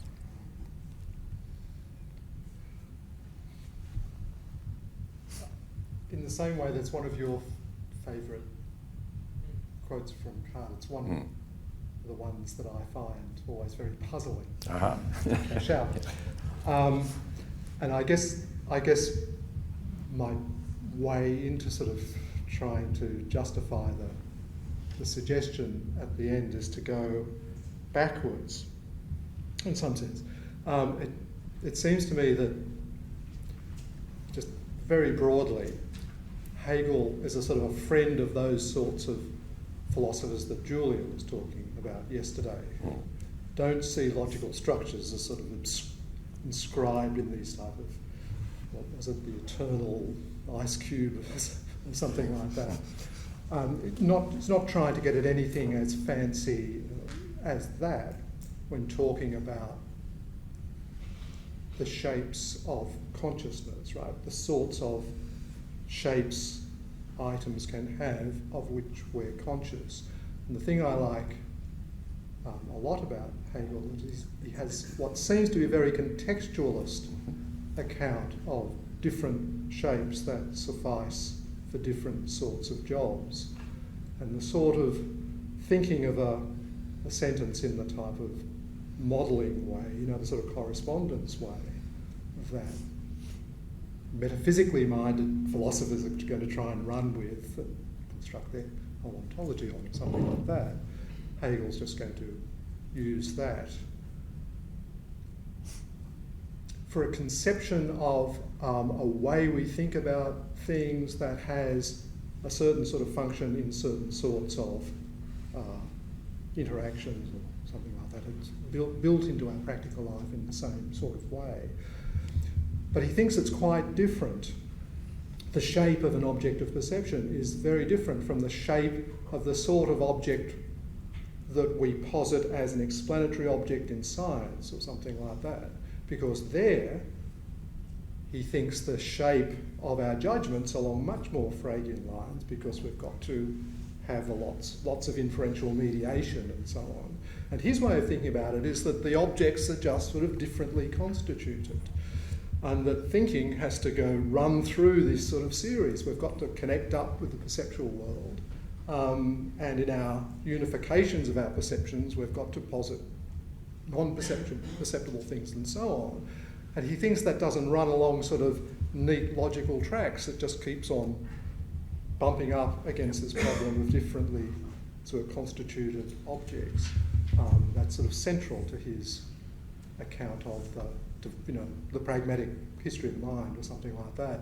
And I think the implicit criticism of Kant, one of the implicit criticisms of Kant, not the same one that Bob was mentioning before, is that Kant actually builds in two quite contradictory notions of objects when he tries to apply the categories to the perceptual world on the one hand, and when he tries to apply them to the objects that have to fit into this discursively articulated transcendental unity of our perception on the other, and that he's not as aware that there's a tension. Hegel sees his job as pointing out the tension.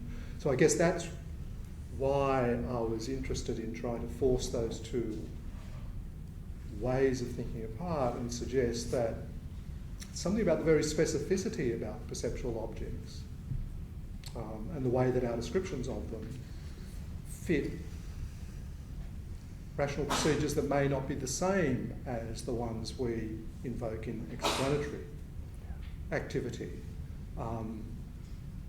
that might be of interest when we're thinking about perception. It's time to open it up to the floor now. We're a little short of time, so I want to encourage people to be brief if possible, please. Julia. Question for Bob.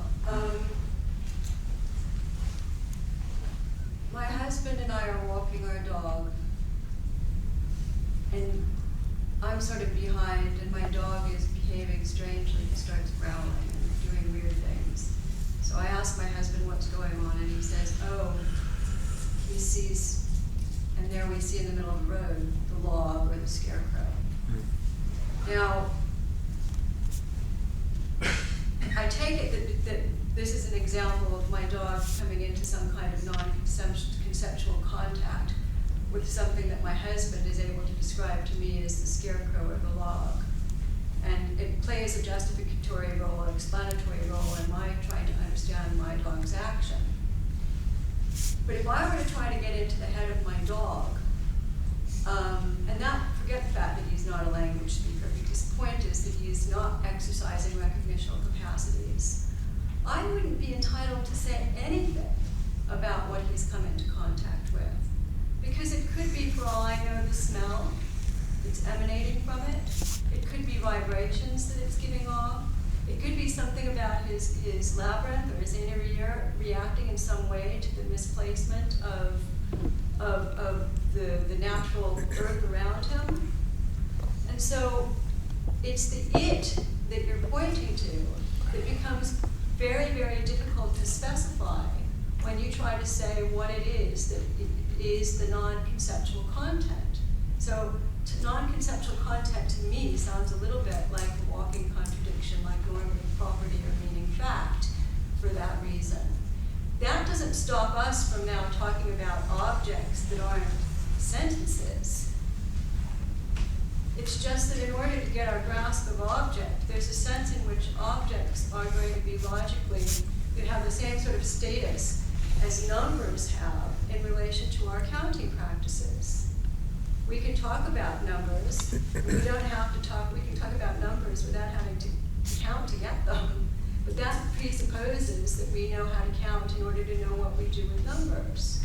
And to be able even to talk about objects or maybe even manipulate objects or do something with objects, there's got to be a whole conceptual space in place, as it were, conceptual capacities in place. Similar, when you're going like that, what explains my not getting up and walking away or taking cover is that I have the capacity to say he's waving his arms around. Okay, you've covered a lot of ground there. I mean, so one way of understanding what you're, objecting to is a worry about how it is that the non-conceptual and, this thing I'm calling this kind of content I'm calling the essentially non-conceptual can be, in some sense, of normative in character. So, I mean, I think a standard line of argument against, this view about the non-conceptual is to say something like, well, look, content can't be normative unless it's conceptual, so, the non-conceptual can't be normative.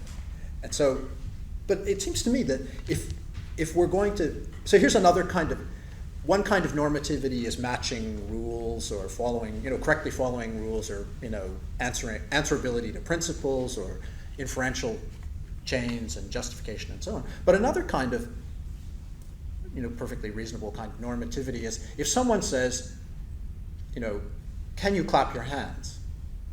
And then you say, did I do it right? Now, or can I bark?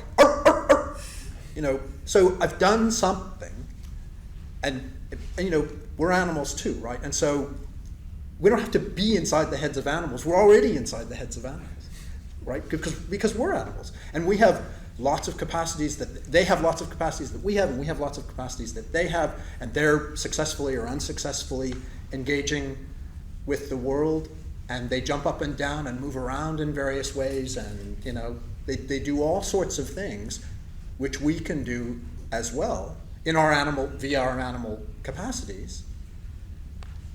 And they're governed by standards, rightness, wrongness, getting it right, getting it wrong. I think that's perfectly normative, I think. Nishi. I have a question for Melissa. I think this is just a clarification of how you're understanding this thought of Kant's, that there's a kind of ubiquity of failures of cognitive self-determination for humans and massive amounts of prejudice for many, and how it's a real achievement to have cognitive self-determination. I'm wondering how you see that thought squaring with the Davidsonian thought, which is that to even be a cognitively self-determining being, to be interpretable as one, at least, one has to get things right to a large extent. One has to get things right, conform to the relevant norms for the most part, and the kind of prejudice or failings that can occur thinker against a huge background of getting it right. So I was wondering, do you see Kant's thought as inconsistent with this Davidsonian thought, or? No, I mean, I don't really want to weigh in on exactly how much we can get wrong and still be playing the game, as it were. But I mean, one of the things when Kant talks about prejudice, he says the three sources of prejudice are imitation, inclination, and custom. Okay, so custom is, I mean, I don't think Kant means to deny, much about Humean psychology, about how we sort of learn to make our way around the world, and with inclination, inclination always has the first word. He says so. These aren't. I don't think that these three sources of prejudice are themselves prejudice. So there's a kind of question that arises sort of about, and this is again the kind of abiding problem of reflection, is kind of how you deal with the fact that inclination always gets the first word. So I don't think. I don't have an answer to sort of how much we can get wrong. I don't know that Kant commits himself. I mean, certainly we have to be kind of, and that's why when I talked about the third maxim, it's like, well, this is, we have to care about this and to a certain extent kind of get a certain amount right in having a coherent self-determination. So I was just one slight thought. I was just thinking there might be a way of kind of misunderstanding Davidson's point, which would lead to a kind of complacency, right? Mm-hmm. Perhaps no struggle. I sort of a guarantee that I'm going to get things right for the most part. So what kind of struggle could there be to conform to these norms? Yeah.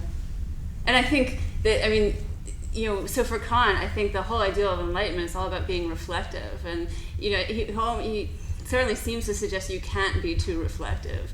I think if he's going to be right, he can't mean you can't be too reflective. And I actually think this sort of idea of this kind of reflective self-examination actually has, and this sort of relates to something Candace said yesterday, it relates a lot to his pietist upbringing, which he was very ambivalent about. And so I think that it's something I want to think about more, is sort of whether we can be overweeningly reflective. But, yeah. Lionel. This is also for Lissa. You started out by suggesting that if we want to get clear about cognitive self-determination, we shouldn't start with the transcendental deduction. Because there's a danger of having that appear to us as a pre-critical Platonism. After we've heard everything you've said about cognitive virtue and the three maxims, etc., are there lessons that we can take to our reading of the deduction that reduces that risk? Well, I sort of think that the only way we can understand Kant's apperception principle. Okay, so this is not the first word of section 16. The I think must be able to accompany all my representations. That's not the apperception. That's not the principle of the synthetic unity of apperception. If we really want to understand, does Kant have an argument for the principle of the synthetic unity of apperception, which actually makes the claim about one's representations being synthetically unified, which isn't there in that first opening line. If we're going to reconstruct an argument, I actually think we need to bring in this kind of Enlightenment framework about this concern to be the coherent source of your cognitive determination. So as I see it, he's actually thinking a lot about, and this helps us to understand why he keeps engaging with Hume in this stretch of the deduction, because Hume also talks about, and of course Hume is really ambivalent, and he sort of goes in 5 different directions about personal identity, but he has this remark about the commonwealth, the metaphor of the self as a commonwealth, and that he sort of seems to be excited about, but then rejects in the appendix, and that's an idea of a synthetic coherence, and so I argue that if we're really going to understand how Kant gets to a claim about synthetic unity, we actually have to be thinking about this broader Enlightenment framework. Dave. I've got two things. The first is just for sort of both Paul and Robert about intuition. So John says that intuition is a conceptual shaping sort of sensory consciousness, and Paul was recommending going back to Sellars with intuitions of this, such as, and Bob said that Kant thought that there could be blind intuitions. So I want to know, is that a substantive disagreement between Paul and Bob? That's one thing. And the second thing is for Melissa, the three maxims of common human understanding. It looks like you said that they sort of go together, and the first two somehow determine or make the third, or include in the third. But the first two look to me like they're intention, or could be intention. So, just from rule following considerations, imagine a community who use a concept, and then the community splits into two because they're projecting the concept in different ways, right? Mm-hmm. And yet neither side needs it. From a sort of external perspective, you need not think either side is going wrong. So it could be, surely to think for oneself could come into conflict with thinking from the position of everyone else. Yeah, I'm sorry. So you might think that the we, that's included in thought, need not be everyone. It could be some more problematic, or less than fully universal we, I guess. So which question would you like answered first? Melissa, maybe first. Okay, I'll be quick. First of all, it's Kant who says that the third arises from the combination of the first two, not me. So, and he loves these threefold things. And when he has a threefold thing, the first is the condition, the second is the condition, and these are the categories are supposed to be arranged and so forth. I actually think the first two maxims are mutually conditioned each other. So in other words, if we are to take these as maxims of enlightenment in the broad sense, or maxims of, if we need both of them, so they're sort of mutually conditioning one another. But so in a way, when I was working out the third maxim is just taking up what Kant himself says, and I do think that it's quite to the point that the first two maxims are actually pointing in very different directions. That otherwise you sort of originality, but it's originality in this public sphere, in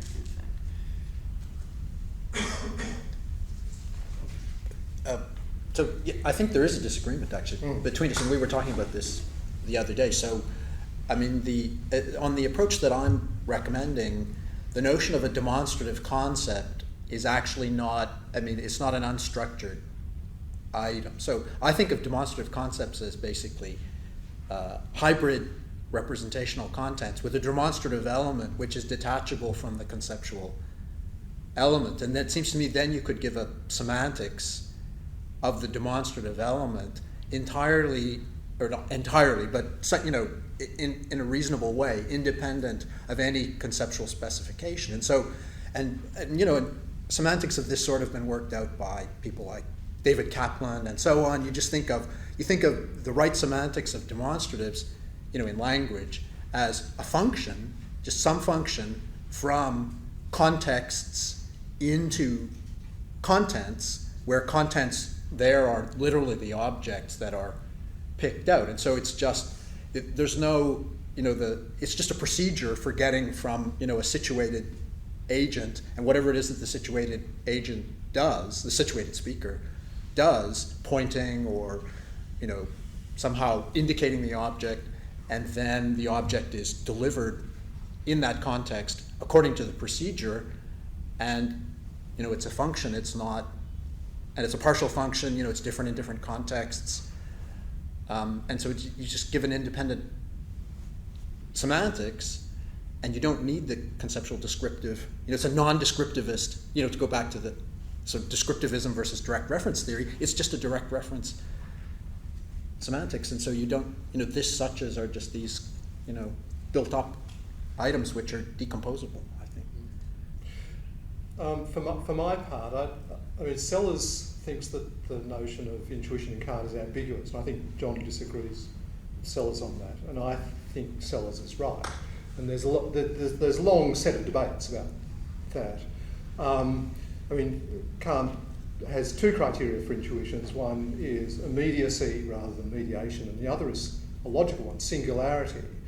And there's one way of reading intuitions as something like a place, something like an equivalent of a singular term, more or less in the sort of Fregean sense. And there are people who want to read Kant as a sort of pre-Fregean in that way.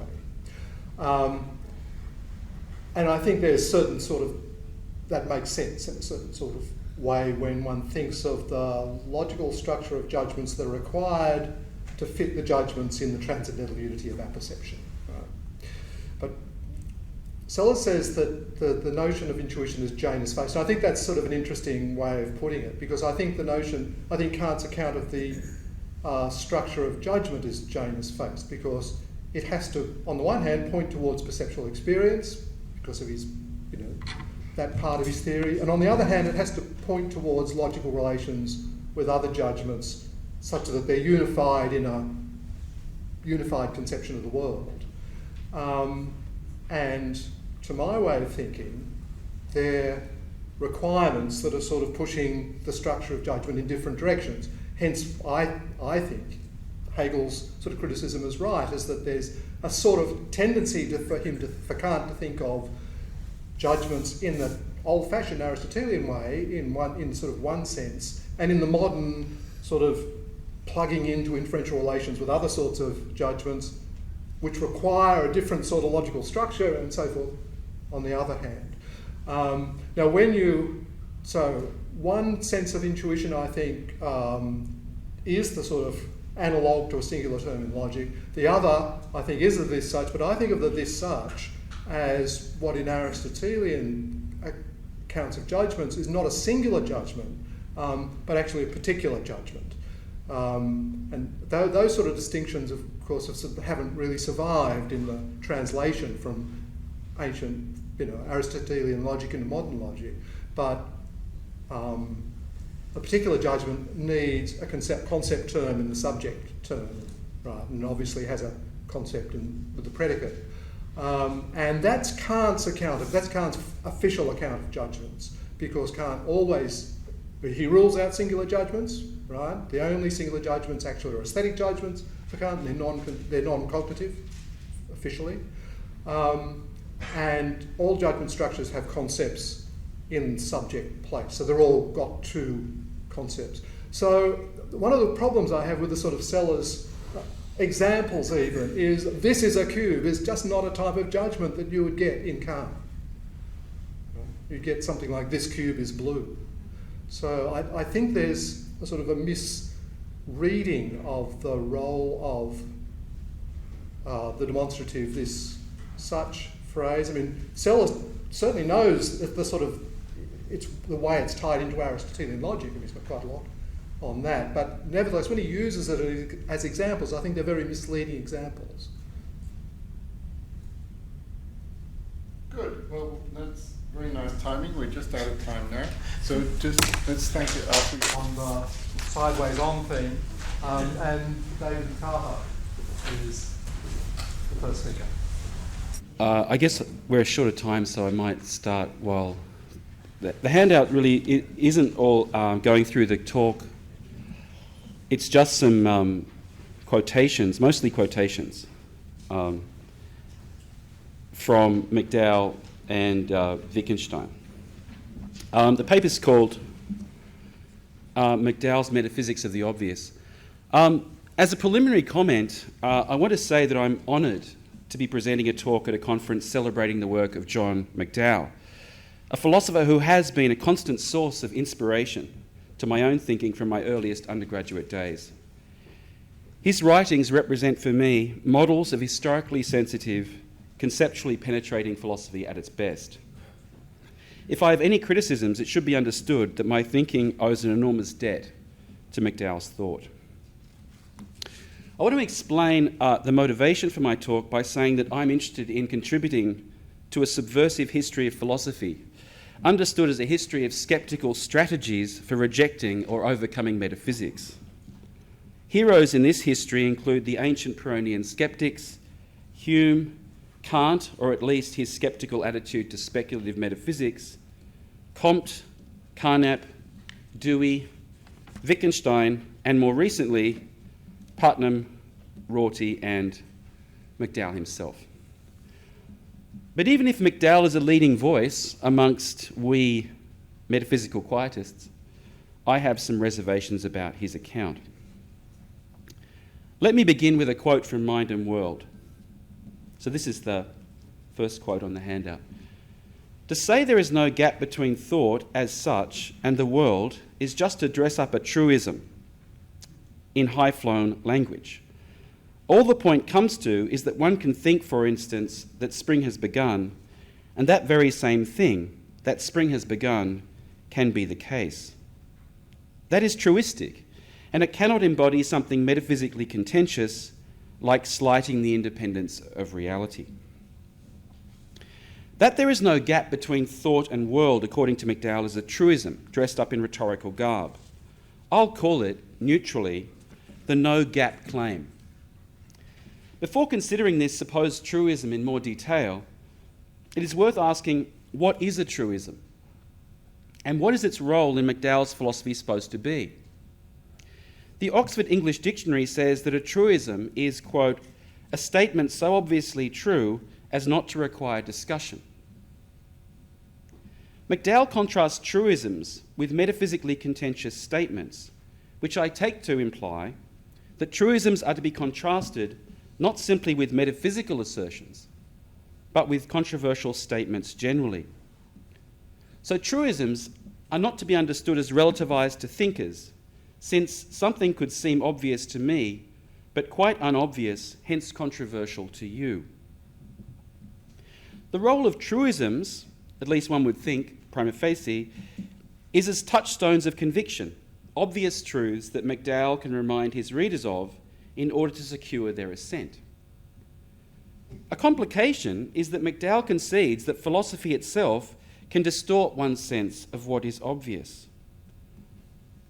So McDowell's philosophical audience can be expected to be somewhat immune to the power of the truistic as McDowell sees it. But I will not press this problem here. Presumably then, a truism is something we could or would or should agree to, supposing we are sincere and reasonable, except that such things are thought too obvious or uninformative to seem worth stating. McDowell's account of truisms thus comes close to that adopted by G.E. Moore in his famous papers A Defence of Common Sense and Proof of an External World. You will recall that Moore takes it that he can simply enumerate propositions constitutive of what he calls a common sense view of the world, which he supposed any reasonable person could be said to know with certainty. Moore's propositions include, and you'll recall there's a huge list, there exists at present a living human body which is my body. Ever since it was born, my body has been either in contact with or not far from the surface of the earth. There are a large number of other human beings. The earth has existed for many years before my body was born, and the famous "here is a hand." The larger role of truisms in McDowell's thought is to make non-constructive or metaphysically minimal moves available within an explicitly quietist methodology. McDowell's quietism is supposed to be a form of Wittgensteinian quietism, which he describes as, quote, the rejection of any constructive or doctrinal ambitions. When I said he there, I meant John McDowell. At least in the traditional areas of metaphysics and epistemology. The quietist's aim, as McDowell understands it, is not to answer the questions of traditional philosophy, but to expose and reject the assumptions or presuppositions that made the project of finding answers to them seem necessary or urgent. Thus, McDowell leaves one with the sense that although there is a legitimate activity of engaging in constructive philosophy, it is one which the quietist attempts to persuade us we can entitle ourselves to turn our backs on. So understood, quietism is in the business of working to show that there is no rational requirement to answer the philosophical questions that we might initially have imagined we must answer. With this brief sketch of McDowell's quietism before us, in this talk, I want to develop a contrast between it and Wittgenstein's quietism in order to throw McDowell's methodology into sharper relief and to raise questions about McDowell's appeal to truisms, an appeal that I shall argue is quite absent from Wittgenstein's writings. That McDowell's quietism is a significant departure from Wittgenstein's version of that approach can be gleaned from the fact that Wittgenstein aims to expose philosophers' questions as instances of what he calls disguised nonsense. That is, despite initial appearances to the contrary, these problems are revealed as being somehow bogus or incoherent. If successful, what Wittgenstein shows is not that we can leave off answering a perfectly legitimate question on the grounds that it is less urgent than we had first thought, as McDowell's approach would have it. Rather, Wittgenstein's goal is to get us to see that we were under the illusion that there was a legitimate question to answer in the first place.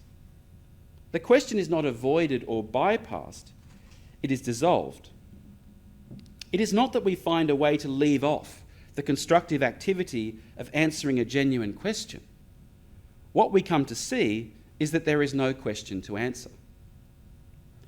Constructive theorising is not renounced. The issue simply lapses. We might sum this line of thought up by saying that McDowell seems to leave in place the sense that there is a genuine problem that one might address, but for the entitlement not to do so, since that problem is less pressing, less urgent, or not as necessary as we had first imagined.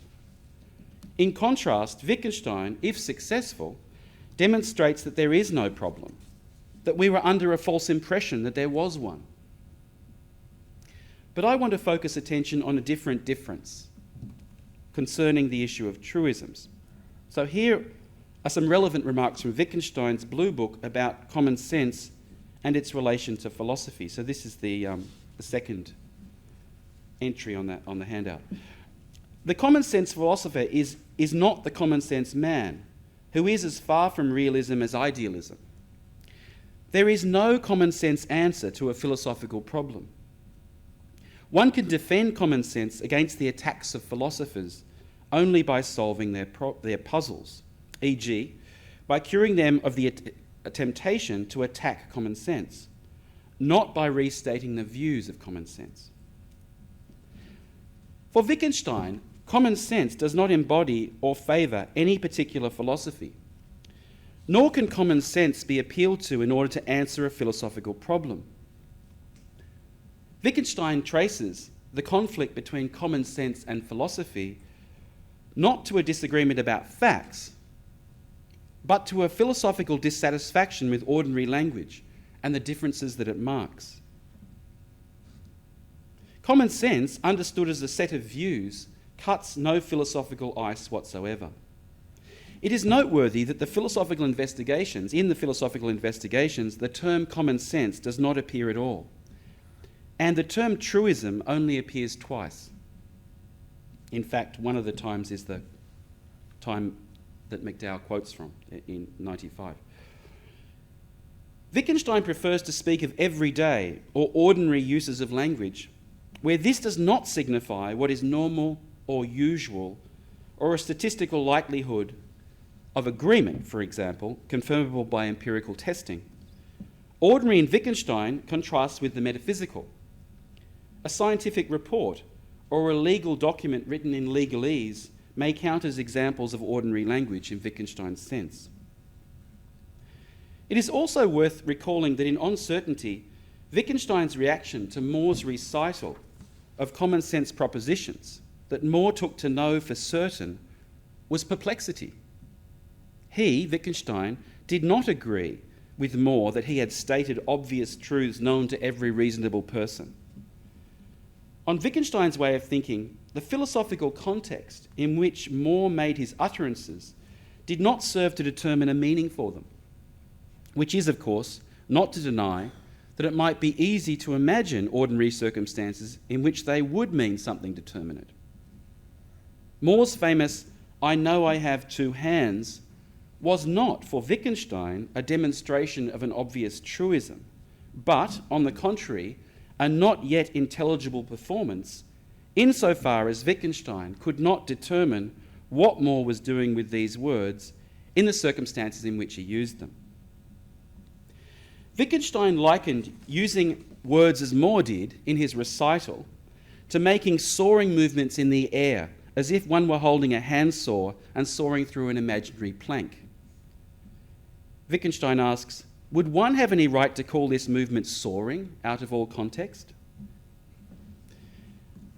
Wittgenstein's reaction to Moore raises the question whether the no-gap claim that we started with, McDowell's no-gap claim, as it appears in McDowell's philosophy, is really a truism, or whether the philosophical context or the philosophical work it is supposed to do robs it of that character. McDowell expresses the no-gap claim, if I read him correctly, in various ways. So this is now the third entry on the handout, various formulations, the 4 formulations of the no-gap claim.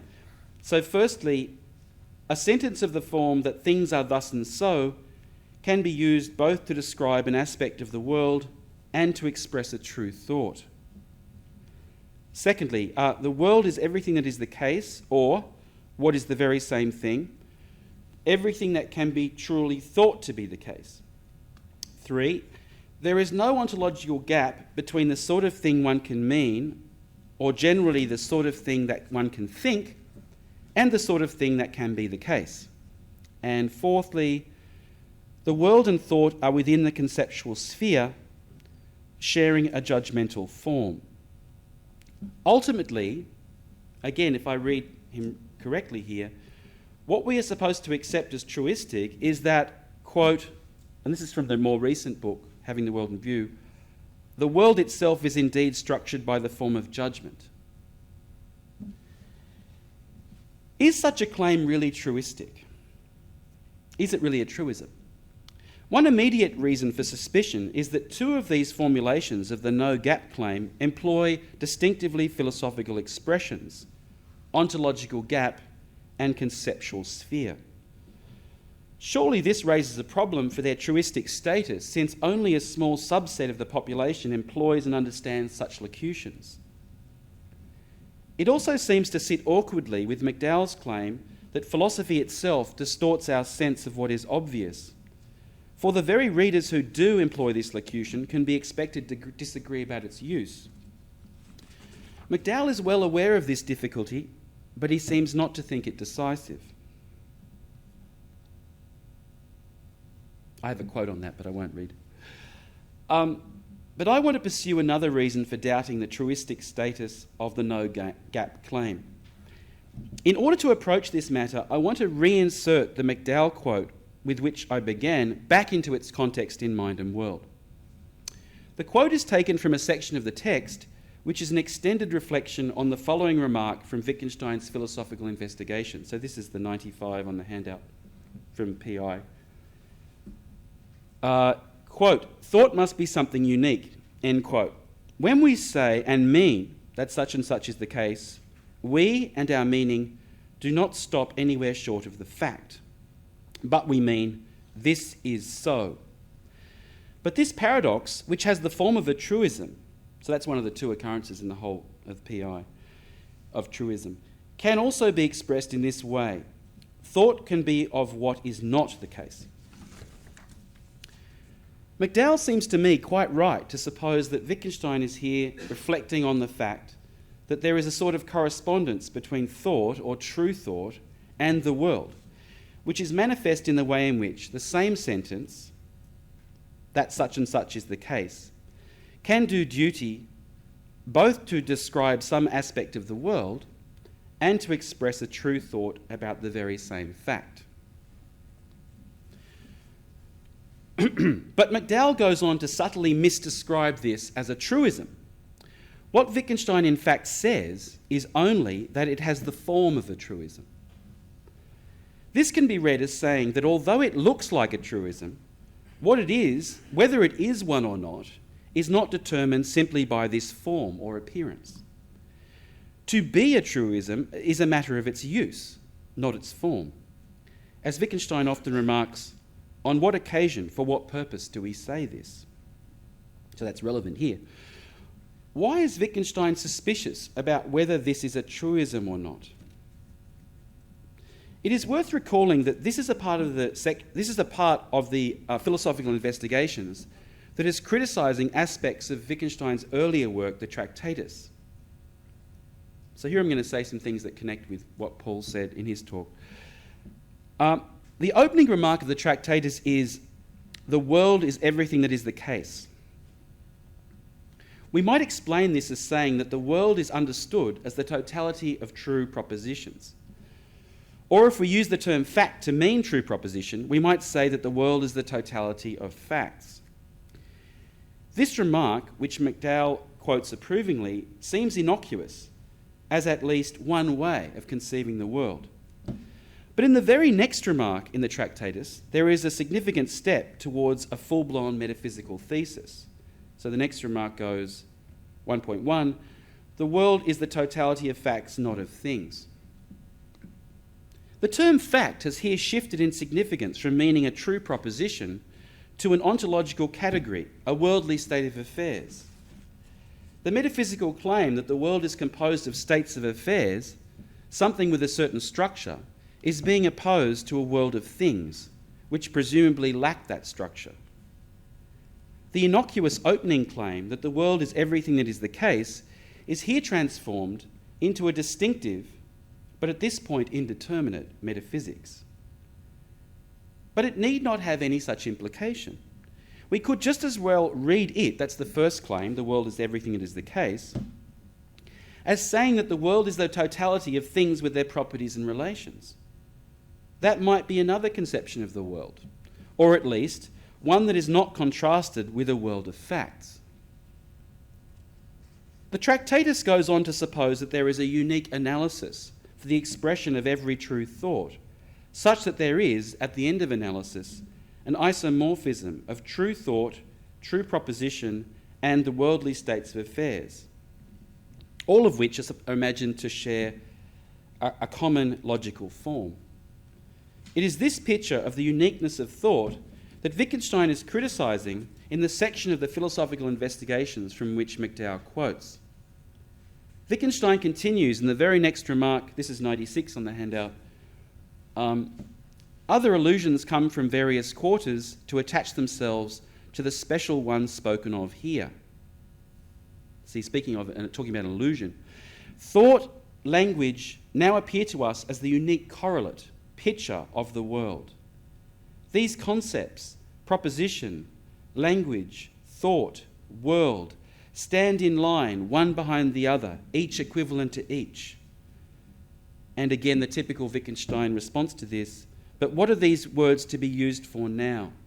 The language game in which they are to be applied is missing. Exactly the sort of thing he would have said to G. Moore's common sense recital of propositions. No doubt McDowell does not subscribe to anything like Russellian analysis or the associated idea that each proposition has one and only one complete analysis. So he need not suppose that true thought is a unique correlate of the world. Nonetheless, it is important to ask what work the claim that, quote, the world itself is structured by the form of judgment is supposed to do. This is another basis for suspecting that McDowell's various formulations of the no-gap claim are not equivalent. It is indeed truistic, it seems to me, to say that a sentence is capable of being used both to express a true thought and also to say how some aspect of the world is. The sentence "spring has just begun" could serve both of these functions, for example. But the idea that the world in itself is structured by the form of judgment seems a controversial philosophical thesis, insofar as it rules out various forms of non-conceptualism, or views that hold that the world is available to cognition in both conceptual and non-conceptual forms. I'll sum up these Wittgensteinian reflections by posing a dilemma for McDowell's appeal to truisms such as the no-gap claim.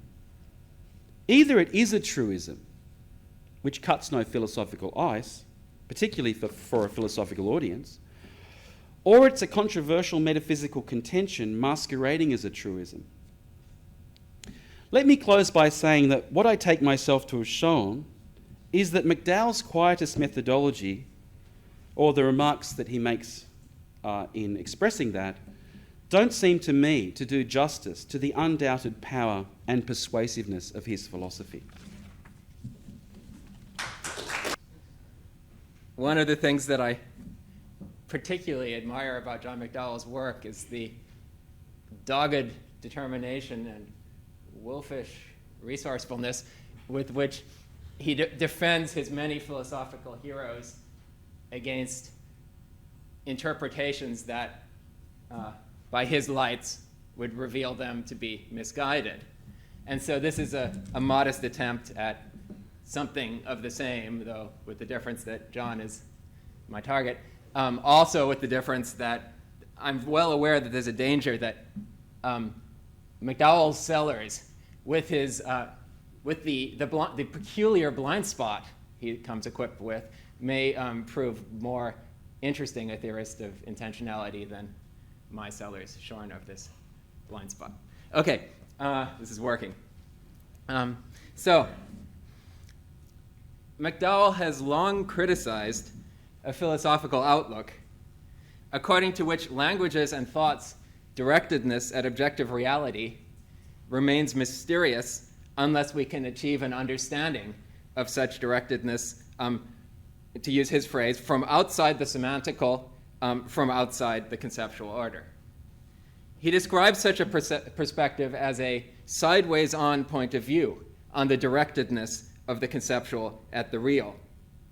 Now, a sideways-on perspective is external in that it denies itself characterizations of world-directedness that are given from the perspective of the subject who is directing her thought at the world, or from the perspective of her interlocutor. What is distinctive about such internal characterizations is that they describe mental acts and linguistic expressions in terms of the actualizations of conceptual capacities. And McDowell regards judgment as the, quote, the paradigmatic mode of actualization of conceptual capacities. Let me offer an example. A characterization of some mental or linguistic item as of snow counts as given from within the conceptual order, as long as this description presupposes for its intelligibility that the subject has the capacity to judge such things as that snow is white or that it rarely snows in Sydney, etc. So what does McDowell think are the sources of the outlook that demands sideways-on descriptions of intentionality? One source he dismisses as mere scientistic prejudice. Those in the grip of this prejudice, he says, insist that, here's a quote, what are in fact intellectual episodes, possessors of intentionality, must be in view, though in a different guise, when the world is viewed through the conceptual apparatus of the natural sciences. But McDowell is no more receptive, I think, to a second, this time non-scientistic source of the demand for the sideways-on descriptions. This would be a belief, the second source, that only sideways-on descriptions can reveal anything distinctive about a particular conceptual capacity, beyond the fact that it is a capacity to entertain a thought of something that it is, say, red, alive, or cruel. By McDowell's lights, limiting oneself to the perspective from within needn't amount to that kind of quietism. But McDowell thinks there remains what he calls a different and more interesting source of the demand for a sideways-on perspective. And this is a certain distortion in our perspective from within the conceptual order. A distortion, he thinks, is displayed in particularly instructive form in the thought of Wilfrid Sellars. The distortion involves a failure to see how descriptions from within the conceptual order can present mental acts and linguistic expressions as related to extra-conceptual objects. So here's a quote. It is central to Sellars' thinking, says McDowell, that elements in the conceptual order can stand in content-involving or semantical relations only to elements in the conceptual order, not to elements in the real order. According to McDowell, Sellars suffers from a blind spot that prevents him from accepting a relational conception of intentionality. As a result, Sellars is said to hold that any relation that obtains between a linguistic or mental item and an extra-conceptual item can only concern the former in its guise as an element of the real order, for example, as a pattern of ink or a neurophysiological occurrence.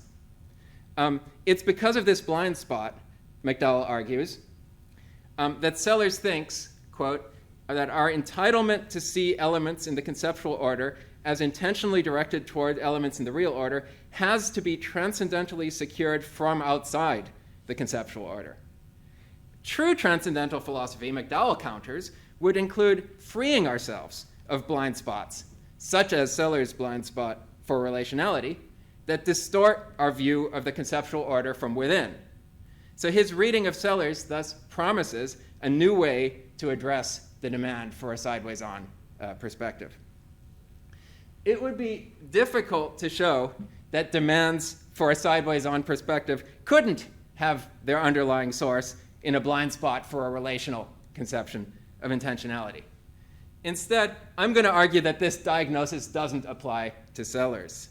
The philosopher McDowell makes a point of an example of applying it to. If I'm right, this should perhaps at least cast some doubt on the diagnosis's broader applicability. So the structure of the talk is going to be like this. First, I'm going to examine McDowell's two pieces of textual evidence for attributing the blind spot, two areas of textual evidence for attributing the blind spot to Sellars. And then I'm going to address his explanation for why Sellars is blind to the possibility of relational intentionality. It's an explanation that involves Sellars' views of the place of norms in the world. Okay, let's see. Admittedly, as McDowell points out, Sellars does announce that, quote, the non-relational character of, quote, meaning and, quote, aboutness is the key to a correct understanding of the place of mind in nature.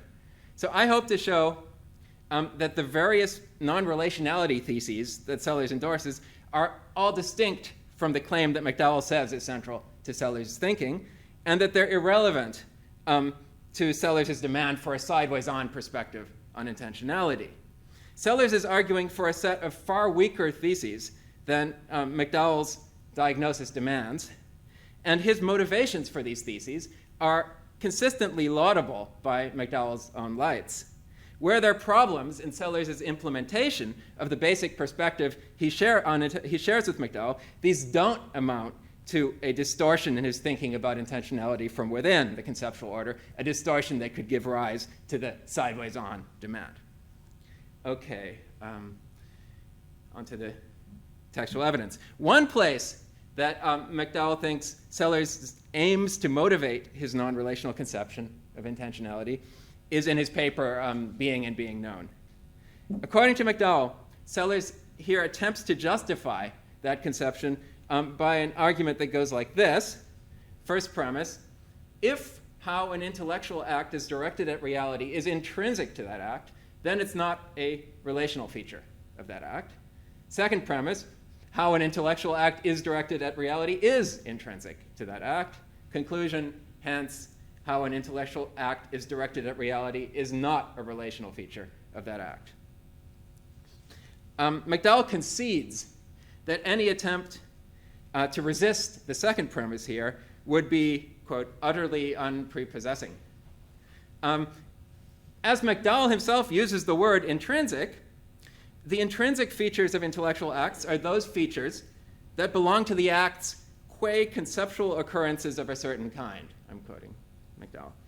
This indeed makes premise 2 sound truistic. McDowell's complaint, rather, is with premise 1, which he says Sellars takes for granted and does not even identify as an assumption. I think the awkwardness of this reading can be brought out by quoting from the relevant sentences in Sellars' paper. So Sellars criticizes views on which intellectual acts differ not in their intrinsic character as acts, but by virtue of being directly related to different relata. Such views regard the difference between intellectual acts as an extrinsic, a matter of having different relata. Surely the most natural reading has him using the word intrinsic to mean non-relational, not an uncommon use of the word. Thus understood, premise 1 becomes a definitional truth rather than an unidentified substantive assumption in an alleged argument against relational intentionality. Understood this way, however, premise 2 is no longer the truism it is on McDowell's own reading. It's rather a mere rewording of the very conclusion, the unattractive conclusion McDowell reads Sellars as arguing for. But don't the quotes just presented show that Sellars does affirm claim 2, the claim that an act's intentional directedness is an intrinsic matter in the sense of a non-relational matter? I think the answer is no.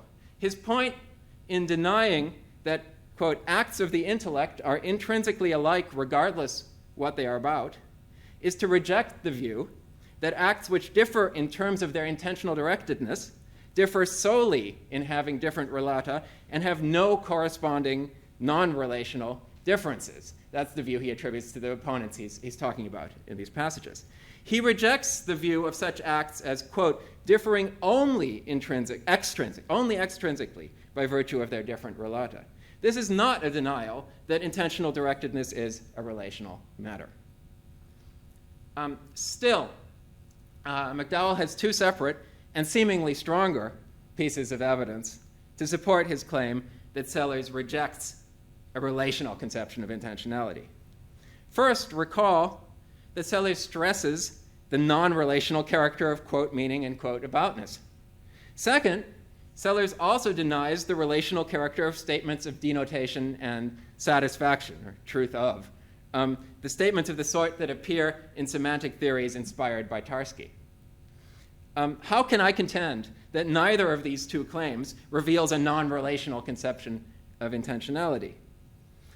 Here we need to treat the two cases separately, as Sellars consistently does.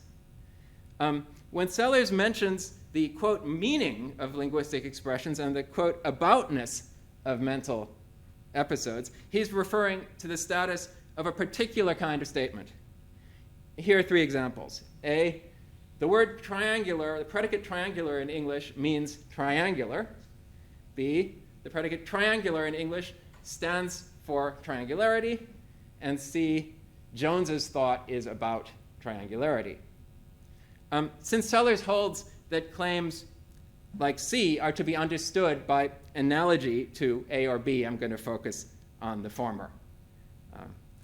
Now, McDowell complains that according to Sellars, statements of this sort are not relational in the sense that they do not, quote, assert relations between elements in extralinguistic reality and the expressions mentioned on their left-hand sides.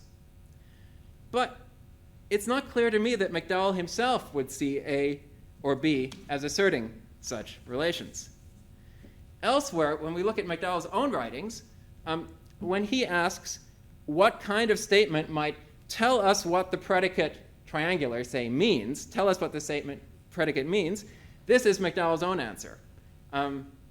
Predicating the predicate of something yields a form of words suitable for expressing the thought of that thing that it is triangular.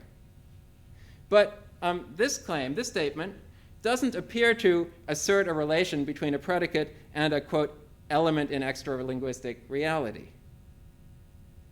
Perhaps McDowell's real point is that statement A, or his own version, A star here, entails that a semantic relation, namely the relation of being true of, obtains between the predicate triangular and each triangular thing. Soon I'll turn to Sellars' denial that being true of is a relation. But let me first address a second complaint McDowell raises against Sellars' treatment of meaning statements, statements like A. According to McDowell, Sellars errs in denying that the expressions that figure on the right-hand side of statements of such forms are used in the way they are used in ordinary non-semantical discourse. Now, Sellars indeed tells us that the predicate triangular on the right-hand side of A is not used in the ordinary way it is used when one says that something is triangular. Instead, he writes, the predicate is, quote, exhibited, so to speak. But McDowell describes statements like his own A star in remarkably similar terms. In this kind of statement, he stresses in an earlier paper, the concept triangular is not just, quote, the predicate triangular is not just, quote, employed in the ordinary way, but it is, quote, so to speak, displayed in its role as a determinant of content. In short, it's not clear to me that McDowell and Sellars have any substantive disagreement about what is said by statements A or B, statements that, in Sellars' terms, attribute a sense to a linguistic expression.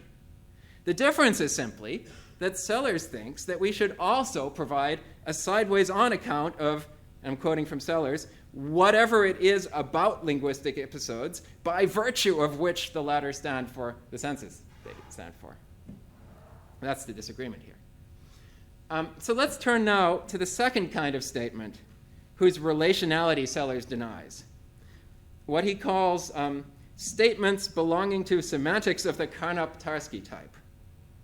Here are two examples, D and E behind me.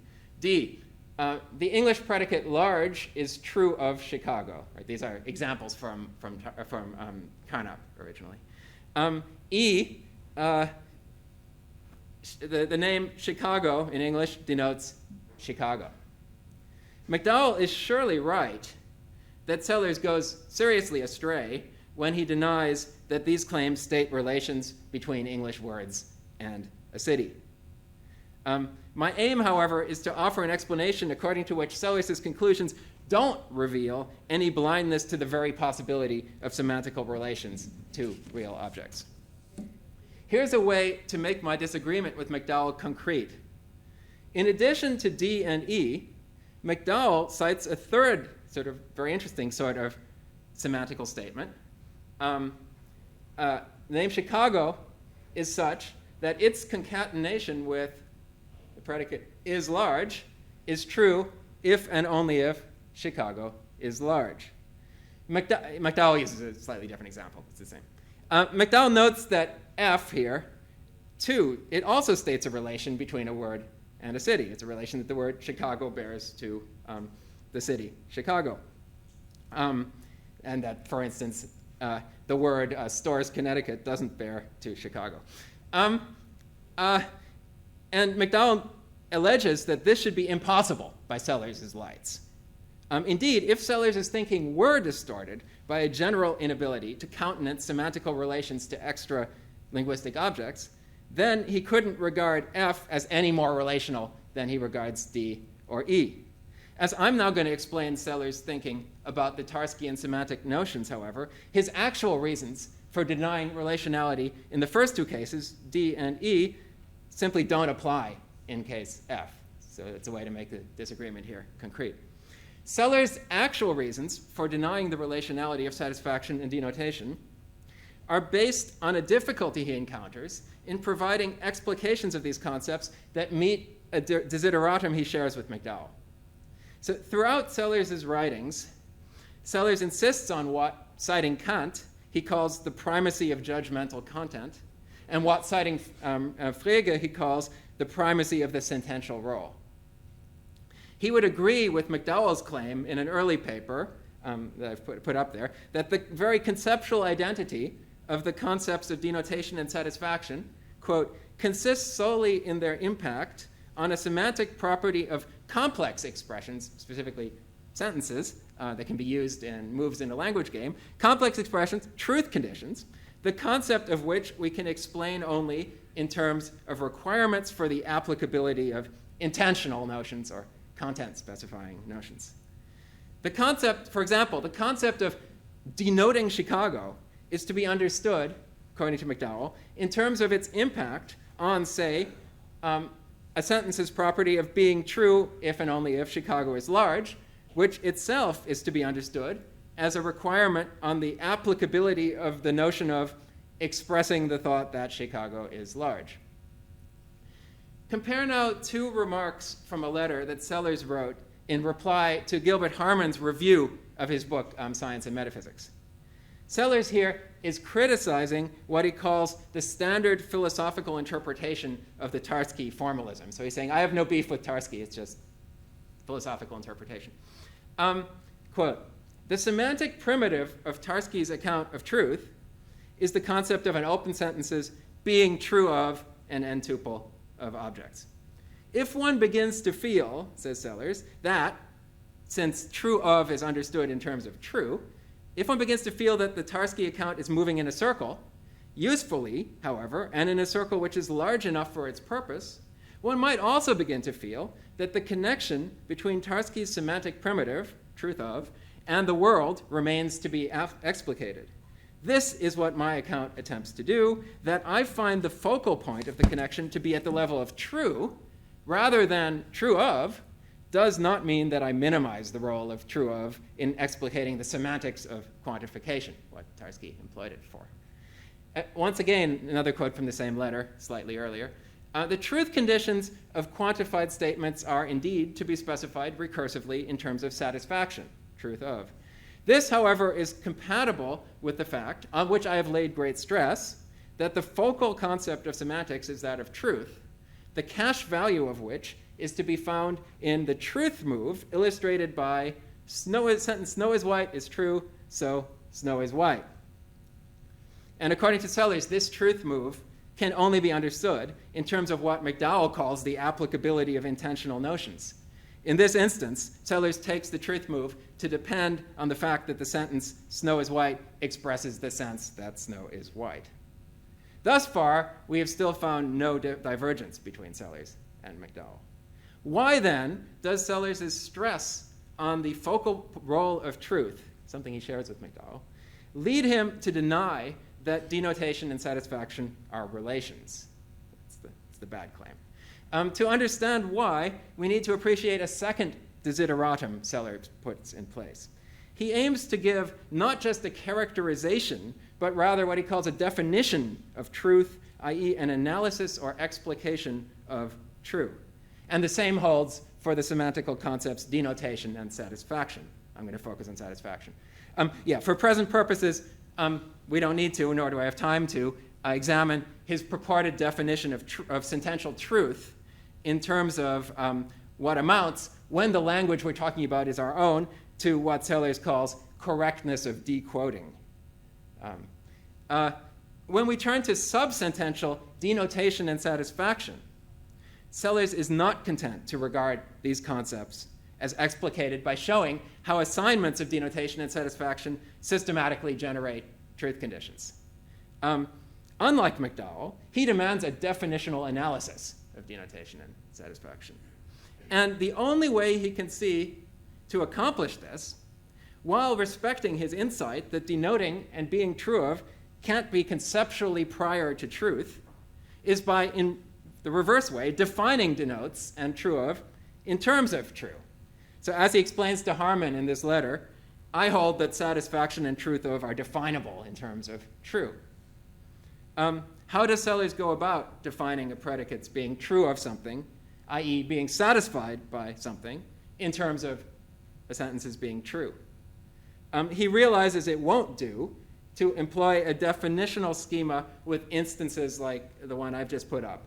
The predicate large in English is true of Chicago, is definitionally equivalent to the claim statement that the sentence Chicago and large, the English sentence Chicago and large, is true. This won't work. One problem is that this schema doesn't explain what is meant by saying that the predicate groß in German is true of Vienna. After all, the relevant German sentence that would have to go on the right reads Wien ist groß. Sellars proposes a fix for this, one that appeals to his account of the expression of predicative and individual senses. Indeed, he emphasizes that sense is, quote, conceptually prior to extension or denotation. This is part of a polemic against Quine.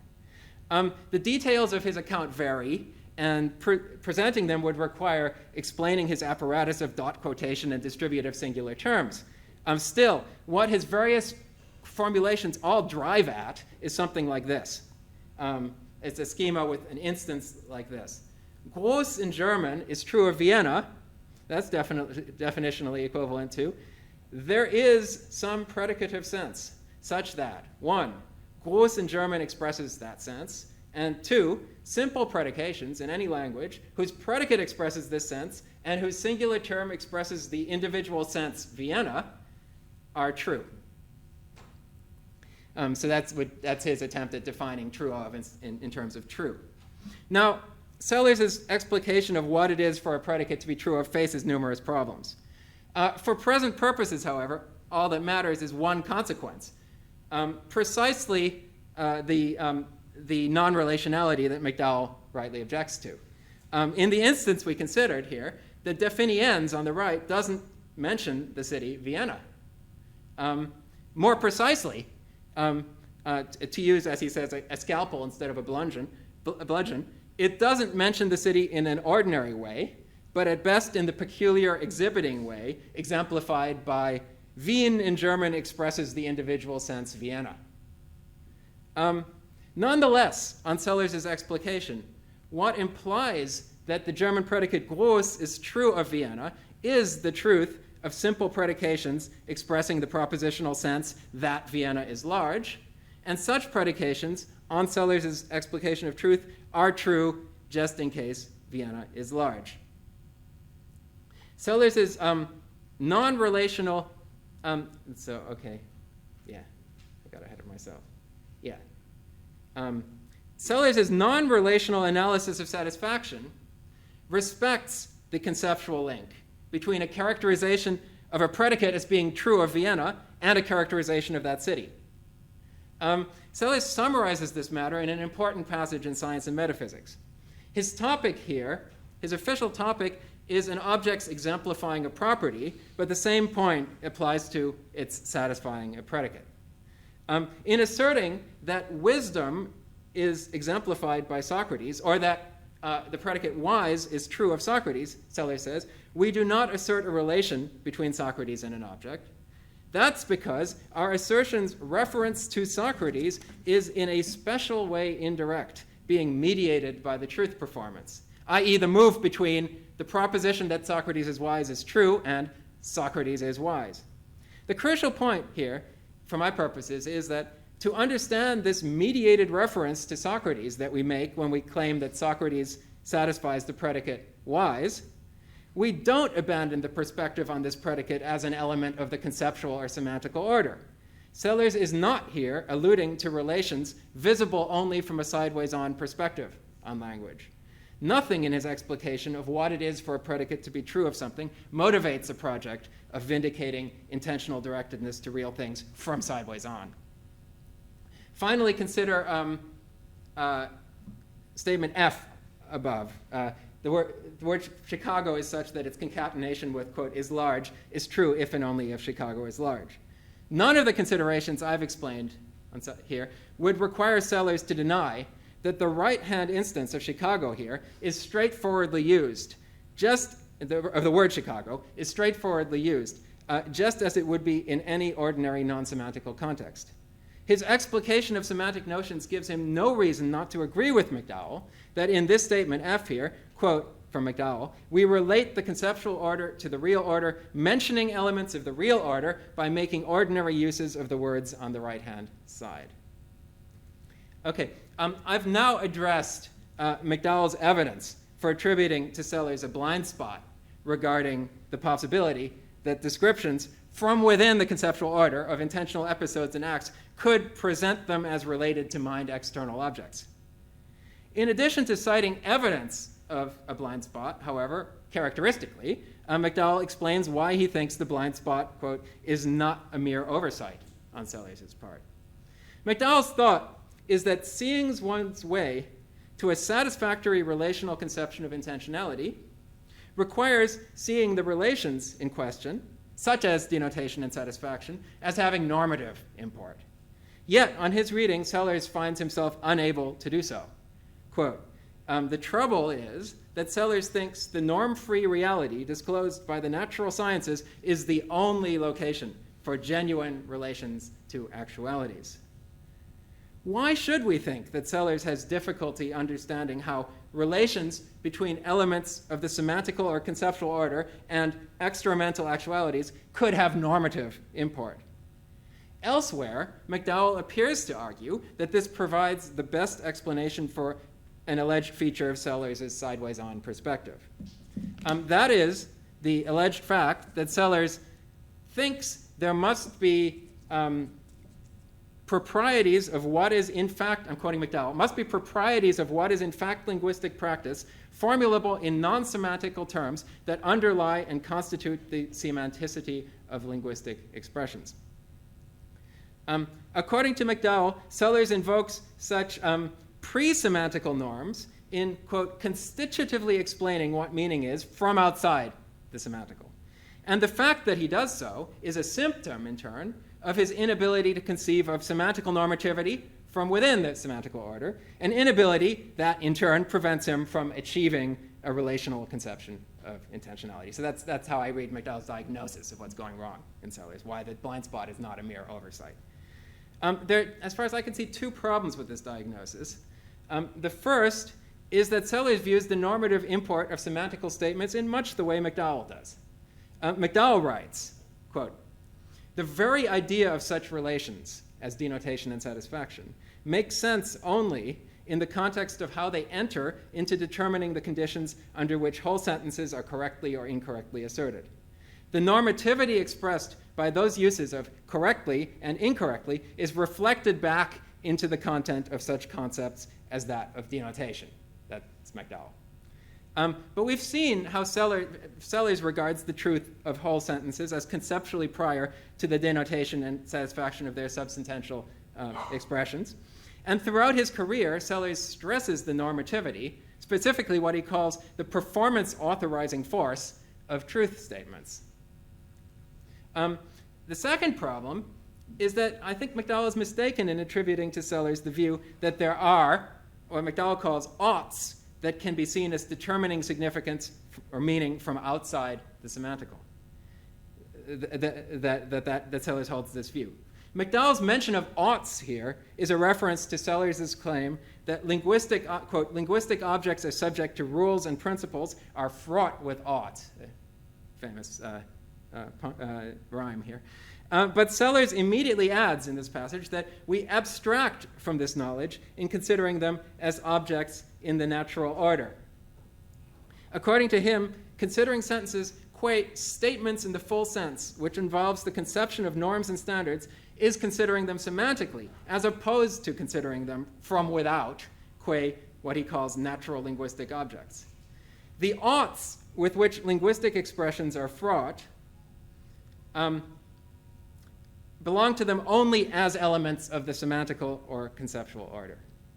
Now, in favor of the contrary reading, according to which Sellars posits pre-semantical norms in much the way Brandom does, McDowell cites the following pronouncement.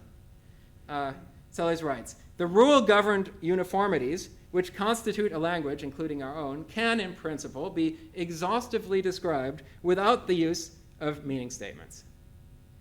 To this, my reply is that although the uniformities in question are indeed visible from the sideways-on perspective, according to Sellars, there's no reason to believe that the same is true of the rules through whose espousal by language trainers these uniformities are causally governed.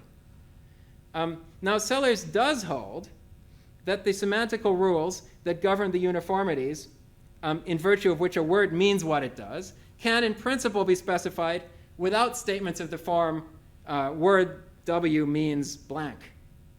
But when we turn to his specifications of such rules, which unfortunately there's not very many examples of, it's striking that they are all given from within the conceptual order.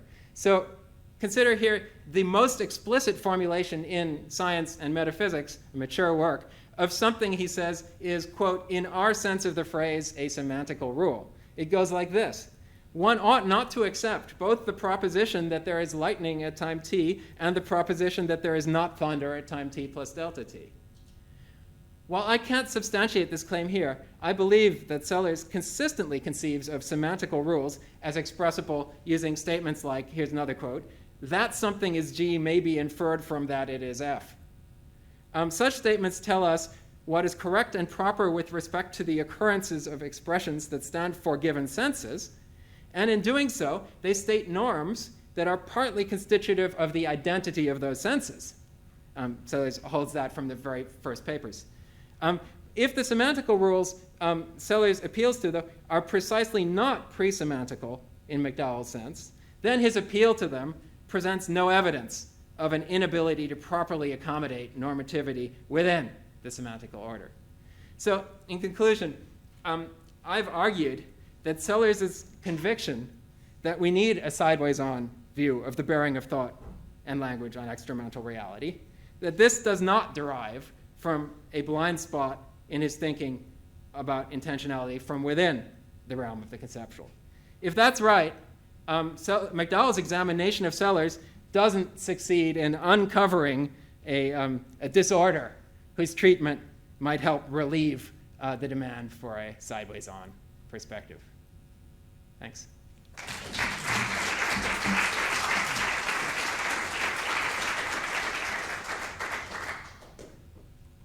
Thank you, Lionel.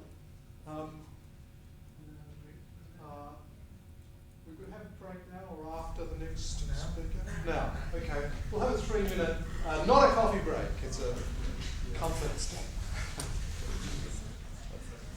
Hugh.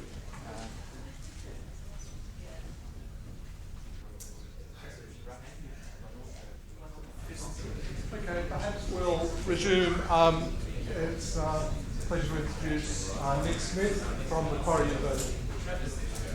Thanks, Paul. Okay, in the preface to his recently published book, The Engaged Intellect, McDowell suggests that the title is not only a common theme of a number of essays included in the book, but an organizing idea of his philosophy as a whole. So when the organizing committee here came up with the idea of calling the conference Engaging McDowell, and kindly invited me to speak at it, I thought I'd take the opportunity just to reflect a little on this notion of engagement, both to help locate McDowell's work philosophically and to draw attention to some of the main challenges I see facing it. That's all I'm going to do. I'll begin by my remarks by placing McDowell in a modern tradition that aims at rehabilitating the classical notion of the human being as the rational animal. Gadamer and Brandom are two other philosophers who explicitly identify with this tradition, and a brief comparison, very brief comparison, of McDowell's position with theirs, I think will help us see McDowell's distinctive contribution to it. I'll then consider the accusation directed towards McDowell, which the conception of the engaged intellect is meant to be a response. I will consider 3 different versions of that charge of intellectualism. So I'll distinguish 3 different kinds of it, 2 of which have been discussed quite extensively, actually, over the last couple of days, but the 3rd of which I think hasn't been so widely discussed. And then in the final section, I'll give my own little spin on that 3rd objection. Firstly, then, rehabilitating the rational animal, Gadamer, Brandom, and McDowell. Well, Gadamer's whole hermeneutic philosophy can be read as an attempt at salvaging the classical notion of the human being as the animal possessing logos, the rational animal, in a way that addresses modern anxieties about disenchantment and subjectivism. And this is the way he himself describes it in Truth and Method. That's to say, it can be read as an answer to the question, what's left of the idea that human beings are special amongst animals on account of the reason they possess, once we give up the notion that possession of reason means either participation in a distinct enchanted realm of spirit, or the exercise of a merely subjective power of representation and control. Gadamer's answer turns, of course, on his conception of language as conversation. It's in asking and being receptive to questions in listening to the other's point of view, in taking up the standpoint of the other, in acknowledging the ongoing, always incomplete nature of a conversation, and so forth, that human beings can be said to possess the logos in a non-metaphysical but non-subjectivist way. And in this sense, it's a non-intellectualist conception of the rational animal. It's as reflective participants in genuine conversations that we can be reassured of our special status amongst beings, Gadamer suggests, and thereby of the dignity that's proper to us as rational animals. Now, Rorty has a similar view in Philosophy in the Mirror of Nature, at any rate. Of course, he contrasts this image, this master image of the mind and reason as the mirror of nature, a conception I think that John McDowell's conception of the engaged intellect contrasts quite nicely with. And the alternative that he sketches there, of course, is this Gadamerian conversational model. Okay, Rorty's not so concerned with the special dignity of the human being as such, but nevertheless it plays a similar kind of role. Okay, so that's briefly Gadamer. Very, very briefly Brandom too now. Well, he's recently described his project. I was just looking at this. In Reason and Philosophy, that collection that came out last year, he also describes that collection in his introduction, again, as an attempt at retrieving what he calls a progressive rationalism. What's that?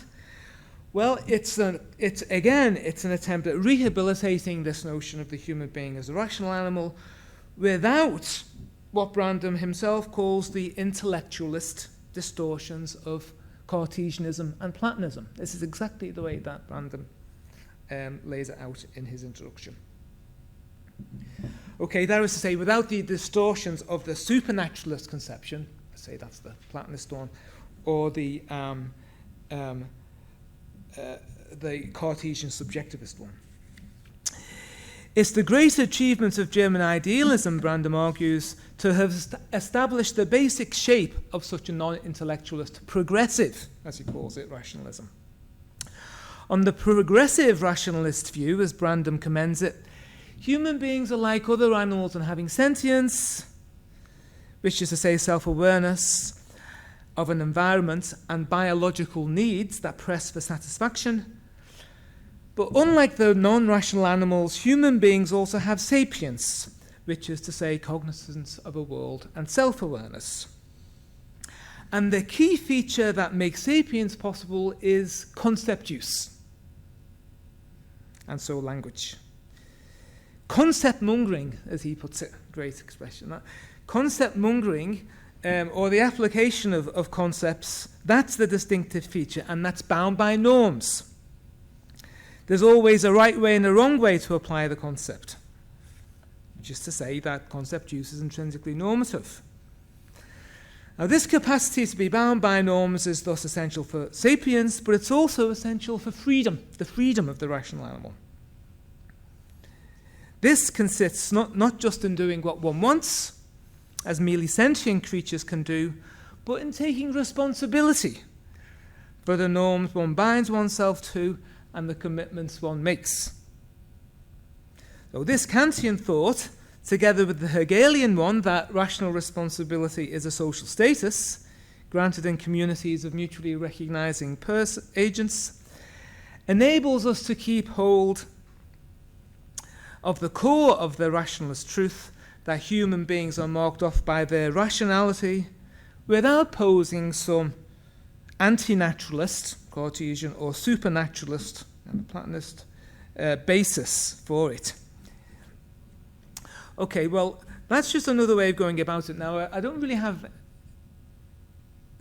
anything more to say except that once this aspiration is laid out, the rationalism rather than the progressive nature comes more and more to the fore, it seems to me, and it's not difficult for for someone who is really concerned about the intellectualistic appearance of it to see it as just replacing one form of intellectualism with another one. That's just what I'm going to say about that. Now on to McDowell. Well, he wants to rehabilitate the classical notion of the human being as a rational animal too, of course, without the intellectualist distortions that often afflict modern construals of rationality. And he writes, this is the only quote I'm going to have here, from the preface to The Engaged Intellect. He says, it's vital to resist a rationalistic conception of the intellect.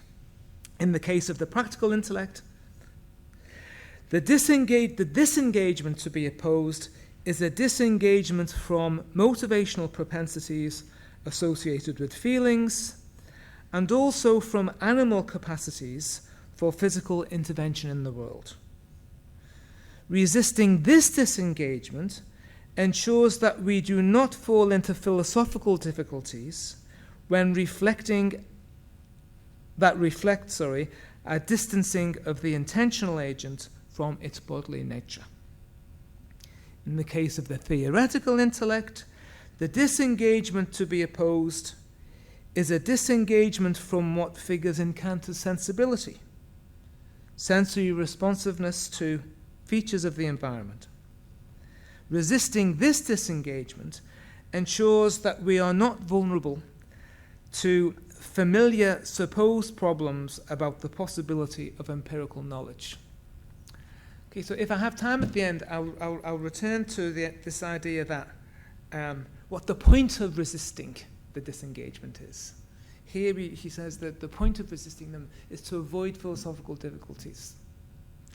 And that is a point. If I have time at the end, I'll suggest that that's not, there might be other points to it as well. Put at its bluntest, an understanding of practical reason as knowledge of how to respond appropriately to the full demands of a situation, together with an understanding of empirical knowledge as involving the exercise of conceptual capacities, even in acts of perception, provide the basis of an engaged conception of the intellect that doesn't suffer from the intellectualist vices, and that therefore puts an acceptable notion of the rational animal back in our grasp. Now, I think one of the great appeals of this idea, which comes out in Mind and World, is the retrieval of a sense of engagement with the world and openness of the world, something which isn't really at the forefront of the Gadamerian conception or reconception of the rational animal, which is much more about the social or intersubjective aspects of reason as conversation. There is a world disclosive aspect to Gadamer's account too, of course, but it's in McDowell's work where that particular idea comes back into the fore, and I think that was found to be very exciting by many philosophers, including myself. Okay, so now I'll move on to how this charge of intellectualism persists despite McDowell's attempt to fend them off with this notion of the engaged intellect. And it's clear that the appearance that McDowell hasn't succeeded in outlining a non-intellectualist conception. It's clear that that appearance remains because so many people make that objection still, and we've heard it. We've heard variants of them over the last couple of days.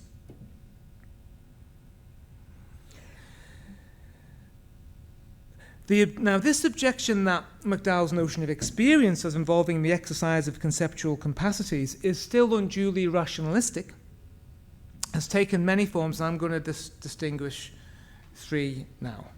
Version 1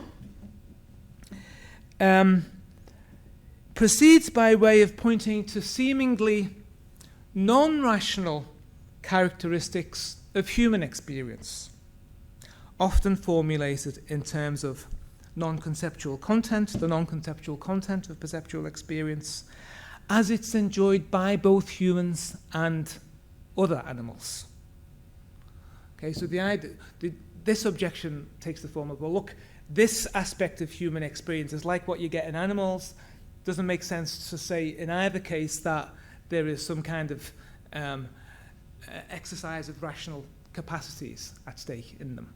Okay, and the claim that there is a kind of an intellectualist misconstrual in that sense. That's one form the objection can take. Tyler Burge is one who makes that kind of objection. Michael Ayres, another, Crispin Wright, another, and coming from a very different perspective, actually, Jay Bernstein makes a similar kind of objection. It doesn't properly take into account, if you like, the animality of the human. The second version of the charge proceeds by way of pointing to seemingly rational characteristics of non-human animals. Okay, and this is a kind of objection that Candace made yesterday.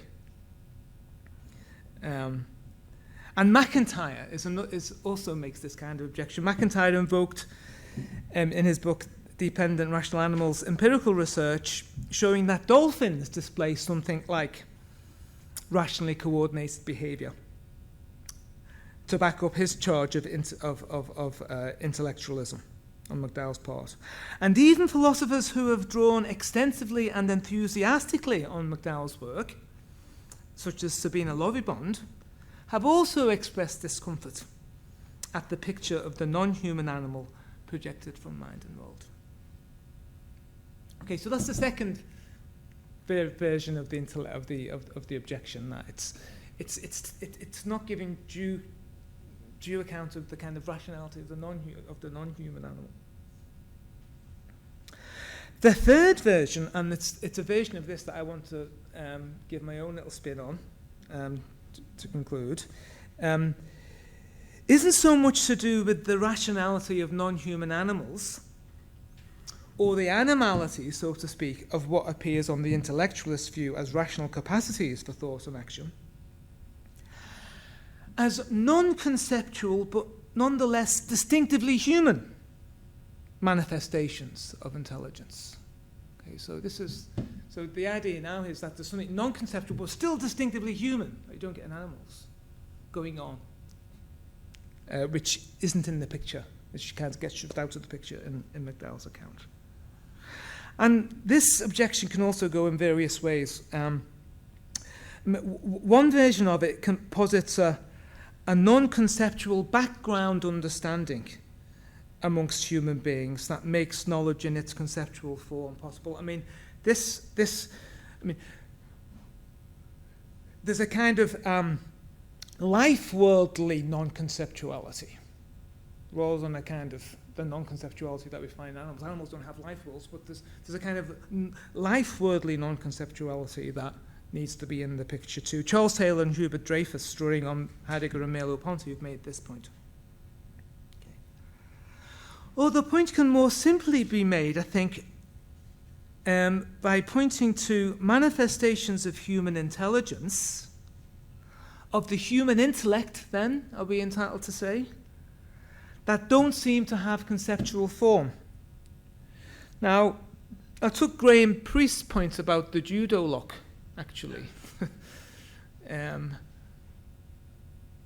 in response to John's talk at the AAP, to be getting at this point. Remember, for people who were there, he made the point very well. I think he's a judo master or something, so, I didn't get the details of it, but, I mean, the point seemed to be that there's this lock that you can do, and when you kind of perform the locking action, it's kind of thoughtless in the sense that you don't have any kind of intention to do it. You just kind of do it, kind of spontaneously. And then there's also the kind of thoughtlessness of actually being in the lock, and you don't have any control over that either, but they're very different kinds of action. Now, we could gather, I think, from McDowell's reply to Priest in the discussion following his paper, Intention and Action, that Hubert Dreyfus has already, made a lot of this kind of criticism, and McDowell's responded to it, and in fact, the two responses make up the last part of the engaged intellect, and it's in those essays, I think, that the theme of engagement of the engaged intellect is most explicit in the response to Dreyfus. Actually, it's the same paper, the myth of the. I think it's the same paper, isn't it? The myth of the given, it's not the same paper. Anyway, it's the myth of the myth of the myth, or which myth? Anyway, there's four different papers now making up that exchange, all with the title of the myth in, all with a title with the myth in it somewhere, but. Okay, so I think there's a lot of cross purposes in that exchange, the exchange between Dreyfus and McDowell. But there does seem to be a genuine disagreement about the role of concepts in skillful but unreflective action. Dreyfus insists that in many cases, neither concepts nor conceptual capacities play any role at all. For Dreyfus, the practical know-how of the expert isn't a matter of concept application. Rather, it's a matter of responding appropriately as a result of education and training, of course, to the affordances of a situation. McDowell, on the other hand, insists that skillful, unreflective action involves the operation of conceptual capacities, if not their active exercise. The skilled, unreflective agent actively exercises her capacities when she stands back on her action and describes it. But as Eric Rietveld points out in his recently published discussion of this exchange, it isn't clear how these conceptual and so linguistic capacities are operative in the skilled, unreflective action itself.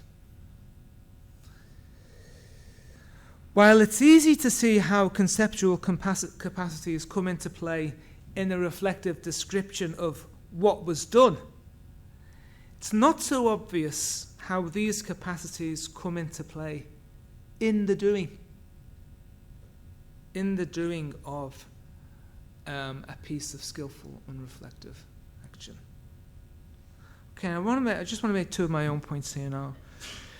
Firstly, in many cases, it will be very difficult even to give an accurate reflective description of why a particular piece of skilled, unreflective action was done that particular way and what was right about it. I mean, a couple of examples. It's not just that the skilled care worker, for example,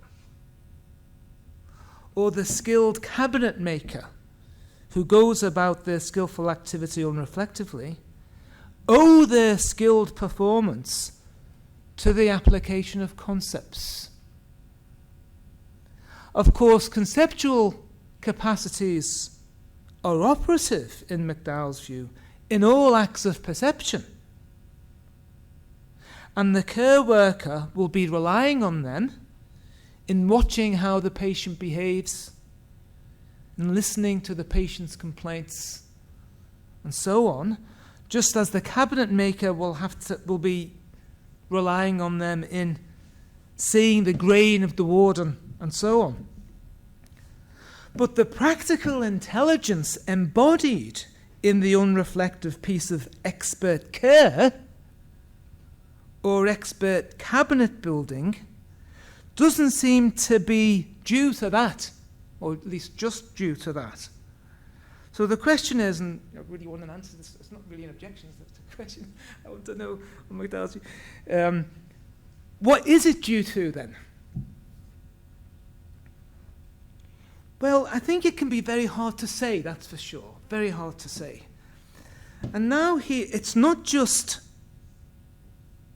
It's not just that having to say it isn't part of the unreflective action. Okay, we know that. In unreflective action, we don't say what's involved to ourselves first in an intention. The problem is also due to the difficulty of recovering from the position available to reflection all the complexity, all the various demands and affordances of the original unreflective act situation, which is lived through by the expert.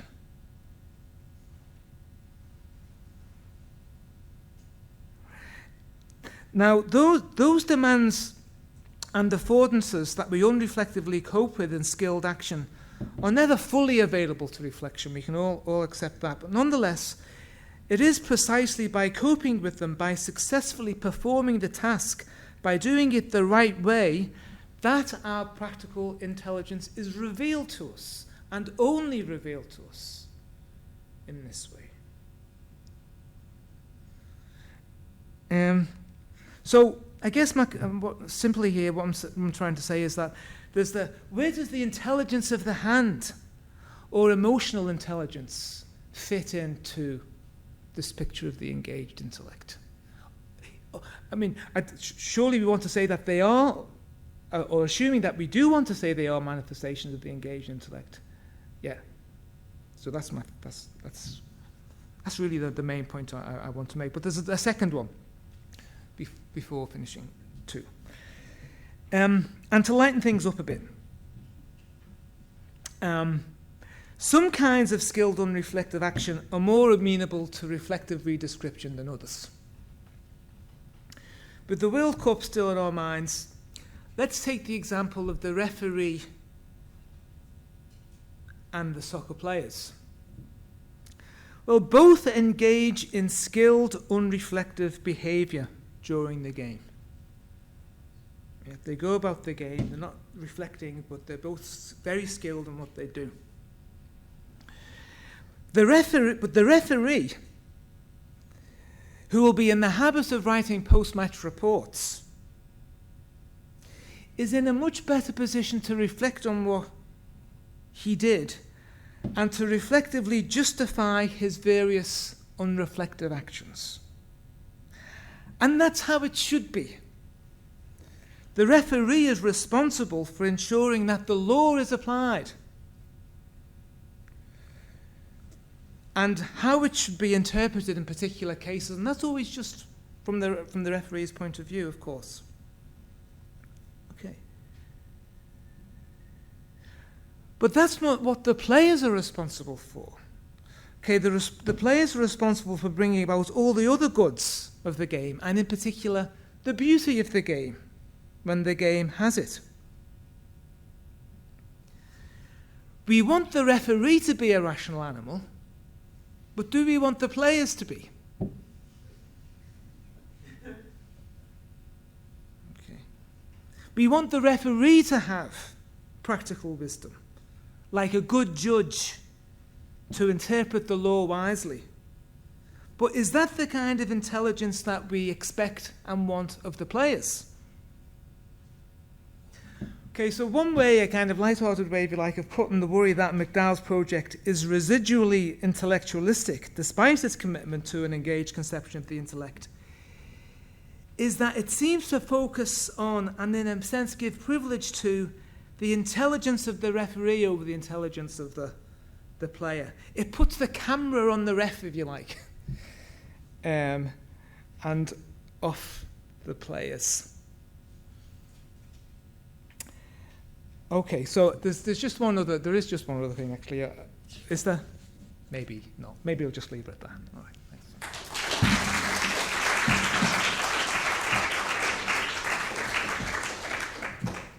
Thank you, Nick. And it's a pleasure to introduce the last speakers.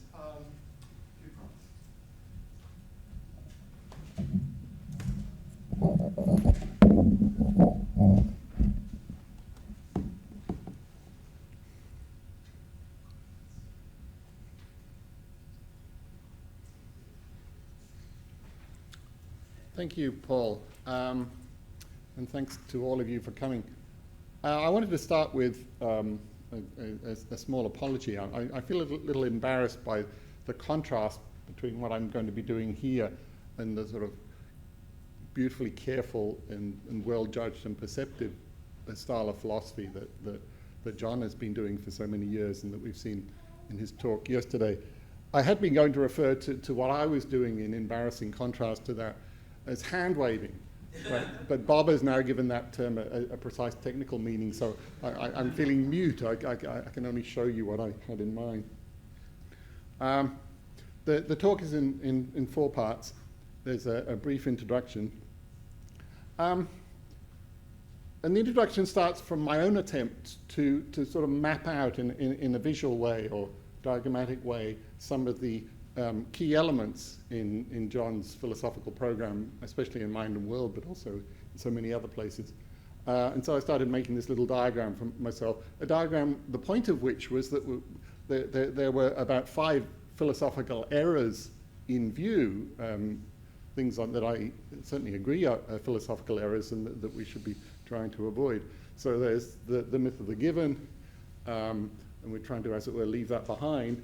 But in doing so, we want to find a way to avoid 2 other philosophical evils, what John calls bare naturalism on one side and rampant Platonism on the other. So we want to find some stopping point short of falling into 2 other pitfalls. On the one hand, that of idealism or some sort of anti-realism.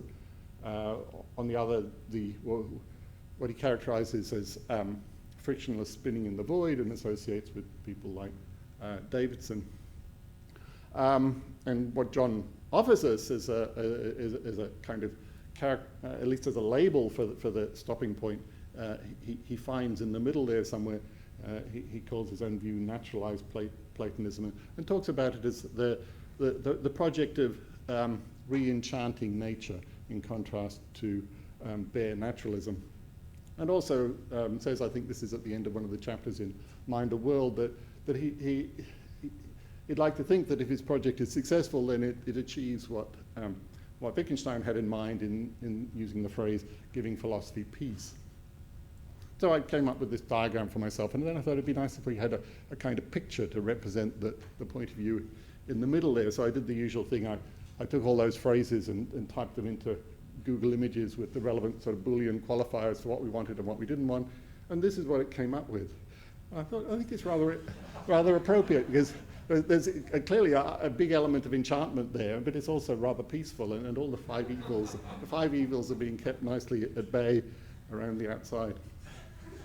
Okay, so I agree with John that we should be in that enchanted position in the middle, though, as you'll see, I think we should be the individuals there who are looking a little bit sideways rather than perhaps the one in the center. Okay. I want to frame the question that the particular question I want to address by picking up from a couple of remarks that I think many other people have picked up from. I think this is from the paper 2 Sorts of Naturalism. At one point in that paper, John says, nothing but bad metaphysics suggests that the standards in ethics must somehow be constructed out of facts of disenchanted nature. And in another place in the same paper, there's a longer passage, I won't read it all, but the last bit of it, he's saying that the kind of naturalism associated with empiricist realism, which sometimes presents itself as a detranscendentalized analogue of Kant, he says that what it amounts to is not the educated common sense picture. It represents itself as being its shallow metaphysics. Okay, so there we've got 2 images, bad metaphysics and shallow metaphysics. And my question is what we want instead, is what was at the center of the picture we had on the last slide, the philosophical pacifier, is it a better, deeper metaphysics, or does it renounce metaphysics altogether, either in favor of some other mode of philosophical inquiry, a non-metaphysical mode of inquiry, or perhaps in favor of some kind of blanket quietism? And it seems to me that if you put the issue in those terms, the answer that John, I mean, it's not obvious, at least it wasn't obvious to me, what the answer that John wants is. And that's what I want to, that issue is the one that I want to try and focus on. And I want to do it by using a certain kind of structure. But what I want to present are two kind of alternative approaches, which in a sense, which I hope will become clear as we go along, I see as lying on one side and the other from John's own position. So in a sense, what I'm trying to do is to constrain John's third way from two sides, one of which I characterize as sidling because it involves, in a certain sense, a sideways-on perspective, and the other is idling in the sense that it puts the emphasis on quietism. And I'm trying to bring these two approaches towards each other, as it were, think of them as sort of two magnets being brought together, and I'm thinking of John's position as like a ball bearing in the middle, and I'm trying to make it jump one way or the other. And I'm trying to argue that it should jump towards the sidling side rather than towards the idling side. So this particular bit I think is not strictly accurate. I said here that I wanted the character of that choice to be a choice between an uncomfortable metaphysical commitment on the one side and an acceptance of a sideways, though non-metaphysical, philosophical stance on the other. I mean, perhaps the first use of metaphysical there is not strictly right. I mean, as we'll see, I think it's a sort of overly quietist position which turns out to have what looks like an uncomfortable metaphysical commitment, even if it wouldn't think of it that way itself. Okay, so that's the project. And in the remaining two sections of the paper, I'll talk first about the sidling side and then about the idling side. I want to start with someone who I think, in one sense, is a fellow pluralist. And by a fellow pluralist, I mean he's a pluralist who's, as it were, both a fellow of John in being a pluralist, and I think a fellow of me too. I mean, this is in some sense where I want to be as well. This is a quote from a paper by Sellars. Sellars says, "Now once it's granted that empiricism in moral philosophy is compatible with the recognition that ought has as distinguished a role in discourse as descriptive and logical terms, in particular that we reason rather than reason concerning ought, in other words, we really reason concerning ought, and once the tautology of the world is described by descriptive concepts is freed from the idea that the business of all non-logical concepts is to describe, the way is clear to an ungrudging recognition that many expressions which empiricists have relegated to second-class citizenship in discourse are not inferior, just different." So that idea of moral and normative talk as being not inferior, just different, seems to me to chime very well with, as I said, with John's view and with my own view. That's what I mean by pluralism here, the idea that there are in some sense, there can be many different things that we do with language which are importantly different in the way that, say, moral talk is different from scientific talk without either being inferior. That's from Sellars' paper, Counterfactual Dispositions and Causal Modalities. Okay, but here's a couple more quotes from that paper, which seem to suggest that Sellars has rather more sympathy for empiricism than John does. Sellars says, "We have learnt the hard way that the core truth of emotivism," so he thinks there is a core truth in emotivism, "is not only compatible with but absurd without ungrudging recognition of the fact so properly stressed, if misassimilated to the model of describing by ethical rationalists, that ethical discourse as ethical discourse is a mode of rational discourse." So the emotivist got something right, the rationalist got something right, but what survives preserves the core truth of emotivism. And he then goes on to say that the same is true on the side of modality. This is picking up a point we had in play yesterday. And Sellars' main focus in this paper is on the modal side, not on the moral side. So Sellars says, "It's my purpose to argue that the core truth of Hume's philosophy of causation is not only compatible with, but absurd without ungrudging recognition of those features of causal discourse as a mode of rational discourse on which the metaphysical rationalist laid such stress, but also misassimilated to describing. So Sellars thinks that in both these cases, the ethical case and the causal or modal case, the empiricists were right to think that the language concerned wasn't descriptive language, but they were wrong to conclude that it therefore couldn't be, there couldn't be genuine reasoning going on, that it wasn't fully conceptual. So we might say that using the term cognitivist in a natural way, Sellars is a cognitivist, although he doesn't think that ethical and modal language is descriptive. Okay, so let's do a quick comparison of Sellars and McDowell on some of these points. So clearly, they're both pluralists, they're both non-reductionists, and they're both what I'll call non-second-ratists, say, about ethical discourse. They think it's different but not second-rate. And they both agree that ethical discourse is a mode of rational discourse. But there are some apparent differences. So Sellars thinks, firstly, that there's nevertheless something right about the empiricist claim that ethical and modal vocabulary is not in the business of describing reality. It's not descriptive. And secondly, that there's, in some sense, there's also a fruitful perspective from sideways on, the job of which is to inquire into the distinctive function or logical role of these vocabularies, and that as for empiricists, this perspective provides an alternative to metaphysics as a route to philosophical illumination about the topics concerned. So rather than inquiring into the nature of causality, we inquire into the distinctive role of causality talk. So by shifting our focus from the world, by giving up thinking of causality as a metaphysical problem, thinking of it as a problem about how to understand a particular class of concepts, a particular kind of vocabulary, something of that kind. By shifting our focus in that way, we make philosophical progress. Sellars seems committed to something like that view.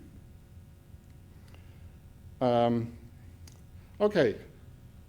Now, there's a tempting move at this point, and when I say it's a tempting move, I'm expressing my own.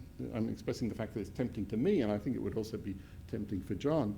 That is to question this distinction that Sellars is relying on between descriptive and non-descriptive language. I mean, after all, he's already put evaluative language and modal language in the conceptual box, in the box of stuff that we can reason about. Why not go all the way and put it in the describing box too?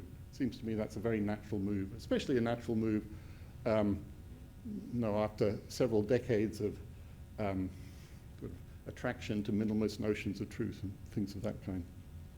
So the attractive mood is to deflate describing in order to undermine Sellars' claim that ethical and modal vocabulary is not in the business of describing reality. Okay, as I say, I think that's an attractive move. But what does it do to Sellars' positive program, that is his sideways explanatory alternative to metaphysics? Seems to me that it makes no difference at all over there. It makes no difference to his positive claims about the function of ethical and modal vocabulary, because a deflated notion of description doesn't provide any sort of rival theory. So it in no way undermines the respect in which Sellars is committed to the idea that there's a sideways alternative to metaphysical inquiry. So deflating describing doesn't alter the fact that Sellars is agreeing with empiricism that a fruitful approach here in these sorts of cases is sideways on. That is, it's to explain the role of vocabularies in the lives of natural creatures like us. That's where its naturalism comes from, but not to investigate the nature of moral or modal facts. Okay, so I'm going to call this position, which is, as it were, what you get if you take the Sellars position about these vocabularies and throw away the notion of describing or deflate it. I'm going to call that position Sellars light. So that's Sellars minus the descriptive, non-descriptive bifurcation thesis, as it's sometimes called. Here's a couple of questions. Does Sellars light, does this position fall into the kinds of traps that McDowell takes to lie in wait for other varieties, particularly empiricist varieties of naturalism, such as reductionism and projectionism. So is Sellars Light guilty, for example, of sins such as revisionism, idealism, and anti-realism that John in various places accuses orthodox naturalists such as reductionists and projectivists of falling into? Now, this is a part of the paper where I'm going to be waving my hands even more excitedly or vaguely, perhaps, than in the rest of it, because I'm going to be skimming very quickly through some very large issues. And what I'm going to do in each case is just to give you a few fragments from John to kind of set up the issue, and then make a few brief remarks about why I think this position doesn't fall into the traps concerned. Okay, so here's John writing about a characteristic philosophical failing. I think this is from Mind and World, is that right? Oh, yes. Ordinary modern philosophy addresses its derivative dualisms in a characteristic way. It takes a stand on one side of a gulf it aims to bridge, accepting without question the way its target dualism conceives the chosen side. It then constructs something as close as possible to the conception of the other side that figured in the problems out of the materials that are unproblematically available where it has taken its stand. Of course, there no longer seems to be a gulf, but the result is bound to look more or less revisionist. Phenomenalism is a good example of a philosophical construction with this traditional shape. Here's some comments. Sellars Light, as I'm conceiving that position, isn't in the business of offering a construction of anything. That would be a metaphysical project. Remember I said in the case of causation, it's not addressing the question as to what causation is. It's not attempting to construct causation out of constant conjunction or anything of that kind. What it's doing is a different project altogether. It's interested in explaining how creatures in our position, why they get in the business of using causal language.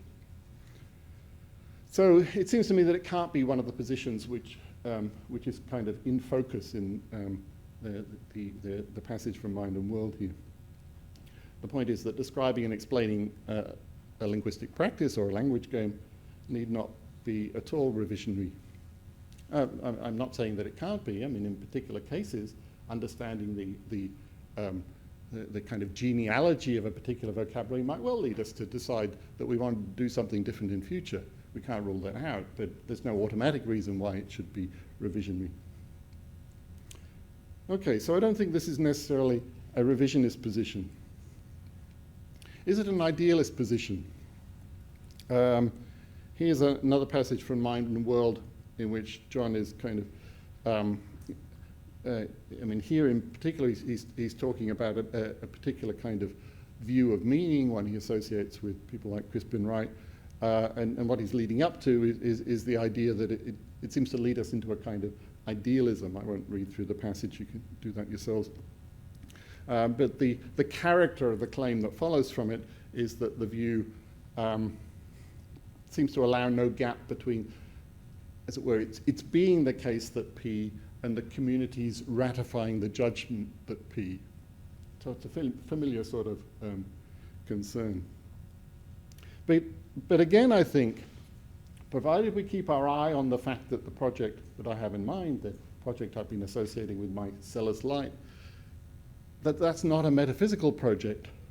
It's not in any sense in the business of offering truth conditions or a construction or truth makers, as people often say, 4P in this case. That would be something like a metaphysical project. But again, that's a different business entirely and would depend on a kind of metaphysically sideways on view, which is not the one that's on offer here. So since that's not the project, there's no danger of ending up committed to idealism from that kind of metaphysical stance. That sort of metaphysical stance just isn't in the picture here. While from within the language games concerned, there's no more danger of idealism here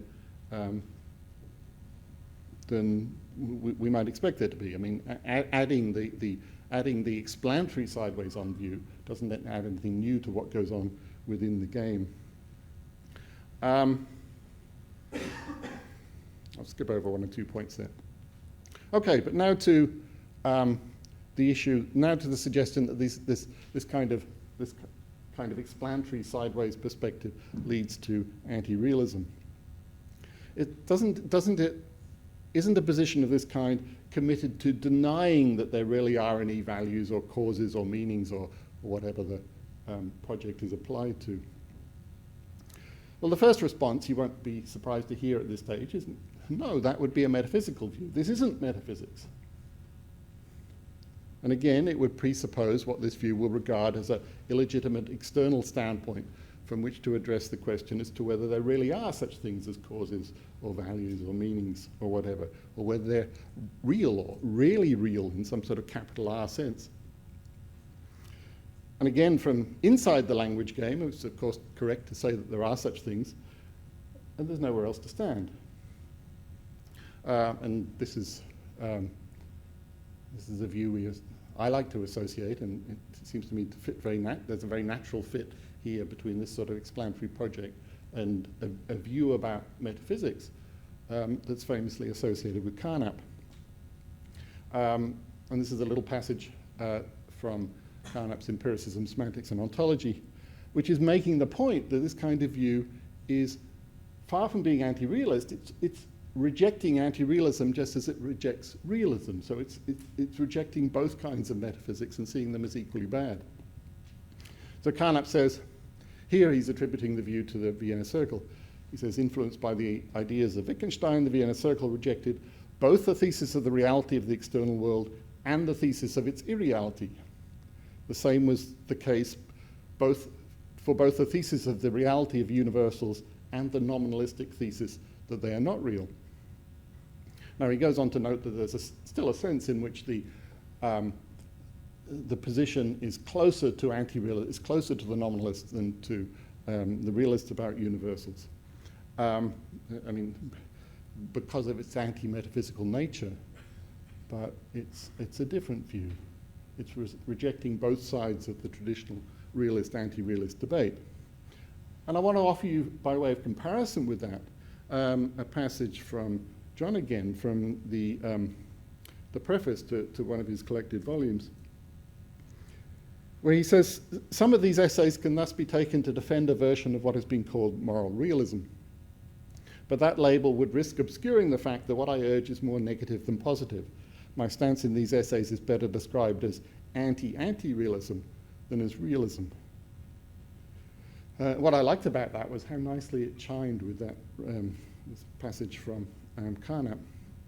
And John goes on to say that what I urge is that anti-realist positions such as emotivism and its more sophisticated descendants all the way down to Simon Blackburn's projectivist quasi-realism are responses to a misconception of the significance of the obvious fact that ethical and more generally evaluative thinking is not science.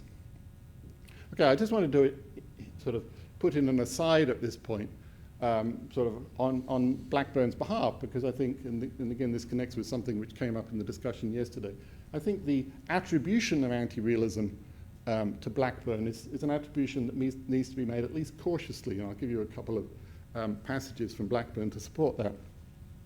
This is from the sort of appendix at the end of Ruling Passions from 1998, where there's a kind of questionnaire in which I think it's actually based on sort of real interactions with graduate students in which some questions are put to the author and Simon responds. Here's question 18. Aren't you really trying to defend our right to talk as if there were moral truths, although in your view there aren't any really? And here's Blackburn's response. He starts with a triple negation. No, no, no, he says. I do not say that we can talk as if kicking dogs were wrong, when really it isn't wrong. I say that it is wrong, so that it's true that it's wrong. It's really true that it's wrong. So this is an example of a moral truth, so there are moral truths. And he then goes on to say that it's the opponent who must be making a mistake here in having, the opponent must have some kind of stronger, more metaphysical conception of reality in mind. So again, this is what I wanted to emphasize about this is that here Blackburn too is making this move of rejecting a particular kind of sort of metaphysics, and thus rejecting the charge of being an anti-realist. And this is here another example. This is, I think, from 10 years earlier or so from Morals and Modals. He says, what then is the mistake of describing quasi-realism as holding that we talk as if there are necessities when really there are none. It's the failure to notice that the quasi-realist need allow no sense to what follows the as if, except one in which it's true. And conversely, he need allow no sense to the contrasting proposition in which it in turn is true. So again, it's this move of, as a word, trying to deny the opponent who's claiming that he's an anti-realist of the metaphysical vocabulary that the opponent needs to make that charge stick. Okay.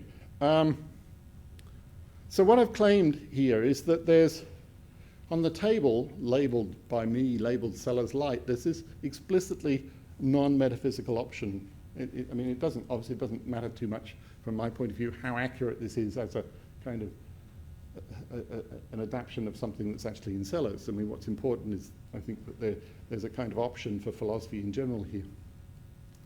And it agrees with McDowell in being pluralist and non-reductionist and what I call non-second-ratist, say, about ethical discourse. And it disagrees with Sellars, and most of the time with Blackburn too, in rejecting the bifurcation thesis, the idea that there's a genuinely descriptive sort of subset of esoteric language. I say Blackburn usually because there are one or two passages in Blackburn where he seems willing to kind of go all the way and sort of accept the minimalism about describing too. And there are passages where he's proposing that we read Wittgenstein as someone who holds that kind of view. It's not idealist, nor necessarily revisionist, nor anti-realist. On the contrary, it's like McDowell's own view in being anti-realist, though of course anti-big R realist as well. But it insists that some serious philosophy needs to be done sideways, though sideways in what I like to call an anthropological rather than a metaphysical sense, so that the proper focus is on vocabularies, not on their objects. Okay, so that's kind of one side of the channel in which I'm kind of attempting to constrain John, like a ball bearing, as I said. Now, more briefly, the other side. So let's imagine someone who tries to represent himself as holding the position that John refers to as rampant Platonism, though doesn't like that label, as we'll see. Let's call him the hyper-quietist. He says, using lowercase to indicate that he's really a hardcore quietist, he says, I am what McDowell terms a rampant Platonist, but I prefer not to use the term rampant because, when it comes to philosophical theory, I'm a quietist. So I'm a mouse, not a lion. And also, I prefer not to call myself a Platonist because that suggests a metaphysical viewpoint. And again, I'm a quietist. I'm rejecting metaphysics. So if I have to have a label, then I'd prefer simply to call myself a common sense pluralist. And I don't see any need for McDowell's third way. To me, that smacks of the kind of philosophical excesses that I've tried to leave behind. Perhaps this position could be connected with some of Dave's comments a little earlier about the relationship between John's views and Wittgenstein's quietism.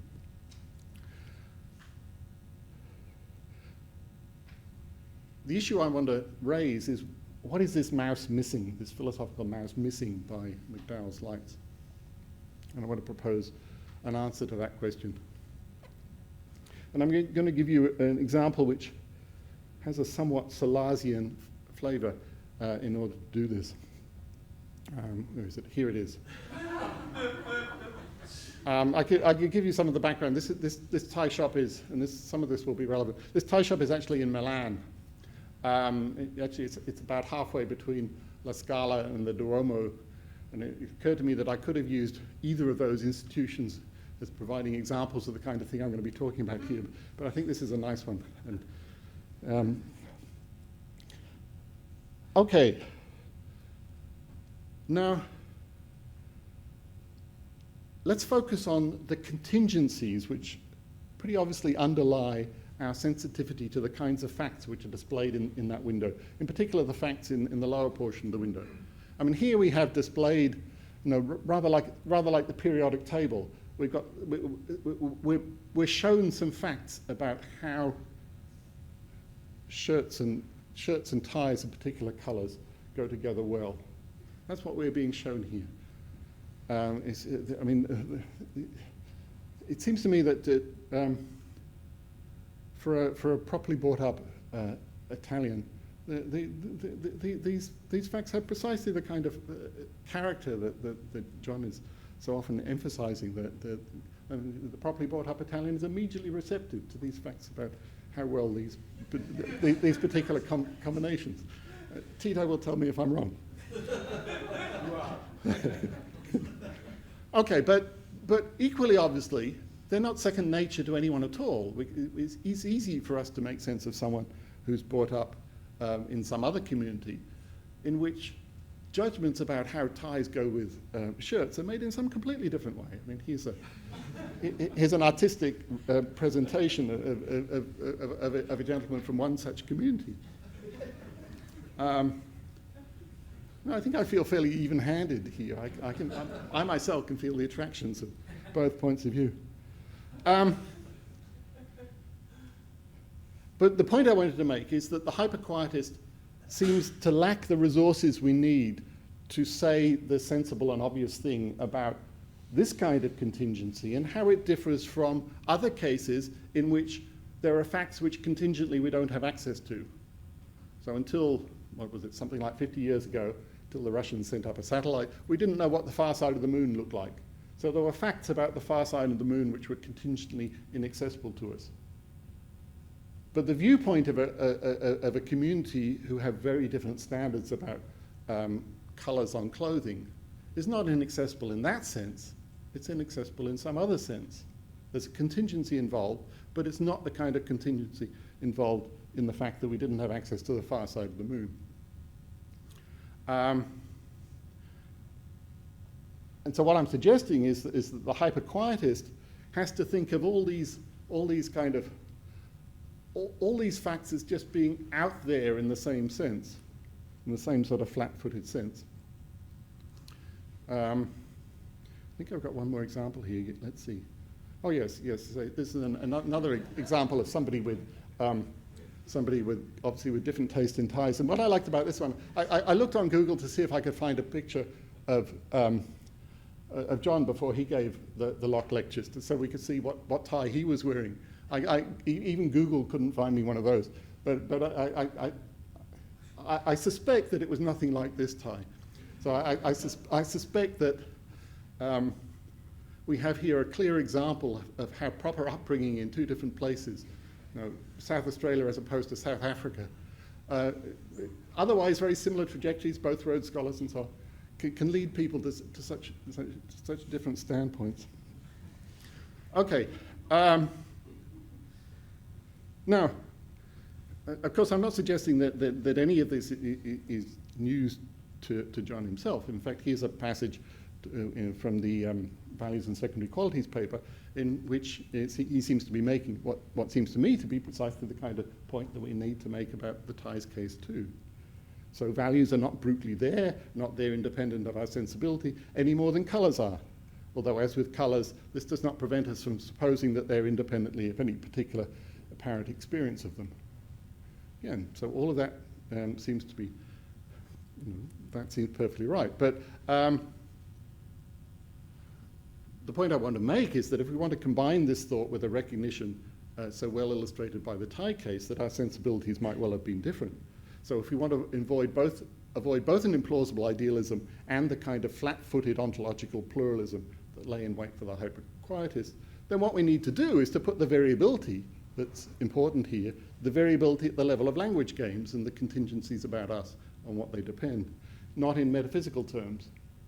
So rather than saying in the flat-footed way that there are all these different kinds of facts out there, some of which we have access to contingently and some of which we don't, what we want to say is that there are these kind of different kinds of sensitivities and language games, some of which contingently we play or have and some of which we don't. So what we need in order to make this point about contingency and plurality is just this kind of modest, non-metaphysical, sideways-on perspective of Sellars' light, where what we bring into focus is a language game, a linguistic practice, rather than the objects, rather than the facts visible from within that language game. Okay, now, after I'd got to that point, I thought it would be nice to finish up by, as it were, using it to rewrite a question that John poses for himself at the end of that same paper, the Values and Secondary Qualities one, where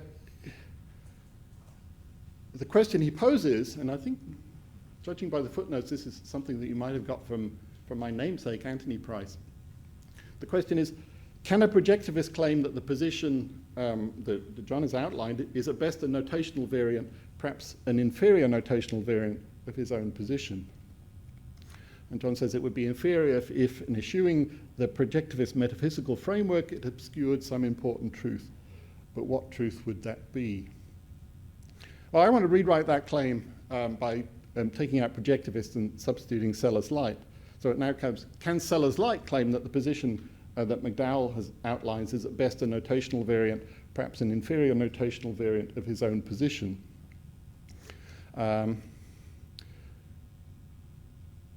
Here's a proposal for what the important truth might be in that case. Namely, that it isn't a matter of a difference in metaphysical framework, because Sellars' light shares McDowell's quietism and pluralism about that. If there is a difference, it's about the need to go sideways in a non-metaphysical spirit, a need which is perhaps obscured, this is speculation on my part, perhaps obscured for John, by his concern with opponents, his usual kind of opponent, who want to go sideways in the metaphysical way, rather than in this much more modest kind of way where what comes into focus is the language game rather than its objects. Okay, so that's basically it. Let's go back to the question I had at the beginning, which I picked up from this passage. Nothing but bad metaphysics suggests that the standards in ethics must somehow be constructed out of facts of disenchanted nature. And our issue was, is the path to philosophical peace to find a better metaphysics, or is it to renounce metaphysics altogether in favour of some other mode of philosophical inquiry or of blanket quietism? And my answer has been that the right path is to renounce metaphysics, not in favour of blanket quietism, but in favour of another mode of philosophical inquiry, a mode which is, in an interesting sense, significantly sideways. Okay, that's it.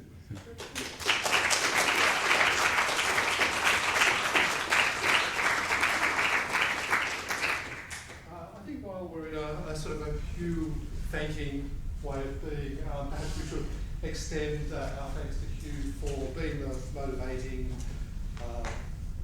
person that drove the idea of the conference to reality, and it's been a great pleasure to be part of it, so thank you, Hugh.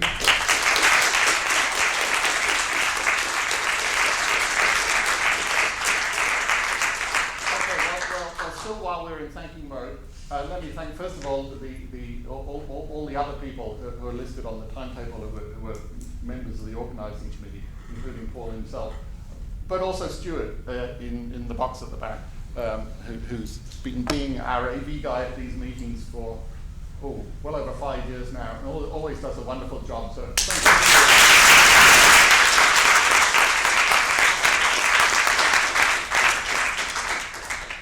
Okay, so are we going to bring everything up front? Should we do that? We've got 15 minutes. So can we hit the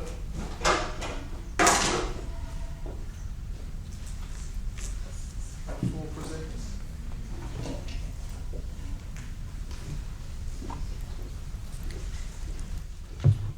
And we've got time after. Is that right? We've got time after the conference. Yeah. So what the timetable says is that at 4 o'clock we'll break for afternoon tea, and we'll come back at 4:30, and then we have an hour scheduled for just sort of general discussion. Yeah. So we'll kick off this short session by giving John, There's a risk I'll take up all of it. That's not a problem. Questions directed to these four guys. Okay. Is my mic on?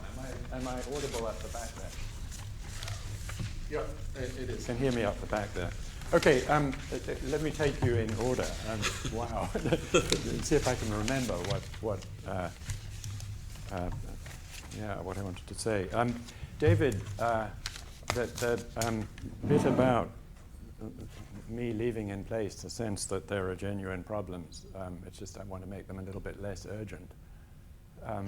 That doesn't mesh with how I want to conceive what I do. I mean, you wanted a contrast in that kind of respect with Wittgenstein. So for me, there's a perfectly respectable activity of addressing these questions, which are perfectly good questions. It's just that I prefer some other thing to do with them. What I want to do is undermine the appearance that there are questions needing to be asked. And if you want to put it in terms of saying there aren't really any questions at all, fine. Lessening the urgency of something isn't it at all. It's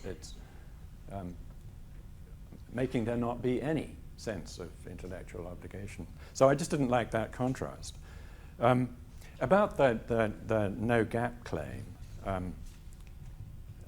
allegedly a truism, there's a thing that I do a lot that I know doesn't mesh with things that Wittgenstein does, but until you persuade me not to, I'll go on claiming that it's kind of in the spirit of the kind of thing Wittgenstein does that he himself describes in terms of reminders. And at one point you, I think, used that word, right? So the job of the philosopher is to assemble reminders for a particular purpose. The point of the word reminder there is he's not telling you stuff you didn't know, right? You knew that already. You maybe forgot. And the forgetting made you vulnerable to thinking that there was some problem that actually there really isn't, as you see when you are reminded of this thing you already knew. Right, so the reaction to a Wittgensteinian move isn't, gee, interesting suggestion, I wonder what the justification for that is. The reaction to a Wittgensteinian move is, of course, how can I have been such a fool as to have forgotten that temporarily? But what he doesn't, marshal under the head of reminders, things that are not disputable. I mean, truisms in the OED definition is strings of words that use philosophical jargon. And I actually take a kind of delight in producing strings of words that use the kind of jargon that philosophers use in order to make it look as if there are the sorts of problems that the ultimate aim is to urge that there aren't. This kind of practice of mine, I in some places explicitly set in contrast with Rorty, and Brandom kind of follows Rorty on this. I mean, Brandam's example is the word experience. The word experience is used by philosophers to get into, epistemological binds. Ban it. That's a Rortian move. Ban it. We must not use it. And I think that's, cowardly or something, right? The thing to do is not to ban this word, not even to ban this word as used by philosophers, but to find ways of stringing words together using it that are innocuous. One way for a string of words to be innocuous is for it to be true by definition. And I want that to be the status of the various formulations of the no gap thesis. So not at all, Moorean obviousness. Maybe truism isn't the right word for something that's true by definition. But it's not supposed to be disputable. It takes work to teach people how to use the idea of the world so that it's not disputable that the world is all the truths. You have to convey a kind of point in using the idea of the world that way. And then it strikes me as a neat trick to find ways of talking that that language that doesn't open you into, oh my God, I've got a real problem about how we make any contact with the world. There's the risk of that if I go on too long, I'll take up the whole time. I don't know if you want to have me speak to people one by one and they speak back, or I what? think we might run out of time. You'd run out if we of do time. it that way. And since there are so many of us, I think it right. might be best if you run through this your... panel is too big and too, yeah. Okay. Many sides. Lionel, there was a respect in which your take on my take on Sellars was kind of upside down at one point. How I see things is the blind spot is something that you actually acknowledged, I think, as a blind spot, which is that he can't see a relationality in it's D&E on your handout, right? True of, statements involving true of, statements involving denotes. Those are not relational. By my lights, that's a blind spot. And then the other stuff was supposed to be a sort of diagnostic explanation of why he might suffer from that blind spot. Whereas you had it, my reading, right? Because he suffers from this alleged blind spot, he thinks we're stuck with the sideways on view. It was meant to be the other way around. Now you have a different explanation of right. I mean, the extent of the blind spot you don't agree with me about, and you have a different explanation of the much smaller blind spot that you do agree with me about. And yeah, gee, we could all kinds of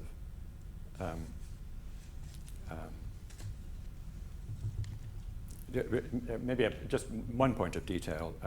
I wasn't talking about triangular means triangular and its kin. I think Sellars is terrific on those. Those aren't relational. I was just talking about the relationality of the apparatus of Tarskian semantics, I mean, what Sellars dismissively calls semantics in the Carnap-Tarski style or something of that sort. But I really do care a bit about having it the right way around. Right? The blind spot wasn't supposed to explain some felt sense on Sellars' part that we have to do things sideways on. That we have to do things sideways on was my speculative attribution to Sellars, which would account for his not seeing the thing that I insist that he doesn't see, and in this shrunken form, you agree that he doesn't see it. Okay, you're not allowed to respond because I have to move on and say something as quickly as I can in response to Nick and Hugh. The third accusation of intellectualism, distinctively human. I mean, so forget non-human animals. We're talking about distinctively human behavior, and it comes out in thinking about highly skilled behavior. So I really liked your case at the very end. Sure, we want the referee to be a rational animal, but do we want the players to be rational animals?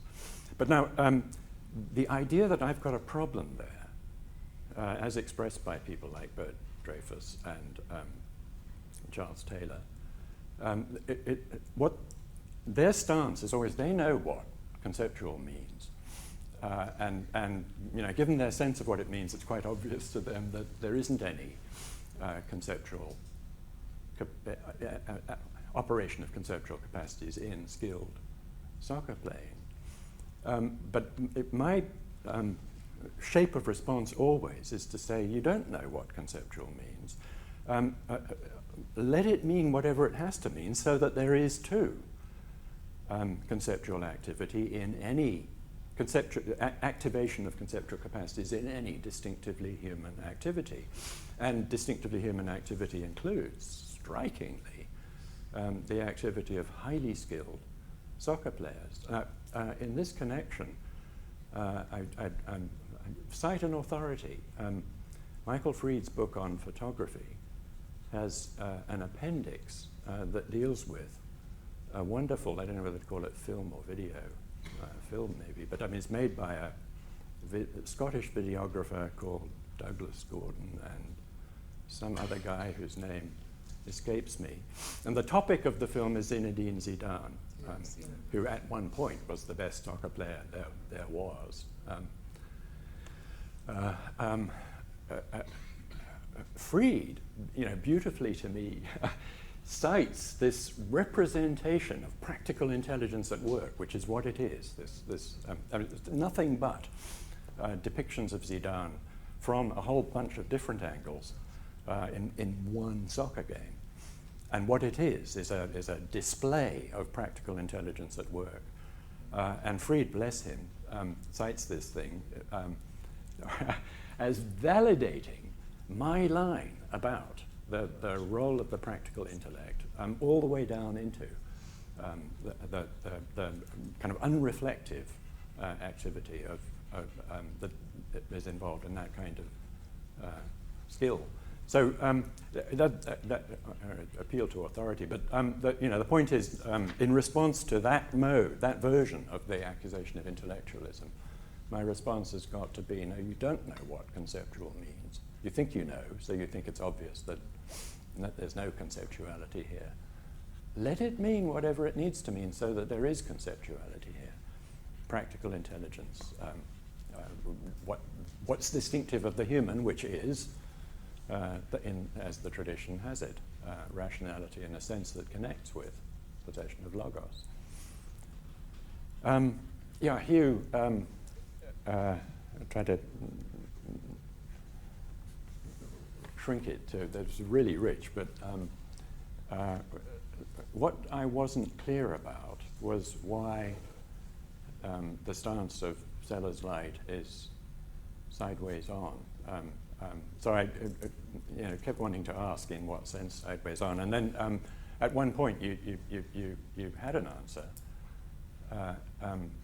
We focus on vocabularies rather than their objects. So you're construing Sellars' reflection about, I don't know, the role of causality talk or whatever. In those terms, it's reflection about vocabularies to the exclusion of being reflection about what the vocabularies are, vocabularies for talking about. But now that strikes me as a very dubious separation. It strikes me as very dubious that the idea of reflecting on a vocabulary in such a way that as soon as you find yourself sort of mentioning what the vocabulary is for talking about, somebody can say, hold on, bad. You're not doing this thing in a properly sideways on view. I don't know that I even understand that description of a project. I think I do understand, at least in some generic way, what Sellars aims to do with modality talk, causal talk. But it doesn't strike me that it is sideways on, even in that kind of interesting sense that you put in place. That makes me hope that there's a more comfortable sort of posture for me to adopt. I mean, you wanted me to be shrunk in a tiny little space to occupy if I'm not going to be there.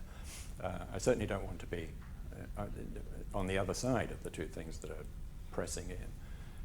But it looks to me as if it's perfectly okay for me to say, yeah, sure, Sellars' light. That's not sideways on in any sense in which I wanted to say we shouldn't be sideways on. If I query that distinction between thinking about vocabularies and thinking about their objects, it's exactly not sideways on it, right? Because it is in part thinking about the objects of the vocabularies. We've got an hour after the break, is that yes, right? Yeah. So why don't we have the afternoon tea now, reconvene, and then just restart this discussion.